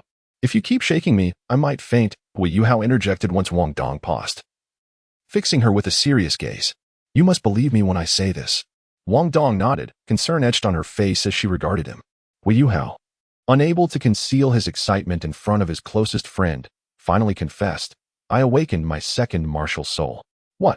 Wang Dong gasped, quickly covering her mouth and glancing around to ensure no one overheard. You cannot be deceiving me.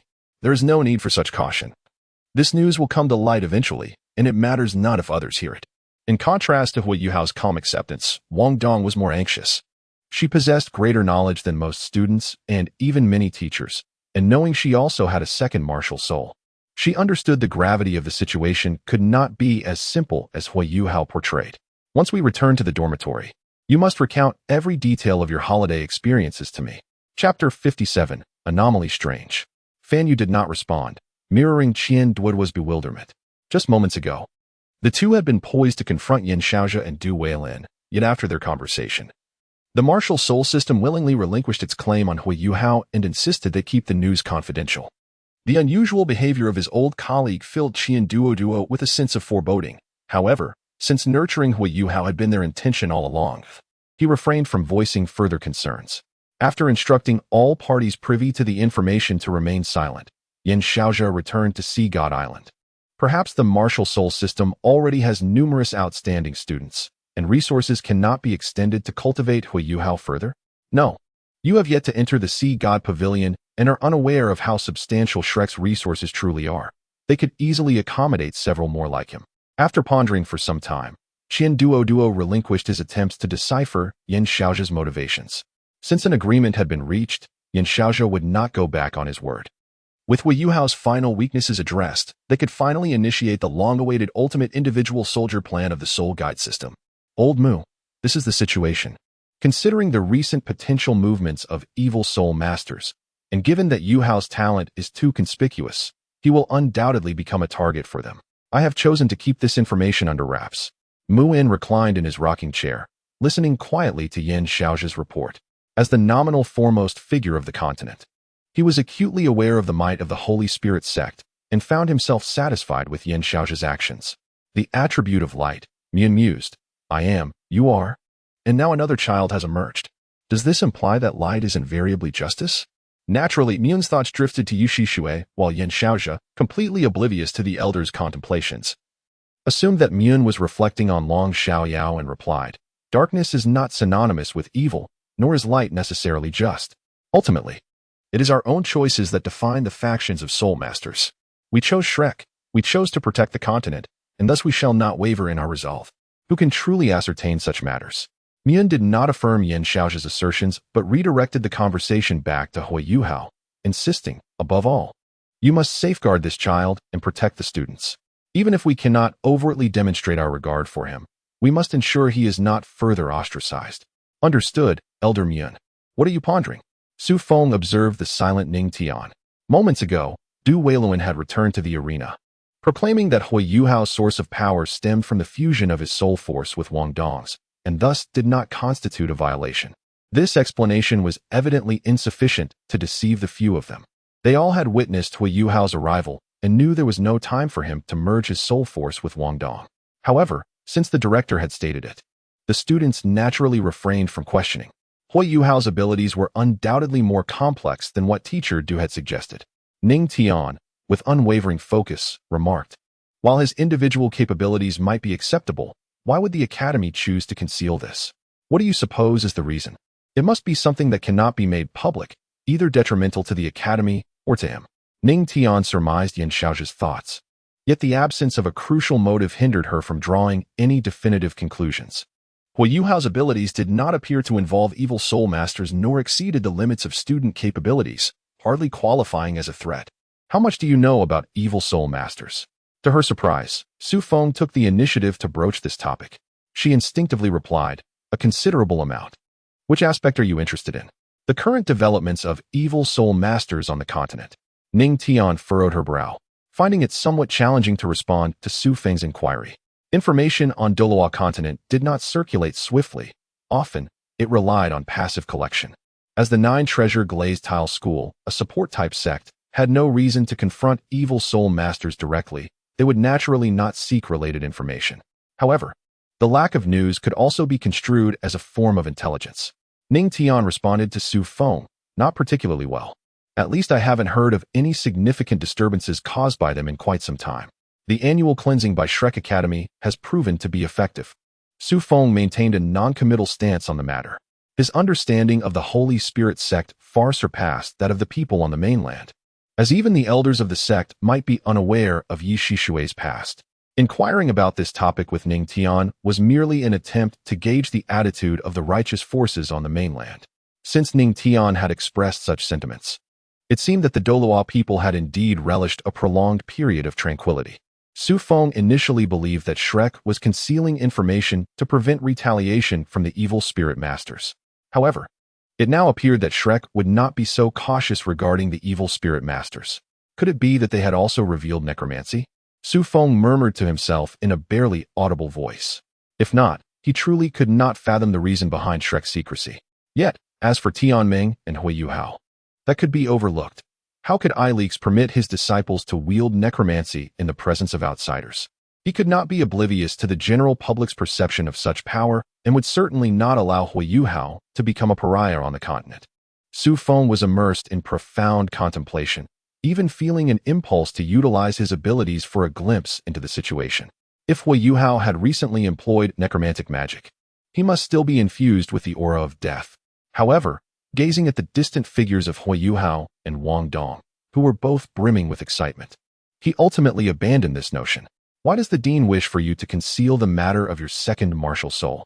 Once out of the teacher's sight, Wang Dong finally set aside his defenses, seizing the opportunity to converse privately with Hui Yuao. I am not certain, Hui Yuao replied. Unlike Wang Dong, who had been steeped in a plethora of motivational platitudes such as do not underestimate the youth in a true gentleman should be like this, he found it difficult to comprehend the rationale behind his abandonment.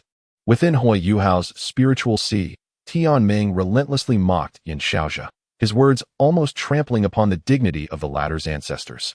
Ilix, however, remained indifferent.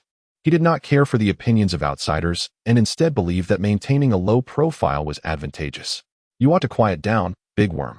That Dean Yin merely requested the concealment of Yuhao's second martial soul. He has no intention of stripping him of his abilities. I cannot swallow this indignation. Tianming retorted angrily, showing no signs of restraint. That old fool, the dean, cannot even recognize Yuhao's talent. He is undoubtedly a worthless title pushed into prominence. Shrek is like this. I see no greatness in humanity. It would be better for Yuhao to operate independently. The two of us could equally guide him. But can you impart knowledge about soul tools to him? Remaining here is in Yuhao's best interest, Ilix countered, shaking his head in disagreement with Tianming's assertions. Yuhao's perception is our perception. I can sense that others hold him in equal regard. Since he wishes for everyone to keep this information under wraps, there must be a rationale behind it. Is that so? Hui Yuao pondered. Having acquired the power of light, he was unknowingly influenced, more inclined to view matters with benevolence, and thus more willing to accept Ilix's perspective. Once we return to the dormitory, we should attempt to fuse our soul power again. You now possess the light attribute. Perhaps this is the reason for our remarkable compatibility. Observing Wang Dong's exuberance, Hui Yuao nodded with a smile. Chapter 58. The selection tournament. With the incident of Hui Yuao's second martial soul being unveiled now behind them, the commencement of the second academic year passed rather uneventfully. Feng continued with his classes in a diligent manner. Soon enough, the selection tournament for the core disciples of the second-year students arrived. Under the guidance of their teacher, Feng and Ning Tian arrived at the soul fighting zone. Today, the atmosphere was unusually tranquil. As the academy had deliberately halted all soul fighting applications to conduct their selection, while the students grew increasingly impatient, An elderly man, reeking of alcohol and appearing quite disheveled, finally staggered over. Ignoring the students' gazes, he directly addressed Wang Yan, asking if everyone was present. Yes, Elder Xian. The Martial Soul Department has 28. And the Soul Guidance Department has 2. All are ready. Then let us commence. Everyone, please take your positions on the stage. Despite their confusion, the students obediently followed Elder Xian's orders and ascended the platform, choosing their spots. Once everyone had settled, Elder Xian finally spoke. The rules of the selection are quite simple. You may fight as you wish, as long as 7 individuals remain by the end. Once the teachers depart, I will declare the start, and you may engage. Before most students could fully comprehend, the teachers vanished from the stage. At the sound of begin, Elder Xian's figure disappeared from the center, leaving the students exchanging bewildered glances. At this moment, the differences in their experiences became evident. Some remained frozen in place, while the majority began forming alliances.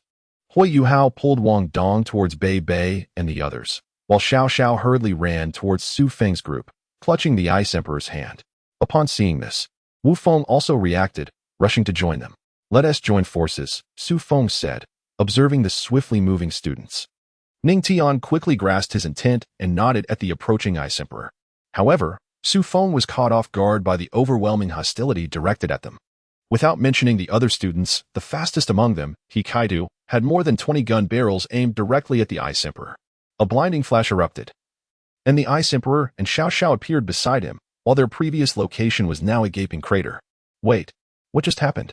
Xiao Xiao was momentarily stunned, only realizing the gravity of the situation upon seeing the nearby crater, understanding that the Ice Emperor had guided her out of a lethal strike. Stop shouting, you're fine, the Ice Emperor remarked, displaying an impatient demeanor, clearly detesting the prospect of battling mere underlings. If they were typical lackeys, it would be manageable, as they would surrender without much effort. However, facing individuals who matched her superficial strength was quite vexing. Damn it, Hikaitu couldn't help but curse. As a soul mentor, his attack speed surpassed that of most students, nearly instantaneous as long as his charge kept up. Yet, the Ice Emperor effortlessly evaded his strike without even turning around. Being the eldest among them, he was acutely aware of the implications of this match. This was a selection for the reserve team for the Soul Master competition. Essentially a selection for the Shrek 7 monsters. Prior to this event, Fan Yu had specifically instructed him to showcase the prowess of the Soul Guidance Department. The only Soul Mentor from the previous 7 monsters had been eliminated, and they could not afford to be overshadowed this time. With no time to hesitate, Hikaitu stowed his equipment and moved towards Hui Yuao. He had no intention of facing everyone alone, and the only person present with whom he had any connection was Hui Yuao, his junior. At this moment, Hui Yuao had reached Bei Bei's side. Forming a small group with Wang Dong, Su Sanshi, Jiang Nan, and Bei Bei, their mental detection shared and fully activated, astonishing the two who were experiencing it for the first time. Upon seeing the friendly markings in their mental visions, they readily accepted Hikaitu's approach. Thus, the most formidable group visibly took shape. However, the situation was far from straightforward. Everyone had essentially divided into 3 factions: their own group, the Ice Emperors, and the remaining students.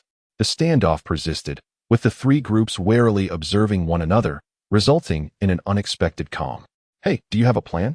Wu Feng whispered to Su Feng, aware that their group was the smallest and most disadvantaged. If they did not act, they risked being the first to be eliminated. I'm a support type. Why are you asking me? Su Feng retorted. Isn't the goal to eliminate everyone? At that moment, the Ice Emperor interjected. Indeed, that seems to be the case. Do you have an idea? Ning Tian replied. You too. Give it your all, the Ice Emperor commanded, looking at Ning Tian and Su Feng with a decisive expression. Without hesitation, Ning Tian activated his martial soul. 7 treasures. First is speed, third is strength. Unlike Ning Tian, Su Feng simply summoned his ordinary martial soul, resembling the Star Cup, with his first spirit ring illuminating to signify his support role. Having had enough of the theatrics, the Ice Emperor turned her attention to the other students, unreservedly employing her most suitable technique, Domain of Eternal Frost. As her voice faded, a terrifying chill emanated from her, swiftly enveloping the arena, freezing the other students who remained in a standoff, rendering them immobile. Even Ning Tian, witnessing the scene, could not suppress his astonishment. The Ice Emperor's domain clearly withheld its full power, Even with a protective layer of soul energy, he felt the biting cold. It dawned on him how desperate the situation had been for Dai Huabin and Xu Lu when they faced the Ice Emperor. Fortunately, he was not on the opposing side this time. Elder Xian, Wang Yan said, observing the students who had turned into ice statues, at a loss for what to do. The elimination process had indeed begun, yet the remaining students numbered fewer than 7. No need to rush. The outcome is not yet determined. Just as Elder Xian had indicated, there soon came a stir on the stage. Amidst crackling thunder, Bei Bei shattered the icy prison surrounding him and emerged. Upon closer inspection, the students encased in ice had not all lost their fighting spirit. Several upperclassmen retained their awareness. However, what astonished Wang Yan was that the first to break free was not Su Sanshi or He Kaitu, but rather Wang Dong and Hui Yuao. The two had been holding hands, even while frozen, and as a result of their fused soul energies, they were the quickest to regain their state, expending even less energy than Bei Bei. In the stillness, more students gradually broke free, but some succumbed to unconsciousness. Ultimately, the battlefield had transformed into a standoff between the Ice Emperor, who was in the best condition, and Bei Bei's side, which had retained some semblance of integrity. As for the group that had started with the most members, only Dai Huabin, Xie Huanyue, and 3 senior students managed to escape, hardly posing a threat. Brother, can your soul guidance device still function? Bei Bei's expression was grave. Given their current predicament, direct confrontation seemed futile, and they could only place their hopes on external means. 7 of my soul guidance rifles are out of commission, for can likely fire only once, and the rest are in poor condition. The frigid power not only affected individuals but also the soul guidance devices. Most of these devices were developed for standard conditions, and due to differing principles.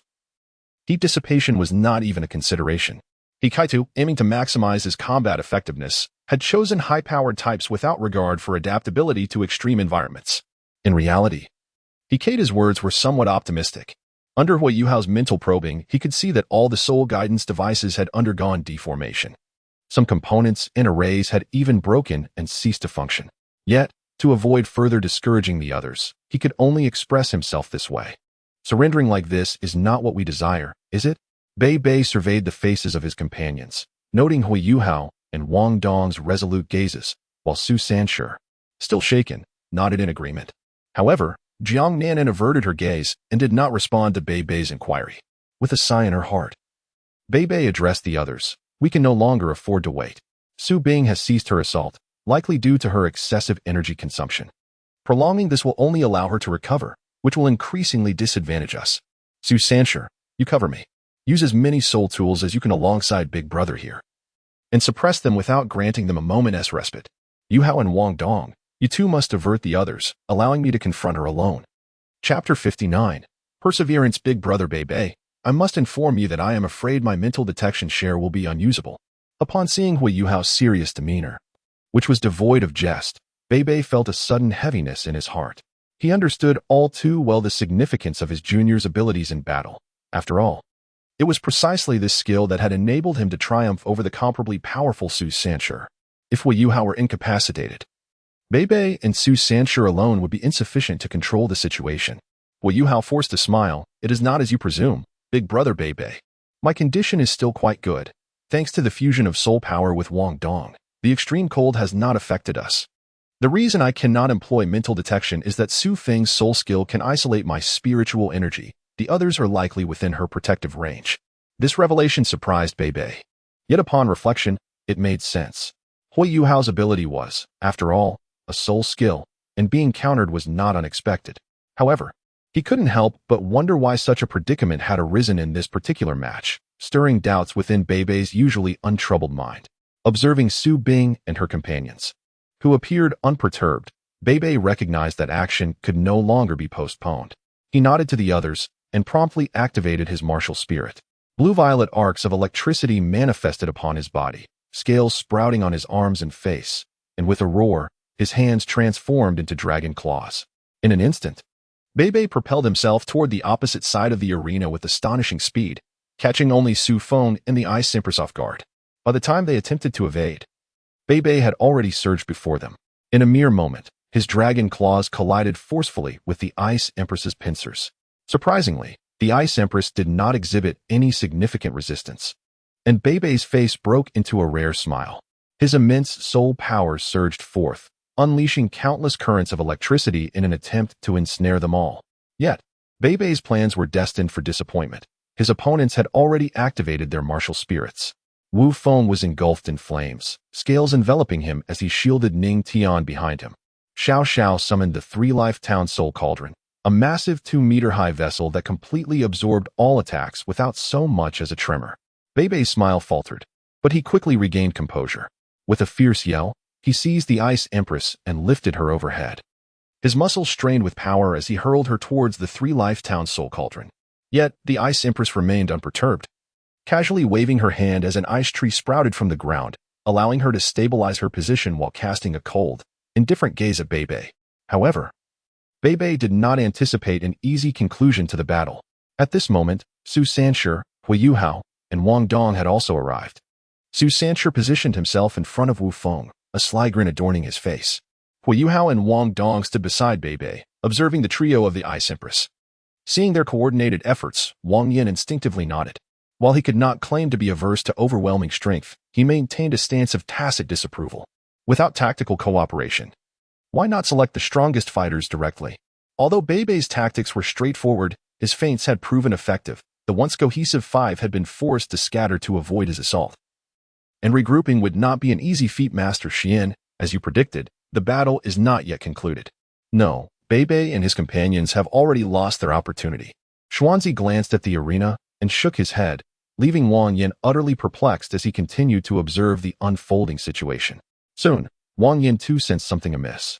Despite the extensive use of soul skills and withstanding Beibei's attack, Su Bing showed no signs of fatigue. Indeed, her momentum seemed to be rising. This was not lost on Beibei, who noted that Ning Tian and Wu Feng exhibited no signs of concern. On the contrary, facing the four-ringed Su Sanshi, Wu Feng displayed an eagerness for battle. How is this possible? Why is it not possible, Senior Beibei? Su Feng strolled out from behind the cauldron, glancing at the hesitating individuals in the distance before returning her gaze. It is unnecessary to inform you, but my soul skill does not directly enhance combat power. Rather, it is exceptionally useful for prolonged engagements. As long as we are not eliminated in one fell swoop, we will remain at full strength for the duration of the fight. Beibei's expression instantly soured. Their condition was already subpar, and now their opponents would only grow stronger with time, rendering their situation increasingly desperate. Yet, for the sake of his pride and the expectations of his ancestors, he could not concede defeat here. Just as he prepared to advance, he saw Su Feng extend her hand, signaling him to halt. This battle is unnecessary, is it not? What do you mean? Beibei asked, puzzled. There are only 5 of us, while Master Xian requires 7 to remain. As the most skilled among us, I believe it would not be unreasonable for you and Senior Su Sanshi to stay behind. The intention of Su Feng is evidently clear. He seeks to persuade Beibei to abandon both Hui Yuao and Wang Dong. With his and Su Sanshi's alliance, the selection competition would reach its conclusion, for none could rival their combined prowess. Hui Yuao swiftly grasped this notion and turned his gaze toward Beibei. To his relief, Beibei exhibited no signs of capitulation. Rather, his resolve appeared even more steadfast. I am uncertain how you perceive this competition and our relationship, he declared, but my answer is unequivocal. I shall never forsake my comrades. As Beibei's words resonated, the previously motionless Hikaitu launched a fierce assault from the distance. A brilliant radiance surged toward them, prompting Xiao Xiao, in a moment of urgency, to position the Three-Lives Town Soul Cauldron between them and Hikaitu. Su Feng shook his head, though he had anticipated this outcome. He still wished to test whether he could sever Hui Yuao's ties with those around him. The result was abundantly clear. The inhabitants of Douluo continent were evidently resolute, unwavering in their convictions. Since his efforts had proven futile, the competition must proceed. Although Xiao Zhao's actions were instinctual, she was not a soul engineer and thus remained oblivious to the fact that the might of soul devices far surpassed what the Three-Lives Soul Returning Cauldron could withstand. If she were to confront it head-on, she would undoubtedly suffer severe injuries. To avert such a scenario, he signaled the Ice Emperor in a manner perceptible only to the two of them. A wall of ice rapidly emerged, intercepting the ray before the Three-Lives Soul Returning Cauldron could unleash its power. The soul device employed by Kai-Tu had already reached the pinnacle permissible for a 4-ring soul master, yet the ice wall merely melted away a thin layer. This was not due to the Ice Emperor relinquishing her suppressive power, but rather because Kai-Tu's soul device was nearing its limits. Had he not possessed sufficient knowledge as a soul engineer, the excessive input of soul power might have resulted in a catastrophic explosion.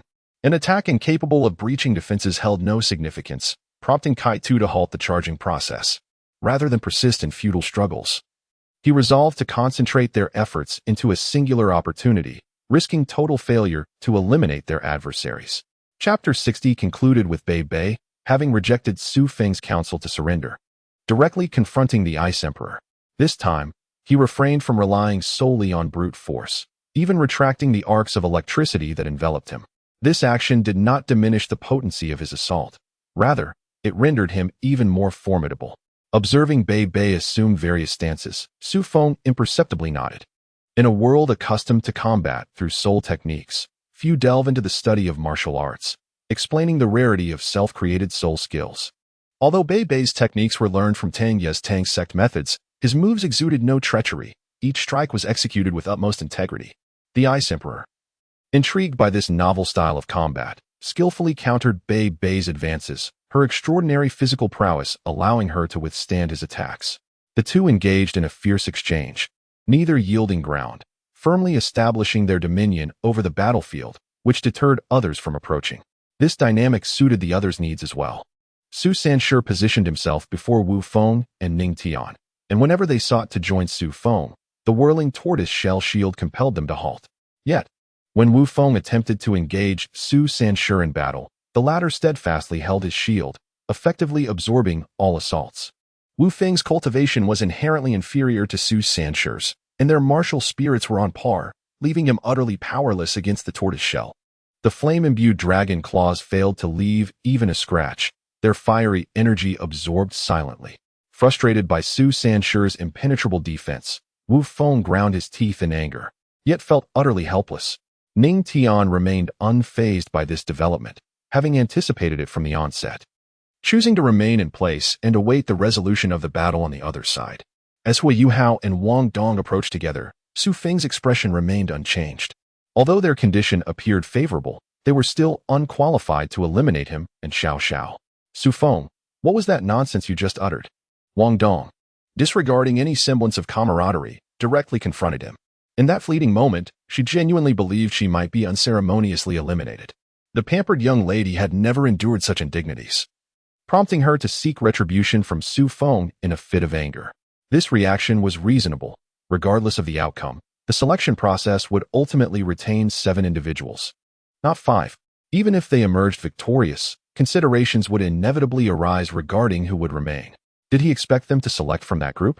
Observing the sudden shift in attention towards him, the expressions of those striving to remain inconspicuous froze momentarily. They had indeed contemplated this strategy. If Bei Bei and Su Bing could mutually annihilate one another, they might stand a chance of being retained. Wang Dong momentarily lost her words but quickly retorted. This bears no relation to your statements. You are merely sowing discord among us. Su Feng shrugged. He indeed acted in such a manner. However, it was evident that the selection process had already witnessed a faction forming, and even the teachers found it difficult to reproach his actions. Moreover, within the Academy's framework, Bei Bei was assuredly not to be eliminated, and any attempt to forcefully exclude her would merely be a futile endeavor. I do not comprehend your actions, yet I am willing to believe there is no malice in your intentions, Hui Yuao said helplessly. Let us leave it at that. We are still adversaries. With those words, Hui Yuao grasped Wang Dong's hand tightly, gazing deeply into each other's eyes. Observing the two boys with an overly sentimental expression, Xiao Xiao could not help but shudder. She had long sensed an excessive intimacy between them, and now, at such close quarters, it exceeded her capacity for acceptance. Due to the absence of a need to confront the Ice Emperor, Hui Yuao and Wang Dong had no intention of employing their martial soul fusion technique. Although they had undergone considerable training together, they would still lose a significant portion of their combat effectiveness with just one use, making them vulnerable to defeat by any opponent. A one-on-one confrontation might have been manageable, but in a chaotic melee, such a strategy was evidently imprudent. As Hui Yuao could not reveal his second martial soul, and his mental attacks bore no efficacy, he could only serve as an auxiliary to Wang Dong. Under the fusion of their soul powers, Wang Dong swiftly unfurled her butterfly wings. This time, with Hui Yuao's soul power imbued with a light attribute. Her enhancement was even greater, almost rivaling that of Bei Bei. Yet, this did not instill fear in anyone. Su Feng was an exception. But Xiao Xiao had spent a year alongside the Ice Emperor, becoming accustomed to such imposing presence. The 3 lives soul-settling cauldron split into 3, encircling them. Should Wang Dong attempt to approach, she would be met with the cauldron's overwhelming assault. Wang Dong remained unhurried, since her defeat to the Ice Emperor the previous year. Her temperament had mellowed considerably, and her personality had grown more composed. For now, she merely sought to test the waters, with no necessity to exert her full strength. As she observed Xiao Xiao's serious demeanor, her thoughts drifted to Hui Yuao. Having always been sheltered, she could not fathom the feelings of struggle and frustration. Over the past year, she had often witnessed Hui Yuao's resolute training or his earnest study of soul guide materials. Perhaps, in the eyes of others, all facets of life should be approached with such diligence? Wang Dong's thoughts surged, and she seemed to grasp something profound within her heart. Had they not encountered each other as rivals from the outset, she and Xiao Xiao might have formed a strong friendship. However, the same could not be said for Su Feng. She wished fervently to hurl him off the cliff of Haoyan sect. The Ice Emperor was merely powerful and arrogant, but Su Feng's penchant for leaving others with a glimmer of hope only to shatter it was a wretched trait she found utterly intolerable. But where was Su Feng? Wang Dong suddenly realized. At some point, Su Feng's figure had vanished behind the 3 lives soul-settling cauldron. Having been obstructed in her line of sight, she had no recollection of when he had departed. Accustomed to relying on Hui Yuao's abilities to maintain control of the situation, Wang Dong had seldom contemplated other matters during battle, only now becoming aware of this oversight. Yet, it was evidently too late by the time Wang Dong turned her head. Su Feng had already seized Hui Yuao by the neck, lifting him effortlessly. The disparity in physical prowess between the underdeveloped Hui Yuao and Su Feng was stark, rendering mental assaults ineffective. As Su Feng approached, the outcome had already been sealed. Upon noticing Wang Dong's reaction, Su Feng displayed his characteristic smile. Hui Yuao had not activated his detection ability, his focus solely on Wang Dong, leaving him without an opportunity to call for help before being captured. In a fleeting moment, he sensed Hui Yuao's urge to utilize his second martial soul but had suppressed it, resigning himself to the reality of defeat. What are you waiting for? Even if you can continue fighting, he no longer has that opportunity. At this moment, Su Feng's words pierced Wang Dong's ears like shards of glass. Having once faced the Ice Emperor in a fair and honorable duel, she now found herself at a loss. Having trained for a year only to falter against even 2 of her adversaries. Ultimately, in the face of her own principles, Wang Dong chose to concede. Without the companionship of Hui Yuao, her solitary victory held no significance. We admit defeat. With that, the figure of Elder Xian appeared upon the arena. One hand still clutching a wine gourd, he placed the other firmly on Bei Bei's shoulder, abruptly halting his movements, and the Ice Emperor also came to a standstill. The selection matches have concluded. You few are the final candidates. Observing the discontent on the faces of several participants, Elder Xian scoffed, delivering his words with unyielding candor. What? Do you still think you possess the right to remain here? Had any of you lifted a finger earlier, I would not have concluded it in this manner. Shrek does not require representatives who merely seek to reap the benefits. And what of me? He Kai-Tu, undeterred, directly countered Elder Xian's remarks. I still possess fighting spirit and have made considerable efforts. Are you truly suggesting I should be eliminated based solely on your word? Who do you think you are? Relying on those soul-guiding devices, you would still be unable to secure victory, Elder Xian retorted, offering no opportunity for rebuttal and mocking the moment your soul-guiding device was destroyed. You should have been disqualified. If it weren't for Su Bing's restraint, you would still be encased in ice. He Kai-Tu was about to protest further. But Fan Yu had already approached him, shaking his head in disapproval. Witnessing their teacher acquiesce to Elder Xian's decision, He Kai-Tu had no choice but to swallow his indignation. As he watched Elder Xian's departing figure, Bei Bei, in a state of despondency, walked to Hui Yuao's side. What pained him most was not the expulsion of this junior disciple, but rather the betrayal he felt for having declared they would fight until the end, only to have been forced to secure victory by Elder Xian's arrangements. I'm sorry, Yuhao. It's all right, Bei Bei, Hui Yuao said with a smile as he rubbed his neck, which Su Feng had pinched. I came here as the weakest among us. I am already quite content to have fought this far. In the face of Hui Yuao's sincere smile, both Wang Dong and Bei Bei found themselves momentarily at a loss for words. Su Sanshur approached his guilt-ridden companion and patted his shoulder. Don't dwell on it. Bei Bei, they will have many more opportunities. Indeed, Bei Bei murmured, they still have a future. Chapter 61. Training. You should all be aware of what I have stated. The prestigious Continental Advanced Soul Master Academy's Soul Fighting Tournament is about to commence, and you 7 have been chosen for this purpose. Although you are merely reserve team members, you will still be required to participate in battle. Should any of you tarnish the Academy's century-long undefeated record, I shall not show you leniency. As Elder Xian addressed them alongside the 7 inter-academy students clad in red, the reserve team members did not exhibit much excitement. Bei Bei remained lost in self-reproach and guilt, while Su Sanshi found it difficult to express any elation. Ning Tian, as the heir of the 9 treasure glazed tile sect, was almost guaranteed a place among the 7 monsters, and his expression revealed little change.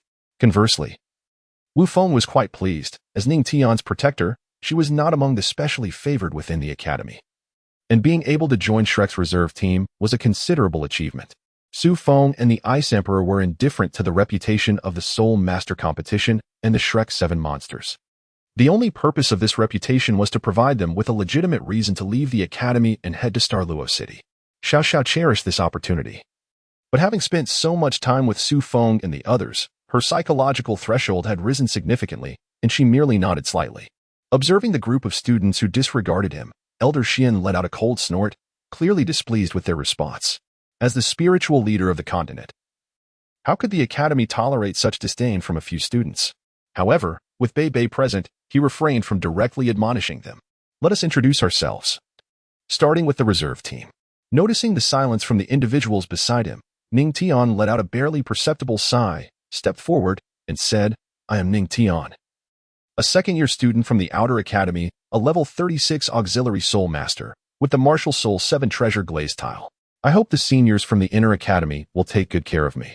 Wu Feng followed suit, stating, I am Wu Feng, a second-year student from the Outer Academy, a level 32 battle soul master, with the Martial Soul Red Dragon. Upon hearing this, the expressions of the Inner Academy students turned peculiar. Ning Tian was somewhat acceptable, being from the 7 treasure glazed tile, and his lower age was within reason. But Wu Feng's inclusion in the reserve team was puzzling. They had expected that even if not all could reach the 4th ring, the team would consist of students in their 4th or 5th year, nearing the age limit. Yet, the subsequent introductions caused even the most stoic of them, Dai Huabin, to struggle to maintain his composure. Xiao Xiao, second-year student from the Outer Academy. Level 29 Control System Great Soul Master, with the Martial Soul 3 Life Soul Settling Cauldron. What is going on? Is there truly a lack of capable students in the Outer Academy these past few years? Murmured a delicate-looking Inner Academy student, but everyone present heard this complaint clearly. To their surprise, Elder Xian said nothing and continued to drink on his own. I am Su Feng, a level 31 auxiliary soul master, with the Martial Soul Star Cup. My sister, you may have heard some rumors about her. She is a level 38 battle soul master, with the Martial Soul Ice Blue Scorpion. The remaining individuals completed their introductions, and Su Sanshi glanced at the silent Bei Bei, sighed, and stepped forward. I am Su Sanshi, a 5th-year student from the Outer Academy, a level 43 defense system battle soul master, with the Martial Soul Xianming Turtle Shell. This is Bei Bei, a 4th-year student, a level 42 assault system battle soul master, with the Martial Soul Blue Lightning Tyrannosaurus Rex. With the reserve team having introduced themselves, the Inner Academy students exchanged glances and quickly reached a decision. Ma Xiaodao, a level 67 assault system battle soul emperor, with the Martial Soul Evil Fire Phoenix. Contrary to expectations, Ma Xiaotao's voice was not as boisterous as usual, but carried a hint of timidity. Remembering the earlier rumors about the Inner Academy, the others cast strange looks towards the Ice Emperor, yet could not discern any emotional fluctuations. Dai Yueheng, a level 64 assault system battle soul emperor, with the Martial Soul Evil Eye White Tiger. Upon hearing another successor of the 7 monsters, Ning Tian couldn't help but look more closely. Unlike his indifferent attitude, the other party clearly valued the honor of being one of the Shrek 7 monsters, displaying no signs of weakness. Gongong Mo, Ling Luoqing, a level 55 control system battle soul king, with the Martial Soul Ice element.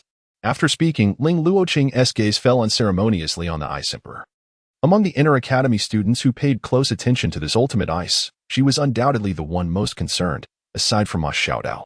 Before the Ice Blue Scorpion appeared, she had never heard of the term ultimate ice, yet over the past year, the Academy's instructors had boasted about the Ice Blue Scorpion's strength more than once. As a pure elementalist, she could not comprehend where she fell short compared to the Ice Blue Scorpion, nor why it did not qualify as ultimate ice. Could it be that soul beasts were closer to the essence of ice than pure elements? As an inter-academy student, Ling Luoqing possessed her own pride and would not recklessly confront the Ice Emperor like Ma Xiaodao. Yet, deep down, she harbored some dissatisfaction. Today, finally meeting Su Bing, she certainly would not miss the opportunity to witness ultimate ice. Observing the tense atmosphere among the students, a mischievous smile appeared on Elder Xian's face as he spoke. Merely introducing ourselves is of little significance. Why not test our abilities through actual combat? Shout out, Yueting. Each of you lead a team for a 7 versus 7 soul fight. Shout out, you go first. Select 4 members from the reserve team, and then Yueting will choose 3 from the main team. Upon hearing this, Ma Xiaodao immediately turned to the Ice Emperor, her expression filled with anticipation. However, the Ice Emperor showed no consideration for her and unhesitatingly stood by Dai Yueting's side. Su Feng followed suit, while Xiao Xiao hesitated momentarily, but ultimately stayed put, awaiting her selection. Although Elder Xian had granted her the right to choose, Ma Xiaodao lacked the courage to defy the Ice Emperor's wishes and could only cast her gaze upon the remaining 5. Without much hesitation, she promptly selected the highest-ranked individuals. Bei Bei, Su Sanshi, Ning Tian, Wu Feng, come forward. Hearing this, the selected few smoothly stood behind Ma Xiaodao, while Xiao Xiao breathed a sigh of relief and moved to stand beside the Ice Emperor. Although she might merely be a spectator, the prospect of battling alongside her longtime teammates still made her sweat nervously. Gangyang Mo, Chen Zifeng, Yao Haoshuan. As expected, Dai Yueting also chose the highest-ranked individuals, naturally placing CC and Ling Luoqing on Ma Xiaodao's side. At first glance, the strengths of both teams were indeed difficult to discern, and their compositions seemed well-balanced. However, victory in battle could not be determined by mere speculation. It ultimately required tangible combat. With Elder Xian's command to start, everyone promptly activated their martial souls, particularly the transformations of several beast martial soul masters, which were notably striking. Black-red flames erupted from Ma Xiaodao, feathers sprouted at the corners of her eyes, and wings manifested from her arms, her intense aura causing her teammates nearby to feel somewhat suffocated. Due to the lack of suppression, Ma Xiaodao did not dare to unleash her full strength, yet the malevolent energy within the flames made everyone instinctively uncomfortable. Nevertheless, Ma Xiaodao's momentum overshadowed all, and needing to focus on suppressing the evil fire, she could not afford to engage in protracted combat. Like an arrow, she shot straight out, not towards Dai Yueting but directly at the Ice Emperor. This outcome did not surprise anyone. For Ma Xiaodao, the outcome of the battle did not affect her status as the strongest. What she truly desired was to engage with the ultimate ice. Since she could not receive direct assistance, she intended to compel the Ice Emperor to exert her full strength through this means. Witnessing this scene, the Ice Emperor rarely displayed a look of annoyance but still prepared to respond, raising her right hand towards Ma Xiaodao and employing the most suitable countermeasure.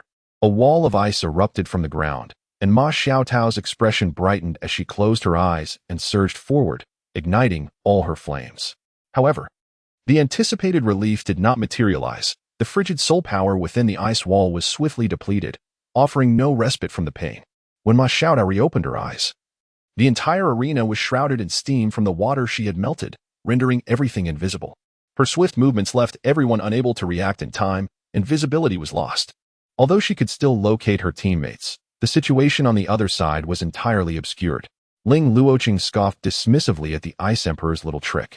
If she desired, she could easily create a blizzard of the same magnitude to obscure vision. In a one-on-one scenario, creating a spatial advantage was acceptable, but in team battles, such tactics would only hinder her own teammates. However, she had no intention of relying on teamwork. Their captain, Ma Xiaodao, had charged into battle alone, leaving no room for tactical arrangements. With the pervasive mist enveloping the arena, Ling Luoqing swiftly discerned the positions of all present. Without consulting her teammates, she ventured alone into the fog, intent on challenging the Ice Emperor. At this juncture, only CC remained from Ma Xiaodao's team, and Bei Bei and the others could only place their hopes upon her. However, CC, possessing an unremarkable appearance and average abilities, had never been the one to take the lead in team battles. Observing the anxious gazes of her juniors, CC hesitated momentarily before speaking. Let us not act impulsively. The combat noise from our opponents is quite pronounced. Any attempt to approach will surely reveal our positions. We shall wait for the opportune moment to strike. For now, please elaborate on your abilities, so I can devise an appropriate strategy. On the other hand, Dai Yueheng's situation was far more distressing. The members of his team were all formidable beast martial souls, incapable of concealing their presence. The mist only served to obscure their vision of the enemy, hindering their advantages in direct combat. Observing the Ice Emperor trio, who appeared unrepentant and poised to depart, Dai Yueheng called out to them. Once he confirmed they had no intention of betraying him, he inquired, "Do you possess any means to sense within this mist?" Directly probing with soul power not only consumes energy, but will also alert the enemy, rendering it ineffective for combat. He now relied on the Ice Emperor, surmising that since they had deliberately conjured this fog, they must have a way to navigate within it. "I apologize, Senior Dai, but we too are at a loss. However, we are not necessarily at a disadvantage. This mist obscures our vision, making it an ideal environment for ambush. If we approach cautiously at close range, there will be no match for us." Shui Feng's words ignited a spark of contemplation within Dai Yueheng. Unlike the other trainees, he had been nurtured under the tutelage of the White Tiger Duke since childhood, endowing him with invaluable experience in infiltration tactics. Although the current environment was austere, it nonetheless fulfilled the requirements for stealth. "Chen Zifeng, Yao Haoshuan, can you both move silently?" Dai Yueheng inquired. Chen Zifeng nodded, while Yao Haoshuan offered a wry smile. This outcome did not surprise Dai Yueheng. He soon reached a resolution. "Yao Haoshuan, remain here or move slightly towards the center.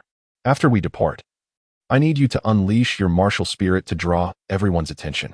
He turned to Chen Zifeng. "You and I will traverse the edge of the arena, ensuring we approach the other side discreetly.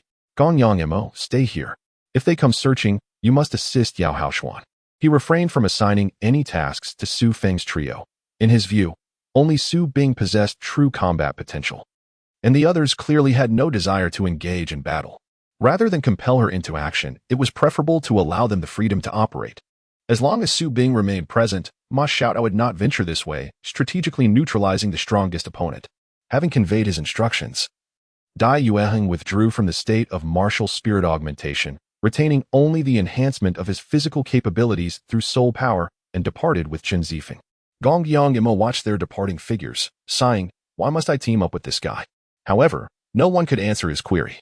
Yao Haoshuan remained silent as usual, while the whereabouts of Su Feng's trio were unknown. After a moment of quiet anticipation, sensing the opportune moment had arrived, Yao Haoshuan let out a thunderous roar, launching himself into the air, fully activating his martial spirit. The thunderous landing of the 4-meter-tall beast commanded the attention of all present. Ma Xiaotao, startled, rushed toward the commotion.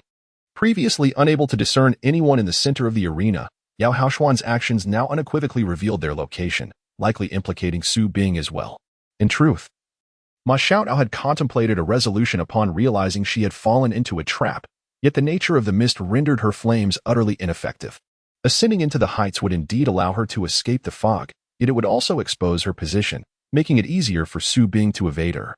In contrast to Ma Xiaotao's chaotic predicament, Ling Luoqing navigated the situation with greater ease.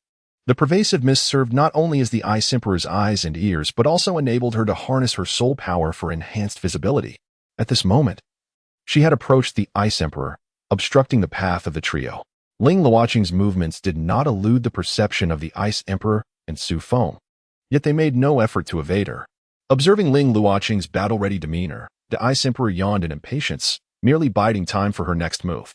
"I am not like Ma Xiaotao. She desperately requires your ultimate ice to quell her inner turmoil, but my martial spirit is flawless and requires no assistance. Instead, I am more intrigued by another matter."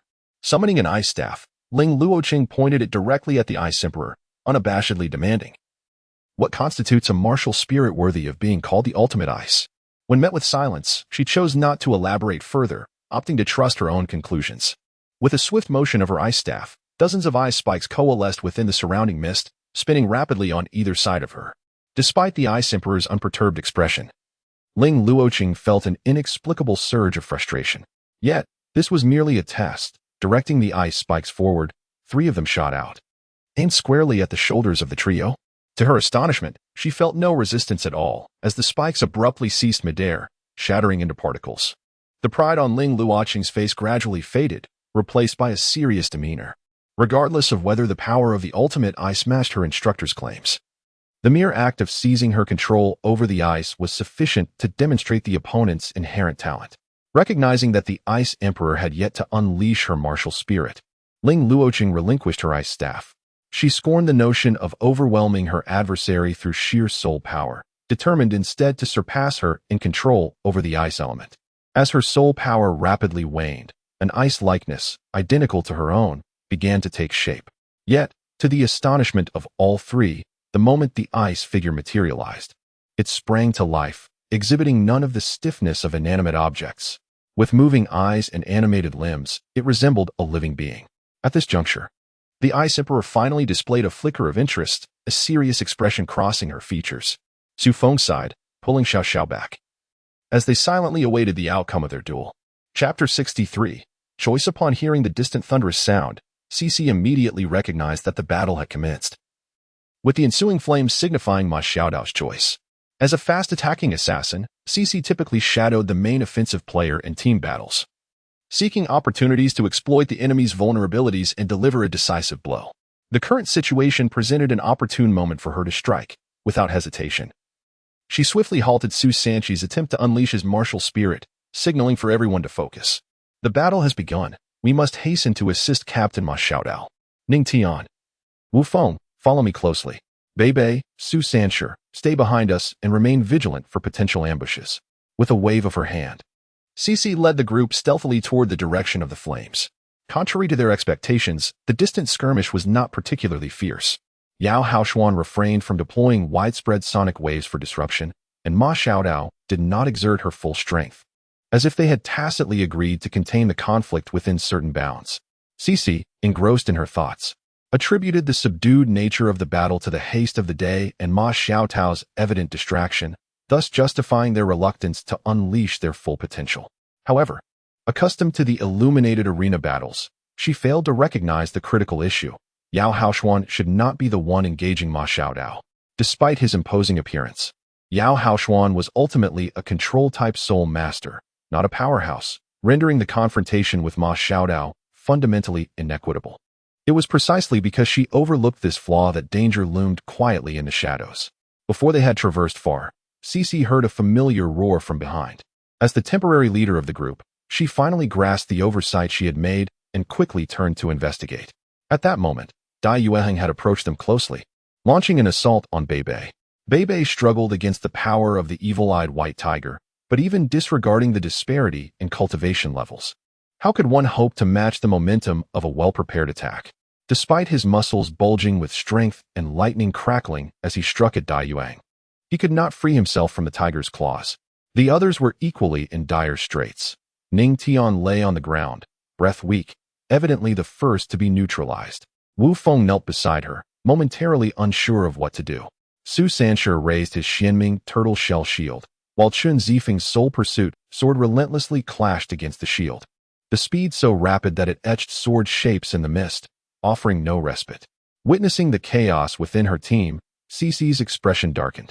Although the reserve team's strength paled in comparison to the main roster, they ought to have been better prepared than to falter so swiftly. Regret was now too late. Cici could only strive to mitigate the damage.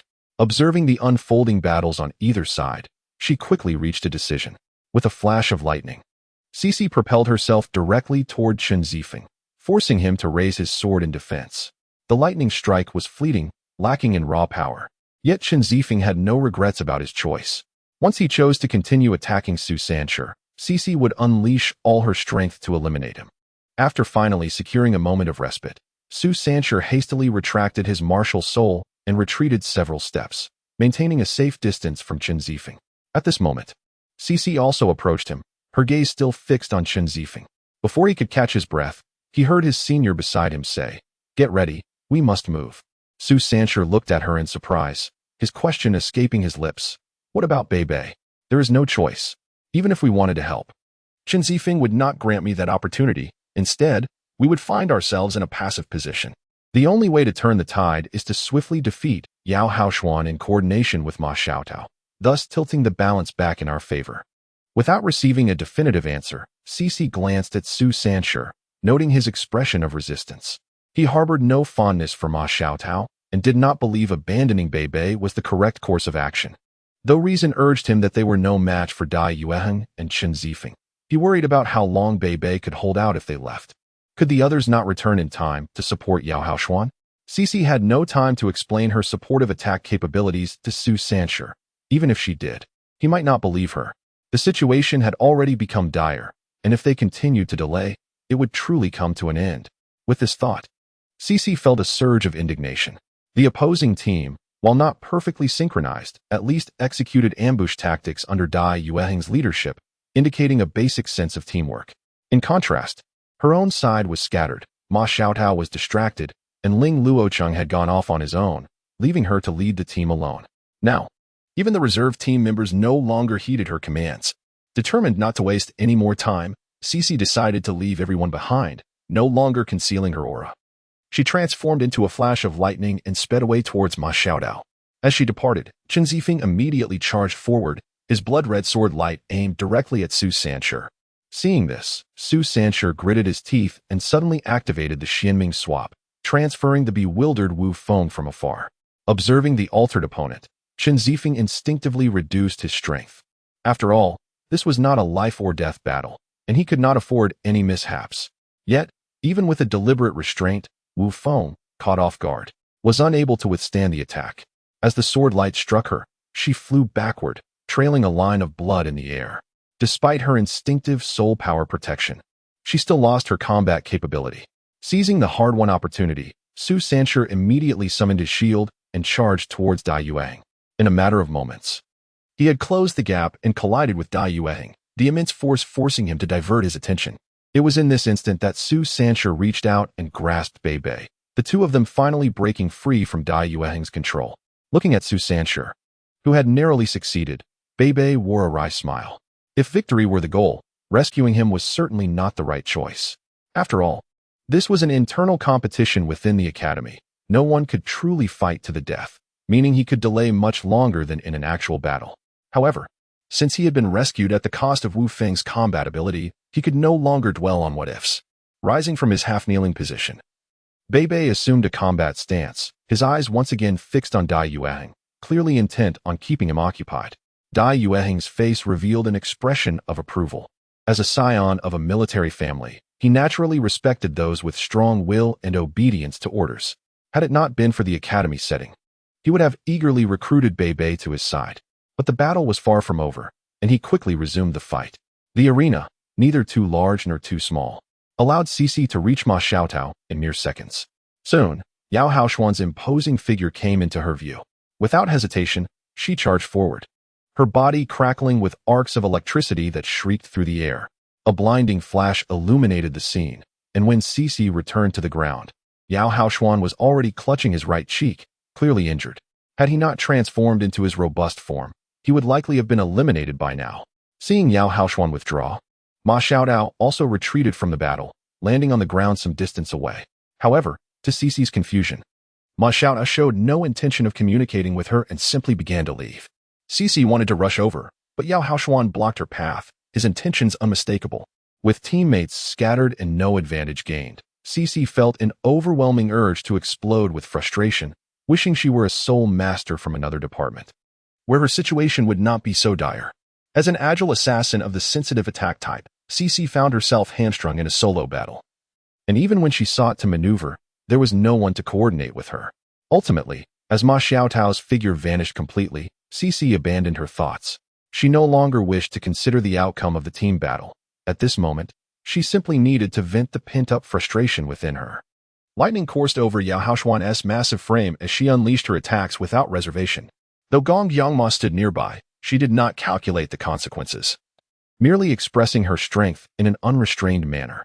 Before long, the lightning dissipated, yet Yao Haoshuan remained standing in place.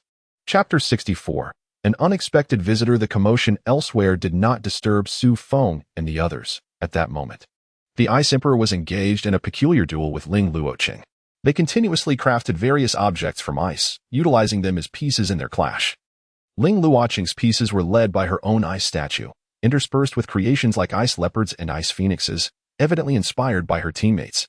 Her ice statue moved gracefully, yet struck with unrelenting ferocity, capable of quickly regenerating even after shattering.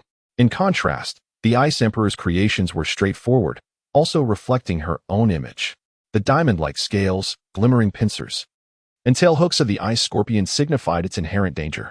Indeed, Ling Luoqing's ice statue could not match the strength of the ice scorpion, resulting in only shattered remnants upon collision. The more they battled, the more unease filled Ling Luoqing, although she intentionally suppressed her soul power. The strength of her ice statue was no less than that of her own during her fourth ring, clearly indicating her complete suppression in soul power quality. Yet, the more this happened, the more defiant she became. She could not sense the influence of the ultimate ice. If this were all there was to it, how could the Academy deem her a beacon of hope for the future? Not to mention the Ice Emperor's blatant rejection. As Ling Luoqing began to multiply the number of her ice statues, Feng shook his head, feeling a pang of regret for her. Even the original works Hui Yuao's ultimate ice could instantaneously seize control over Ling Luoqing's ice, let alone the Ice Emperor herself. Hui Yuao might misjudge the force, but the Ice Emperor would not. She was toying with her opponent, maintaining the battle's equilibrium through her control of ice, occasionally making adjustments based on Ling Luoqing's reactions. As the mightiest predator of the far north, she regarded Ling Luoqing as her prey, relishing in this playful torment. No one could intervene in the battle between Ling Luoqing and the Ice Emperor, nor was there a need to. They tacitly confined the area to a small space between them, even diminishing the scale for this purpose. However, while Feng and Xiao were willing to wait, not everyone shared their patience. As Ling Luoqing employed her soul power, she inevitably revealed their location, prompting Ma Xiaotao to arrive. Upon witnessing the clash of extreme cold, a wave of elation washed over her, and she rushed in without a second thought. Ling Luoqing and the Ice Emperor simultaneously furrowed their brows, halting their actions. Although a victor had yet to emerge, neither was inclined to continue. In an instant, an eerie silence enveloped the scene, leaving only the evocative sound of Ma Xiaotao's breath, trapped amidst the ice. It was utterly dismal. Ling Luoqing's tone was sharp, though it was unclear whether he directed his words at Ma Xiaotao or was subtly criticizing the Ice Emperor. The Ice Emperor, however, remained remarkably composed, his expression devoid of any emotion as he made his way back to Feng's side. Is the senior dissatisfied with this outcome? It reveals nothing at all. Have you always fought in such a manner? Not at all, but did you not choose this approach yourself, senior? You clearly had the option to adopt a more aggressive strategy, yet you opted to hold back. As a primary team member, Ling Luoqing's expression remained unchanged, brimming with discontent. If I were to unleash my full potential, what significance would this contest hold? Feng remained silent, reluctant to directly state that it was his opponent who would be swiftly defeated. He feared that Ling Luoqing might retaliate with a block of ice to his face. Although he had gradually acclimatized to the frigid sensations after enduring several bouts of torment from the Ice Emperor, it was hardly a pleasurable experience. Just then, Feng sensed a sudden surge of power manifesting on the arena, quickly dispersing all the mist. At that moment, they finally discerned the condition of everyone present. All members of Dai Yueheng's team stood intact, with only a few charred marks on Yao Haoshuan, while in Ma Xiaotao's team, apart from her and Ling Luoqing, all others lay motionless on the ground. The outcome was evidently clear, rendering any further discourse unnecessary. To everyone's astonishment, it was not the mentor Xian Lao, responsible for their training, who spoke up, but rather the dean, Yin Xiaozhe. At that moment, he bore no semblance of the gentle demeanor typically associated with a teacher. Instead, he wore a grave expression that left Feng somewhat bewildered. Yin Xiaozhe was no idle figure like Xian Lao. He was tasked with overseeing the majority of Shrek's affairs. If someone was already attending to them, why would Yin Xiaozhe waste his time coming over? Especially since this was not their final lesson and they had ample time before their departure? The others, however, did not share Feng's irreverent thoughts. They obediently quieted down to heed the guidance of this nominal leader of Shrek. After restoring everyone's condition with his soul power, Yin Xiaozhe finally spoke. I imagine you are all quite curious as to why this old man has interrupted your battle. He gazed at the students before him, his voice heavy with gravity. I bear no good news for you. On the contrary, I am here to issue a warning. Just yesterday, one of your senior students was attacked by an evil spirit master during an investigation and perished on the spot. At this revelation, sorrowful expressions surfaced among all present. His sacrifice was not in vain. Following his lead, we have discovered a secret stronghold of the evil spirit masters. There, they are conducting inhumane experiments. I shall refrain from divulging further details. What you need to grasp is the essence of this matter. For millennia, Shrek has endeavored to maintain peace across the continent, eradicating the evil spirit masters to the extent that they would have no room to survive. Yet, It has proven that such arrogance has rendered us blind, allowing them to grow strong enough to pose a significant threat. According to the Academy's estimations, during this soul-fighting tournament, the evil spirit masters are orchestrating a large-scale assault, likely seeking unprecedented vengeance for the years of suffering they have endured. The tournament shall neither cease nor can it cease. To do so would signify our submission to the evil spirit masters. Each of you bears a burden of danger far exceeding that of previous teams. Thus I permit your withdrawal. For those who wish to remain, I swear upon the millennia-long honor of Shrek that the Academy will spare no effort to ensure your safety. Observing the unwavering resolve of the students, Yin Xiao's face briefly softened with a hint of relief. Before he continued, the Academy has its arrangements. But you must also enhance your own capabilities. With only a few days remaining until the tournament, I require you to commence your studies on soul guidance devices immediately. Mastering the usage of all such devices, particularly the defensive ones, before our departure. Faced with the astonished gazes of the students, Yin Xiaozhi showed no inclination to relent and departed, leaving behind the contemplative Xian Lao and the grim-faced Fan Yu. Follow me, children. Your time is limited. Chapter 65. The capriciousness of fate in a remote mountain range along the Star Luo border. Shrek's team, under Wang Yan's leadership, was searching for traces of the evil spirit masters, while Xian Lao continued to drink in silence, showing no intention of engaging. To be honest, if I hadn't already invested so much time in martial soul research, I would genuinely like to experiment with soul guidance devices, Wang Yan reflected, watching as the detector and analyzer swiftly generated data in his hands. Adhering to the traditional style of the martial soul system, he had never had access to such conveniences. Although somewhat unethical, Wang Yan silently expressed gratitude for the sacrifice of that inner academy student. Had it not been for his demise, the soul guidance system would likely have continued to be regarded as a questionable path by most members of Shrek, scarcely receiving a glance. The development of the soul guidance system within Shrek had always been lackluster, while talent in martial soul cultivation was easily discernible. How could one identify the aptitude for crafting soul guidance devices? The Douluo continent was not like the Sun-Moon Empire, which could promote widespread education in soul guidance.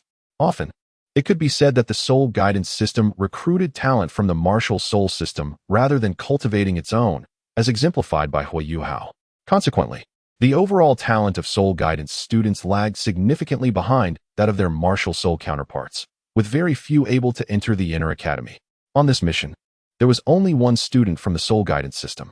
Originally, he was merely responsible for tracking using the detection soul guidance device, but unexpectedly, he stumbled into the lair of the evil spirit masters. Even with a plethora of soul guidance devices for protection, he could not withstand until Yin Xiaozhi came to the rescue. Following this incident, Duo, rarely utilizing his authority, convened a meeting of the Sea God Pavilion. Though he was filled with grief and indignation, he did not allow his emotions to cloud his judgment. Confronting the evil spirit masters was a mission for every inner academy student, and the soul guidance system held no special privileges, leaving him with no grounds to hold Yin Xiaozhi accountable. However, seizing this opportunity, he finally managed to advocate for the academy to enhance its emphasis on soul guidance devices. Had it not been for the defensive soul guidance devices, that student would have had no chance to call for help and would have been swiftly slain by the netherworld Douluo. With Mulao's support, the Sea God Pavilion unanimously passed a resolution to equip students with soul guidance devices. Feng and his companions found themselves at the rear of the group, showing no inclination to be the first to emerge. As they departed from Shrek City, he had already established a connection to the mechanical insect network. In comparison to the small-scale, high-energy consuming soul-guiding devices, the mechanical insects could be regarded as a next-generation technology, granting him control over the environment within a radius of several miles. At this moment, Feng had discovered the cave of the evil soul masters, yet he chose to remain discreet, allowing a mechanical insect to leave traces just ahead of the team. Soon, Wang Yan noticed the fresh traces of flames, a look of delight spreading across his face. Indeed, these marks could only have been left by those evil soul masters. No ordinary soul master would venture this far. With all due respect, Teacher Wang, how can you be certain that these are not remnants left by a soul beast? Upon hearing Ma Xiaotao's inquiry, Wang Yan was unfazed and promptly replied, the attributes of soul beasts are closely tied to their habitats. This is a forest. It is impossible for a fire attribute soul beast to exist here, as even a single battle could ignite a wildfire. A legitimate trading caravan would never engage in such perilous activities. Only the wandering evil soul masters would create flames in this area. Feng did not ponder much. He merely selected the most conspicuous traces. However, Wang Yin had evidently convinced everyone. They cautiously approached the corner ahead, where the cave harboring the evil soul master lay not far behind. After advancing a short distance and observing signs of habitation, Wang Yin signaled for everyone to halt and began to formulate a battle plan. If my judgment is correct, the cave ahead should be their hideout, and this terrain is exceptionally suitable for an encirclement. My cultivation and combat awareness are inferior to yours, so I can only propose a few straightforward requirements.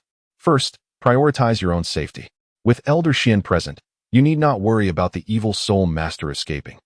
It would be far worse to sustain injuries here that would render you incapable of participating in the competition. Second, exercise caution in controlling your power. Recklessly deploying wide-area soul skills within the cave could easily result in inflicting harm on both the enemy and yourselves. A living captive is far more valuable than a lifeless corpse. Third, do not hesitate and do not trust any pleas for mercy. At this point, Wang Yin revealed a rare serious expression and instructed everyone. The so-called coercion or desperation is merely a ruse. Each of these brigands has taken numerous lives. A moment of mercy or misjudgment could lead to your own demise or that of those around you. I do not wish for you to show leniency and end up harmed. Seeing everyone nod in agreement, Wang Yin led them closer to the cave. After confirming there were no other exits nearby, the 7 from the inner court swiftly charged inside, while Wang Yin stationed a few from the outer court at the entrance to prevent anyone from fleeing. The outcome of the battle was a foregone conclusion. A band of ruffians was no match for the elite of Shrek, and the sounds within the cave soon fell silent. Feng closed his eyes, utilizing the vision of the mechanical insect to sense the atmosphere within the cave. Although he had already significantly influenced the plot, it seemed that events still unfolded as they did in the original narrative. Before long, indistinct voices and cries of students could be heard from deep within the cave, causing Wang Yin to sense something amiss. He turned to rush in and provide assistance. However, a violent explosion abruptly interrupted his movements. The blast lasted for over 10 seconds, and the tremendous tremors forced everyone to exert all their strength to maintain their footing. When the sounds of the explosion subsided, Wang Yin glanced back into the cave, only to see Elder Xian appear before him, transformed into a streak of yellow light as he dashed inside. Wang Yin arrived at the location of the inner court members. Surveying the chaotic scene, his heart nearly leaping from his chest. Ma Xiaodao and Dai Yueheng lay bloodied on one side of the cave, their breaths faint. Chen Zifeng, as a swordsman, reacted swiftly, immediately deploying defense. Yet he had clearly miscalculated the power of the corpse explosion, attempting to rely on his martial soul for protection, resulting in his right arm, which held the sword, hanging limply, clearly rendered useless. Cici was the fastest, but she too could not escape the blast radius. She lay on the ground, moaning in pain from her injuries. Ling Luoqing and Gonyang Imo managed to delay for a moment with an ice wall, allowing them to activate their defensive shields just in time, yet the subsequent tremors still left them dazed and incapacitated. The unluckiest was Yao Haoshuan, whose larger physique rendered him a prime target. Wang Yin cast a fleeting glance before instinctively averting his gaze, unable to bear the sight of such devastation. At this moment, Elder Xian's heart brimmed with fury. Once again, under his command, his students had suffered such grievous harm. What was even more unacceptable was that these were the competitors set to participate in the soul-fighting tournament the very next day, representing the hopes of Shrek. Now, with this incident, how could he explain it to Elder Mo? How does it feel to experience the taste of my corpse explosion? You worthless fools still wish to capture me? A shrill screech echoed from deep within the cave, clearly reveling in the aftermath of the recent attack. Upon hearing this, Elder Xian's anger found its target. The unrestrained pressure of a super Douluo enveloped the cave, suffocating all those still alive with its oppressive force. The voice from the depths of the cave finally realized the imminent danger and rushed out, regardless of whether they were subordinates or members of Shrek. None could deter its desire to flee. Elder Xian extended his hand to grasp it, but Yao Haoshuan's corpse emitted an eerie red light, evidently having become a weapon for the evil soul master. To protect the remaining students, he had no choice but to redirect his focus and exert all his strength to contain the explosion's range. When the explosion subsided, Elder Xian was left with only a few shattered bones in his grasp, while the fleeing evil soul master had vanished without a trace. Chapter 66. Punishment through the vision of the mechanical insect. Su Feng witnessed the entire ordeal of the main team members encountering the corpse explosion and the subsequent escape of the Grim Reaper. Although the Academy mandated that they be equipped with soul-guiding devices, years of habit led them to trust in their martial souls instead. Only Ling Luocheng and Gonyang Mo, who lacked direct combat prowess, managed to preserve their condition. However, Su Feng was not a lofty deity. He remained one of the reserve squad members. Watching the dark hand reaching for Xiao Xiao, Su Feng sighed, gently pushing aside the helpless Xiao Xiao, voluntarily becoming the hostage of the Grim Reaper. Though he did not capture the weakest member, the Grim Reaper had little choice in the matter. The corpse explosion had concluded, and the ancient creature within the cave could emerge at any moment, at which point his fate would be sealed. Contemplating this, the Grim Reaper felt a sense of confusion. He rarely utilized his corpse explosion ability in the outside world, always erasing any traces left behind, which is why he had consistently been rated only as a Soul King in official danger assessments.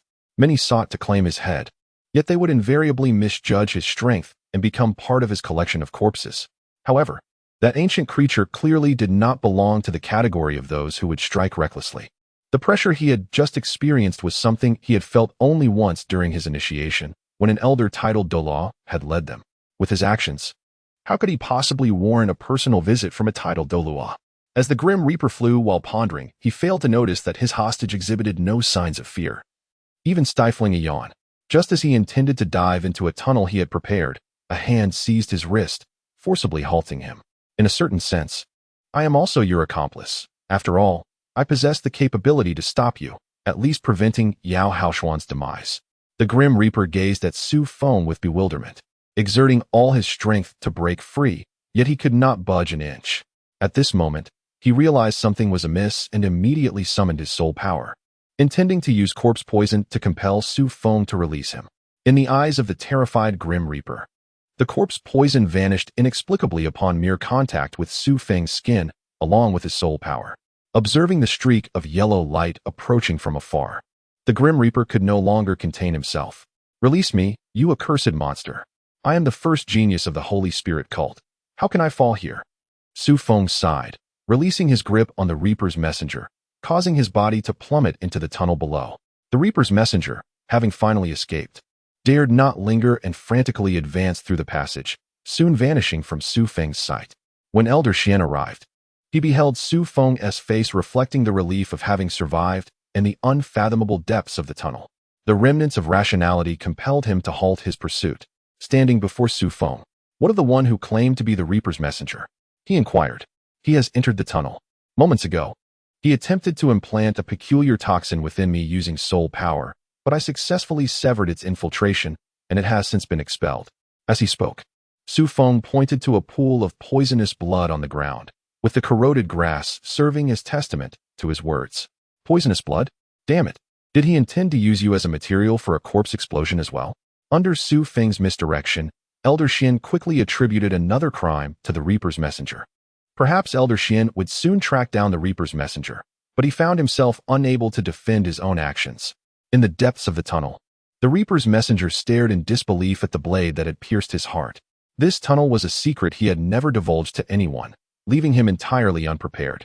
Yet, this strange creature had infiltrated his sanctuary, delivering a fatal blow without his awareness. As the Reaper's messenger breathed his last, the strange insect slowly burrowed back into the earth, leaving no trace behind. When Elder Xian arrived, he discovered the lifeless body of the Reaper's messenger, his eyes forever unclosed, devoid of any lingering presence. Teacher Wang Yin. What is this? When Su Feng and Elder Xian returned to the entrance of the cave, they were met with the sight of everyone in a state of despair, with Xiao Zhao's eyes still glistening from unshed tears. Upon seeing Su Feng unharmed, a faint hue returned to his face. You are unharmed. That is good. Elder Xian, Yao Haoshuan is dead, and both Xiao Tao and Yu Heng are gravely injured and likely cannot participate in the competition. Shi Shi and Chen Zifeng should still be able to compete after treatment, though their strength will undoubtedly be compromised. In this competition, we can only rely on Ling Luocheng and Gonyang Mo. Upon Wang Yan's words, the expressions of the others grew increasingly somber, although Yin Xiaozhe had just warned them. When calamity befalls oneself, no one can restrain their emotions. No, it is not just them, Elder Xian said, his eyes unusually resolute. Aren't the reserve team members still in good condition? The glory of Shrek does not permit us to concede so easily. We must not only continue to participate in this competition, but also strive for first place. Wang Yin, you take those who are still able to move to Xingluo City. I will take Xiao Tao, and you hang back for treatment. Wang Yin regarded Elder Xian with an expression of disbelief. First place? On what grounds? Are we to rely on other teams easing their competition against Shrek? With our strongest members unable to compete, no matter how brilliant his tactical planning, can he truly reverse the disparity of strength in a 2 versus 7 scenario?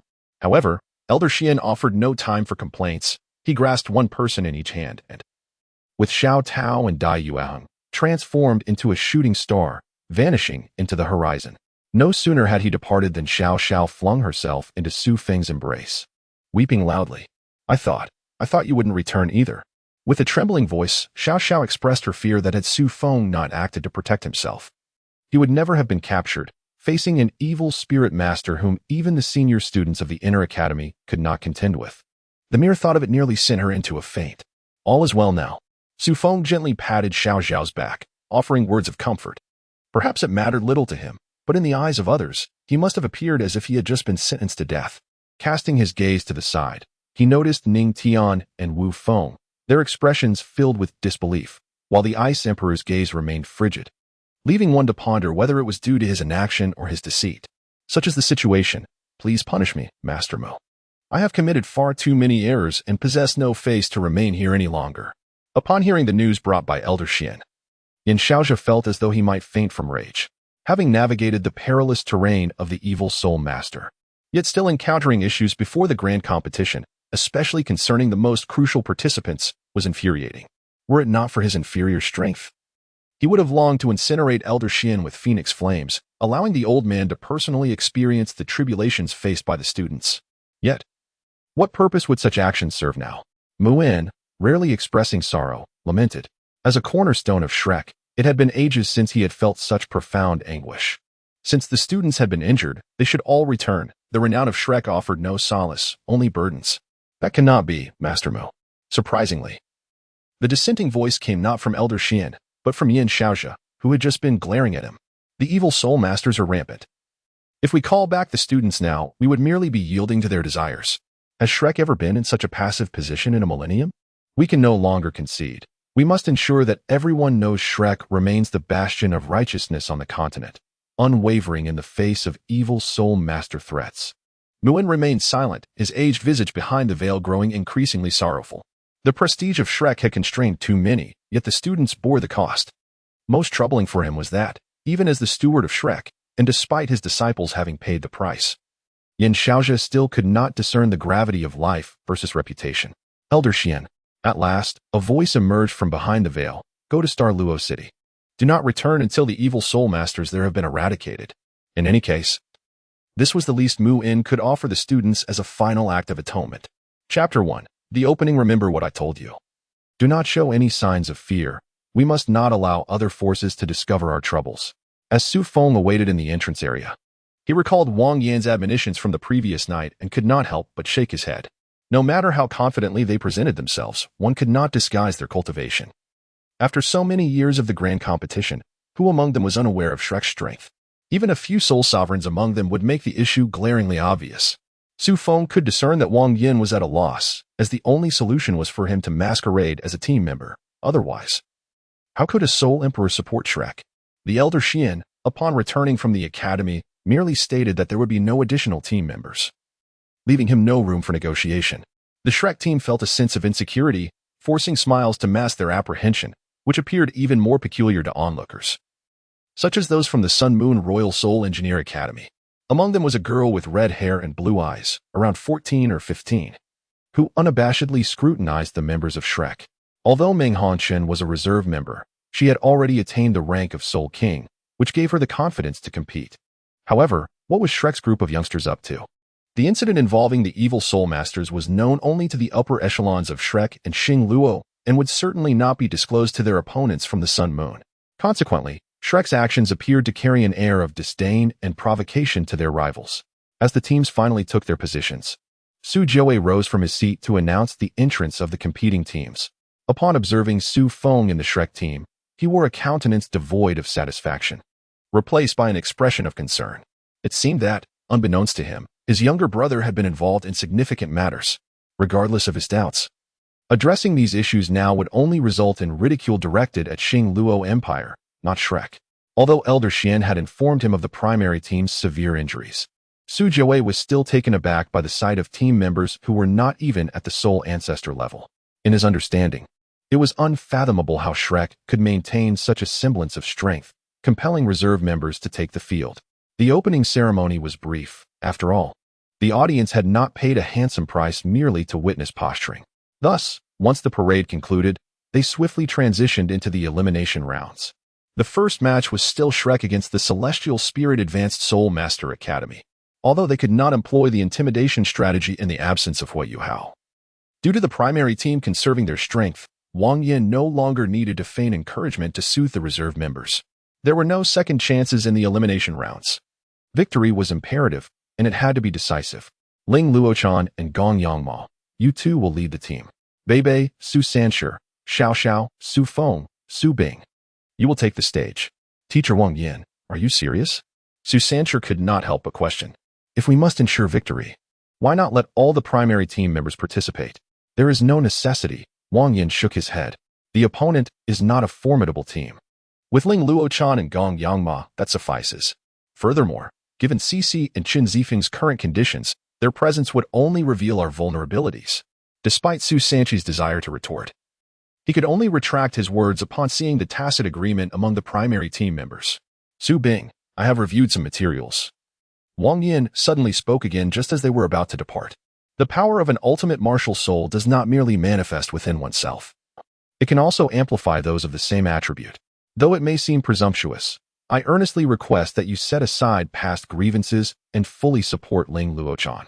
We will. Su Feng responded, not Su Bing. His actions were not motivated by Shrek's glory, but rather as compensation for silently witnessing their misfortunes.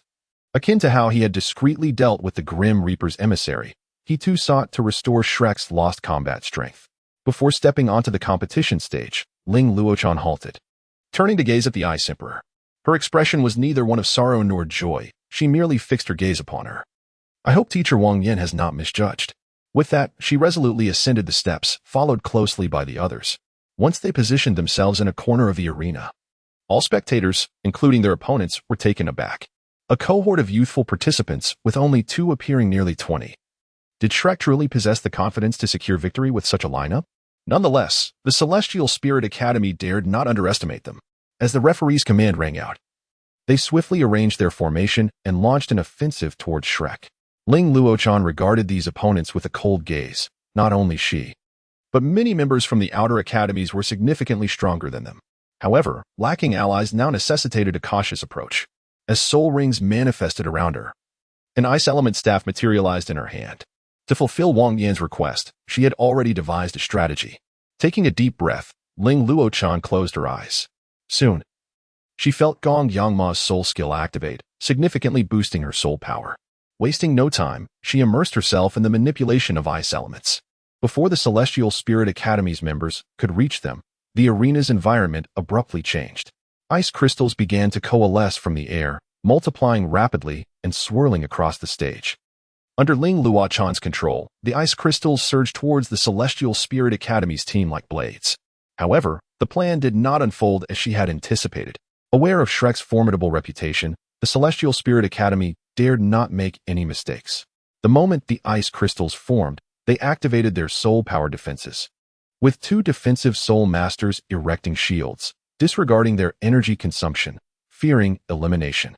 From the Celestial Spirit Academy's perspective, prolonging the match to secure some achievements before eventual defeat seemed a reasonable choice, yet it was decidedly unfavorable for Ling Luochan.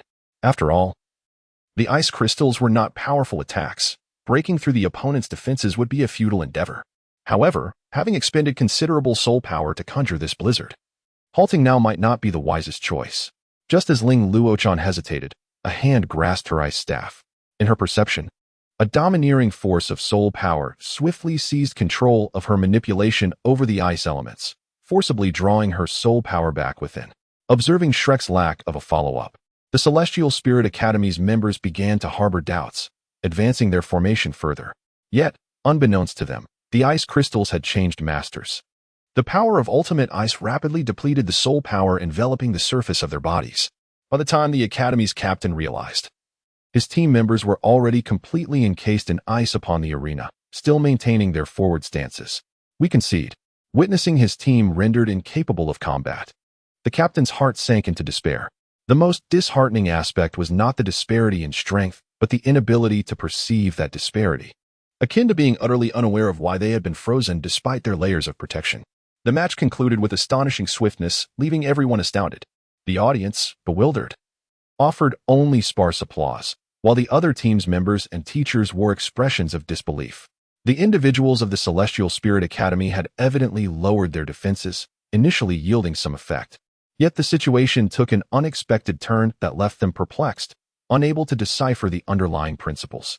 Before the scrutinizing eyes of the onlookers, Ling Luocheng maintained a haughty demeanor, departing the arena without a backward glance, seemingly indifferent to the contest at hand. Chapter 2. The rising tide within the confines of a sealed conference room at the hotel accommodating the participating teams. All members of the Sun and Moon Royal Spirit Master Academy gathered, their expressions grave as they scrutinized the documents in their hands. Everyone had likely perused the materials. All present had witnessed the morning's competition. Does anyone have any conjectures regarding the circumstances observed? No one responded to the inquiry, a silence anticipated by the supervising instructor. The Sun and Moon Empire's research on spirit masters paled in comparison to that of the Douluo continent, particularly that of Shrek Academy. To achieve such an outcome, they could only attribute it to sheer strength overpowering the opposition. However, any academy qualified to participate in the competition, regardless of disparities in power, must at least possess a full roster of spirit masters. Under these circumstances, to eliminate all adversaries in one fell swoop would necessitate a minimum strength of Spirit Emperor rank, a level far beyond what Ling Luocheng, still merely a Spirit King, could attain. Meng Hongqian, possessing an ice-type martial spirit, leaned back against her chair, her gaze fixed upon the ceiling as she replayed the morning's events in her mind. It wasn't until the teacher's question drew her attention that she straightened her posture. "I cannot achieve that," she proclaimed, her hands raised in a gesture of exasperation, her expression more bewildered than the others. Freezing everyone is not inherently difficult, provided they do not resist. Otherwise, it is utterly impossible. If I were to devise a strategy, it would involve utilizing cold poison to numb their senses, enveloping them in an extreme chill without their awareness, akin to what Shrek accomplished. Noticing the contemplative expressions of her peers, Meng Hongqian quickly added, "Surely, you can't take this seriously? If the cold poison had already infiltrated to such an extent, it could incapacitate the opponents directly without the need to squander soul power. Moreover, the cold poison could not circumvent their defenses or perceptions, failing to elucidate how they were so easily eliminated. What other explanations could possibly suffice?" questioned Ma Rulong, his expression darkening. As the captain responsible for leading the team to victory, he knew the weight of his decisions bore greater significance in the absence of the supervising instructor. If he could not comprehend the strength of their opponents, how could he formulate an effective strategy? "Perhaps we have been misled," interjected the quietly observant Xiao Hongqian. "Ming has already suggested that this scenario could be feasible. The answer is not convoluted. While we were oblivious, others from Shrek interfered with the opponents, causing them to overlook their exposure to the icy environment, thus securing an effortless victory." Compared to the theatrics of the Celestial Spirit Academy, Xiao Hongqian's explanation appeared far more plausible, aligning with their understanding of Shrek. To disrupt an opponent's perception would require a psychic spirit technique or some form of toxin. Yet mere conjecture held little merit. Xiao Hongqian interrupted the instructor's musing, asserting that Shrek would not be so foolish as to expose their intelligence, and would undoubtedly seek to conceal their members' actions. Our task is to prevent ourselves from falling into a similar predicament. The most rudimentary approach is to remain acutely aware of our own states, ensuring we are not influenced by our adversaries. Additionally, we must probe. Any action taken will inevitably produce fluctuations in soul power, and techniques that yield no visible effect can be attributed to such interference, enabling us to devise countermeasures. These two methods are excessively passive. I find them unappealing. Meng Hongqian frowned, wholly disinterested in Xiao Hongqian's proposals. The optimal choice is to identify the individual wielding the spirit technique before we encounter Shrek. Currently, it is known that among the 7 who have participated, One possesses the strength to simultaneously affect all 7 spirit masters. In a sense, their speculations were not unfounded. Under the deliberate control of the Ice Emperor, the ultimate ice could indeed numb the senses of the enemy, transforming the prey into a frozen statue without their awareness. However, to seek out the perpetrator from this perspective was akin to chasing shadows. They would soon realize that Shrek's members lacked the opportunity to conceal such a spirit technique. While the Sun and Moon Academy engaged in urgent analysis, Su Jiaowei's concerns extended beyond the competition. The recent disturbances caused by evil spirit masters, coupled with alarming reports of Shrek's horrifying attacks, were enough to leave him in disarray. Should numerous teams encounter misfortune, the entire continent would hold him accountable. And the throne of Xingguan's sect might need to be relinquished to the next worthy champion. Have we located the lair of these pests? Your Majesty, not yet. The security measures in Star City have been elevated to wartime standards, making it improbable for any suspicious individuals to infiltrate. Are you suggesting that there are no threats? Would Shrek fabricate such lies to deceive me? The order was clear: intensify the search, ensuring that the competition remained without incident. Furthermore, the public and participating teams must remain oblivious to their operations. Should the information leak, no one could bear the consequences. Due to the Ice Emperor's strong insistence, she and Su Feng were assigned a separate guest room, distinct from the other girls. At that moment, Xiao Xiao stood at their door, mustering her courage. After several deep breaths, she finally summoned the fortitude to push the door open. Su Feng, Binger, are you there? Yet. No response echoed from within the room. Confused, she peered inside, discovering no sign of either of them, nor any indication that they had even rested there. Isn't this your home? What do you intend to do? Adorned in peculiar disguises, the Ice Emperor and Su Feng departed the hotel, wandering aimlessly through the streets of Star City under the night sky. To clarify, I predominantly reside in the Imperial City. The outer city is unfamiliar territory for me. Our outing today is, of course, to leave a lasting impression on everyone. Indeed. Su Feng intended to stage a terror attack during the scheduled soul-fighting competition in Star City. In truth, the criminal alert received by Shrek was instigated by him. The Holy Spirit sect was not so audacious. Presently, the title Douluo in Star City numbered no less than 2 hands. And even the super Douluo were not limited to a single individual. Causing trouble here would be tantamount to courting death. Let me see. If that individual has not fled, he should be in the upcoming block. Over the years, Su Feng has crafted countless mechanical insects, the majority of which he employs for intelligence gathering. He has meticulously documented the individuals of considerable influence within Star City. After a thorough investigation, he swiftly pinpointed several individuals who deliberately concealed their true identities and powers. Since he was determined to take action, it seemed prudent to target them. Soon, they arrived at the residence of the first suspect marked by Su Feng. Despite possessing the strength of a Soul King, the individual feigned being an ordinary worker in the city's defense, practically advertising his deception. To prevent Star City from potentially facing catastrophic destruction, Su Feng knew he had to eliminate this threat. Upon finding 2 cloaked figures intruding into his home, the man initially felt a surge of shock, quickly masking it with the facade of confronting robbers, brandishing a kitchen knife in an attempt to defend himself.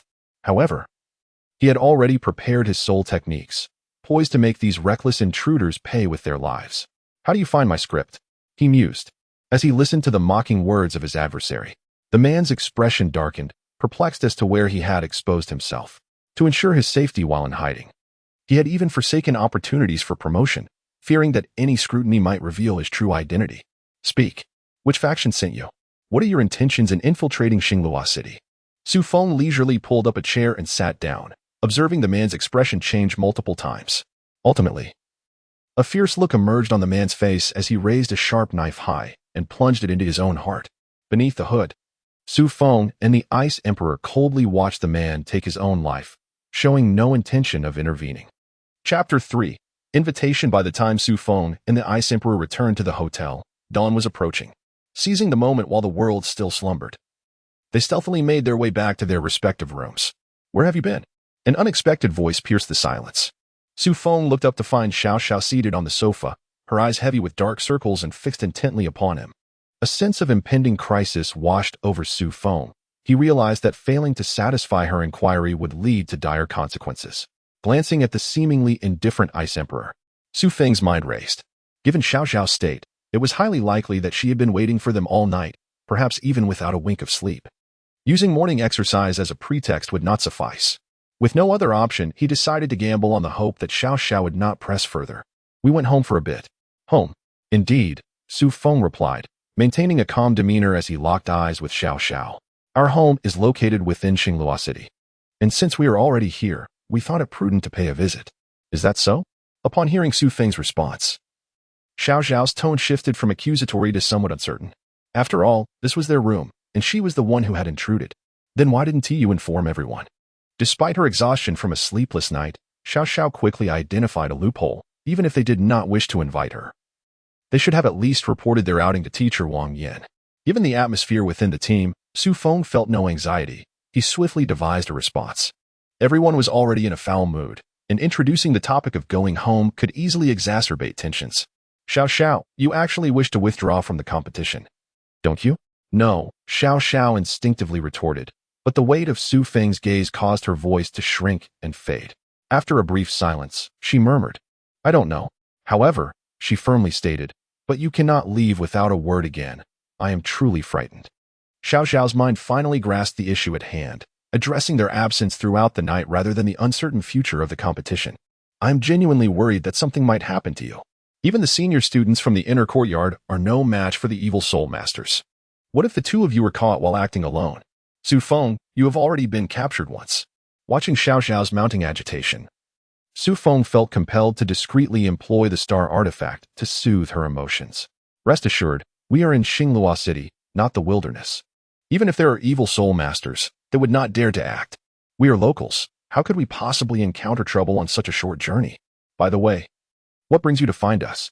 As Su Feng's words faded, he observed Xiao Xiao bow her head, her demeanor growing increasingly bashful. After a considerable pause, Xiao Xiao finally spoke in a barely audible whisper. Su Feng, do you have time today to accompany me for some shopping? Sure, he replied. Is that all? Xiao Xiao lifted her gaze, her expression one of astonishment. The softness of her voice was almost inaudible to her own ears, and given her recollections, she had never perceived Su Feng as someone fond of venturing out. She had not anticipated her request would be met with success. Just the two of us? Xiao Xiao ventured to inquire further. Yes, just right. Bingo has been running around all night and needs to rest at the hotel. But what about you? Don't you truly need to catch some sleep? With that, Su Feng handed her a mirror from the side. Upon gazing at her haggard reflection in the pronounced dark circles under her eyes, Xiao Xiao felt her cheeks flush with embarrassment, prompting her to bolt from the room in silence. Su Feng let out a long sigh, relieved to have navigated that hurdle.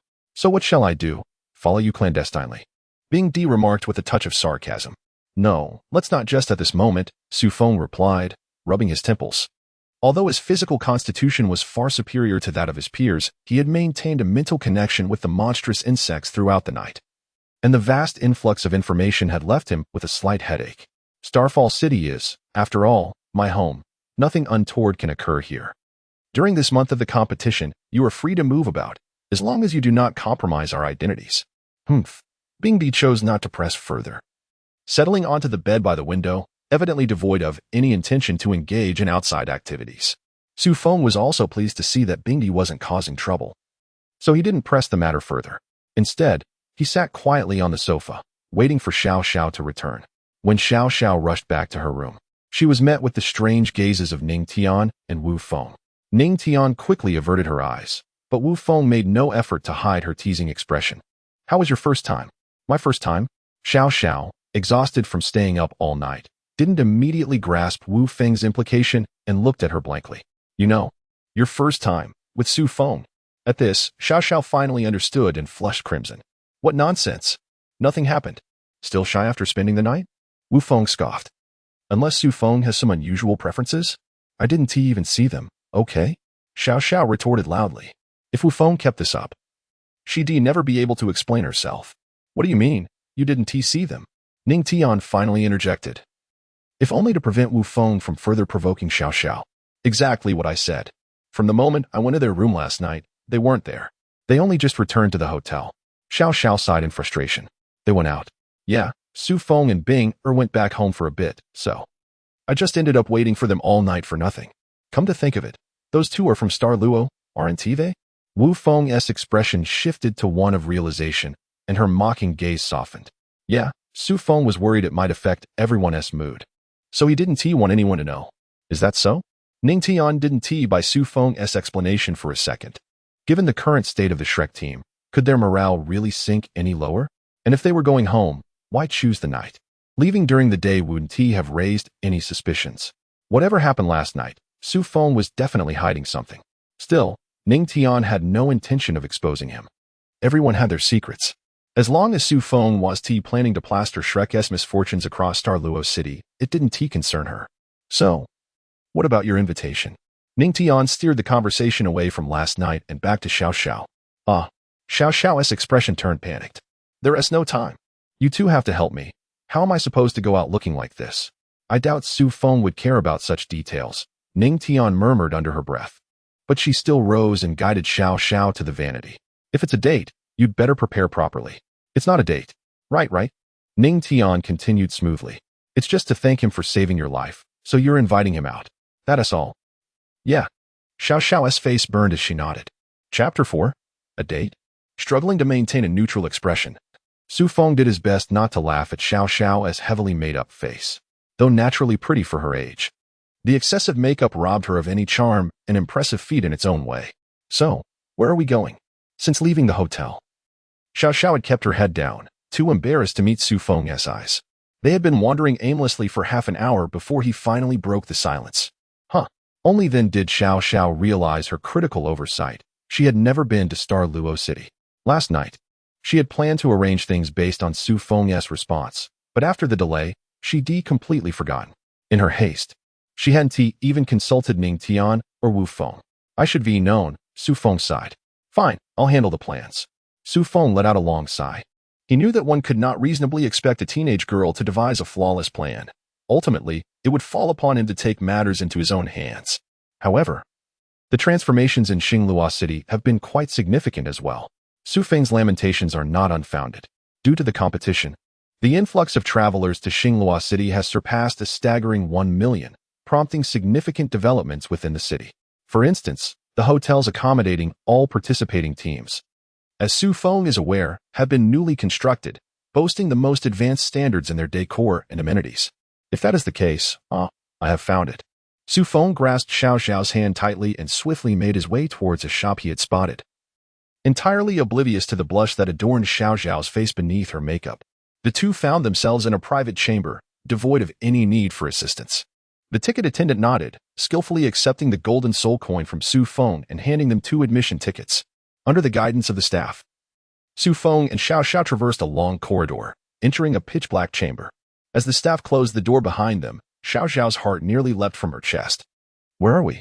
The astrological pavilion, though I prefer to call it the planetarium. Su Feng reclined comfortably in a chair, gesturing for Xiao Xiao to join him. After a moment's hesitation, she too settled into the adjacent seat. Once she was reclined, she was immediately astonished by the spectacle before her.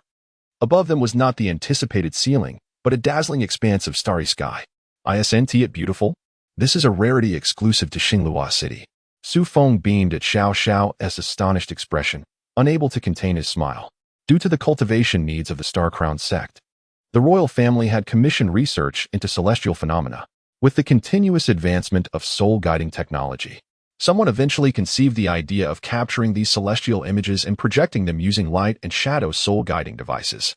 Although the projections could not generate star power, they offered a clarity surpassing that of the night sky visible to ordinary eyes, prompting the royal family to commercialize this innovation.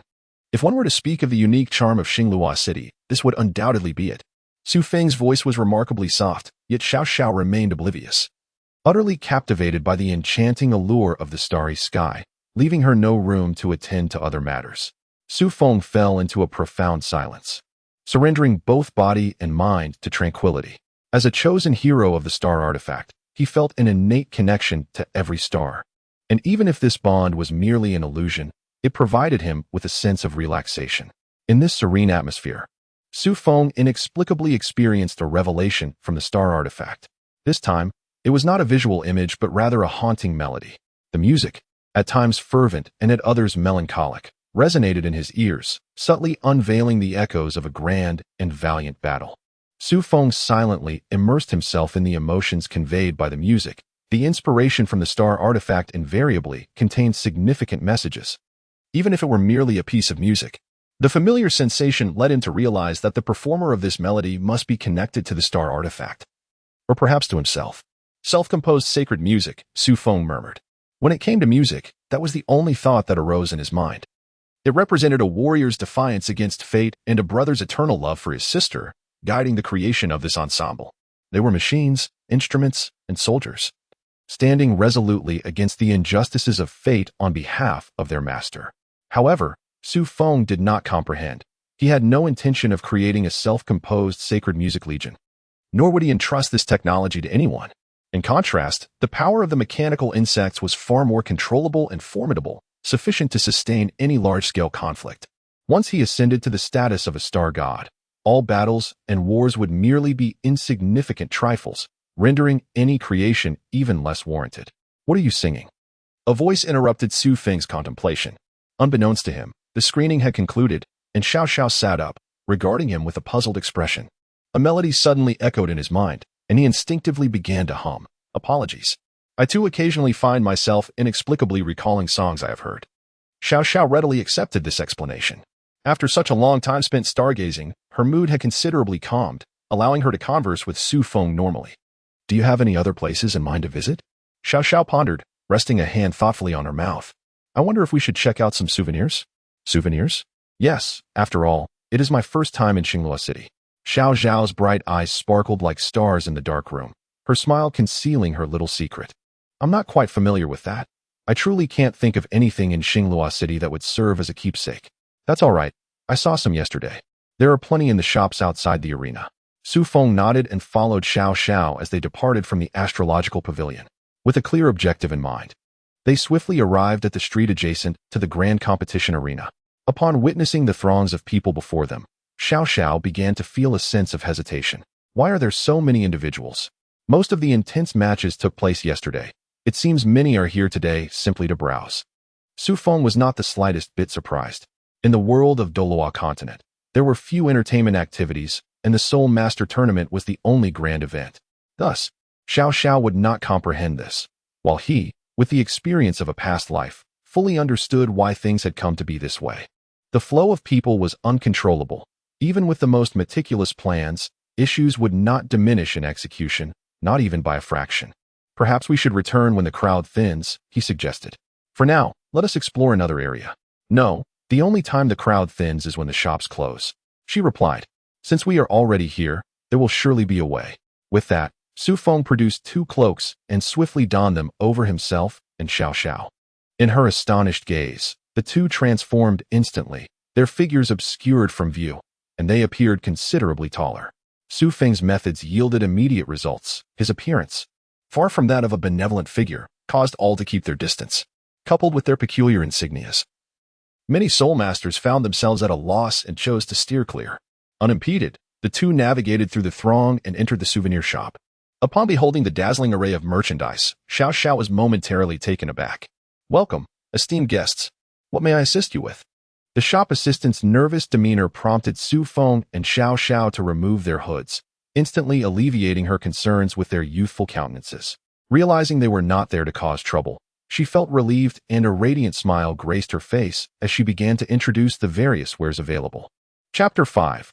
An Unexpected Encounter. Dear guests, behold our meticulously curated astrological disc, not only visually appealing but also suitable for divination. Too crude. It merely solidifies a few star maps, and the results bear no relation to astrology, Feng retorted. Then perhaps this, the crystal white tiger statue, crafted by a professional artisan, captures the fierce expression and sinister gaze of the white tiger perfectly. The Dai family would surely disagree with your assessment. This white tiger appears far too noble. They prefer a more menacing visage. Ah, then consider this, a masterpiece created specifically for this grand tournament, utterly flawless. The Continental Heroes map includes all the potential contenders and detailed descriptions of each. Clearly a hastily compiled piece from recent days. The intelligence consists merely of origins and soul weapons, likely useful only to those unable to afford a ticket, Feng remarked, quickly losing interest and tossing the item back to the assistant. As the assistant's recommended items were dismissed one after another, her patience began to fray, her smile becoming as rigid as a marionette's. Were it not for the multitude of patrons around, she might have wished to hurl a book at them in frustration. "Show us that white tiger statue," a voice unexpectedly interrupted, belonging to a youth who seemed entirely indifferent to the assistant's ongoing presentation. Turning to look, they saw a slightly taller boy with white hair, his sharp gaze fixed upon them, hostility evident in his eyes. "As a member of Shrek, what leisure do you have to stroll about? Isn't it the same for you, Xiao Hongchen? We are merely reserved team members, devoid of any pressure. We intend to enjoy ourselves thoroughly." Su Feng recognized the youth before him as the foremost genius of the sun and moon. It was not difficult to understand Xiao Hongchen's obsession with Shrek. However, encountering him here was indeed a surprise. Despite the chance meeting, Su Feng exhibited no signs of alarm and retorted directly to his taunts. "I possess confidence in my own cultivation and do not require any last-minute practice. However, your situation seems less certain. Shrek has truly weakened. Even you children must take the stage. Can the three great empires not produce even a single team of Soul Kings? You claim that this white tiger statue is poorly crafted, yet I find it strikingly reminiscent of your current selves. Lacking in strength, you feign solemnity, fearful that others might actually challenge you." Upon hearing this, the shop assistant, holding the white tiger statue, froze mid-motion. As a member of the Star Luo people, she naturally harbored no fondness for the sun and moon individuals, and now, faced with the mockery of Shrek made at the expense of her shop's merchandise, continuing business would be nothing short of self-humiliation. Verbal jests cannot alter any circumstances. There is no need for you to force yourself into this feigned provocation. I shall not divulge a shred of information. At these words, the furious Xiao Xiao realized that her opponent was employing a strategy of provocation to probe Shrek's vulnerabilities. Xiao Hongchen, undeterred by the exposure of his scheme, continued to display intense skepticism and hostility. "No matter how much you pretend to be indifferent, you cannot disguise the truth for others. I merely need to ascertain that Shrek is indeed facing issues. That is sufficient." With that, Xiao Hongchen departed the shop without a backward glance, while the shop assistant sighed in relief. Should a conflict arise, it would be the bystanders who would bear the brunt of the consequences. "I apologize for the inconvenience. Could you please prepare 2 pieces of that astrological plate, packaged separately?" While waiting for the shop assistant to wrap the items, Xiao Xiao leaned towards Su Feng in the resting area and whispered, "Who is that fellow?" "He is a reserve member of the Royal Soul Master Academy of the Sun and Moon, Xiao Hongchen, renowned as the greatest genius of the Sun and Moon, which explains his hostility towards us. Typically, the Academy provides us with such intelligence for analysis prior to competitions, but perhaps fearing it might dampen our spirits. Teacher Wang Yin only called upon the senior students. Did I make a mistake just now, revealing our poor condition to him?" Xiao Xiao was more concerned about her potential blunder than the reputation of Xiao Hongchen. If her actions had indeed led the Sun and Moon individuals to suspect Shrek's predicament, she would find it difficult to face her peers. Such trivial matters do not affect the grand scheme. No matter how we disguise ourselves, our true strength will inevitably be revealed. Rather than allowing them to prepare meticulously, I believe it more advantageous to feign weakness, thus lowering their guard. On another note, it is getting late. Let us go for lunch. My treat. Xiao Xiao, troubled and distracted, merely responded absent-mindedly and fell silent. Under Su Feng's guidance, they arrived at a rather desolate restaurant. Despite its proximity to the imperial city, the establishment was sparsely populated. "Why did you invite me out alone today?" Seizing the rare opportunity for solitude, Su Feng posed the question directly. Xiao Xiao seldom extended such invitations, particularly without bringing along Bingdi. It seemed unlikely that she sought to confront him about his true identity. I wanted to thank you in person." "Thank me? For what?" "For what happened when you were captured by the evil soul master while trying to protect me, due to the makeup she wore." Su Feng could not discern whether Xiao Xiao felt guilt, gratitude, or some other emotion. However, since this was the matter at hand, it did not seem overly concerning. "I did not think much of it at the time. I merely acted on instinct. Besides, although I was captured for a time, did I not return safely rather quickly? You need not have gone to the trouble of summoning me." "No, I know you do not think that way. At that moment, who could have known what would follow after being captured? I genuinely feared you would meet the same fate as the seniors." Xiao Xiao's voice trembled slightly, as though she were transported back to that moment of dread. Su Feng found himself at a loss for words. He was indeed confident that the Grim Reaper's envoy was no match for him, yet such sentiments could not be shared with others. Moreover, to everyone's perception, as a support-type soul master, confronting an evil soul master head-on was tantamount to courting disaster. However, if it were merely due to this incident, a simple expression of gratitude would suffice. especially since he had not truly encountered any peril. Is there anything else you wish to convey? Xiao Xiao had numerous thoughts on the tip of her tongue, yet the indifferent demeanor of Su Feng stifled her words. Ultimately, after the tumultuous events of the day, her courage had been utterly depleted. If given the choice, she would have preferred to summon a few more companions, allowing her to divert the conversation to more trivial matters for a while. At that moment, a commotion at the entrance captured their attention. From Xiao Xiao's vantage point, visibility was obstructed, but Su Feng's position afforded him a clear view of a head of white hair protruding from the doorway. What does it mean to lack qualifications? This establishment does not entertain strangers. Are you jesting? Do you know who I am? Regardless of your identity, this establishment will not make exceptions. The attendant dismissed the menacing undertones of Xiao Hongchen's words and resolutely maintained his post at the entrance. Frustrated, Xiao Hongchen peered past the barrier but could not discern Su Feng and the others within. With no other recourse, he was compelled to retreat. Upon returning to the hotel, Xiao Hongchen entered their designated conference room, where many awaited his arrival. How are things on your end? Not well. I lost track of them midway. They entered a restaurant I cannot access, and continuing the pursuit would surely expose us. However, based on previous observations, it appears that Shrek is indeed in trouble. Otherwise, that girl would not have appeared so anxious. The supervising teacher nodded, somewhat satisfied with this outcome. Due to the other members of Shrek remaining at the hotel, they had been unable to find an opportune moment to gather intelligence. Although Xiao Hongchen had set out a bit late, obtaining any information was still deemed a success. Ming Hongchen was not pleased with this result. She sought more precise insights rather than vague assertions of trouble. While it was highly probable that Shrek consisted solely of these members, they could not afford to be complacent.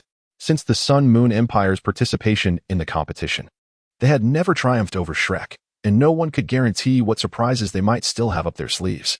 Yesterday's match had made that abundantly clear. Such tedious repetition. What purpose does it serve? Ultimately, we must face them in battle to ascertain their true capabilities. Meng Hongchen surveyed her fellow team members, slammed her hand on the table, and, with an authoritative tone, commanded, "This time, we must defeat Shrek and demonstrate the strength of the Sun-Moon Empire." Chapter 6. Distress Your Majesty. This was entrusted to you by your brother. Put it down. I shall attend to it shortly. Su Jiaowei rubbed his temples, dismissing the messenger with evident impatience. At this moment, he found himself utterly preoccupied with the pressing matter of how to address last night's attack, leaving little room for concerns about Su Feng's trivialities. On the very first night of the grand competition, Starfall City had already witnessed a spate of assassination attempts, with the perpetrators audaciously encroaching upon the imperial city. The mention of the evil soul masters, as cited by Shrek, only heightened Su Jiaowei's agitation. Previously, he had paid little heed to the Holy Spirit sect, as evil soul masters had long ceased their mischief across the continent. However, the current circumstances suggested that these nefarious individuals were not eradicated but rather lurking in concealment, having infiltrated to such an alarming extent. Just as Su Jiaowei wrestled with his frustrations, the study door was abruptly pushed open. He initially intended to reprimand the intruder, but upon seeing Su Jiaozhou's face, he quelled his displeasure and, maintaining a composed demeanor, inquired, "Jiaozhou, what brings you here?" "I heard that Su Feng has some news," she replied. Su Jiaowei secretly breathed a sigh of relief. His sister was still a member of the competition team. He would not wish for her mind to be disturbed by any potential attack from a malevolent soul master. He had yet to read Su Feng's letter, and at this moment, he was with Su Jiaozhou. "Here, let me take a look." Su Jiaowei picked up the envelope that the eunuch had just laid down. After opening it, he read aloud, word for word, "Royal brother, how have you been lately? During my year at Shrek, I have gained numerous valuable insights, and I am grateful for your assistance in concealing my identity. I trust you have heard from the Academy about the recent attack on Shrek. The situation was indeed perilous. The abilities of the evil soul masters are enigmatic and unpredictable, and capturing them cannot be approached as one would with ordinary rogue soul masters." Was he present at that time? Indeed, as he was also a member of the team, it stands to reason that he would partake in the mission. However, what did he mean by the abilities of the evil soul masters being so peculiar? The gluttonous Douluo did not elaborate much, yet the fact that a core team member, including Dai Hao's son, chose to withdraw in light of an evil soul master who was merely a soul king raises many questions. Su Jiaowei's expression grew solemn as he set down the letter in his hand and addressed his sister. Dai Yueheng has already attained the rank of Soul Emperor and is not one to act recklessly. The severity of his injuries indicates that this malevolent soul master possesses the capability to single-handedly vanquish any team in this competition. However, why make such a comparison? It is impossible for a malevolent soul master to participate in the tournament. That would be akin to courting disaster. It is merely a reflection on the circumstances. Su Jiawei refrained from continuing the topic and picked up Su Feng's letter instead. While the Shrek team members' misfortunes stemmed from their excessive arrogance, it must be acknowledged that they acted in the name of justice for the continent, thus deserving some recognition for their efforts. In this upcoming competition, I hope that arrangements can be made to accommodate Shrek during the grouping process, ensuring that their inadequacies are not exposed too early. Although I do not intend to remain at Shrek until graduation, I currently have no plans to leave. My focus will now shift towards the study of soul-guiding devices. As Shrek has indeed gathered talents from across the 3 nations, accumulating knowledge that surpasses what I can encounter domestically. Compared to the training of soul masters, soul-guiding devices are far more accessible and versatile, representing the future direction of the continent's development. While the introduction of technology is straightforward, altering deep-seated beliefs is a far more challenging endeavor. The primary team members' failure to activate their shields in a timely manner during this task exemplifies this. Even the most advanced technology is rendered useless if not properly utilized. The most formidable technology, Su Jiao murmured, echoing Su Feng's words. He truly dares to say such things. This brought to mind the awe she felt the first time she witnessed Yun'er produce a colossal humanoid mech, and again when Yun'er, piloting the mech, matched their entire team in strength. Has Su Yun not come? Is she upset and thus unwilling to attend? Su Jiao's expression turned troubled. You saw it, didn't you? During the opening ceremony, Su Feng was surrounded by a throng of young girls. One might think he was on holiday. What's so wrong with that? The Star-Crowned sect has few descendants. If he were surrounded by a group of men, that would be concerning. I must convey your sentiments to the queen and see if she can comprehend your perspective. Su Jiao cast a disdainful glance at Su Jiawei's expression. Ahem. Su Jiawei cleared his throat, masking his embarrassment. That is all I have to say. As always, I cannot fathom his thoughts. Who cares what he thinks? After all, he won't turn into a malevolent soul master and stage a treasonous act. Rather than worrying about that, it would be wiser to contemplate how to fulfill his demands. With only a few teams participating in the competition, it would be evident to anyone if they were consistently matched against weaker opponents. This was indeed a challenging situation. After some contemplation, Su Jiawei soon devised a solution. They should still have 2 capable combatants among their primary team, so we should arrange one-on-one or dual battles for them. With the caliber of Shrek students, even a wheel battle against the entire team from other academies should be feasible. However, this likely was not what he desired. Do you genuinely believe he will take this matter to heart? He merely feels compelled to write something when he has nothing to say. Very well, Su Jiao sighed. Rising from her seat, I shall relay this matter. Brother, do take care of your health. If anything were to happen to you during such a crucial competition, the Star Luo Empire would surely become the laughingstock of the entire continent. With that, Su Jiao exited the room, leaving Su Jiawei exhibiting signs of fatigue. Su Jiao spoke lightly, but during the competition, how could he trust others to manage things? Coupled with the threat of malevolent soul masters, his responsibilities had multiplied manifold. In contrast to Su Jiawei's predicaments, Xuanzi faced troubles of a different nature. With his cultivation, he could traverse any location in Star Luo City in an instant. Upon receiving news the previous night, he began patrolling, yet he had never arrived at the scene of an attack in time, as if the adversaries could anticipate his movements. Yet, if they truly possessed such prowess, why would they resort to hiding? Thus, Xuanzi preferred to believe that the enemy had meticulously planned their assault, executing it so swiftly that he had no chance to intervene.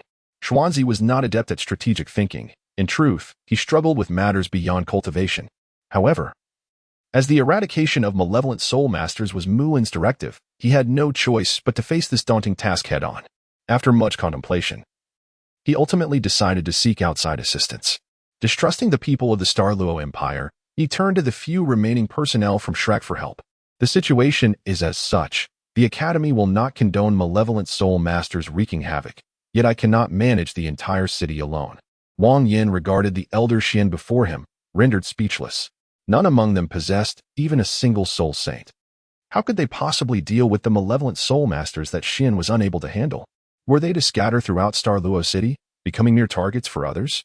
We cannot accomplish this. Wang Yin forcibly suppressed his simmering anger and addressed Xian. The competitors must participate, I alone cannot conduct an investigation. What alternative do you propose? Xian remarked. Why not inquire about the thoughts of the Star Luo Empire's own citizens?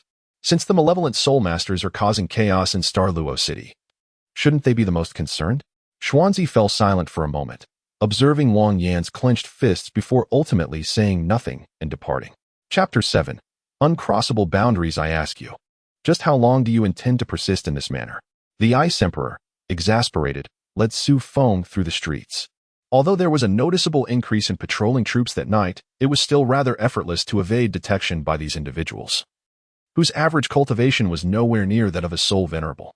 Our actions will depend on the outcomes. The fact that news of last night's attack has yet to surface indicates that the situation remains within tolerable limits. In contrast to the public's reaction, the responses of the royal family and nobility were of utmost significance.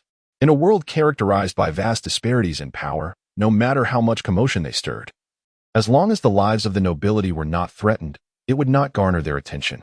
In reality, the resurgence of malevolent soul masters was not only due to the emergence of martial souls, but also significantly attributed to the passive attitudes of various empires.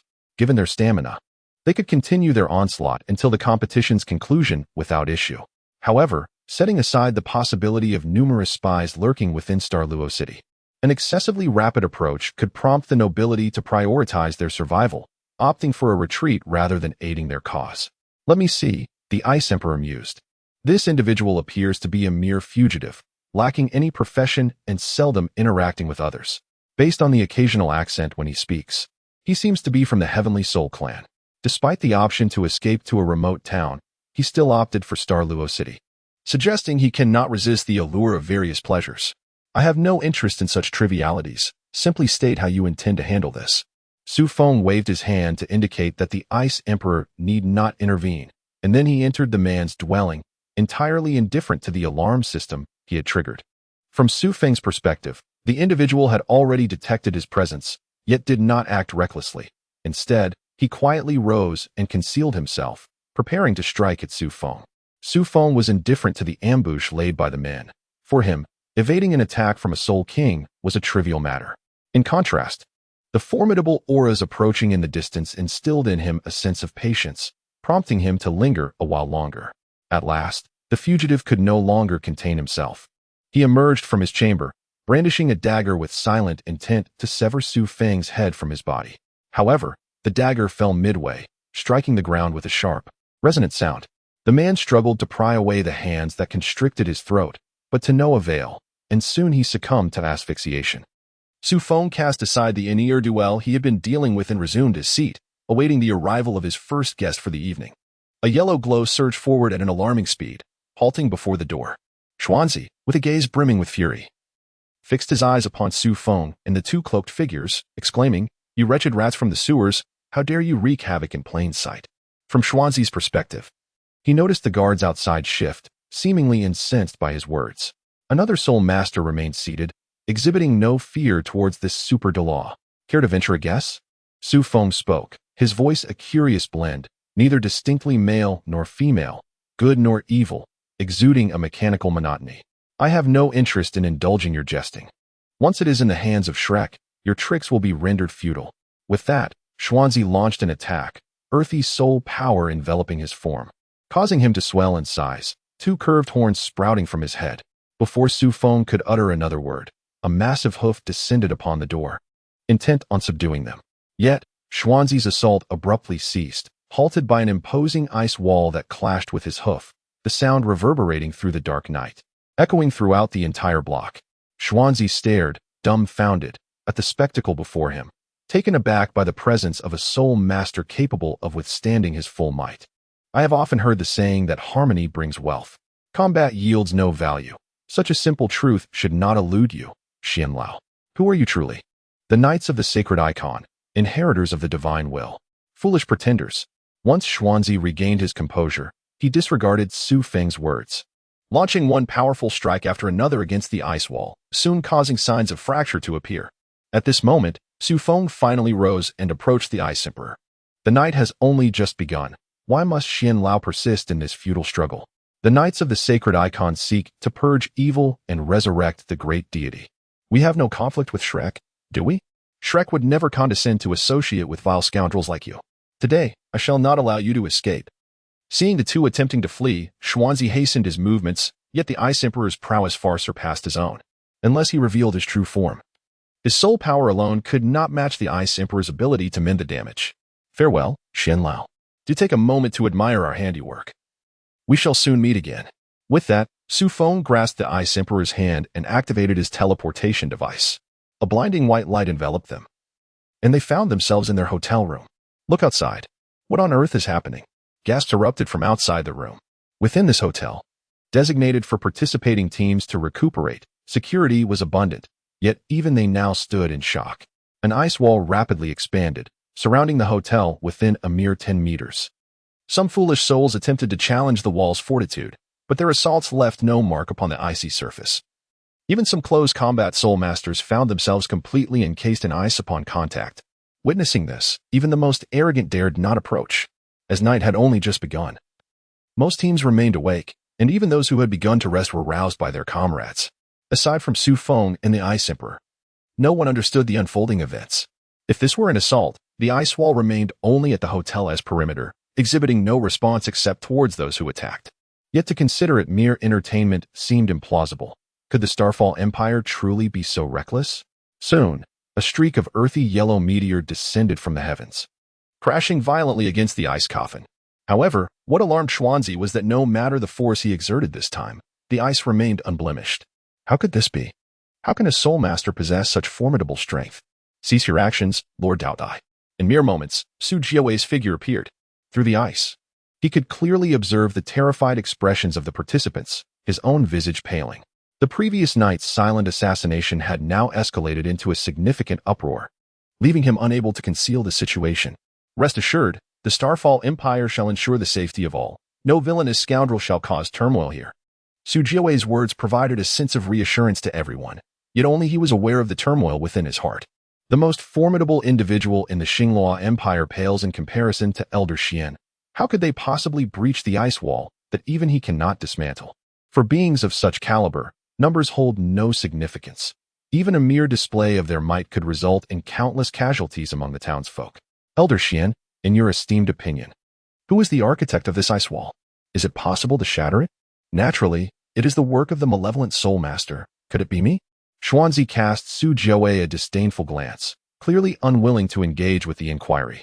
If I were to unleash my full strength, this ice wall would crumble effortlessly, though the structures leading to the arena would be irrevocably lost. Are we to merely stand by and watch? The participating teams, including those from Shrek, remain trapped within.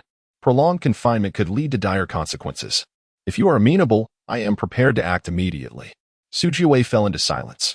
Maintaining the status quo may avert immediate disaster. Yet should Elder Xian exert his full power, the competition, if not concluded, would undoubtedly face postponement, and the ensuing losses could not merely be quantified by ticket sales. Please remain calm. I shall seek alternative solutions. Chapter 8. A half-hearted endeavor. What does it mean to be ordinary and taken for granted? It implies that I cannot resolve this ice. The Ice Emperor gazed with impatience at the flustered Ling Luocheng before responding. Surely, you do not believe that the pinnacle of ice can overlook the disparity in cultivation levels? If that were the case, I could easily triumph over an ice attribute titled Douluo. Controlling your ice is simple. However, managing the ice evidently conjured by a title Douluo is beyond my capabilities. And that is only to be expected. How can this be? Ling Luocheng despondently sank onto the sofa, her gaze vacant as it drifted to the floor. Having just endured a near-catastrophic obliteration of her team, and now finding herself imprisoned here, the fears within her heart had finally been rekindled. Upon learning that even the Ice Emperor was at a loss, Ling Luocheng found herself unable and unwilling to think further. Do not fret excessively, senior sister. Su Feng timely assumed the Ice Emperor's role, seeking to console the girl before him. The fact that we have not been directly harmed indicates that our assailant does not wish to or lacks the courage to do so. Should he truly act, it would mean confronting the wrath of the entire continent. No one would be so mad as to do that. What nonsense about fear? Have you encountered a few evil soul masters? These lunatics are capable of anything. Moreover, if they were truly so timid, how do you explain our current predicament? Su Feng could only express that, given the current capabilities of the mainland, unearthing the identity of the perpetrator was utterly implausible. However, this contradicted the earlier apprehensions regarding the evil soul master. Why label the opponent as an evil soul master? The aura of ice exhibited no malevolent essence whatsoever. This was hardly significant. Even a normal martial spirit could transform into an evil soul master, contingent solely upon the individual's desires. Ling Luozhen found little inclination to elucidate the criteria employed by Shrek for such classifications. These matters would be thoroughly addressed during their time as the inspection team. Although it was seldom reported that evil martial spirits could maintain normal cultivation through self-discipline, tales of general soul masters succumbing to degradation were, without a doubt, ubiquitous. In summary, senior sister, it would be prudent for you to remain calm here while I step outside to investigate. With that, Feng exited the chamber. At this moment, a considerable number of individuals had gathered in the corridor.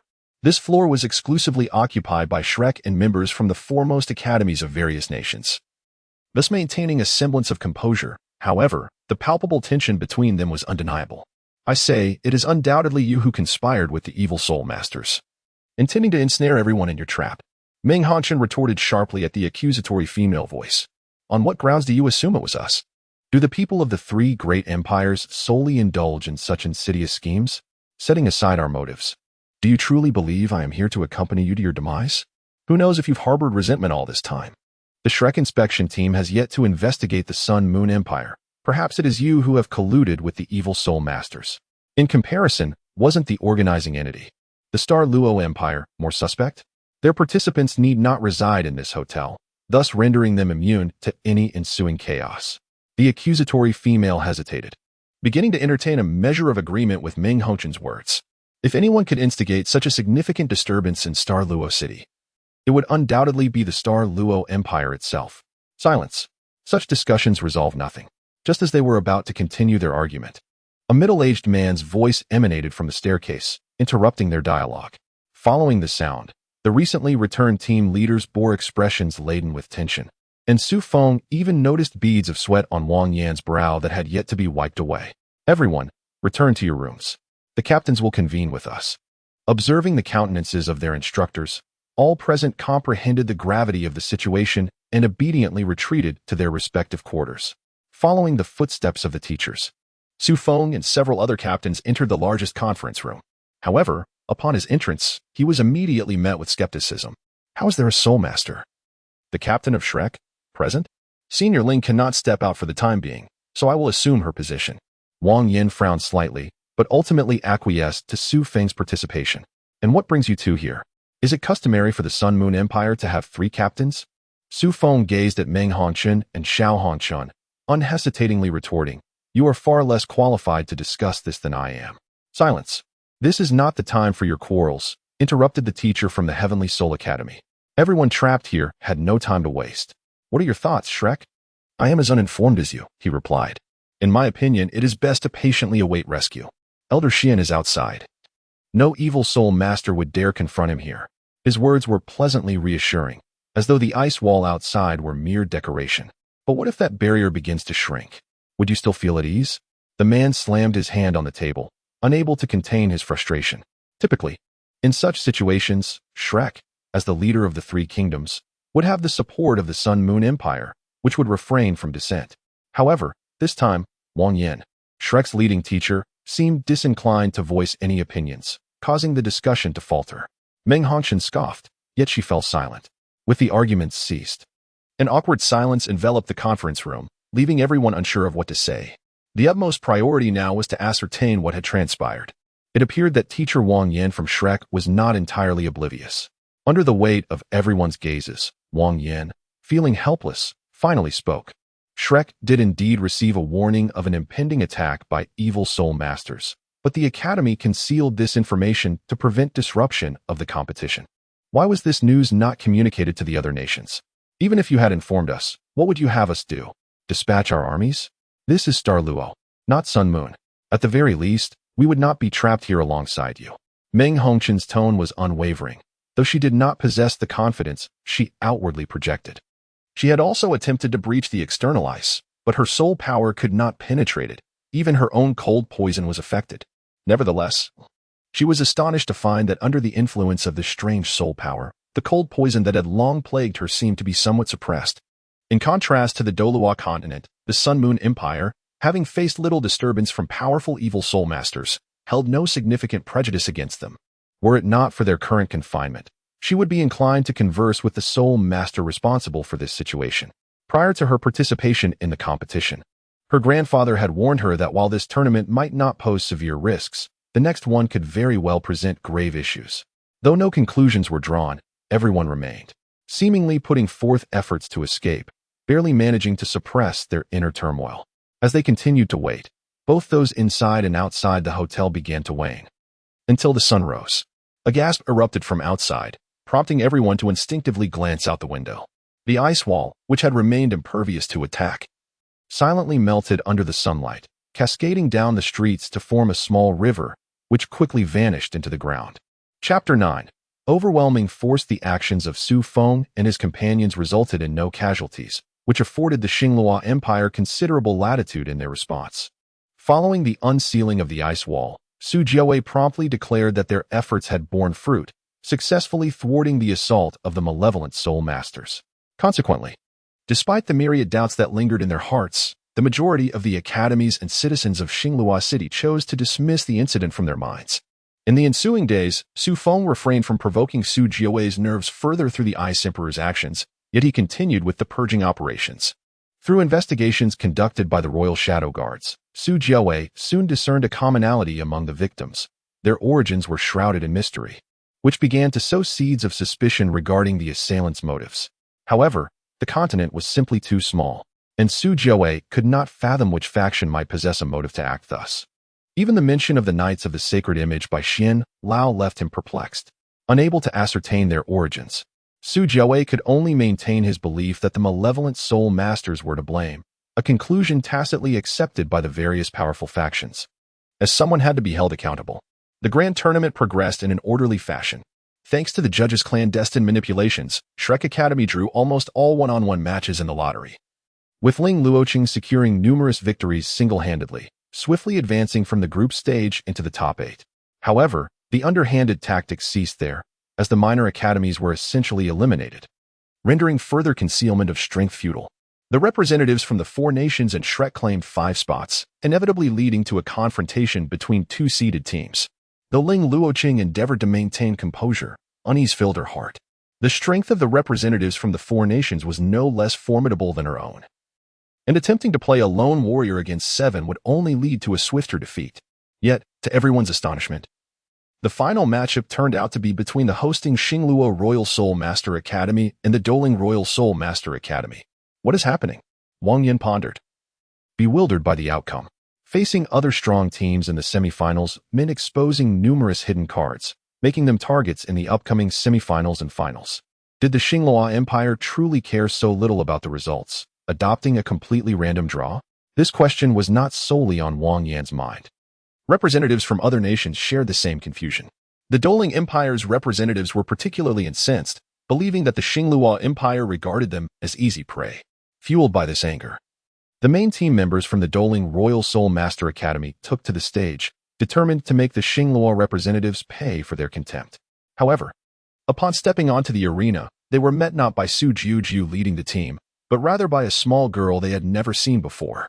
The girl's face bore a heavy resentment, her aura even overshadowing that of their entire team. What on earth was the Luo Empire up to? The Doling captain, Gu Zhujian, murmured to himself, but soon his expression grew tense. For the first time, the barrier surrounding the arena was fully activated, even sealing the sky above. Do not be careless. The Luo individuals will not act without purpose. This barrier is stronger than any match before, indicating they anticipate the intensity of this battle to reach the barrier's limits. Gu Zhujian cautioned his teammates in hushed tones. As the referee's whistle sounded, all team members instinctively took their positions, rehearsed countless times. The vice-captain's massive shield was forcefully plunged into the ground of the arena, shielding everyone behind him. They quickly retrieved their designated components, preparing to assemble their trump card, the thunder cannon. Yet, as they began to assemble, the vice-captain's call abruptly interrupted them. All eyes turned in confusion, only to find themselves frozen in shock. The girl, once encircled by the team, had vanished, replaced by a towering, 3-meter-tall humanoid mech. The mech's limbs were adorned with silver blades. Even its crown-like ornament atop the head was a sharp blade. Its purple body and helmet lended an air of both elegance and intelligence, and in its right hand, it wielded a colossal staff, the sheer size of which signified its danger. The Douluo team members fell into a stupor, but Su Yun was unfazed, piloting the knight her brother had crafted for her. She finally discarded any unnecessary formalities and unleashed her pent-up resentment. In a flash of light, the knight bounded across the 100-meter arena, striking down with the staff. With a resounding crash, the vice-captain's shield shattered, sending him flying backward. At that moment, the Douluo team finally reacted, hastily retracting their components and scattering in all directions. Not even glancing back at the vice-captain. The ability to incapacitate a prepared defensive soul master with a single blow meant that if they were struck, even the medic Douluo might be unable to save them. Damn it, what have the Luo people done? Guzhu Jian urged his soul power to its limits, striving for his utmost speed. As far as he knew, the research on soul-guided devices among the three nations was on par, and their practical use was inferior to that of soul masters of the same rank, which was why they had to prepare the thunder cannon requiring 7 people to operate. However, the mech before him defied all such understanding. Not only would it be questionable if the Douluo three nations could match it, even if the Sun Moon Empire showcased something similar in the tournament, he would suspect it to be cheating. The small girl could not be older than 12. To reach the rank of Soul Master was already a testament to exceptional talent. Yet the combat capability of this mech seemed more than adequate to contend with the Soul Emperor. The most astonished were not the fleeing Douluo team members, but rather those from the Sun Moon Royal Soul Master Academy. As soon as the mech appeared in the arena, some of their members could hardly remain seated, but they initially thought it was merely decorative. However, upon witnessing the mech's instantaneous speed across the arena and its power to defeat a Soul King with a single strike, all stood up, eager to rush onto the stage and seize the mech for themselves. When had the Luo people's research on soul-guided devices yielded such results? Were they truly infiltrating the Mingda Hall to the extent of reaching grandfather's projects? This was inconceivable. The manufacturing difficulty of humanoid soul-guided devices rivaled that of fixed soul-guided artillery shells. Could the Sun Moon people even comprehend the blueprints if they obtained them? Meng Hongqian still suspected the presence of a traitor, while Xiao Hongqian had already recognized the gravity of the situation. The production of soul-guided devices cannot be accomplished merely by imitation. Often, even providing the blueprints of high-level devices to low-level soul masters would result in failure to replicate. The mech before them was evidently dissimilar to the designs being researched in Mingda Hall. If the Luo people had indeed stolen the blueprints, it implied they not only replicated it perfectly, but had also improved it to a level suitable for practical combat. Guzhu Jian could not afford to dwell on such matters. What mattered now was devising a strategy to turn the tide under such circumstances. The thunder cannon could no longer be assembled, but their previous victories had always relied on their own strength, asserting that there was no way would be erroneous. Fortunately, the mech halted after defeating the vice-captain, and the other Luo team members showed no inclination to pursue the advantage. Thus, Guzhu Jian managed to regroup with his teammates. Observing their still frightened comrades, he feigned calmness to prevent exacerbating their fears. The thunder cannon is no longer an option. We must adhere to our original strategy. That monster is indeed formidable, but it is ultimately a soul-guided device, requiring soul power for sustenance. Its halt indicates a concern for its energy consumption. Therefore, our strategy is to prolong the battle as much as possible until that monster can no longer sustain itself. Guzhu Jian's reasoning was sound, provided that the monster in his view truly was a soul-guided device. Regrettably, it was not. The humanoid mech, or rather the purple cloud knight crafted by Feng for Su Yun, did not require soul power and thus had no concern for energy depletion. Even if Su Yun were excessively fatigued, Zishu could still activate its automatic combat mode, rendering it virtually invincible against a group devoid of soul emperors. As the Douluo participants prepared themselves, Su Yun ceased his stillness. With a resonant shout, he raised Zishu's staff, and a blinding violet light enveloped the entire arena. When all eyes reopened, the members of the Douluo team appeared astounded. They had been scattered to the far corners of the platform, facing the ever-prepared members of the Luo team. Unsurprisingly, within mere seconds, those surrounded by Luo were swiftly defeated, with Guzhu Jian lacking the opportunity to intervene. At this juncture, the balance of battle had irrevocably shifted. However, due to Douluo's esteemed reputation, surrender was not an option. Refusal to yield meant continued confrontation with the monstrous mechs. Fortunately, whether due to energy depletion or not, the mech's attacks had significantly diminished in power. lacking the ferocity they once displayed when besting their vice-captain. After 2 minutes of retreating while fighting, Guzhu Jian could no longer sustain his martial spirit. The purple bamboo in his hand was shattered by the staff, and he was sent sprawling against the barrier. After half a minute, with no sign of Guzhu Jian rising, the referee declared the victory of the Xinglua Empire. The majority of the audience, comprised of Xinglua citizens, erupted into cheers, contrasting starkly with the grim visages of the other seed teams, from instructors to participants alike. Chapter 10. The Chain of Doubt. Listening to the discussions around him, Su Feng's expression turned notably stern. He had already prepared for public scrutiny upon entrusting Zixiao to Su Yun, but never anticipated such a predicament. Su Yun had no necessity to participate in the competition, yet he had been thrust into it solely because of Zixiao's combat prowess, which utterly contradicted the original intent behind the creation of the Mech Knights. The Mech Knights were devoid of humanity, and Su Yun was not one to exhibit flamboyance. Thus, in his perspective, only Su Juzhou had the justification and capability to persuade Su Yun in this manner. At the conclusion of the match, Su Feng departed the arena without so much as a word to those around him. After a brief disguise, he entered the rest area of the Xinglua team with ease, adorned with his badge. The competitors who had just participated were absent, leaving only Su Juzhou standing before him. Observing this, Su Feng wasted no time. He charged forward, gripping Su Juzhou by the neck and lifting her with fury, demanding, "What have you said to Yuner? Let go." Su Juzhou never anticipated that Su Feng, who usually remained calm, would react so vehemently. For a moment, she did not resist, but soon she regained her composure, unleashing her soul power at the Soul King level to forcefully break free from Su Feng's grasp. Taking a few steps back, she rubbed her neck and, with a hint of derision, remarked, "Isn't this rather a problem of your own making? Handing that sort of thing over to Yuner, does it really give you the right to dictate how she should use it? Spare me the trivialities. Yuner is not of your disposition. But tell me, how long has it been since you last saw her?" "A whole year, and not a single letter from you." Su Juzhou's tone was unwavering, her gaze piercing into Su Feng, laden with reproach. "You have no idea how delighted she was to see you at the opening ceremony, nor how pained she felt seeing you surrounded by those girls. That girl who follows you around, where did you pick her up? And you dare to masquerade as siblings? Have you tired of playing house?" "This is none of your concern," Su Feng retorted, at a loss for words, and awkwardly shifted the conversation. "What I am asking is why Yuner is participating. Is there truly no one else Star Luo can find to replace her? There are certainly plenty of Soul Kings who meet the criteria, and the Soul Clan is overflowing with candidates.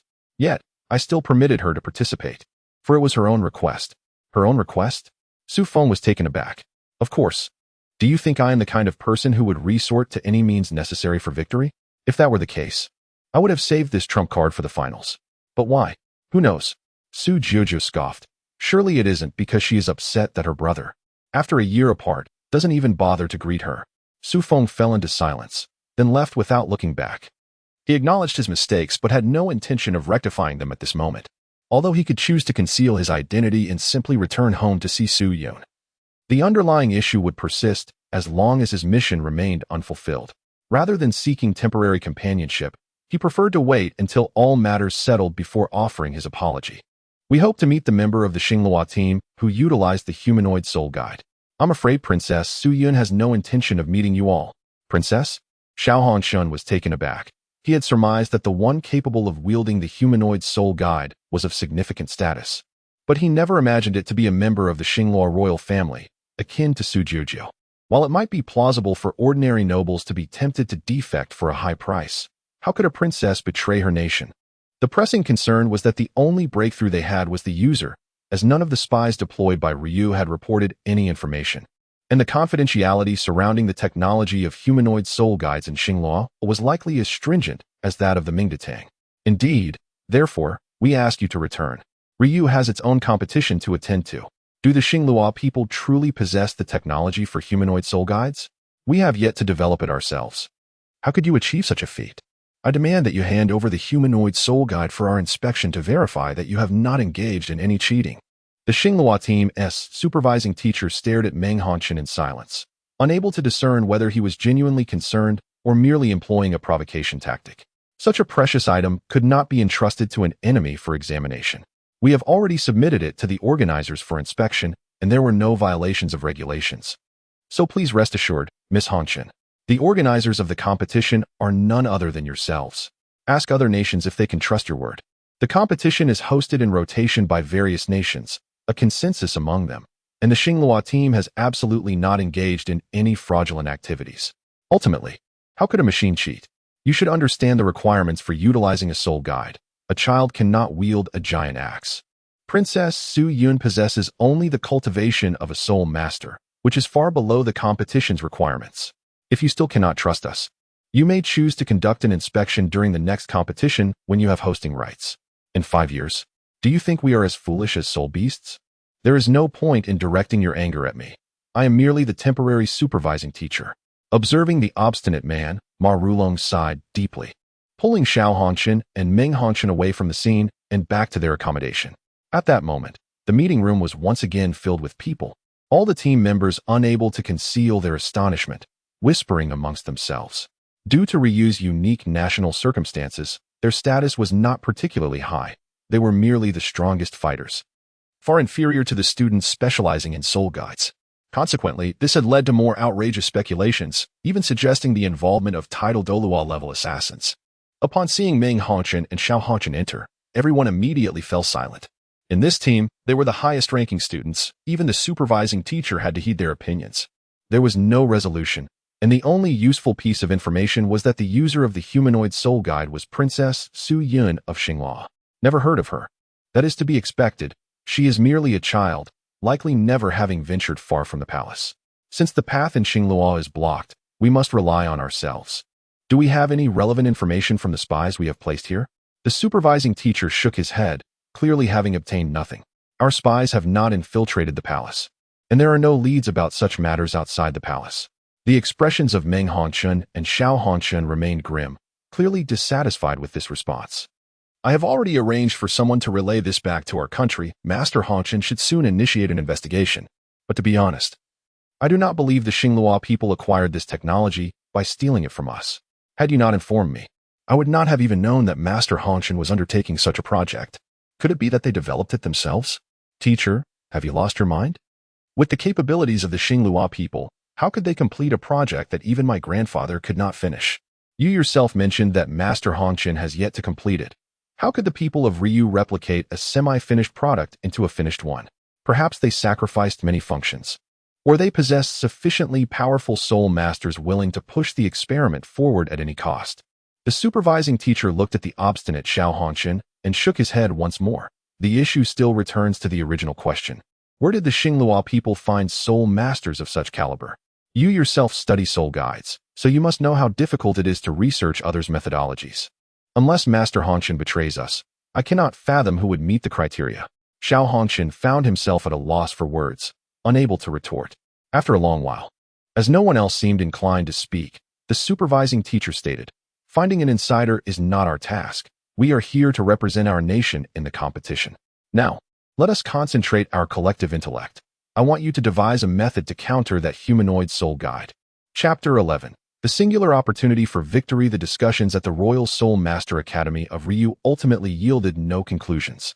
Based on the performance of that humanoid soul guide, it could easily be classified as a level 7 soul guide. With one strike, it could defeat a defense-type soul king and possesses large-scale multi-target teleportation abilities, rendering it virtually unbeatable in arena battles, as no team could withstand a single large-scale displacement while maintaining tactical integrity. The strategy planning against Su Yun was not solely the purview of Ryu. Teams from Tianhun and Shrek also convened urgently. Wang Yin had limited knowledge of soul guides. Thus he was unaware of the technical difficulties associated with the machine knights. What truly filled him with despair was the teleportation technique demonstrated by Su Yun. Previously, they had secured several victories through Su Sanshur's Xianming replacement, making them acutely aware of the potential of such a skill. You have come this far, which I find quite satisfactory. Wang Yan's expression bore little concern. Rather, it radiated a sense of ease, as if he had reconciled with everything. To be honest, initially, I worried that Shrek might not even make it past the group stage. Wang Yan, Wei, Bebe, and Su Sanshur spoke in unison, both recognizing Wang Yan's fatigue. The competition had been ongoing for half a month, and he had shouldered all external pressures alone, even resisting the urge to allow Xian Lao to assign them tasks. For a job that yielded no rewards, Wang Yin had pushed himself to the limit. Perhaps Shrek has indeed been too insular for too long. Even the Luo Empire has surpassed us. Your frantic attempts to learn how to use soul guides before your arrival ultimately proved fruitless. Now the Luo people have unleashed such a monster, and under the current circumstances, Shrek has no chance of victory. No, Teacher Wang Yan, do not speak so definitively. Su Feng suddenly spoke up, startling everyone present. They all turned in unison to this brilliant companion, eager to discern his thoughts. The mecha, as we shall call it, was not as formidable as many had imagined. Even without preparation, the members of the spirit battle team managed to hold out for quite a while, indicating that the mecha's combat prowess did not even reach that of a moderately powerful Soul Emperor. Yet, it remained an enigma for us. Once positions were disrupted, the members of the reserve team would be unable to mount any counterattack and would be eliminated. The only potential opportunity to overcome the mecha I could conceive was through Su Bing assisting Ling Luoqing, but the opposing team would undoubtedly not grant us such an opening. It's not that complicated. Su Feng shook his head and addressed Wang Yin, saying, from my observations, the mecha's teleportation has certain prerequisites. It marks all targets before activation. And the members of the Luo team who did not move were not marked. My soul skill can resist external soul power effects, and if I am not mistaken, I should be able to seal the opponent's ability. Is that true? Wang Yin asked, somewhat astonished, then turned to Su Sancher beside him. I am uncertain.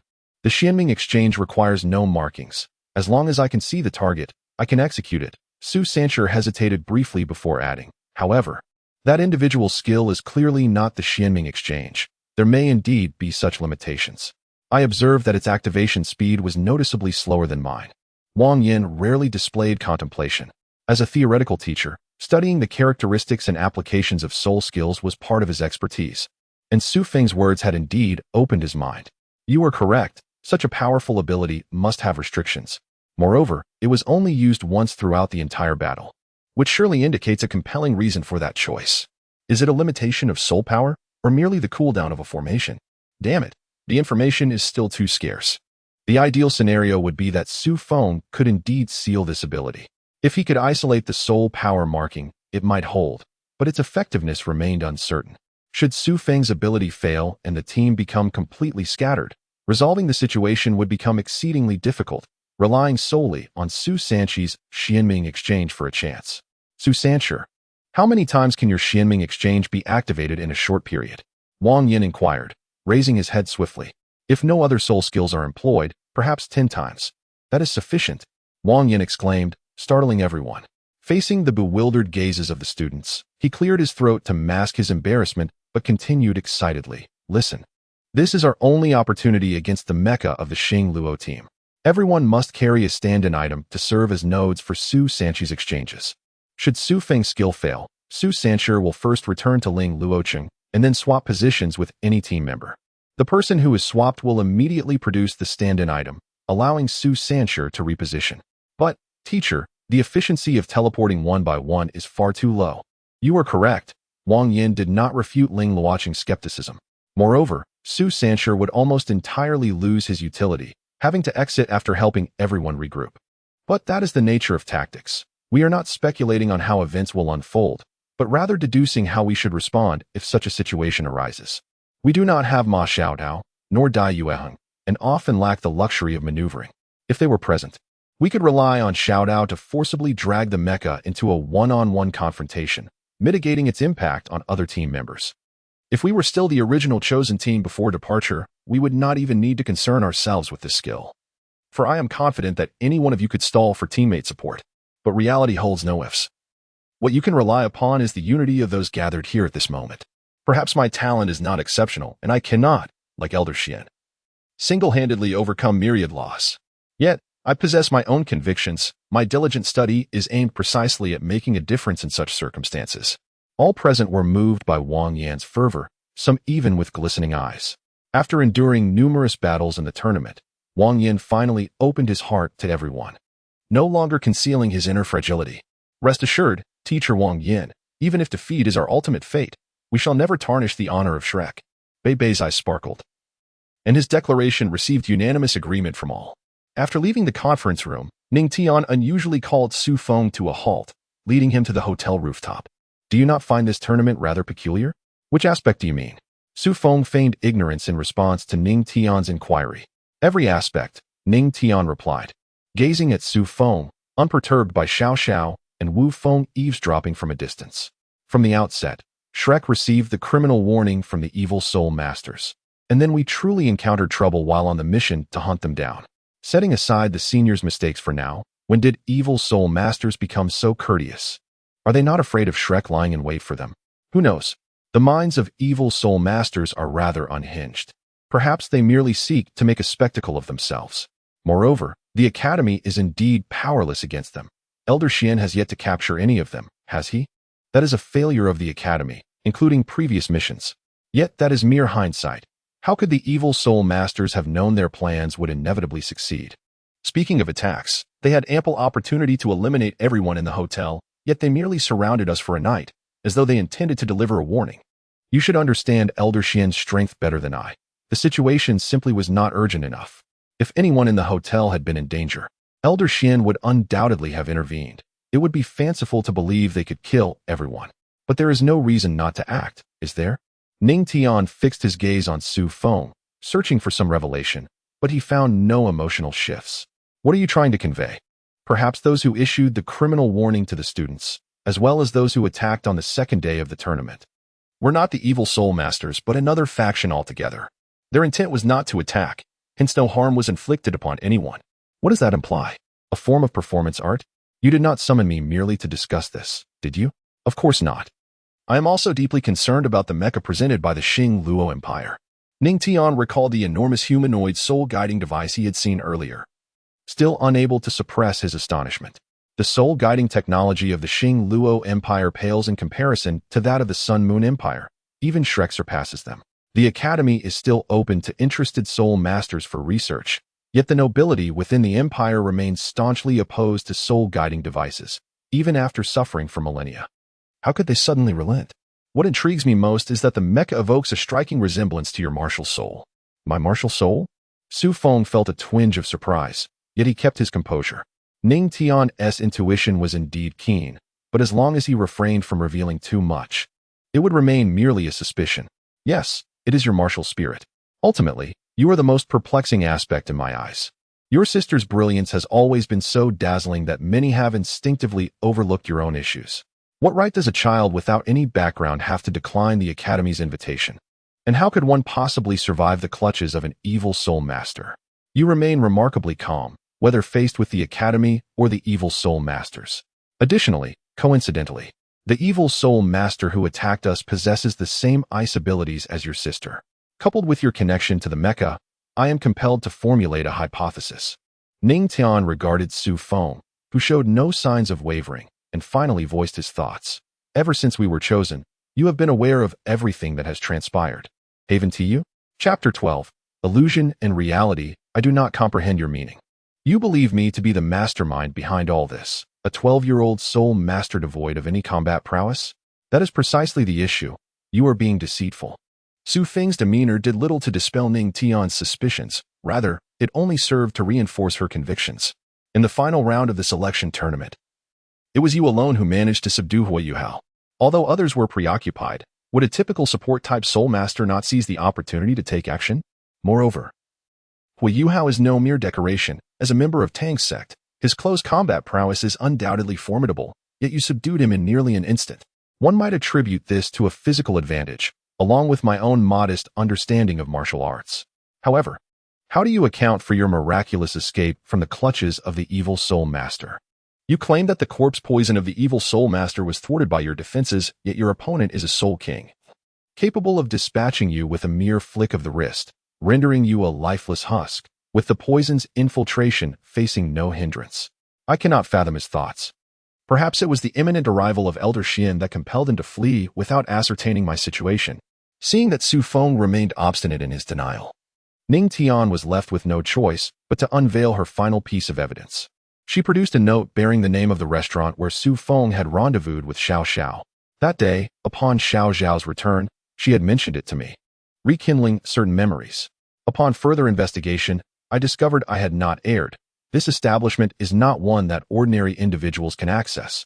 Even my father, the esteemed leader of the 9 Treasure Glazed Tile School, would require an invitation to gain entry. Therefore, how do you justify that a common child from Star Luo City could freely enter an enterprise managed by the royal family?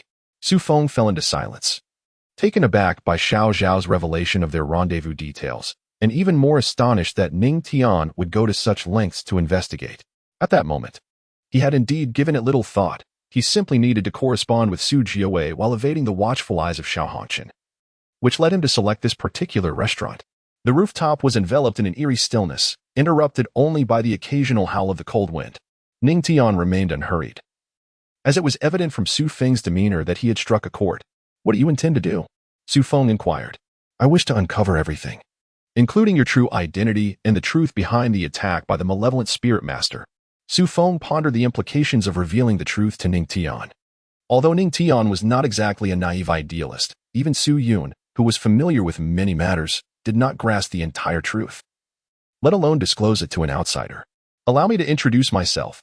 I am the youngest son of the former emperor of the Xingluo Empire, and I share a sibling bond with Su Yun, the mech pilot. Your assumptions are not misplaced.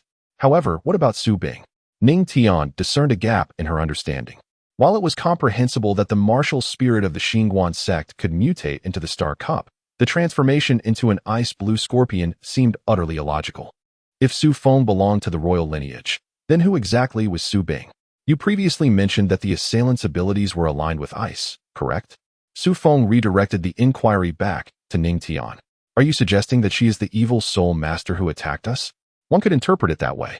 However, making such a jest serves no purpose. While cultivation can be disguised, age cannot be altered.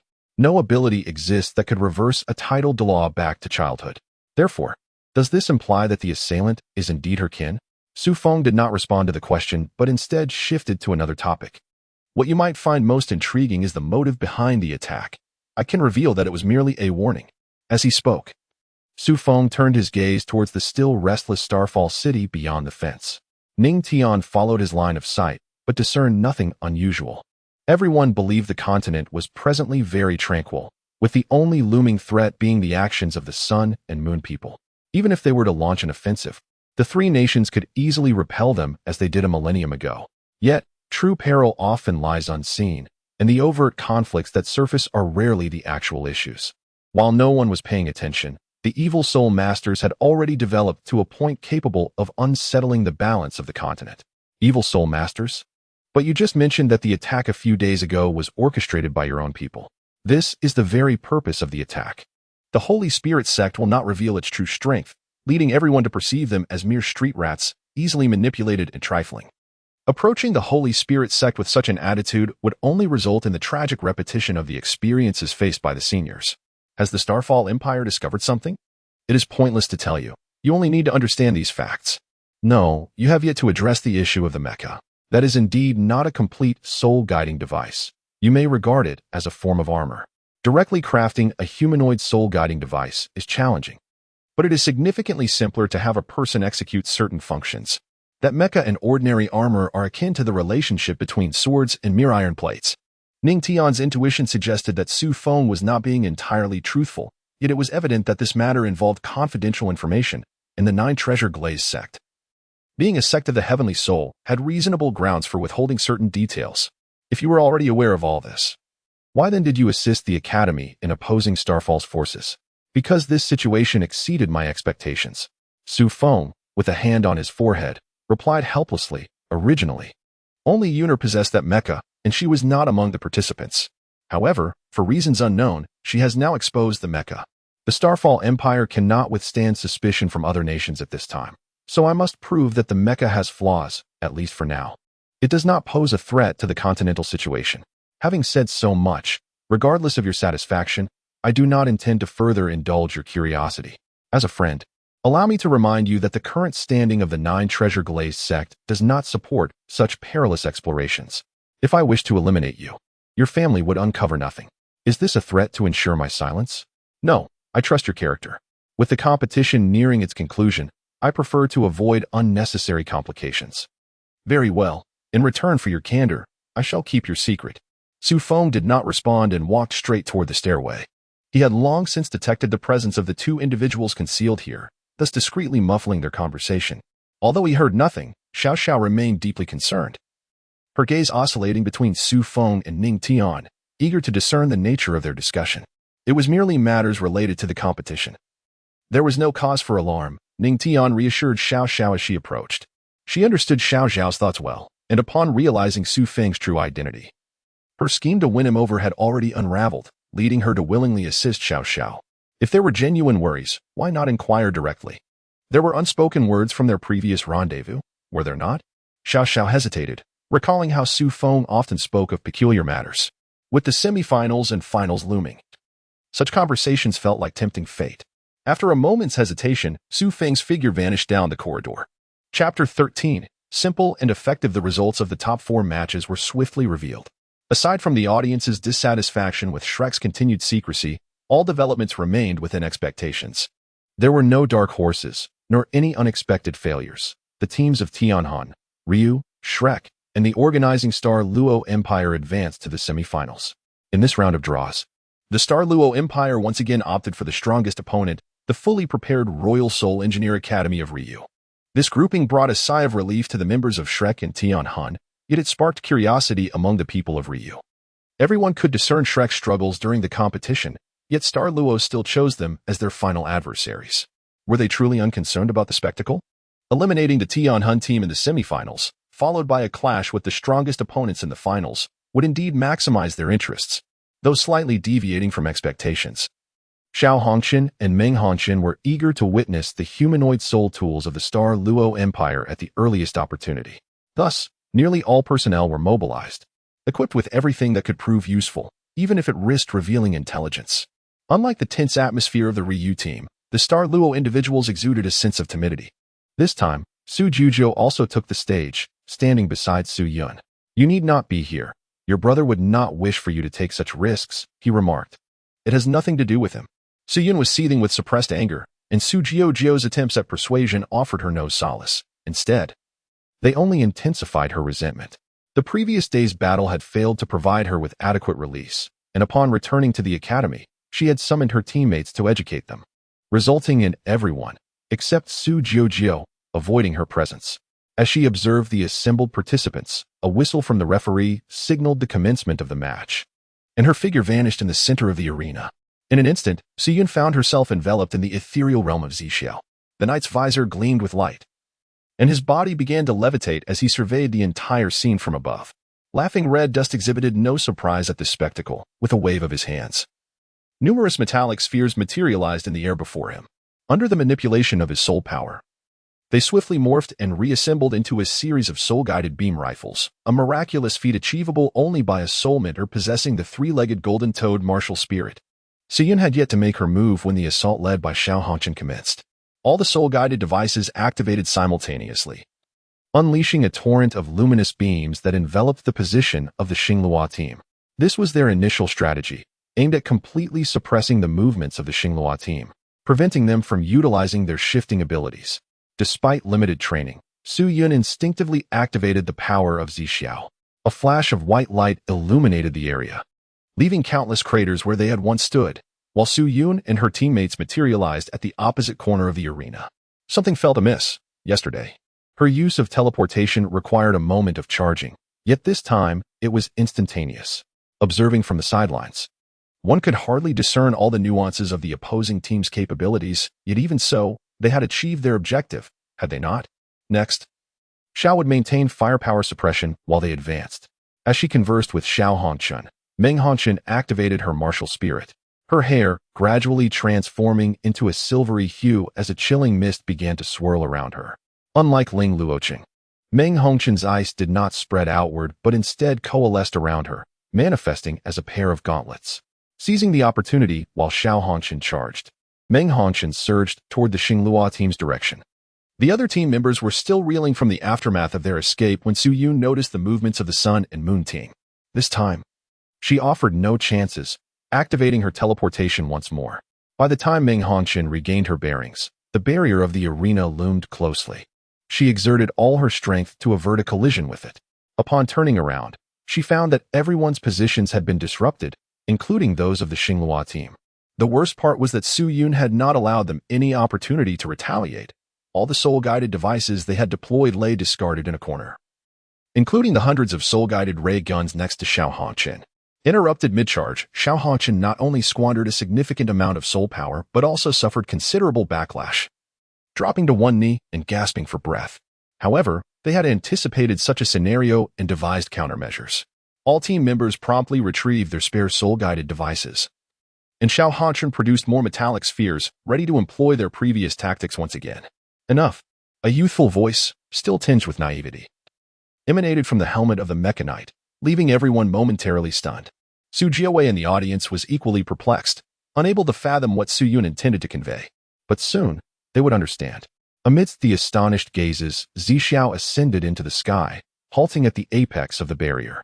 A blinding white light radiated from the staff in its grasp, and all the soul-guided devices, whether previously teleported away or newly retrieved by the Sun and Moon team, were summoned before it. If you have such an affinity for soul-guided devices, then experience their might firsthand. Though she spoke thus, Su Yun was not adept at wielding these devices. She was no weapon specialist like Xiao Hongqin. Raising the staff of Zixiao once more, an inexplicable force was exerted upon the costly weapons, crushing and deforming them into a dozen massive metallic spheres. Once this was accomplished, Su Yun relinquished her hold on the spheres, directing them towards the position of the Sun and Moon team. Despite the relatively short distance, the impact of the falling spheres was formidable, amplified by Su Yun's enhancement. All members of the Sun and Moon team found themselves targeted by at least 2 spheres, rendering evasion impossible. They could only brace themselves for the impact, and their responses varied widely. Some, like Ma Rulong and other students, activated their martial spirits, deploying shields or retrieving soul-guided ray guns to intercept the incoming projectiles. In contrast, Xiao Hongqin's approach was far more graceful as the spheres approached her. Her soul power swiftly seized control over the metallic objects, reclaiming them and reshaping them back into soul-guided devices. Meng Hongqin, meanwhile, propelled herself off the barrier, narrowly avoiding the collision with the metallic spheres. In less than 2 minutes since the commencement of the match, the situation had escalated to a perilous climax, eliciting exhilarated cheers from the spectators. However, in such a rapid-paced battle, inexperience was bound to lead to mistakes. For instance, Su Yun had unwittingly returned a significant amount of metal to Xiao Hongqin, and at this moment, the attention of the Sun and Moon team was wholly fixated on Su Yun. Su Jiao's brilliance radiated magnificently. Before the competition commenced, she specifically instructed Su Yun to escort her to the center of the arena, while dispersing the rest of the participants. At this moment, her strategy came into play. Countless starlights streamed forth from the celestial crown, segmenting the arena into 7 distinct parts, effectively isolating all members of the Sun and Moon team, leaving them with no opportunity to regroup. Cursed be it. Su Jiao's intentions were exceedingly clear. She aimed to replicate the effective strategy of systematically dismantling opponents as seen in the battles with the spirit of combat. In close quarters, how could the members of the Sun and Moon team possibly contend with those of the Starry Sky team? Dreaming Red Dust and Laughing Red Dust found themselves in an area devoid of adversaries, perfectly aligning with Su Jiao and Su Yun. This arrangement was undeniably peculiar. The two had never showcased their strength in previous matches, and despite Laughing Red Dust's recent display of prowess, why was she also targeted? It was evident that intelligence regarding the Sun and Moon team had been leaked at some juncture, and now, being on the Starry Sky's home turf, they were utterly helpless. Both Dreaming Red Dust and Laughing Red Dust, being prodigies, swiftly reached the correct decision to unleash their full might against the barriers separating their area from their teammates, striving to offer support. However, Su Jiao had amassed an entire month's worth of star power for this match. Under her full exertion, she could withstand even the attacks of a Soul Emperor, making it impossible for them to breach the barrier in such a short time. As they watched their teammates being captured one by one, on the brink of elimination, Laughing Red Dust could no longer contain himself. All of the soul-guiding devices surrounding him were disassembled into their most elemental metal form, and within mere seconds, a colossal soul-guiding cannon was erected. This time, he aimed not at the nearby barrier, but directly at Su Jiao in the center of the arena. Though his knowledge was still insufficient, Laughing Red Dust understood how to enhance the output of the soul-guiding device, much like the simplified thunder cannon that the combat spirit team attempted to employ. He too amplified the power of this great cannon to the level of a grade 7 soul-guiding device through sheer enlargement. At this moment, The cannon could not be fully charged solely by his soul power. He hastily retrieved several energy bottles to install on the cannon, rapidly infusing it with soul energy. A sphere of white light coalesced at the cannon's muzzle before it was instantaneously discharged. The deafening roar and blinding radiance rendered everyone momentarily speechless. When they regained their senses, Su Jiao appeared visibly drained. Her star power significantly depleted, and the barrier was compelled to retract. The impact of laughing red dust's attack extended beyond Su Jiao. All combatants on the stage were momentarily stunned, halting their actions. Seizing this fleeting opportunity, Dreaming Red Dust dashed to the nearest teammate, delivering a strike imbued with toxic soul energy, forcing the member of the Starry Sky team to retreat from their position. Once a safe distance was established, the firepower advantage of the Soul Mentors became apparent. With multiple soul guiding devices firing in unison, the Starry Sky member found themselves compelled to retreat further, quickly being pushed into another battleground, thus forcing a halt to yet another conflict. Observing this turn of events, Su Jiao promptly abandoned her original plan, commanding all her teammates to regroup around her. This strategy was exceptionally beneficial for the Sun and Moon team, which thrived on turret tactics, and they made no effort to obstruct the gathering, seizing the moment to converge as well. Once the assembly was complete, both sides tacitly refrained from initiating hostilities, plunging the atmosphere into an eerie silence. On the side of the Starry Sky team, Su Jiao's star power had been severely depleted, and her teammates hesitated to leave her side, fearing the consequences should she sustain any injury. Conversely, the rationale for the Sun and Moon team was distinctly different.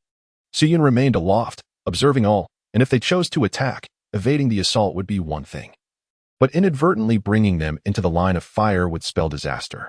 However, that individual hovered in the air, rendering them incapable of formulating a strategy. The current flying soul guiding devices did not meet the standards for aerial combat, and few soul mentors with flight capabilities opted to remain airborne for extended periods. No one could afford to squander their soul power in such a manner. Yet, common sense had become futile in this moment. They could only rack their brains for a method to bring Su Yun down to the ground. This stalemate, however, was evidently not what the audience desired. The thrilling chaos of the previous skirmish was what they craved. Soon, the discontent among the spectators began to fester, the clamor from the audience growing increasingly loud, even reaching Su Yun's ears high above. The audience's fervor exacerbated Su Yun's negative emotions. Initially contemplating the conservation of her strength, she could no longer endure and unleash the full capabilities of the purple sky. Under the gaze of all, the staff within the mech enveloped the entirety of the Sun and Moon team once more, causing them to vanish in an instant. After a brief pause, when the audience failed to witness the reappearance of the Sun and Moon members on the arena, just as their instructor was about to report cheating, a piercing scream echoed from the sky. Everyone looked up to see all members of the Sun and Moon team who had entered the fray plummeting rapidly, evidently having been transported skyward. This maneuver took everyone by surprise. Su Sanshi's Xianming exchange had occurred much earlier, leading many to instinctively focus their strategies on Su Yun. However, the teleportation of the purple sky required neither a decoy nor positional constraints, as long as Su Yun wished. Those transported could manifest in any location within her perception. This was simply too. Su Jiao let out a sigh, and the expressions of her teammates revealed their lingering trepidation. Many of them had previously encountered this move during training. Due to the 1-against-7 scenario, Su Yun quickly found herself in a situation where she could hardly respond. She resorted to her chaotic throwing technique, sending anyone who approached her to a random location, which meant that their fate was left entirely to chance. If they merely found themselves airborne, the physical resilience of a Soul King would prevent fatal injuries. However, landing on a teammate or on training equipment could result in unpredictable damage. At that moment, the members of the RU team also realized the gravity of the situation and braced themselves for the impending impact. Yet, just as they were about to touch down, a flash of white light enveloped them, and they reappeared high in the air once more. This teleportation occurred 3 times before the instructor of the RU team voluntarily conceded defeat. Even though the energy of the mechs would eventually deplete, prior to that, the RU members would be propelled to an uncontrollable speed, making severe injuries and even fatalities a distinct possibility. From the moment Su Yun employed this tactic, the outcome had already been sealed. Chapter 14. Breaking news, followed by even greater news. Su Feng's countenance now bears a resemblance to that of a bitter melon. To his teammates, it appears he is lamenting a tactical failure. However, his discontent stems not from the outcome of the match, but rather from the chaotic actions of Su Yun that have utterly derailed his meticulously crafted plans. Following this grand tournament, regardless of how much the Star Luo Empire may proclaim its technical inadequacies, other factions are unlikely to believe such claims. This particular mech is capable of overwhelming any combat force below the Soul Sage level, and even the Soul Sages find it a formidable challenge. Attempting to secure victory through numerical superiority will only result in a one-sided massacre, as witnessed in the current scenario. Based on its exhibited capabilities, Zixiao can rightfully be classified as a strategic weapon. The awe inspired by Su Yun's manipulation of Zixiao rendered everyone somewhat distracted during the afternoon confrontation between Shrek and Tian'an. By the time they recognized the predicament, the Tian'an team had cleverly relinquished victory, evidently preferring to forego rankings rather than engage in combat with the Star Luo Empire. Thus, the decisive day arrived. On this occasion, all prominent figures from Star Luo City gathered at the venue, including Xuanzi, who had been searching for evil soul masters. Having missed the previous day's matches, he remained indifferent to the strategic grade soul guide utilized by Wang Yankong. Nonetheless, given that today marked the finals, he felt compelled to witness Shrek's unexpected advancement to this stage. Listening to Su Zhou's rambling speech, Ning Tian could not help but sigh. Despite her awareness of these overt rules, she longed for a more relaxed atmosphere of social interaction. I say, did you used to listen to him this way? No, I rarely engaged him in conversation. Ning Tian turned her head in confusion. Su Feng's reaction struck her as peculiar. He neither shied away from his identity nor displayed the usual enthusiasm. Just then, Su Zhou's address concluded, signaling it was their turn to take the stage. Ning Tian suppressed her lingering questions and stepped onto the platform alongside her teammates. Upon their arrival, Ning Tian noticed Su Yun's gaze fixed intently on Su Feng, his resentment palpable enough to almost manifest physically. The other team members sensed something amiss, but, lacking insight into the underlying cause, could not fathom its significance. 3, 2, 1, begin. The referee's voice had scarcely faded when raucous laughter echoed from above, reaching the ears of all present. The moment Xuanzi caught sight of the familiar figures clad in black, he instinctively made to rush from the stands, only to be halted by an ice spear launched by the Ice Emperor. The ice spear, deflected by Xuanzi, struck the ground below, instantly freezing the surrounding area. Realizing the potential danger, Xuanzi was compelled to halt his advance to avoid harming the spectators. Old Xian, what brings you here?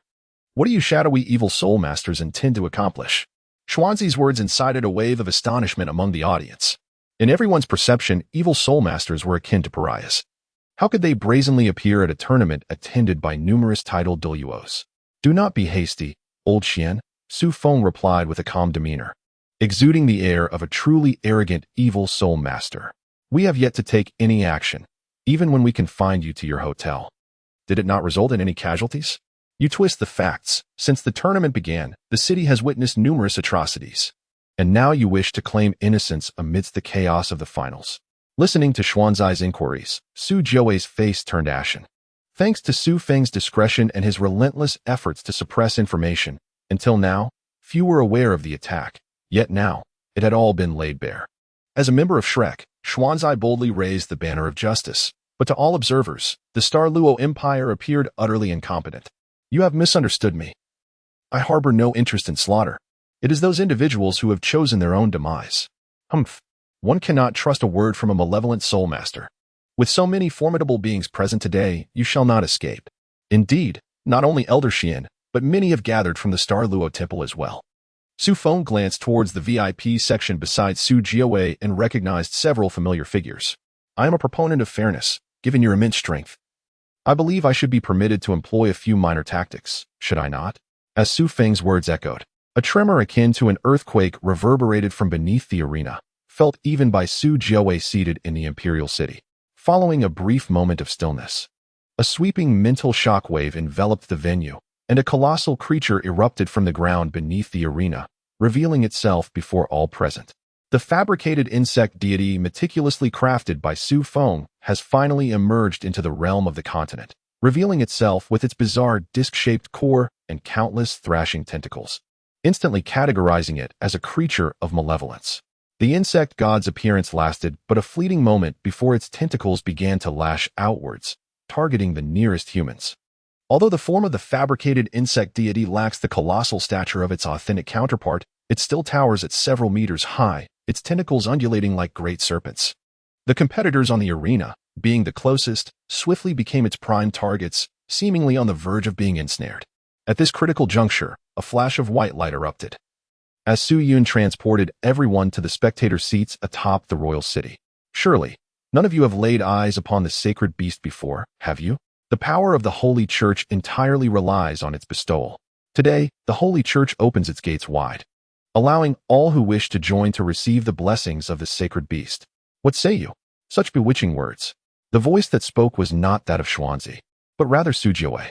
The competition had descended into such chaos that its continuation had become untenable.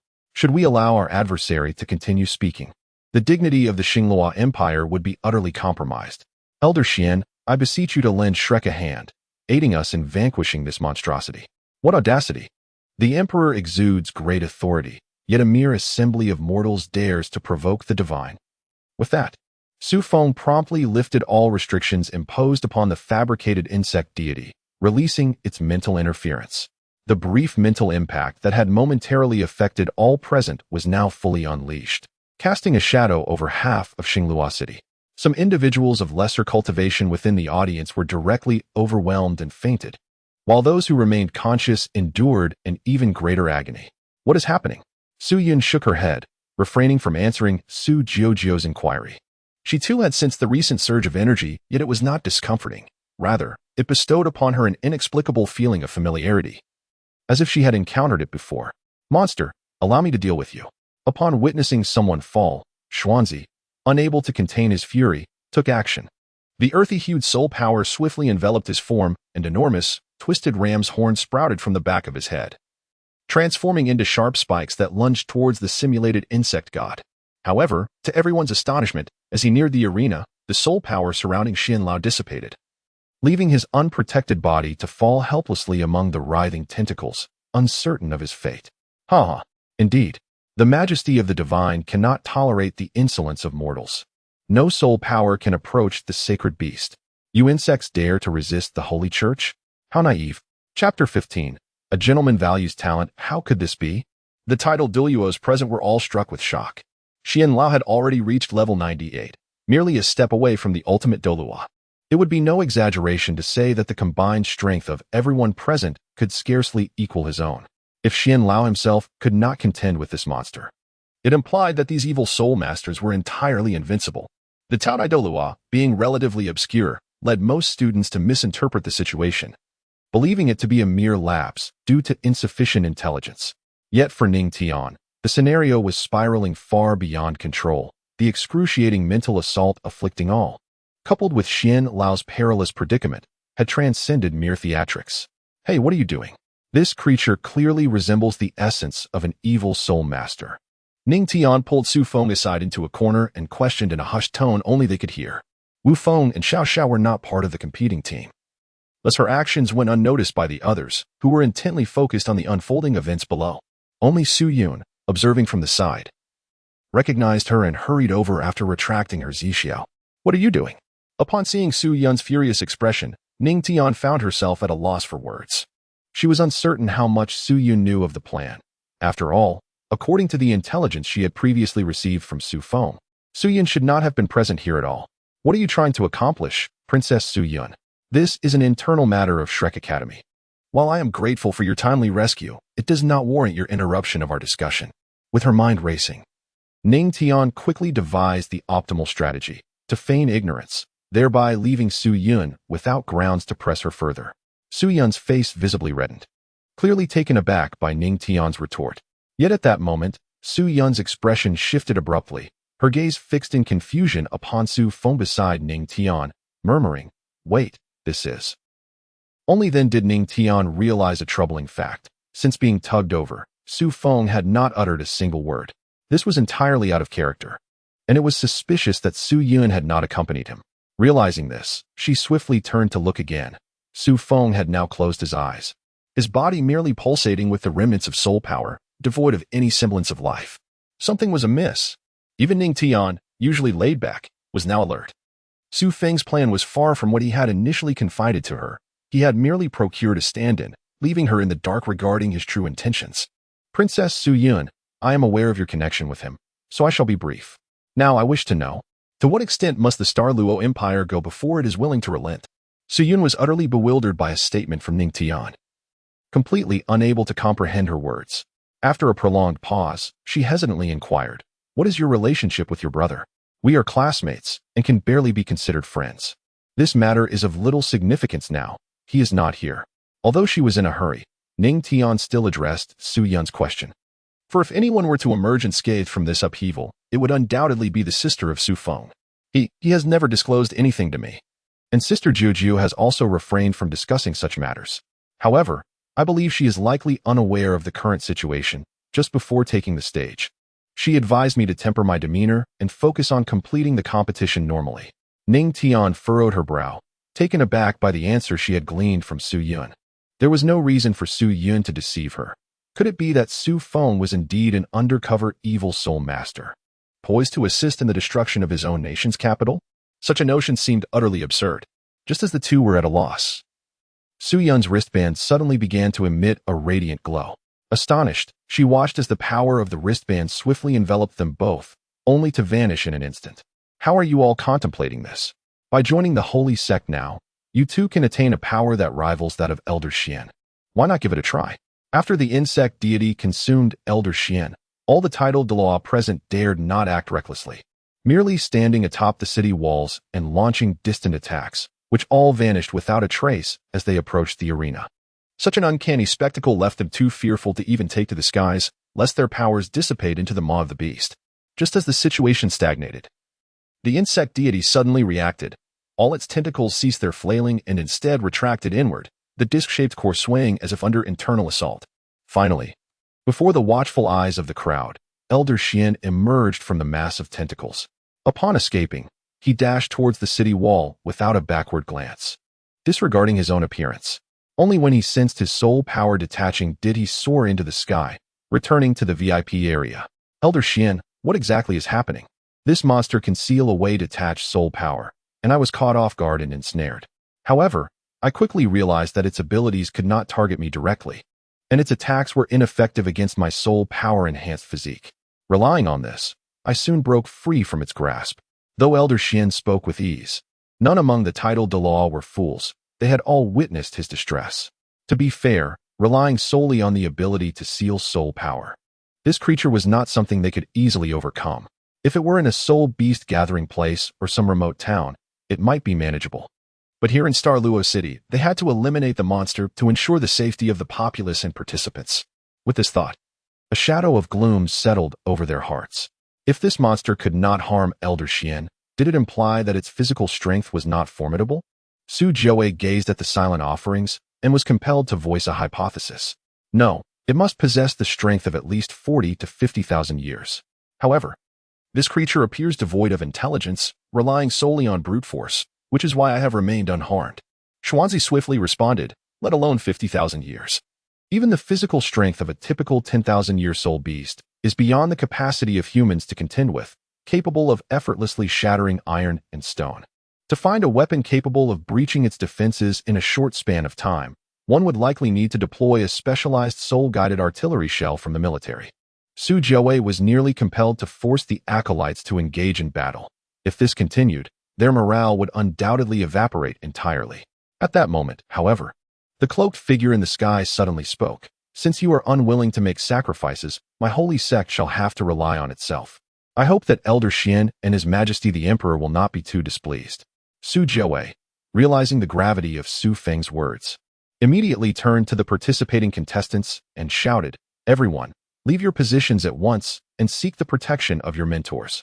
Yet, it was already too late. Beneath the black cloak, Su Feng quietly unleashed her powers, and a blinding light enveloped the venue, concealing many of the participants. When those around looked again, they had vanished without a trace. Farewell, everyone. I hope you enjoyed today's performance. The sacred beasts are bestowed upon you. Do not feel overly grateful. With that, both Su Feng and the Ice Emperor vanished within the radiant light, leaving behind the rampaging imitation insect deity and the grim-faced title Douluos. So many participants had been taken away, and they could only watch helplessly, unable to fathom the discussions that would ensue regarding their failure to act. Chapter 16. The continent trembles. How infuriating. A bunch of incompetent dullards. They claimed to be titled Douluos, yet none dared to intervene.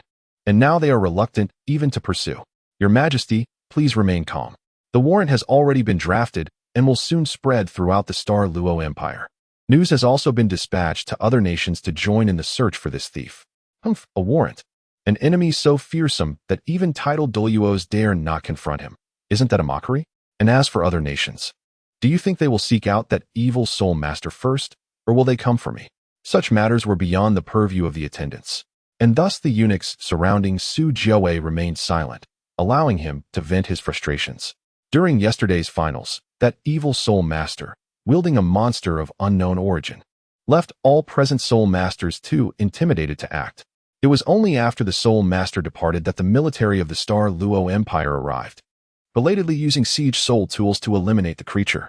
Yet, this was not the worst outcome. The beast had not moved significantly, and casualties were limited to a few unfortunate civilians nearby. What was utterly unacceptable to everyone was that the evil soul master had abducted the promising geniuses of the competition, including 2 princesses of Star Luo, the talented Meng Hongchun of Sun Moon, and the illustrious Ling Luoqing from Shrek Academy, along with Princess Weina of Tianan, who was merely there to observe. The abduction of such prominent figures from various nations rendered all factions unable to remain indifferent. In a bid to swiftly rescue these individuals, Su Jiawei had repeatedly ordered the acolytes to seek out the evil soul master's whereabouts. However, rather than take action, they all began retreating into seclusion, fearful of becoming targets themselves. Rationally, Su Jiawei could comprehend their terror. Even an esteemed figure like Elder Xian had been rendered powerless. It was likely that others would struggle to even survive an encounter with the monster, let alone contend with 2 evil soul masters potentially on par with Elder Xian. A search would necessitate a coordinated effort, but should a single individual encounter the evil soul master, there would be no opportunity for rescue. Speaking of that creature, it had exhibited signs of distress after the evil soul master departed, soon collapsing and being slain. Yet Su Jiawei dared not act rashly. Instead, he isolated the arena, allowing willing soul masters to conduct research. Although proximity no longer drained their powers, only Elder Xian dared to approach, even going so far as to extract some of its tendrils for study at Shrek. At Shrek Academy, due to Elder Xian's presence, they could not reproach Star Luo for inadequate security. However, the representatives from the other 3 nations were far less forgiving. The Douling team, having suffered no losses, maintained a relatively calm demeanor, while the leaders from Sun Moon and Tianhan were practically itching to confront Su Jiawei directly. These leaders claimed they were calling for domestic assistance. But once help arrived, they would inevitably demand compensation from Star Luo. It was likely that the entirety of the tournament's profits would be needed to quell their anger. But why should this be the case? The more Su Jiawei pondered, the more incensed he became. Was the attack by the evil soul master of his orchestrating? With the current communication methods on the Douluo continent, news had only just begun to reach the capitals of various nations. The Tianhan emperor remained unexpectedly composed, delegating the correspondence to the envoy of the body sect. Jing Hongchun, in a fit of rage, disregarded the boundaries of rank and stormed into the Eastern Palace, demanding an explanation from Su Tianran. As for the so-called main players, the Holy Spirit sect, along with their conspirator Su Tianran, remained utterly baffled. If the Holy Spirit sect possessed such convenient war machinery, why would they need to hide and scurry across the continent? The Soul Master dispatched to gather intelligence that the tournament had been thwarted by Elder Xian's constant patrols, failing to even breach the city, and was completely unaware of the unfolding events. However, when Jing Hongqin presented the image of the imitation insect deity before Su Tianran, his expression shifted dramatically, only to revert to confusion shortly thereafter. After managing to dismiss Jing Hongqin, Su Tianran swiftly penned a letter, along with the image left by Jing Hongqin, and entrusted it to a confidant to deliver to the Holy Spirit sect. Despite the considerable differences, he instantly recognized that this creature shared a common origin with the monsters the Holy Spirit sect had been studying. His inherently suspicious nature compelled him to consider not only how to punish the Holy Spirit sect for their covert machinations, but also how to acquire this weapon swiftly. Should it prove unattainable, He would not allow any other faction to wield such a formidable entity capable of siphoning soul power. What is the meaning of this? Upon receiving the letter, Zhongli Wu unusually summoned all the elders, instructing them to examine the information provided by Su Tianran. The unmistakable resemblance to the creatures they had encountered, coupled with the terrifying abilities capable of restraining even Elder Xian, left them feeling as though they were trapped in a surreal dream. Master, this is certainly not the doing of anyone within our sect. On the contrary, it seems we are being deliberately smeared. The elder who spoke struggled to contain his own disbelief, as reviled evil soul masters. It was their first encounter with someone impersonating them to stir up trouble. How can you be so certain? Though it was merely a single strike. The cloaked figure had utilized ice abilities against Elder Xian, consistent with the intelligence regarding the assailant of evil wind. Perhaps during that encounter, the adversary had acquired the power of the monstrous insect. Are you suggesting that they transformed something we couldn't even study in 3 months into a creature capable of contending with Elder Xian? The elders remained silent, after all. Initially, they had underestimated the potential of such creatures and opted to abandon further research. Now, not only had they failed to achieve any results, but they were also at risk of being blamed by their enemies for this development, leaving them at a loss for words. Enough. A voice imbued with overwhelming authority emanated from behind Zhongli Wu, causing everyone in the room, except him, to kneel and avert their gazes. As a titled Douluo, many among them had joined the Holy Spirit sect primarily for the protection provided by the Supreme Elder, who could easily eradicate them if he so desired. Debating who was right or wrong was inconsequential. What mattered now was identifying those who impersonated them. Regardless of their identity, they would not be permitted to survive. The title Douluo represented the pinnacle of power in this realm, and not a single individual in attendance dared to voice dissent. Instead, feeling pity for those oblivious to their impending doom, had they chosen to ally with the Holy Spirit sect rather than oppose it, they might have easily ascended to become the foremost individual beneath the sect leader. Meanwhile, at Shrek Academy on the opposite side of the continent, Muin, also a titled Douluo, exhibited a far less ruthless demeanor than Yu Shishui. On the contrary, the moment he received news from Xuanzai, his spirit plummeted once more, and the scant remnants of vitality he possessed seemed on the verge of total extinction. Master Mu, I am deeply sorry. Xuanzai's tears did little to alleviate Muin's anguish. Rather, they deepened his despair. Without Xuanzai, how would Shrek contend with the ambitious Sun Moon Empire and the Spirit Pagoda? With Xuanzai's formidable 98-level cultivation, there had been some leeway after reaching the limit. Yet, with this monstrous capability, it was likely that Shrek would not stand a chance against the Spirit Pagoda, risking the annihilation of their millennia-long legacy at his hands. Xuanzai, from this moment forth, you shall seclude yourself beneath the golden tree. You are not to leave until you have reached the extreme limit. Xiaozha, Shrek has already lost far too much and is gravely weakened. Muin's tone no longer bore the regal authority of Ur. He resembled an aging elder more than ever. Reputation and glory afford no protection, nor do they punish any villain. I have little time left to live. Before my demise, Shrek must refrain from executing any oversight tasks. All students and teachers are to be summoned back, directing all energies toward cultivation. Remember, what proves Shrek's supremacy on the continent is not past glories, but the tangible strength we possess. No more deliberations on worthiness, nor any internal strife. Resources that remain unused are mere waste.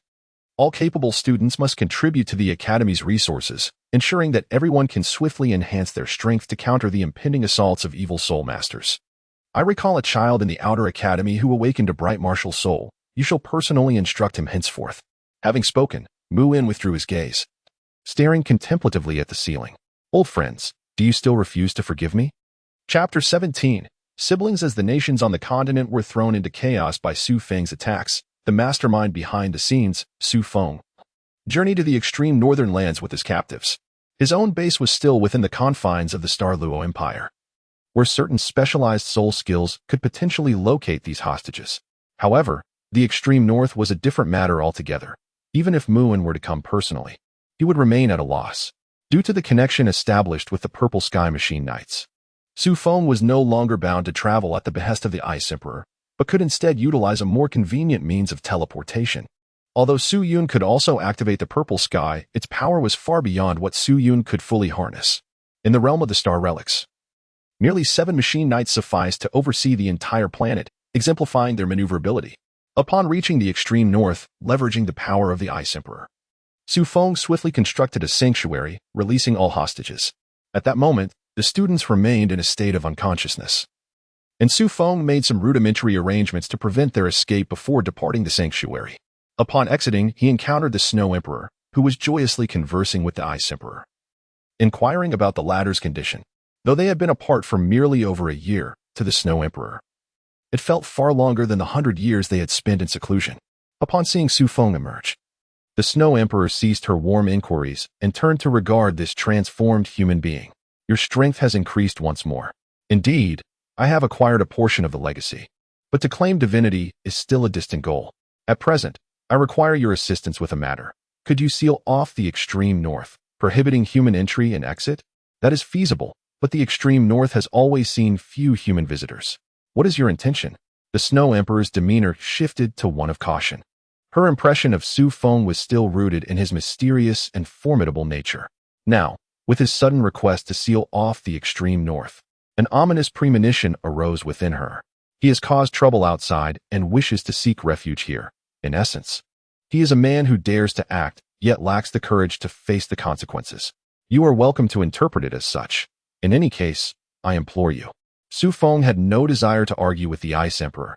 The impending human response was what he needed to address most urgently. Humph. Su Feng's feeble retort rendered the Ice Emperor disinterested, and she took the Snow Emperor's hand to depart. However, before returning to their abode, the Snow Emperor paused, turning to Su Feng and stating, I am aware that you possess some peculiar methods, but the extreme north is not your territory. Whatever your intentions, you must not disrupt the natural ecology of the extreme north. Otherwise, I will not offer my assistance. Su Feng nodded, watching their figures vanish into the snow. After gauging the passage of time, he returned indoors and made his way to Su Yun's room. At this moment, the influence he had exerted had dissipated.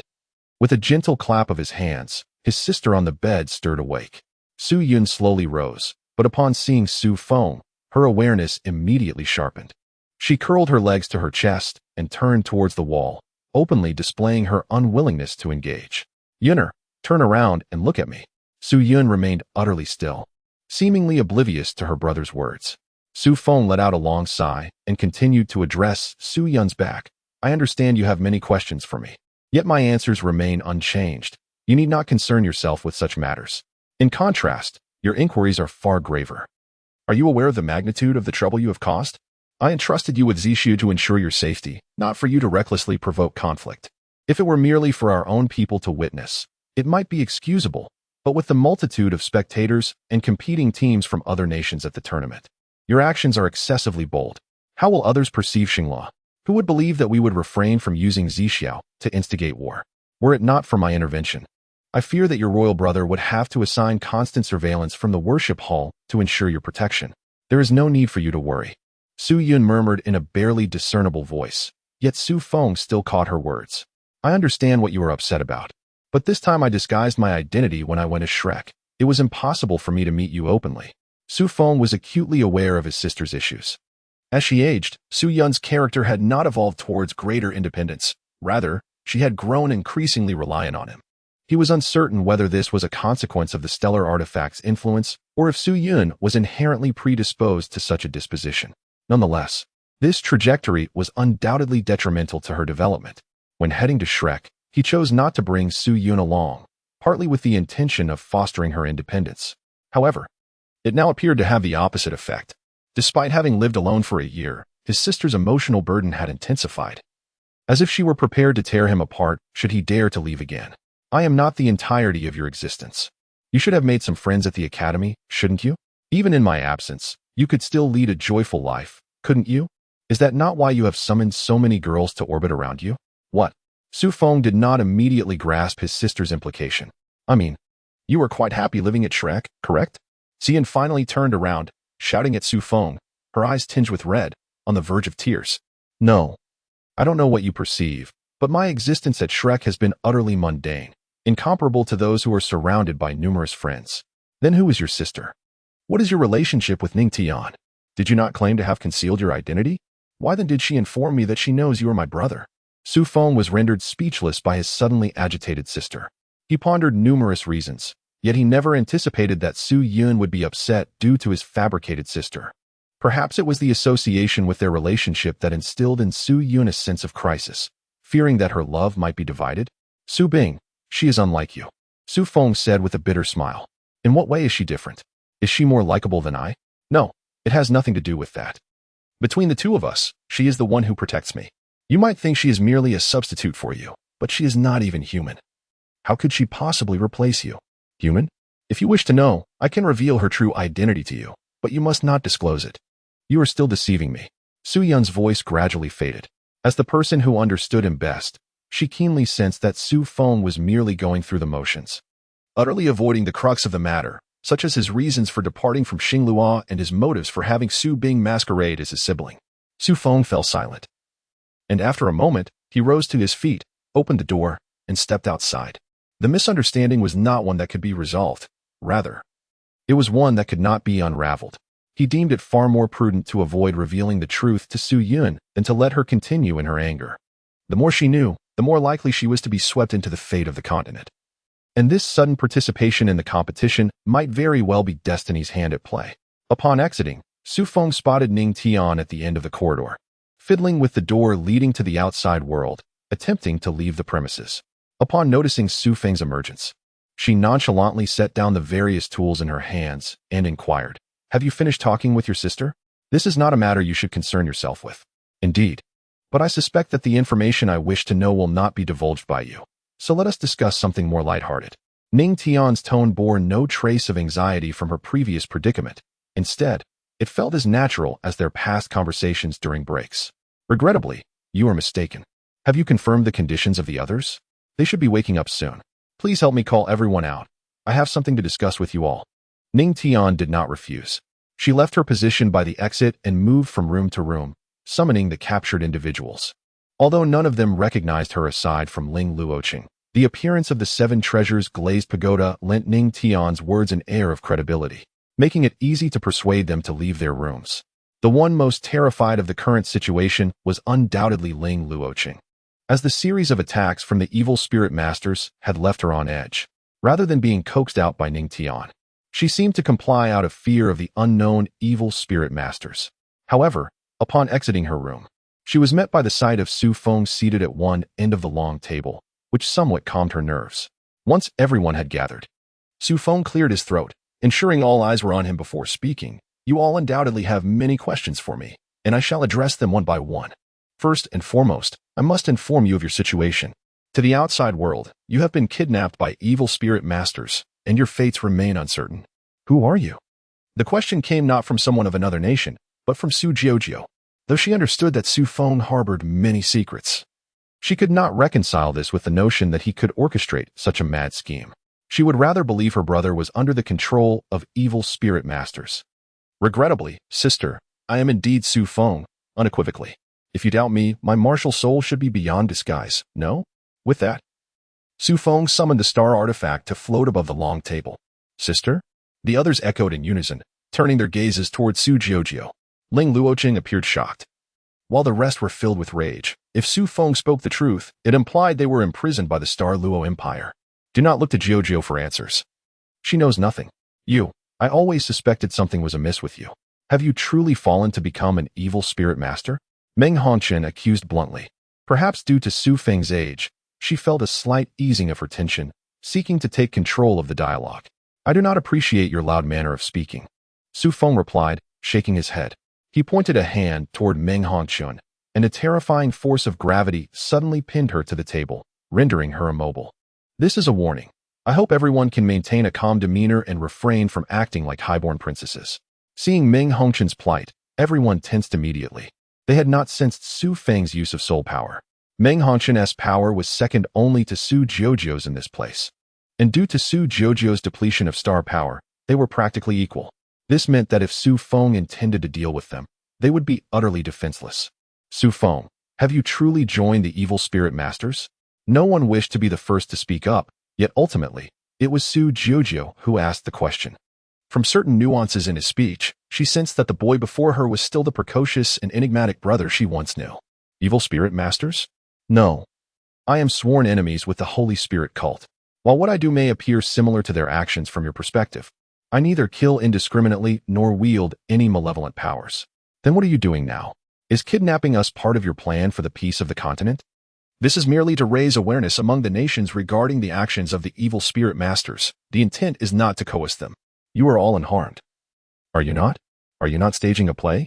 Princess Vena, who had never met Su Feng, interjected. She held the highest suspicion as she had no connection with anyone present. Although a princess, she had entered the body sect early and had adopted some of their forthright characteristics. I am pleased you are willing to speak. After all, we have yet to meet. Communication is the first step toward understanding, which is what I wish to achieve with you all. Su Feng, who are you? Ling Luocheng, with a hesitant tone, slowly began. I possess many identities, the son of the late emperor of the Star Luo Empire, the chosen hero of the Star Artifact, a student of Shrek, and as for now. Su Feng chuckled softly before continuing. I should be regarded as the leader of the Holy Image Knights, a power we have never heard of. You may understand us as the inheritors of the Spirit Hall, which was obliterated a millennium ago. We are the guardians of the continent. Spirit Hall, Ling Luocheng exclaimed. For every Shrek student, the first lesson was the history of Shrek's rise 1,000 years ago, and the Spirit Hall was undoubtedly the malevolent antagonist. I can guess what you are thinking, but I am not a fool who stumbled upon the Spirit Hall's legacy, deluded into seeking its restoration. I merely admire their style. Everyone present was not common folk. Aside from Meng Hongchun, they possessed varying degrees of understanding regarding the Spirit Hall, and their gazes towards Su Feng grew more cautious. If their memories served them correctly, the Spirit Hall had once sought to unite the continent and establish a theocracy, and Su Feng's endorsement of such ideology rendered him a madman in their eyes. Let us return to the Holy Image Knights. I brought you all here to persuade you to join our ranks. Why? Because you are all exceptionally talented and of noble lineage, but primarily because I currently lack personnel. What if we refuse? Vena inquired. Then I fear you shall remain here for quite some time. Rest assured, I will ensure your sustenance. Are you not concerned about being wanted by various nations? I too am among the missing. Who would pursue a 12-year-old child? The continent believes this matter is the work of the evil spirit masters, and they will never link it back to me. Su Feng replied with calm assurance. Relishing the fact that the blame now rested upon the Holy Spirit cult, I still struggle to comprehend the significance of your actions. Su Jiujiu expressed her unease, unsure whether her concern was for herself or Su Feng. Where did you obtain this power, and why do you target the Holy Spirit cult? To my knowledge, the strength of the evil spirit masters is even less than what you have displayed. Good question, sister. This delves into the fundamental reasons behind my actions. The Holy Spirit cult is far from the desperate plight you envision. On the contrary, they are thriving and even find Shrek no match for them. Would you agree? Miss Meng? I do not know what you are speaking of. The weight that once burdened Meng Hongchun has dissipated, yet the suffocating sensation lingers in her mind, tempering her demeanor considerably. You may be unaware, but your grandfather is likely informed.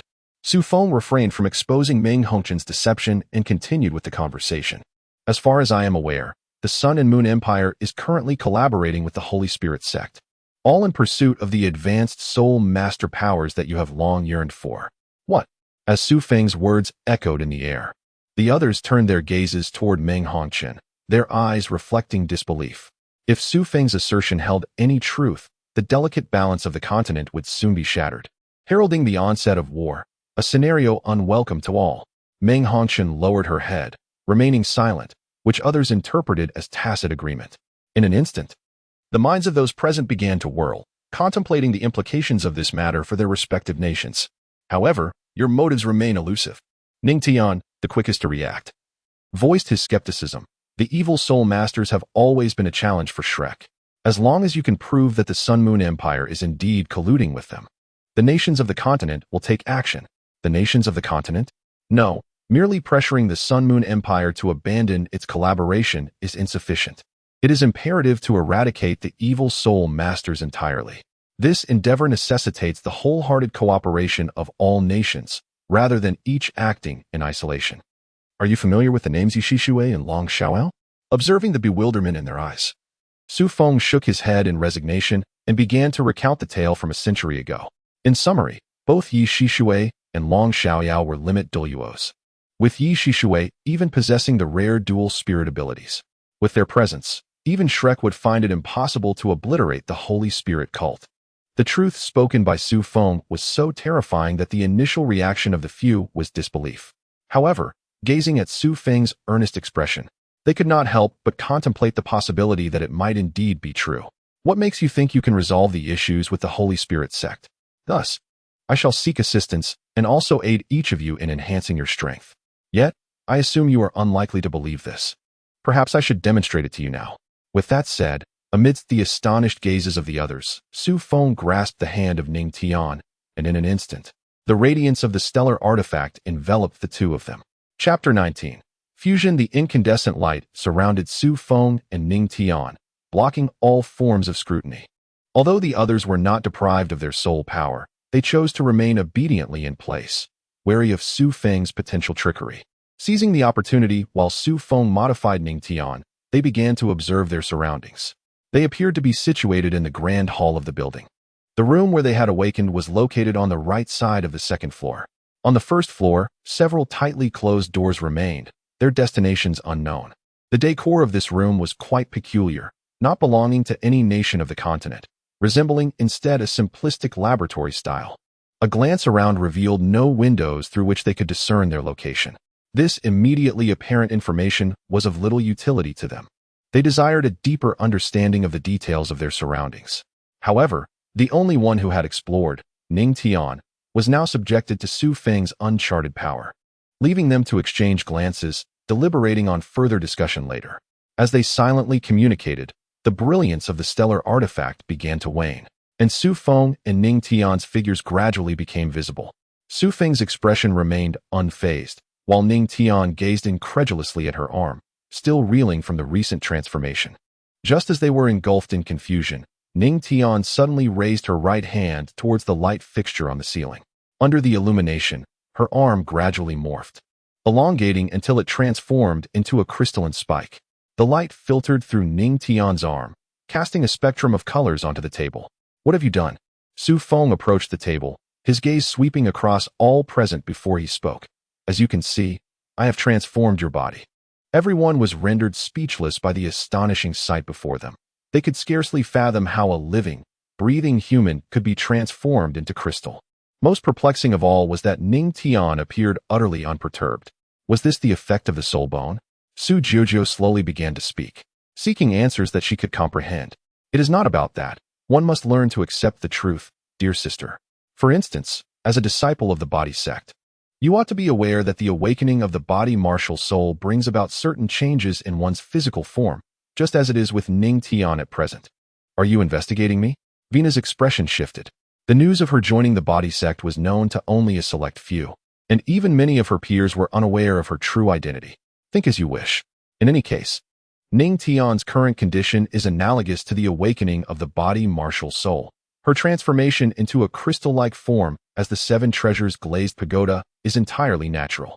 Feng's explanation did little to alleviate their inner doubts. Rather, it intensified their apprehensions. Regardless, this hardly resembled the methods employed by ordinary soul masters. "I currently feel quite relaxed? No, perhaps more invigorated? That's not quite right either." Ning Tian scrutinized her arm, murmuring to herself.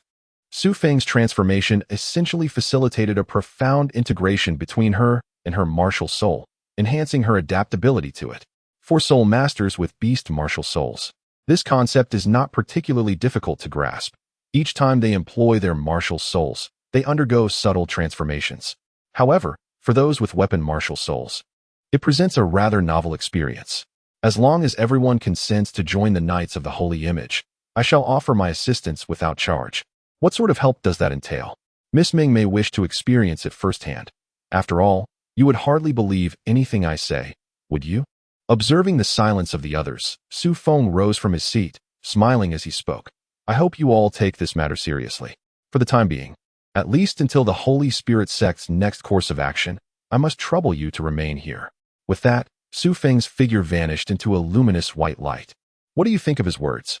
After ensuring there were no observers nearby, Vina was the first to speak. The others harbored their own reservations. Yet she was singularly focused on breaking free from control. Which aspect? The part where he insists we join the Knights of the Holy Image, or else we shall not be allowed to leave. Frankly, do you believe he genuinely wishes to establish such a faction? Or is he merely trying to deceive us? "I do not trust him," Meng Hongqian replied, rubbing her arm, still sore from being pressed against the table. "Ultimately, How is what he does any different from the actions of a malevolent soul master? Does he think himself charming by recruiting followers through abduction? As someone aligned with the nefarious soul masters, you certainly have the audacity to speak. Though unclear about the unfolding events, Su Juzhou instinctively chose to defend her brother. Su Feng has not harmed any of us, yet the malevolent soul masters have undeniably caused countless tragedies. The Mingda Hall has no ties to the malevolent soul masters. Meng Hongqian stood, slamming her hands on the table, glaring at Su Juzhou. No matter her distaste for the Douluo continent, she could not condone standing alongside malevolent soul masters for that reason. However, the decisions of the royal family were beyond her control. Even her grandfather, Jing Hongqian, maintained a tacit understanding of non-interference. So, is it true that the Sun Moon Empire is indeed sheltering malevolent soul masters? Once His Majesty the Emperor becomes aware of the ambitions of the Holy Spirit sect, he will surely expel them. Who can determine whether this is the ambition of the Holy Spirit sect or that of the Sun Moon people? Enough. Discussing this is utterly pointless. Vina forcefully struck the table, unable to bear their behavior any longer. What we need to consider is not how to deal with the Holy Spirit sect, but how to resolve the issue with your brother. Upon hearing this, Su Juzhou fell silent, staring at the table, lost in thought. What about Shrek? Don't you two have anything to say? Regrettably, Su Feng concealed his identity upon entering Shrek, and we likewise do not enjoy his trust. If anyone knows the truth behind all this, it is likely Su Bing. Ning Tian replied. Who is that? Due to the Ice Empress's role as a booster for Ling Luocheng during the competition, they were not well acquainted with her circumstances. Su Feng's sister. A once-in-a-millennium genius possessing an ultimate ice martial soul, although these claims are likely fabricated. However, since Princess Jojo does not recognize her, it implies a connection to the hidden aspects of Su Feng. Your hands have turned to stone, yet you appear completely unafraid. I assumed you had already known all of this. Only then did Ning Tian realize she had yet to revert her hands back, closing her eyes to concentrate. She quickly regained her senses, and the crystalline form began to gradually soften and return to her original arm. Observing Ning Tian's transformation back to her former self, Su Juzhou finally spoke. What has Su Feng done to you? Do you experience any peculiar sensations? I am uncertain, but it should not be a bad thing. Ning Tian reflected on her recent experience, describing to the others. I merely passively released my martial soul, and then the 7-treasure glazed tile was integrated into my being. I can still unleash my martial soul, but I can also choose to adopt a form akin to martial soul possession, causing my body to transform into crystal. As you have seen, the sensation of becoming the 7-treasure glazed tile is exceedingly pleasant, even more so than being human, liberating. Ning Tian carefully contemplated her choice of words before resolutely stating, it feels as if previously, using my martial soul was akin to being separated by a membrane, bound by heavy chains, whereas now all those restraints have been lifted. Ning Tian's description left the others bewildered, without first-hand experience. It was challenging for them to comprehend the notion of bondage, much like how those living on a planet would not contemplate escaping gravity. Su Feng departed from the sanctuary, where he had established multiple seals and deployed mechanical insects for surveillance, thus negating the need for his personal oversight. The individuals he had captured were no fools. They would undoubtedly hesitate to acquiesce to his propositions. However, this was never his intention. He merely sought to provide them with a rationale to prevent any unfounded speculations. The modification of Ning Tian was a mere afterthought, executed to instill dread in all while simultaneously satisfying his own curiosity. When altering the form of life, Su Feng was required to select a template. For soul beasts, this template was humanity, and for humans, it was their own martial souls. Nevertheless, while beast martial souls, even those of the plant variety, remained within the realm of life, weapon martial souls occupied an entirely different category. Su Feng dared not conduct experiments on himself. He held certain expectations regarding the outcomes. The final step of the divine ceremony involving the star artifact is to merge with it. Should one commence the fusion prior to completing the ceremony, the mind would be incapable of bearing the power of the star artifact, inevitably leading to a collapse, leaving behind mere fragments of consciousness within the artifact, awaiting the next chosen one. He found himself reasonably satisfied with Ning Tian's results. The essence of the 7-treasure glazed tower was neither overwhelmingly strong nor weak, making it perfectly suitable for human integration, and Ning Tian had merged quite well.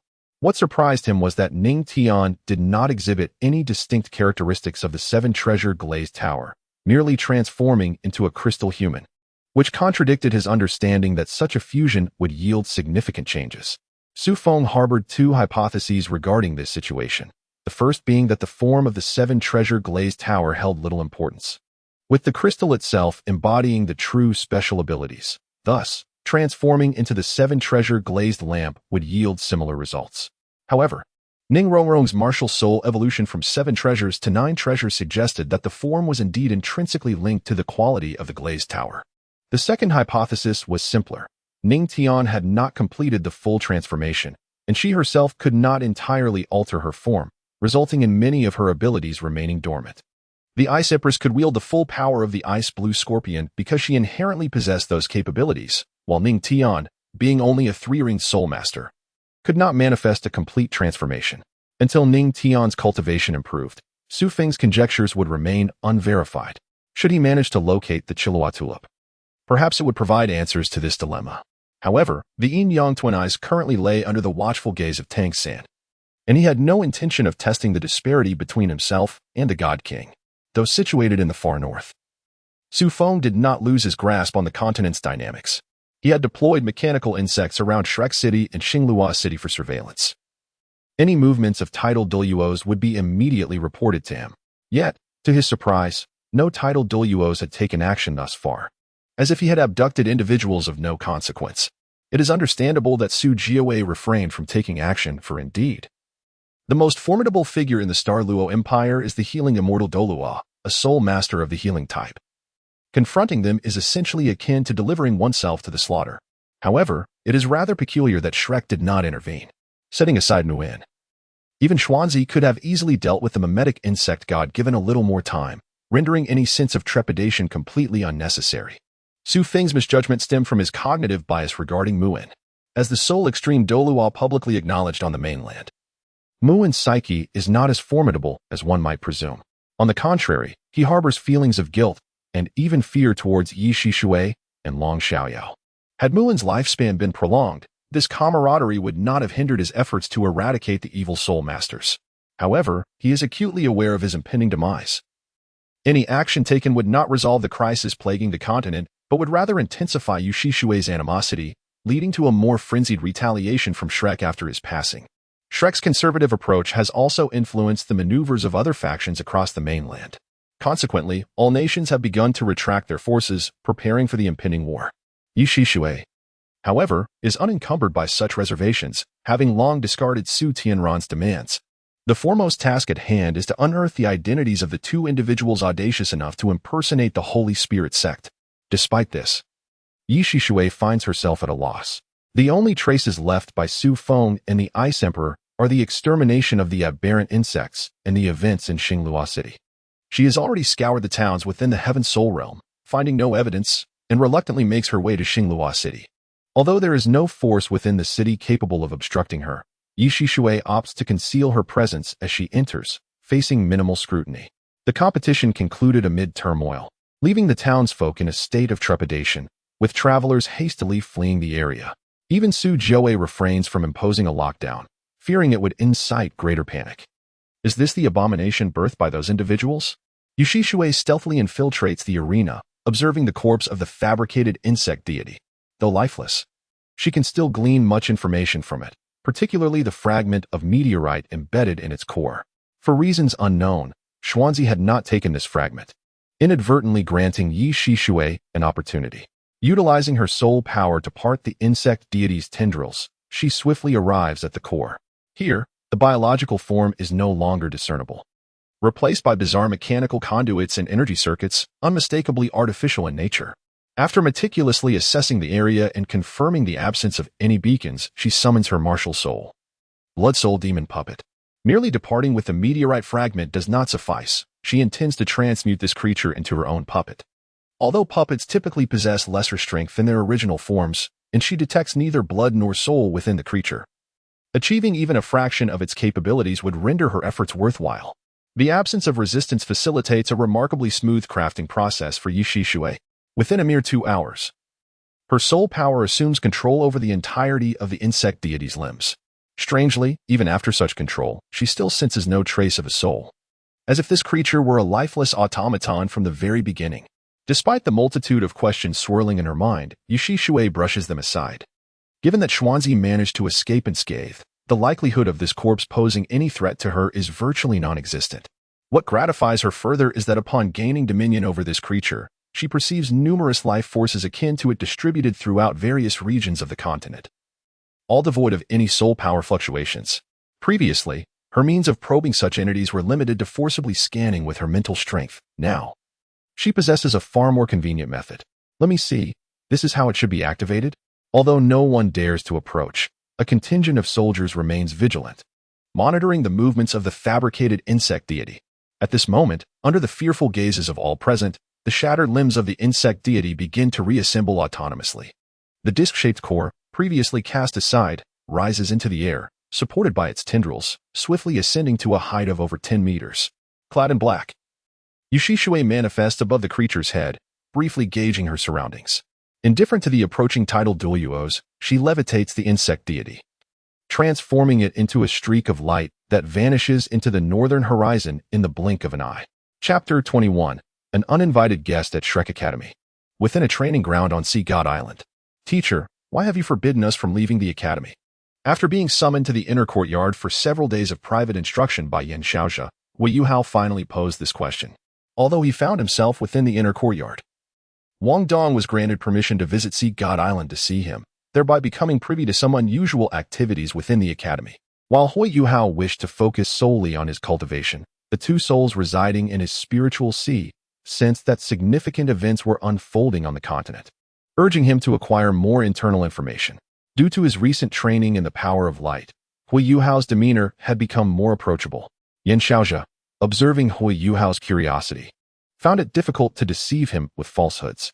Very well, relaying this information should not pose too much of a problem. Yin Xiaozhe, burdened with heavy responsibilities and mounting psychological pressure, felt that sharing his thoughts with Hui Yuao might alleviate some of his internal turmoil. During the recent Soul Master competition, we were suddenly besieged by evil Soul Masters, leaving all present, including Elder Xian, utterly helpless. They even abducted key figures from various nations. Shrek should have taken responsibility to eliminate these evil Soul Masters, yet our Elder is unable to intervene, and we alone are no match for them. As he spoke, Yin Xiaozhe involuntarily sighed, retracting his martial soul in resignation. This must seem incredible to you, Hui Yuao. The once unparalleled Shrek Academy has reached a point where it cannot contend with the evil Soul Masters. If it weren't for Elder still being here, Shrek's demise might not be far off. Hui Yuao's expression reflected disbelief. In his mind, Shrek stood as a paragon, even more exalted than the three great empires. Now, he found it hard to fathom that it had suddenly fallen into a life-or-death crisis, prompting him to instinctively question, how could this be? Hasn't the Academy always been eradicating evil Soul Masters? How could such a malevolent force threaten Shrek Academy? Refusing to accept reality is merely a sign of weakness. We must contemplate how to respond. Of course, these matters need not concern you. The Academy knows its own limits.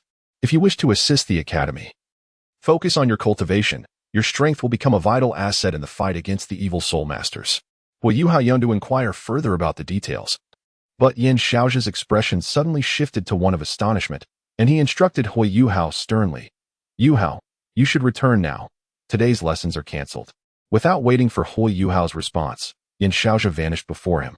Sensing Yin Xiaozhe's departure, Ilex and Tianshou finally seized the opportunity to converse with Hui Yuao, immediately delving into a discussion regarding Yin Xiaozhe's recent revelations. Did he truly mean what he said? Is there really an enemy that Shrek cannot withstand? Although I am merely a soul beast, I have some understanding of the continental situation. The sea god he mentioned must be an extreme Douluo, right? Even among ferocious beasts, he could vie for a top 5 position. Who could instill such fear in him? I am not even a native of this world, so I cannot gauge his power level. However, based on my years of observation, I believe that Yuhao's teacher has no need to fabricate lies. Moreover, this sudden emphasis on cultivating Yuhao provides a reasonable explanation. External threats are pressing, and they must rapidly enhance their strength, even if just by a fraction. Tianshou paced back and forth in the spiritual sea, evaluating the potential ramifications of this situation. On one hand, Hui Yuhao's newfound prominence is evidently advantageous. On the other hand, the threat facing Shrek could not be ignored. After all, should Shrek be destroyed, they would struggle to find a more suitable environment for Hui Yuhao's growth. Speaking of which, Why did Teacher Yin leave so suddenly? In an effort to alleviate the tense atmosphere, Hui Yuao attempted to broach another topic. But both Ilex and Tianming exchanged glances and silently chose to remain quiet, which only heightened his embarrassment, prompting him to withdraw from the sea of consciousness. What Ilex and Tianming did not articulate was that it was not only Yin Xiaozhe who sensed the ominous aura emanating from outside the academy. They too felt the terrifying presence. It was unlikely that this was a prelude to war. Otherwise, the oppressive force would not have been concealed, allowing only the titled Douluo to perceive it. As Hui Yuao made his way back to the dormitory, Yin Xiaozhe had already ascended the walls of Shrek, gazing at the black-clad man with striking golden eyes before him. Though the man had deliberately suppressed his pressure, the thought of his formidable cultivation caused a bead of cold sweat to trickle down Yin Xiaozhe's brow. Lord Detian should still remember the agreement with Shrek. As of now, humanity has not violated the treaty, and you should not be here. You are not yet qualified to speak to me. Summon Mu in to see me. He should still be alive. Detian's tone was remarkably calm, as if he were discussing a trivial matter, yet Yin Xiaozhe could not perceive Detian as genuinely benevolent. He stood silently on the city wall, contemplating how to dismiss Detian without provoking him. Given Shrek's current state, it could hardly afford the strain of conflict with the Star Luo forest. Xiaozhe, return. Allow me to converse with him. Muin commanded in a manner audible only to Yin Xiaozhe and Detian, leaving him no choice but to step aside. A golden radiance emanated from the golden tree, swiftly coalescing into human form before Detian. Despite his physical state being on the brink of collapse, the shape Muin crafted exhibited no signs of weakness, instead radiating an aura that rivaled Detian's. You will not survive for long. Yet, as long as I remain in Shrek, I shall protect this place. Foolish. Detian dismissed Muin's sacrifice, choosing not to delve deeper, but rather to directly state his purpose for coming. The agreement between the Star Luo and Shrek should stipulate that soul masters above the Super Douluo rank are prohibited from approaching the core area. Someone crossed the boundary yesterday. This was not an act of Shrek. Nonetheless, she is human. I care not for the grievances among you humans. That is your responsibility.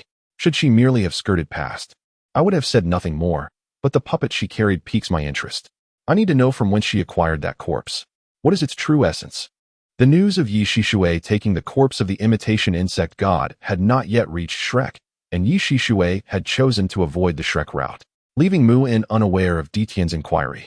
However, there was only one recent event on the continent significant enough to alarm a powerhouse like Detian, and indeed, it involved an enigmatic creature. Despite this, Muin had no intention of sharing such intelligence with Detian, as he sought to avoid revealing his own vulnerabilities. If Detian were to ally with the Holy Spirit cult, Shrek would truly be devoid of hope. I do not know. I have not left the academy in a long time, and my body does not permit me to monitor every aspect of the continent. Speaking of puppets, I do recall an old friend, but she has long since passed. Muin's words were a blend of truth and deception, aimed at misleading Detian. Yet it seemed Detian saw through his ruse and retorted, "It is futile to evade me with such human rhetoric. However, this information suffices. In exchange, I offer you a piece of advice. The situation on the continent will undergo profound changes, the origin of which does not lie here, but in the sun and moon. The one capable of altering fate resides within your academy at this very moment. Make good use of this intelligence and strive to survive. I hope that the next time I visit, I do not encounter another group of humans." With that cryptic statement, Detian vanished from Muin's sight. Chapter 22. The Beast, my lord. I have encountered Shrek's current authority figure, and he knows nothing of this matter. From my perception, the human who traversed the core area is merely at the limit of their power, devoid of any divine aura. If Shrek is unaware, it seems I must personally meet that woman to uncover the origins of the puppet. Not necessary. A cold female voice resonated in Detian's mind, dismissing his proposal. Detian did not express any opposition. He merely bowed and departed from the shores of the Lake of Life. The Silver Dragon King retracted her spirit. Reflecting on the aura she had sensed the previous day, she had encountered divine presences countless times, both as adversaries and allies. The most recent instance, millennia ago, when multiple humans ascended to divinity on Douluo continent, had not instilled any sense of tension within her. Yet this time was different. It was not merely a subtle distinction in aura, but the inexplicable fragility of the divine, leading to their demise at the hands of mere mortals. Although deities were not easily able to interfere with subordinate planes, their power would not be significantly curtailed upon descending. It was inconceivable that they could perish at the hands of a group of humans. Furthermore, there was a particularly strange aspect. The aura emanating from the puppet did not resemble that of humans, nor could it be classified as a biological essence, instead bearing similarity to the recently emerged soul-guiding devices. If soul beasts could still traverse into the divine realm through reformation, how could a machine cultivate to obtain divine power? As a fugitive from the divine realm, the Silver Dragon King was most apprehensive of exposure and thus remained vigilant towards any unforeseen events. Her refusal to accept Detian's proposal stemmed from a concern that this creature might be a bait crafted by the divine realm. After all, Detian had yet to ascend to divinity. Allowing him to act could potentially lead to his downfall. Should we devise a method to investigate? No. Since they did not linger in the Star Luo, they likely have not detected the anomalies here. Taking action would only solidify the suspicion that Douluo Star is indeed unusual. Yet, if left unresolved, it is uncertain when the divine realm will cease its search. Ultimately, was that entity truly a tool of the divine realm? The Silver Dragon King flipped over at the bottom of the lake of life, supporting her chin with one hand, adopting a contemplative posture. There is no connection to the divine aura. Its power is far too feeble. To label it as a divine artifact yet sense life within it is perplexing. To claim it is alive does not align with any form I have encountered. That woman is equally enigmatic, despite lacking the strength to wield divine power. She has not suffered any backlash. Is it possible that someone is assisting her in suppressing that entity's power? The Silver Dragon King murmured to herself, ultimately abandoning her train of thought. She had merely sensed a fleeting divine aura. Such scant information was insufficient to grasp the full scope of the event. As the saying goes, responding to change with consistency. As long as she remained concealed here, unless the Divine King personally descended, no one would be able to detect her. She had lived this way for countless millennia. However, while the Silver Dragon King opted for a conservative approach, Detian did not entirely endorse this strategy. In a nearby meadow, he summoned the ferocious beasts of the Star Luo forest to discuss countermeasures regarding this matter. Did the Lord truly say that? Do I have any reason to lie? How infuriating. Xiong slammed the ground, causing the surrounding trees to tremble. Are we to simply allow humans to invade the Star Luo forest at will? The original habitat of the soul beast has already been repeatedly constricted. Now, do they no longer regard us with any significance? The various beasts have grown accustomed to the wrathful demeanor of the Bear King. Whenever significant matters arise for discussion, his thoughts invariably turn to waging war against humanity, with even his most pacific suggestions revolving around the slaughter of cities. Ordinarily, it is their duty to dismiss the Bear King's proposals, yet this time, our sovereign has opted for a path of tranquility, which only serves to augment his sense of frustration. The sovereign has the final say, and it is not our place to interfere. The strength of the soul beast pales in comparison to that of the divine realm. Should they act too recklessly and attract the attention of the divine, the discovery of our sovereign would lead to the most disastrous of outcomes. Emperor Tian's words elicited nods from the ferocious beasts present. Their willingness to maintain peace with humanity serves to ensure that their sovereign may rest and recuperate in safety. Ultimately, the prowess of the ferocious beasts cannot dictate the fate of this world. Only divinity possesses the power to alter the plight of the soul beasts. What precisely is that entity? The inquiry did not come from the ferocious beasts, but rather from the silent observer, the three-eyed golden Qilin. As an imperial auspicious beast, she is entitled to partake in the discussions concerning the core matters of the Star Luo forest, though she typically remains a mere listener. Generally speaking, the issues requiring the intervention of the ferocious beasts revolve around humanity's excessive slaughter, the ecological imbalance among soul beasts, and the rare conflicts between ferocious beasts, none of which pertain to her. However, this time is different. As a favored child of the plane's destiny, she acutely senses the world's consciousness rejecting that monstrosity, as well as its profound influence on the world's fate. Emperor Tian cast a surprised glance at the auspicious beast and explained, "The sovereign has not disclosed this to me. But whatever has drawn her attention must relate to the divine realm, perhaps the legacy of a certain deity. Could such a deity truly exist? Did you not say that this entity is controlled by a human? Does that imply she has been chosen by the divine realm? I cannot say for certain. But that woman does not control her puppet, thus she likely has not attained the legacy. As the foremost cultivator in Douluo continent, Emperor Tian's strength nearly touches the threshold of the divine realm, allowing her to perceive certain nuances that Yushishui does not. The Yushishui is a level 9 soul mentor and has dissected numerous life forms due to her abilities. This very expertise has plunged her into a blind spot. Mistaking the consciousness waves of the synthetic insect god as ordinary biological activity.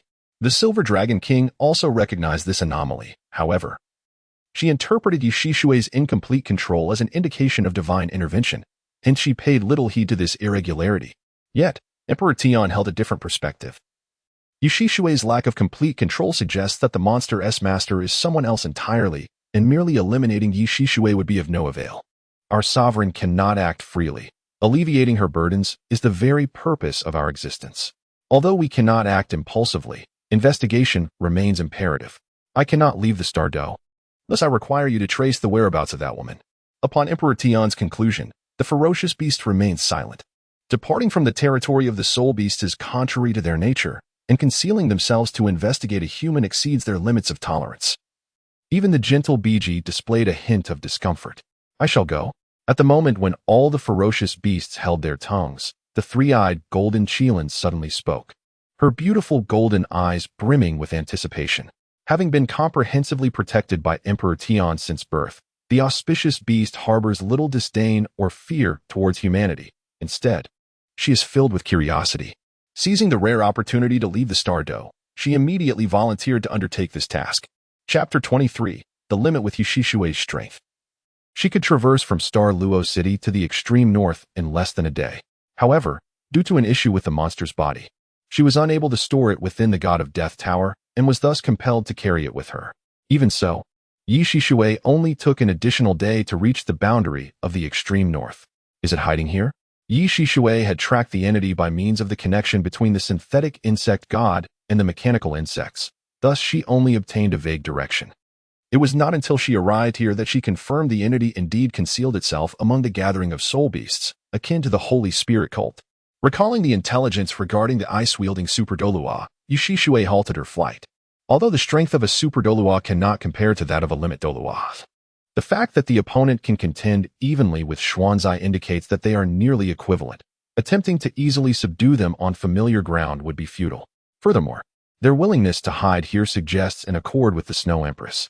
As the third ferocious beast, the Snow Empress undoubtedly possesses greater strength than herself. Should she take action, Yushishui might find herself forced to retreat.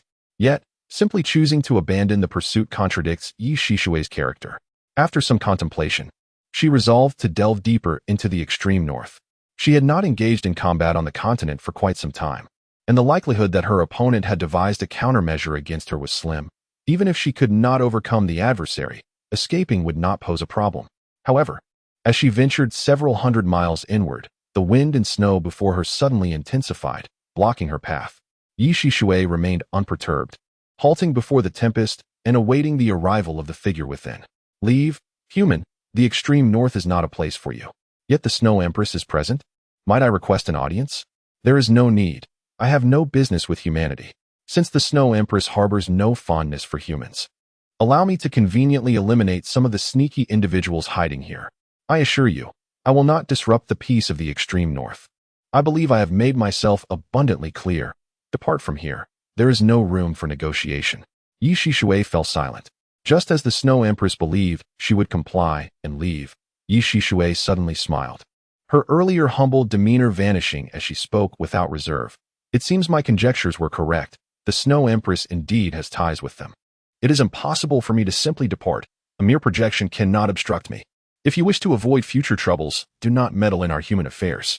With that, Yushishui's aura surged violently, the platinum phoenix flames erupting from her being, quickly clashing with the snowstorm conjured by the Snow Empress. In the blink of an eye, Yushishui incinerated the soul power and snowstorm projected by the Snow Empress, piercing through the obstruction and soaring towards the location of Su Feng's sanctuary. In the core area of the extreme north, the Snow Empress furrowed her brow as she sensed the dissipating soul power. When Su Feng instructed her to seal off the extreme north, she had assumed it was an unnecessary precaution, for scarcely any humans dared to venture here. Even the sects that had resided on the fringes of the extreme north for generations refrained from delving deeper. However, this was not sufficient to vex the Snow Empress. What truly astonished her was that Yushishui, upon hearing her counsel, exhibited no regard for the risk of provoking her, instead daring to threaten her against taking action. Though separated by 1,000 miles, the Snow Empress could clearly sense that Yi Shishui had not concealed her true strength as a limit Douluo and was in excellent condition. You have only been away for a year. How did you attract such significant trouble? The Snow Empress gazed at the Ice Emperor, who was snacking and reading a novel on an ice bed, her tone tinged with reproach. What is the matter? A human at the level of a limit Douluo, not even afraid of me, has directly sought him out. You should not just lie there. Quickly get up and assist me. There really is a limit Douluo? I thought you were deceiving me. The Ice Emperor was taken aback. She had always believed that Su Feng's claims about the Holy Spirit sect possessing human beings of level 99 were mere exaggerations. After all, the renowned Shrek Academy, reputed as the finest on the continent, could only boast of a dying limit Douluo. If the Holy Spirit sect truly held such formidable power, they could dominate the continent without concern for the opinions of various nations. To the average human, a limit Douluo might merely seem like a slightly stronger entity. However, the Ice Emperor, having just crossed this threshold, would not entertain such a naive notion. The significance of the term limit lies in its definitive nature. It represents the zenith of this plane, one that neither humans nor soul beasts can surpass. Perhaps due to factors such as lifespan and race, there may be some disparities in their strength, yet all are capable of overwhelming those below the limits of power. The Ice Emperor's eyes darted about before she finally closed them and sighed, setting aside what she held and rising to her feet. To conceal her human identity, she reverted to her true form as the Ice Blue Emperor Scorpion and subsequently departed with the Snow Emperor. Su Feng found himself nearing the heart of the extreme northern territory, and despite the later departure of the Snow Emperor and the Ice Emperor, they arrived by his side before Yi Shishui. Observing Su Feng's composed demeanor, the Snow Emperor's frustration boiled over, and she chided. Did you foresee this predicament? Of course, otherwise. Why would I have sought your assistance? Su Feng retorted. You are quite audacious. Even I cannot claim certainty in defeating her, the limit Douluo, were we to remain idle. Do you intend to await your demise? Had I not been persuaded by your support, I would not have chosen to provoke her at this moment, he continued. Moreover, I must caution you. She is not merely a limit Douluo. She possesses dual martial souls and is a level 9 soul engineer, armed with numerous tactics that are far more formidable than you soul beasts. A rare look of astonishment graced the Snow Emperor's beautiful visage, as she grappled with the rationale behind Su Feng's decision to confront such a powerful adversary. Clearly, by opting for isolation and diligently cultivating to ascend to divinity, he could easily outmatch her, yet he chose to reveal himself in his weakened state. How do you know her so well? Could she be a relative of yours? Su Feng was momentarily rendered speechless by the Ice Emperor's bizarre conjecture, taking a considerable time before responding. If you share no connection with her, how can you possess such intimate knowledge, and why must you draw her out? I have mentioned it before. The Holy Spirit sect possesses something I must retrieve. If left unchecked, the catastrophe of the will annihilate the entire planet. What is the Ice Emperor inquired. Did she not inform you? Su Feng replied, no. She began resting upon her return, and I, too, have not relayed the events transpiring in the extreme north. Just over 3 months ago, the Heavenly Dream Ice Silkworm returned to the extreme north in search of Bing Air. Heavenly Dream? He dares to return? The mention of this name stirred immediate excitement in the Ice Emperor, although she no longer required the essence of Heavenly Dream to augment her power. The time and energy expended in the past, along with the nauseating words he had uttered, demanded reckoning. Who is Heavenly Dream? Merely a talentless fool relying on luck. If you wish to know more, I can recount the tale later. Yet, first, you should divulge what you have been up to this past year. Before the Snow Emperor could continue, Su Feng raised his hand, interrupting her as he gazed towards the distant figure becoming increasingly distinct. She approaches. Chapter 24. A Peaceful Resolution? Your Excellency Snow Emperor, waging war for a mere human is unwise. The extreme north is inhospitable to humans, but it is not entirely isolated. Should you insist on protecting them, I assure you, I will not be alone next time. Upon seeing the Snow Emperor, Yi Shishui chose neither to retreat nor to strike immediately. Instead, she began to persuade the Snow Emperor to depart, mirroring the earlier approach of the Snow Emperor herself. Despite her solitary stance, Yi Shishui adopted a condescending tone, which irked the Ice Emperor, prompting her to interject. You are the one who should leave. The extreme north is no place for your reckless behavior. If you do not wish to perish here, be gone at once. No, Ice Emperor. It is not yet necessary to escalate to such extremes. To Yi Shishui's surprise, the figure clad in black dared to confront the Ice Emperor directly. While both the Ice and Snow Emperors tolerated this affront, as if he were the sovereign of the realm. Who are you? Before posing this question, one typically introduces oneself first. However, as I happen to be acquainted with your Highness Yi Shishui, there is no need for your self-introduction. Su Feng's words gradually extinguished the expression on Yi Shishui's face, leaving her gaze icy as she regarded him. The mere fact that he could articulate his name indicated that he was neither an ignorant fool nor unprepared. There was no need for such astonishment. Your tales of your with Senior Mu In and Senior Long Xiaoyao are well known across the continent, and though a century has passed, they have not faded into oblivion. Was it Mu In who compelled you to undertake these actions? It was not. Otherwise, we would be convening at Shrek rather than here. My identity is of little consequence. Even if I divulged it, you would hardly believe me. Should you insist on inquiring, you may refer to me as Xing rather than my identity. What should pique your interest is the elaborate scheme I devised to draw you out. If you intend to utter platitudes urging me to vacate the Holy Spirit sect, I implore you to remain silent. No, Su Feng shook his head. Your intentions are of no concern to me. What I seek is an object you possess, the meteorite. What meteorite? Feigning ignorance serves no purpose. Since you have brought it forth, it is evident that the Holy Spirit sect still covets the power of the alien insects. I sincerely advise against such endeavors. They are not meant to be wielded by humanity. Yi Shishui, however, appeared impervious to Su Feng's counsel. To her, all but herself were untrustworthy, mere instruments to be used. Though she refrained from direct action, the corpse of the insect deity, which she had transformed into a puppet, began to drift toward them, its intent unmistakable. The capabilities of the blood soul magic puppet are indeed formidable. Even I would hesitate to engage my soul force with it. Yet, Your Excellency Yi, did you not entertain doubts while controlling it that it might be a poisoned bait? Yi Shishui furrowed her brow slightly. She did harbor reservations regarding this entity, but after several inspections revealed no lingering traces of soul force or consciousness, she had ultimately succumbed to the lure. As a precaution, she refrained from employing her blood soul for refinement, opting instead for preliminary control using her soul force, ready to sever the connection at any moment. It appears you possess considerable knowledge about these creatures. To some extent, yes, we surely understand them better than the Holy Spirit sect. Else we could not have created the entity you now possess. Should Senior Yi seek to extract information regarding the alien insects from me, I fear you shall be disappointed. These beings spell disaster for the denizens of Douluo continent, yourself included. After all, the cataclysm they bring does not discriminate between evil soul masters and ordinary people. Ultimately, you have offered nothing of value. Is this how your mentor instructed you to converse with your seniors? Observing Su Feng's lack of cooperation, Yi Shishui resolved to cease her dilatory tactics. The blood-red soul force enveloped the insect deity's corpse entirely, its tentacles beginning to writhe under Yi Shishui's command as though revived.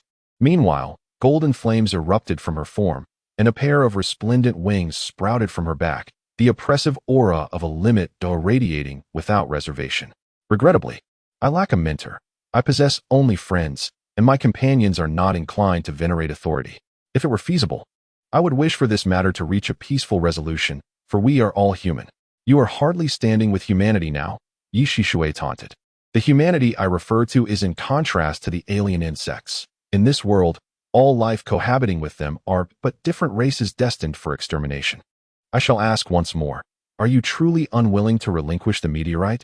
Yi Shishui remained silent, her actions speaking volumes. A torrent of phoenix flames surged forth from her, engulfing Su Feng. While the functions of the insect deity puppet she controlled were forcibly activated, the soul skill prohibition barrier springing into full effect, enveloping the three of them in an instant. Just as the Snow Emperor aimed to extinguish the flames conjured by Yi Shishui, he discovered that the soul force he unleashed dissipated silently, leaving a look of astonishment on his face. Yet the flames did not descend upon them. The Ice Emperor intervened. The power of ultimate ice asserting its dominion over the phoenix flames, consuming them in the blink of an eye. As anticipated, Yi Shishui mused. Since they dared to conjure such a being and leave it behind, they must possess a method of counteraction. However, the expression on the Snow Emperor's face did not suggest deception. Could this imply that only the Ice Emperor was in league with him, and the Snow Emperor had only just arrived? For beings of ultimate caliber, This exchange of attacks could only be deemed a mere skirmish. Once they commenced earnest conflict, their range of assault would extend for hundreds of miles.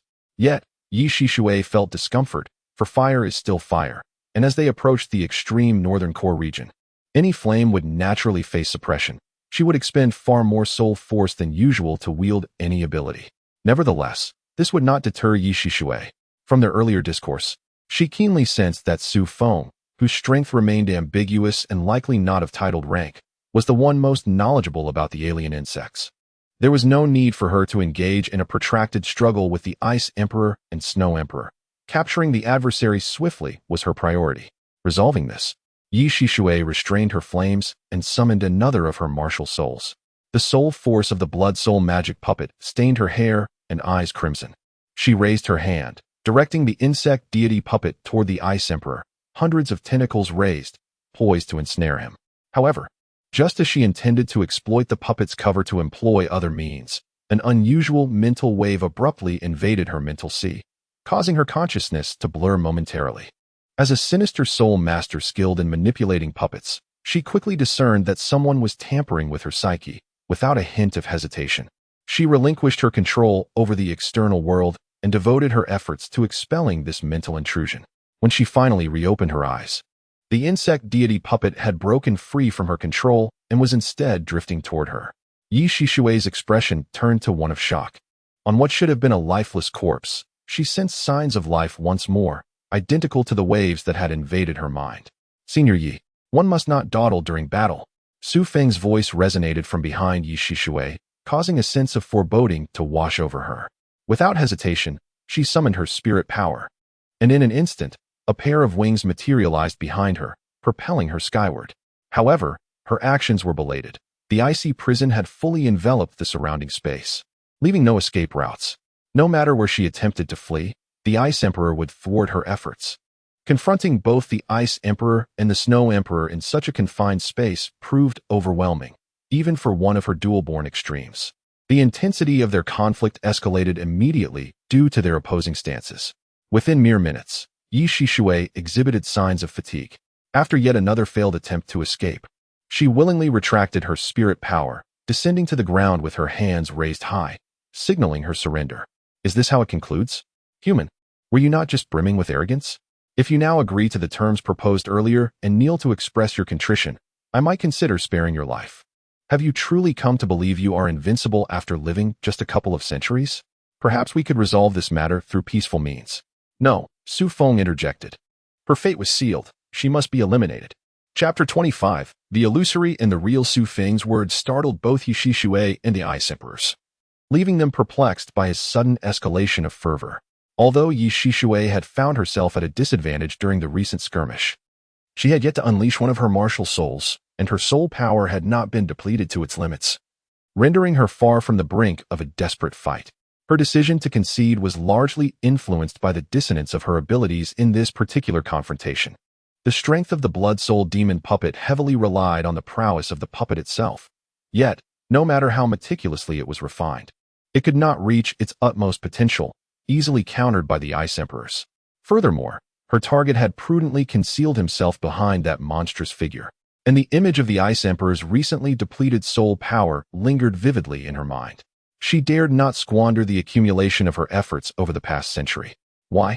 Yi Shishui's voice seemed to be imbued with the chill of the frigid air.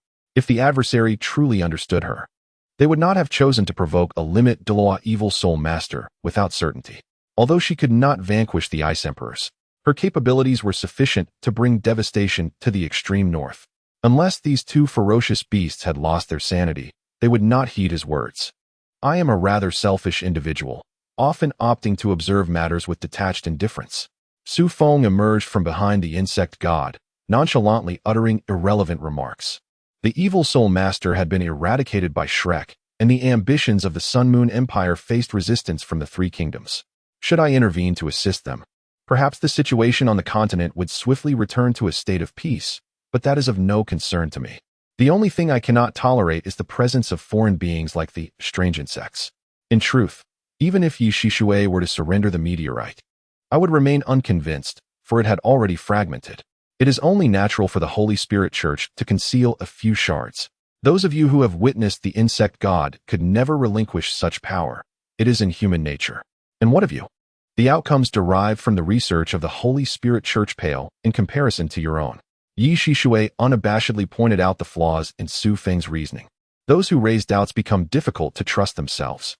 Firstly, I harbor no ambitions that necessitate these strange insects for their realization.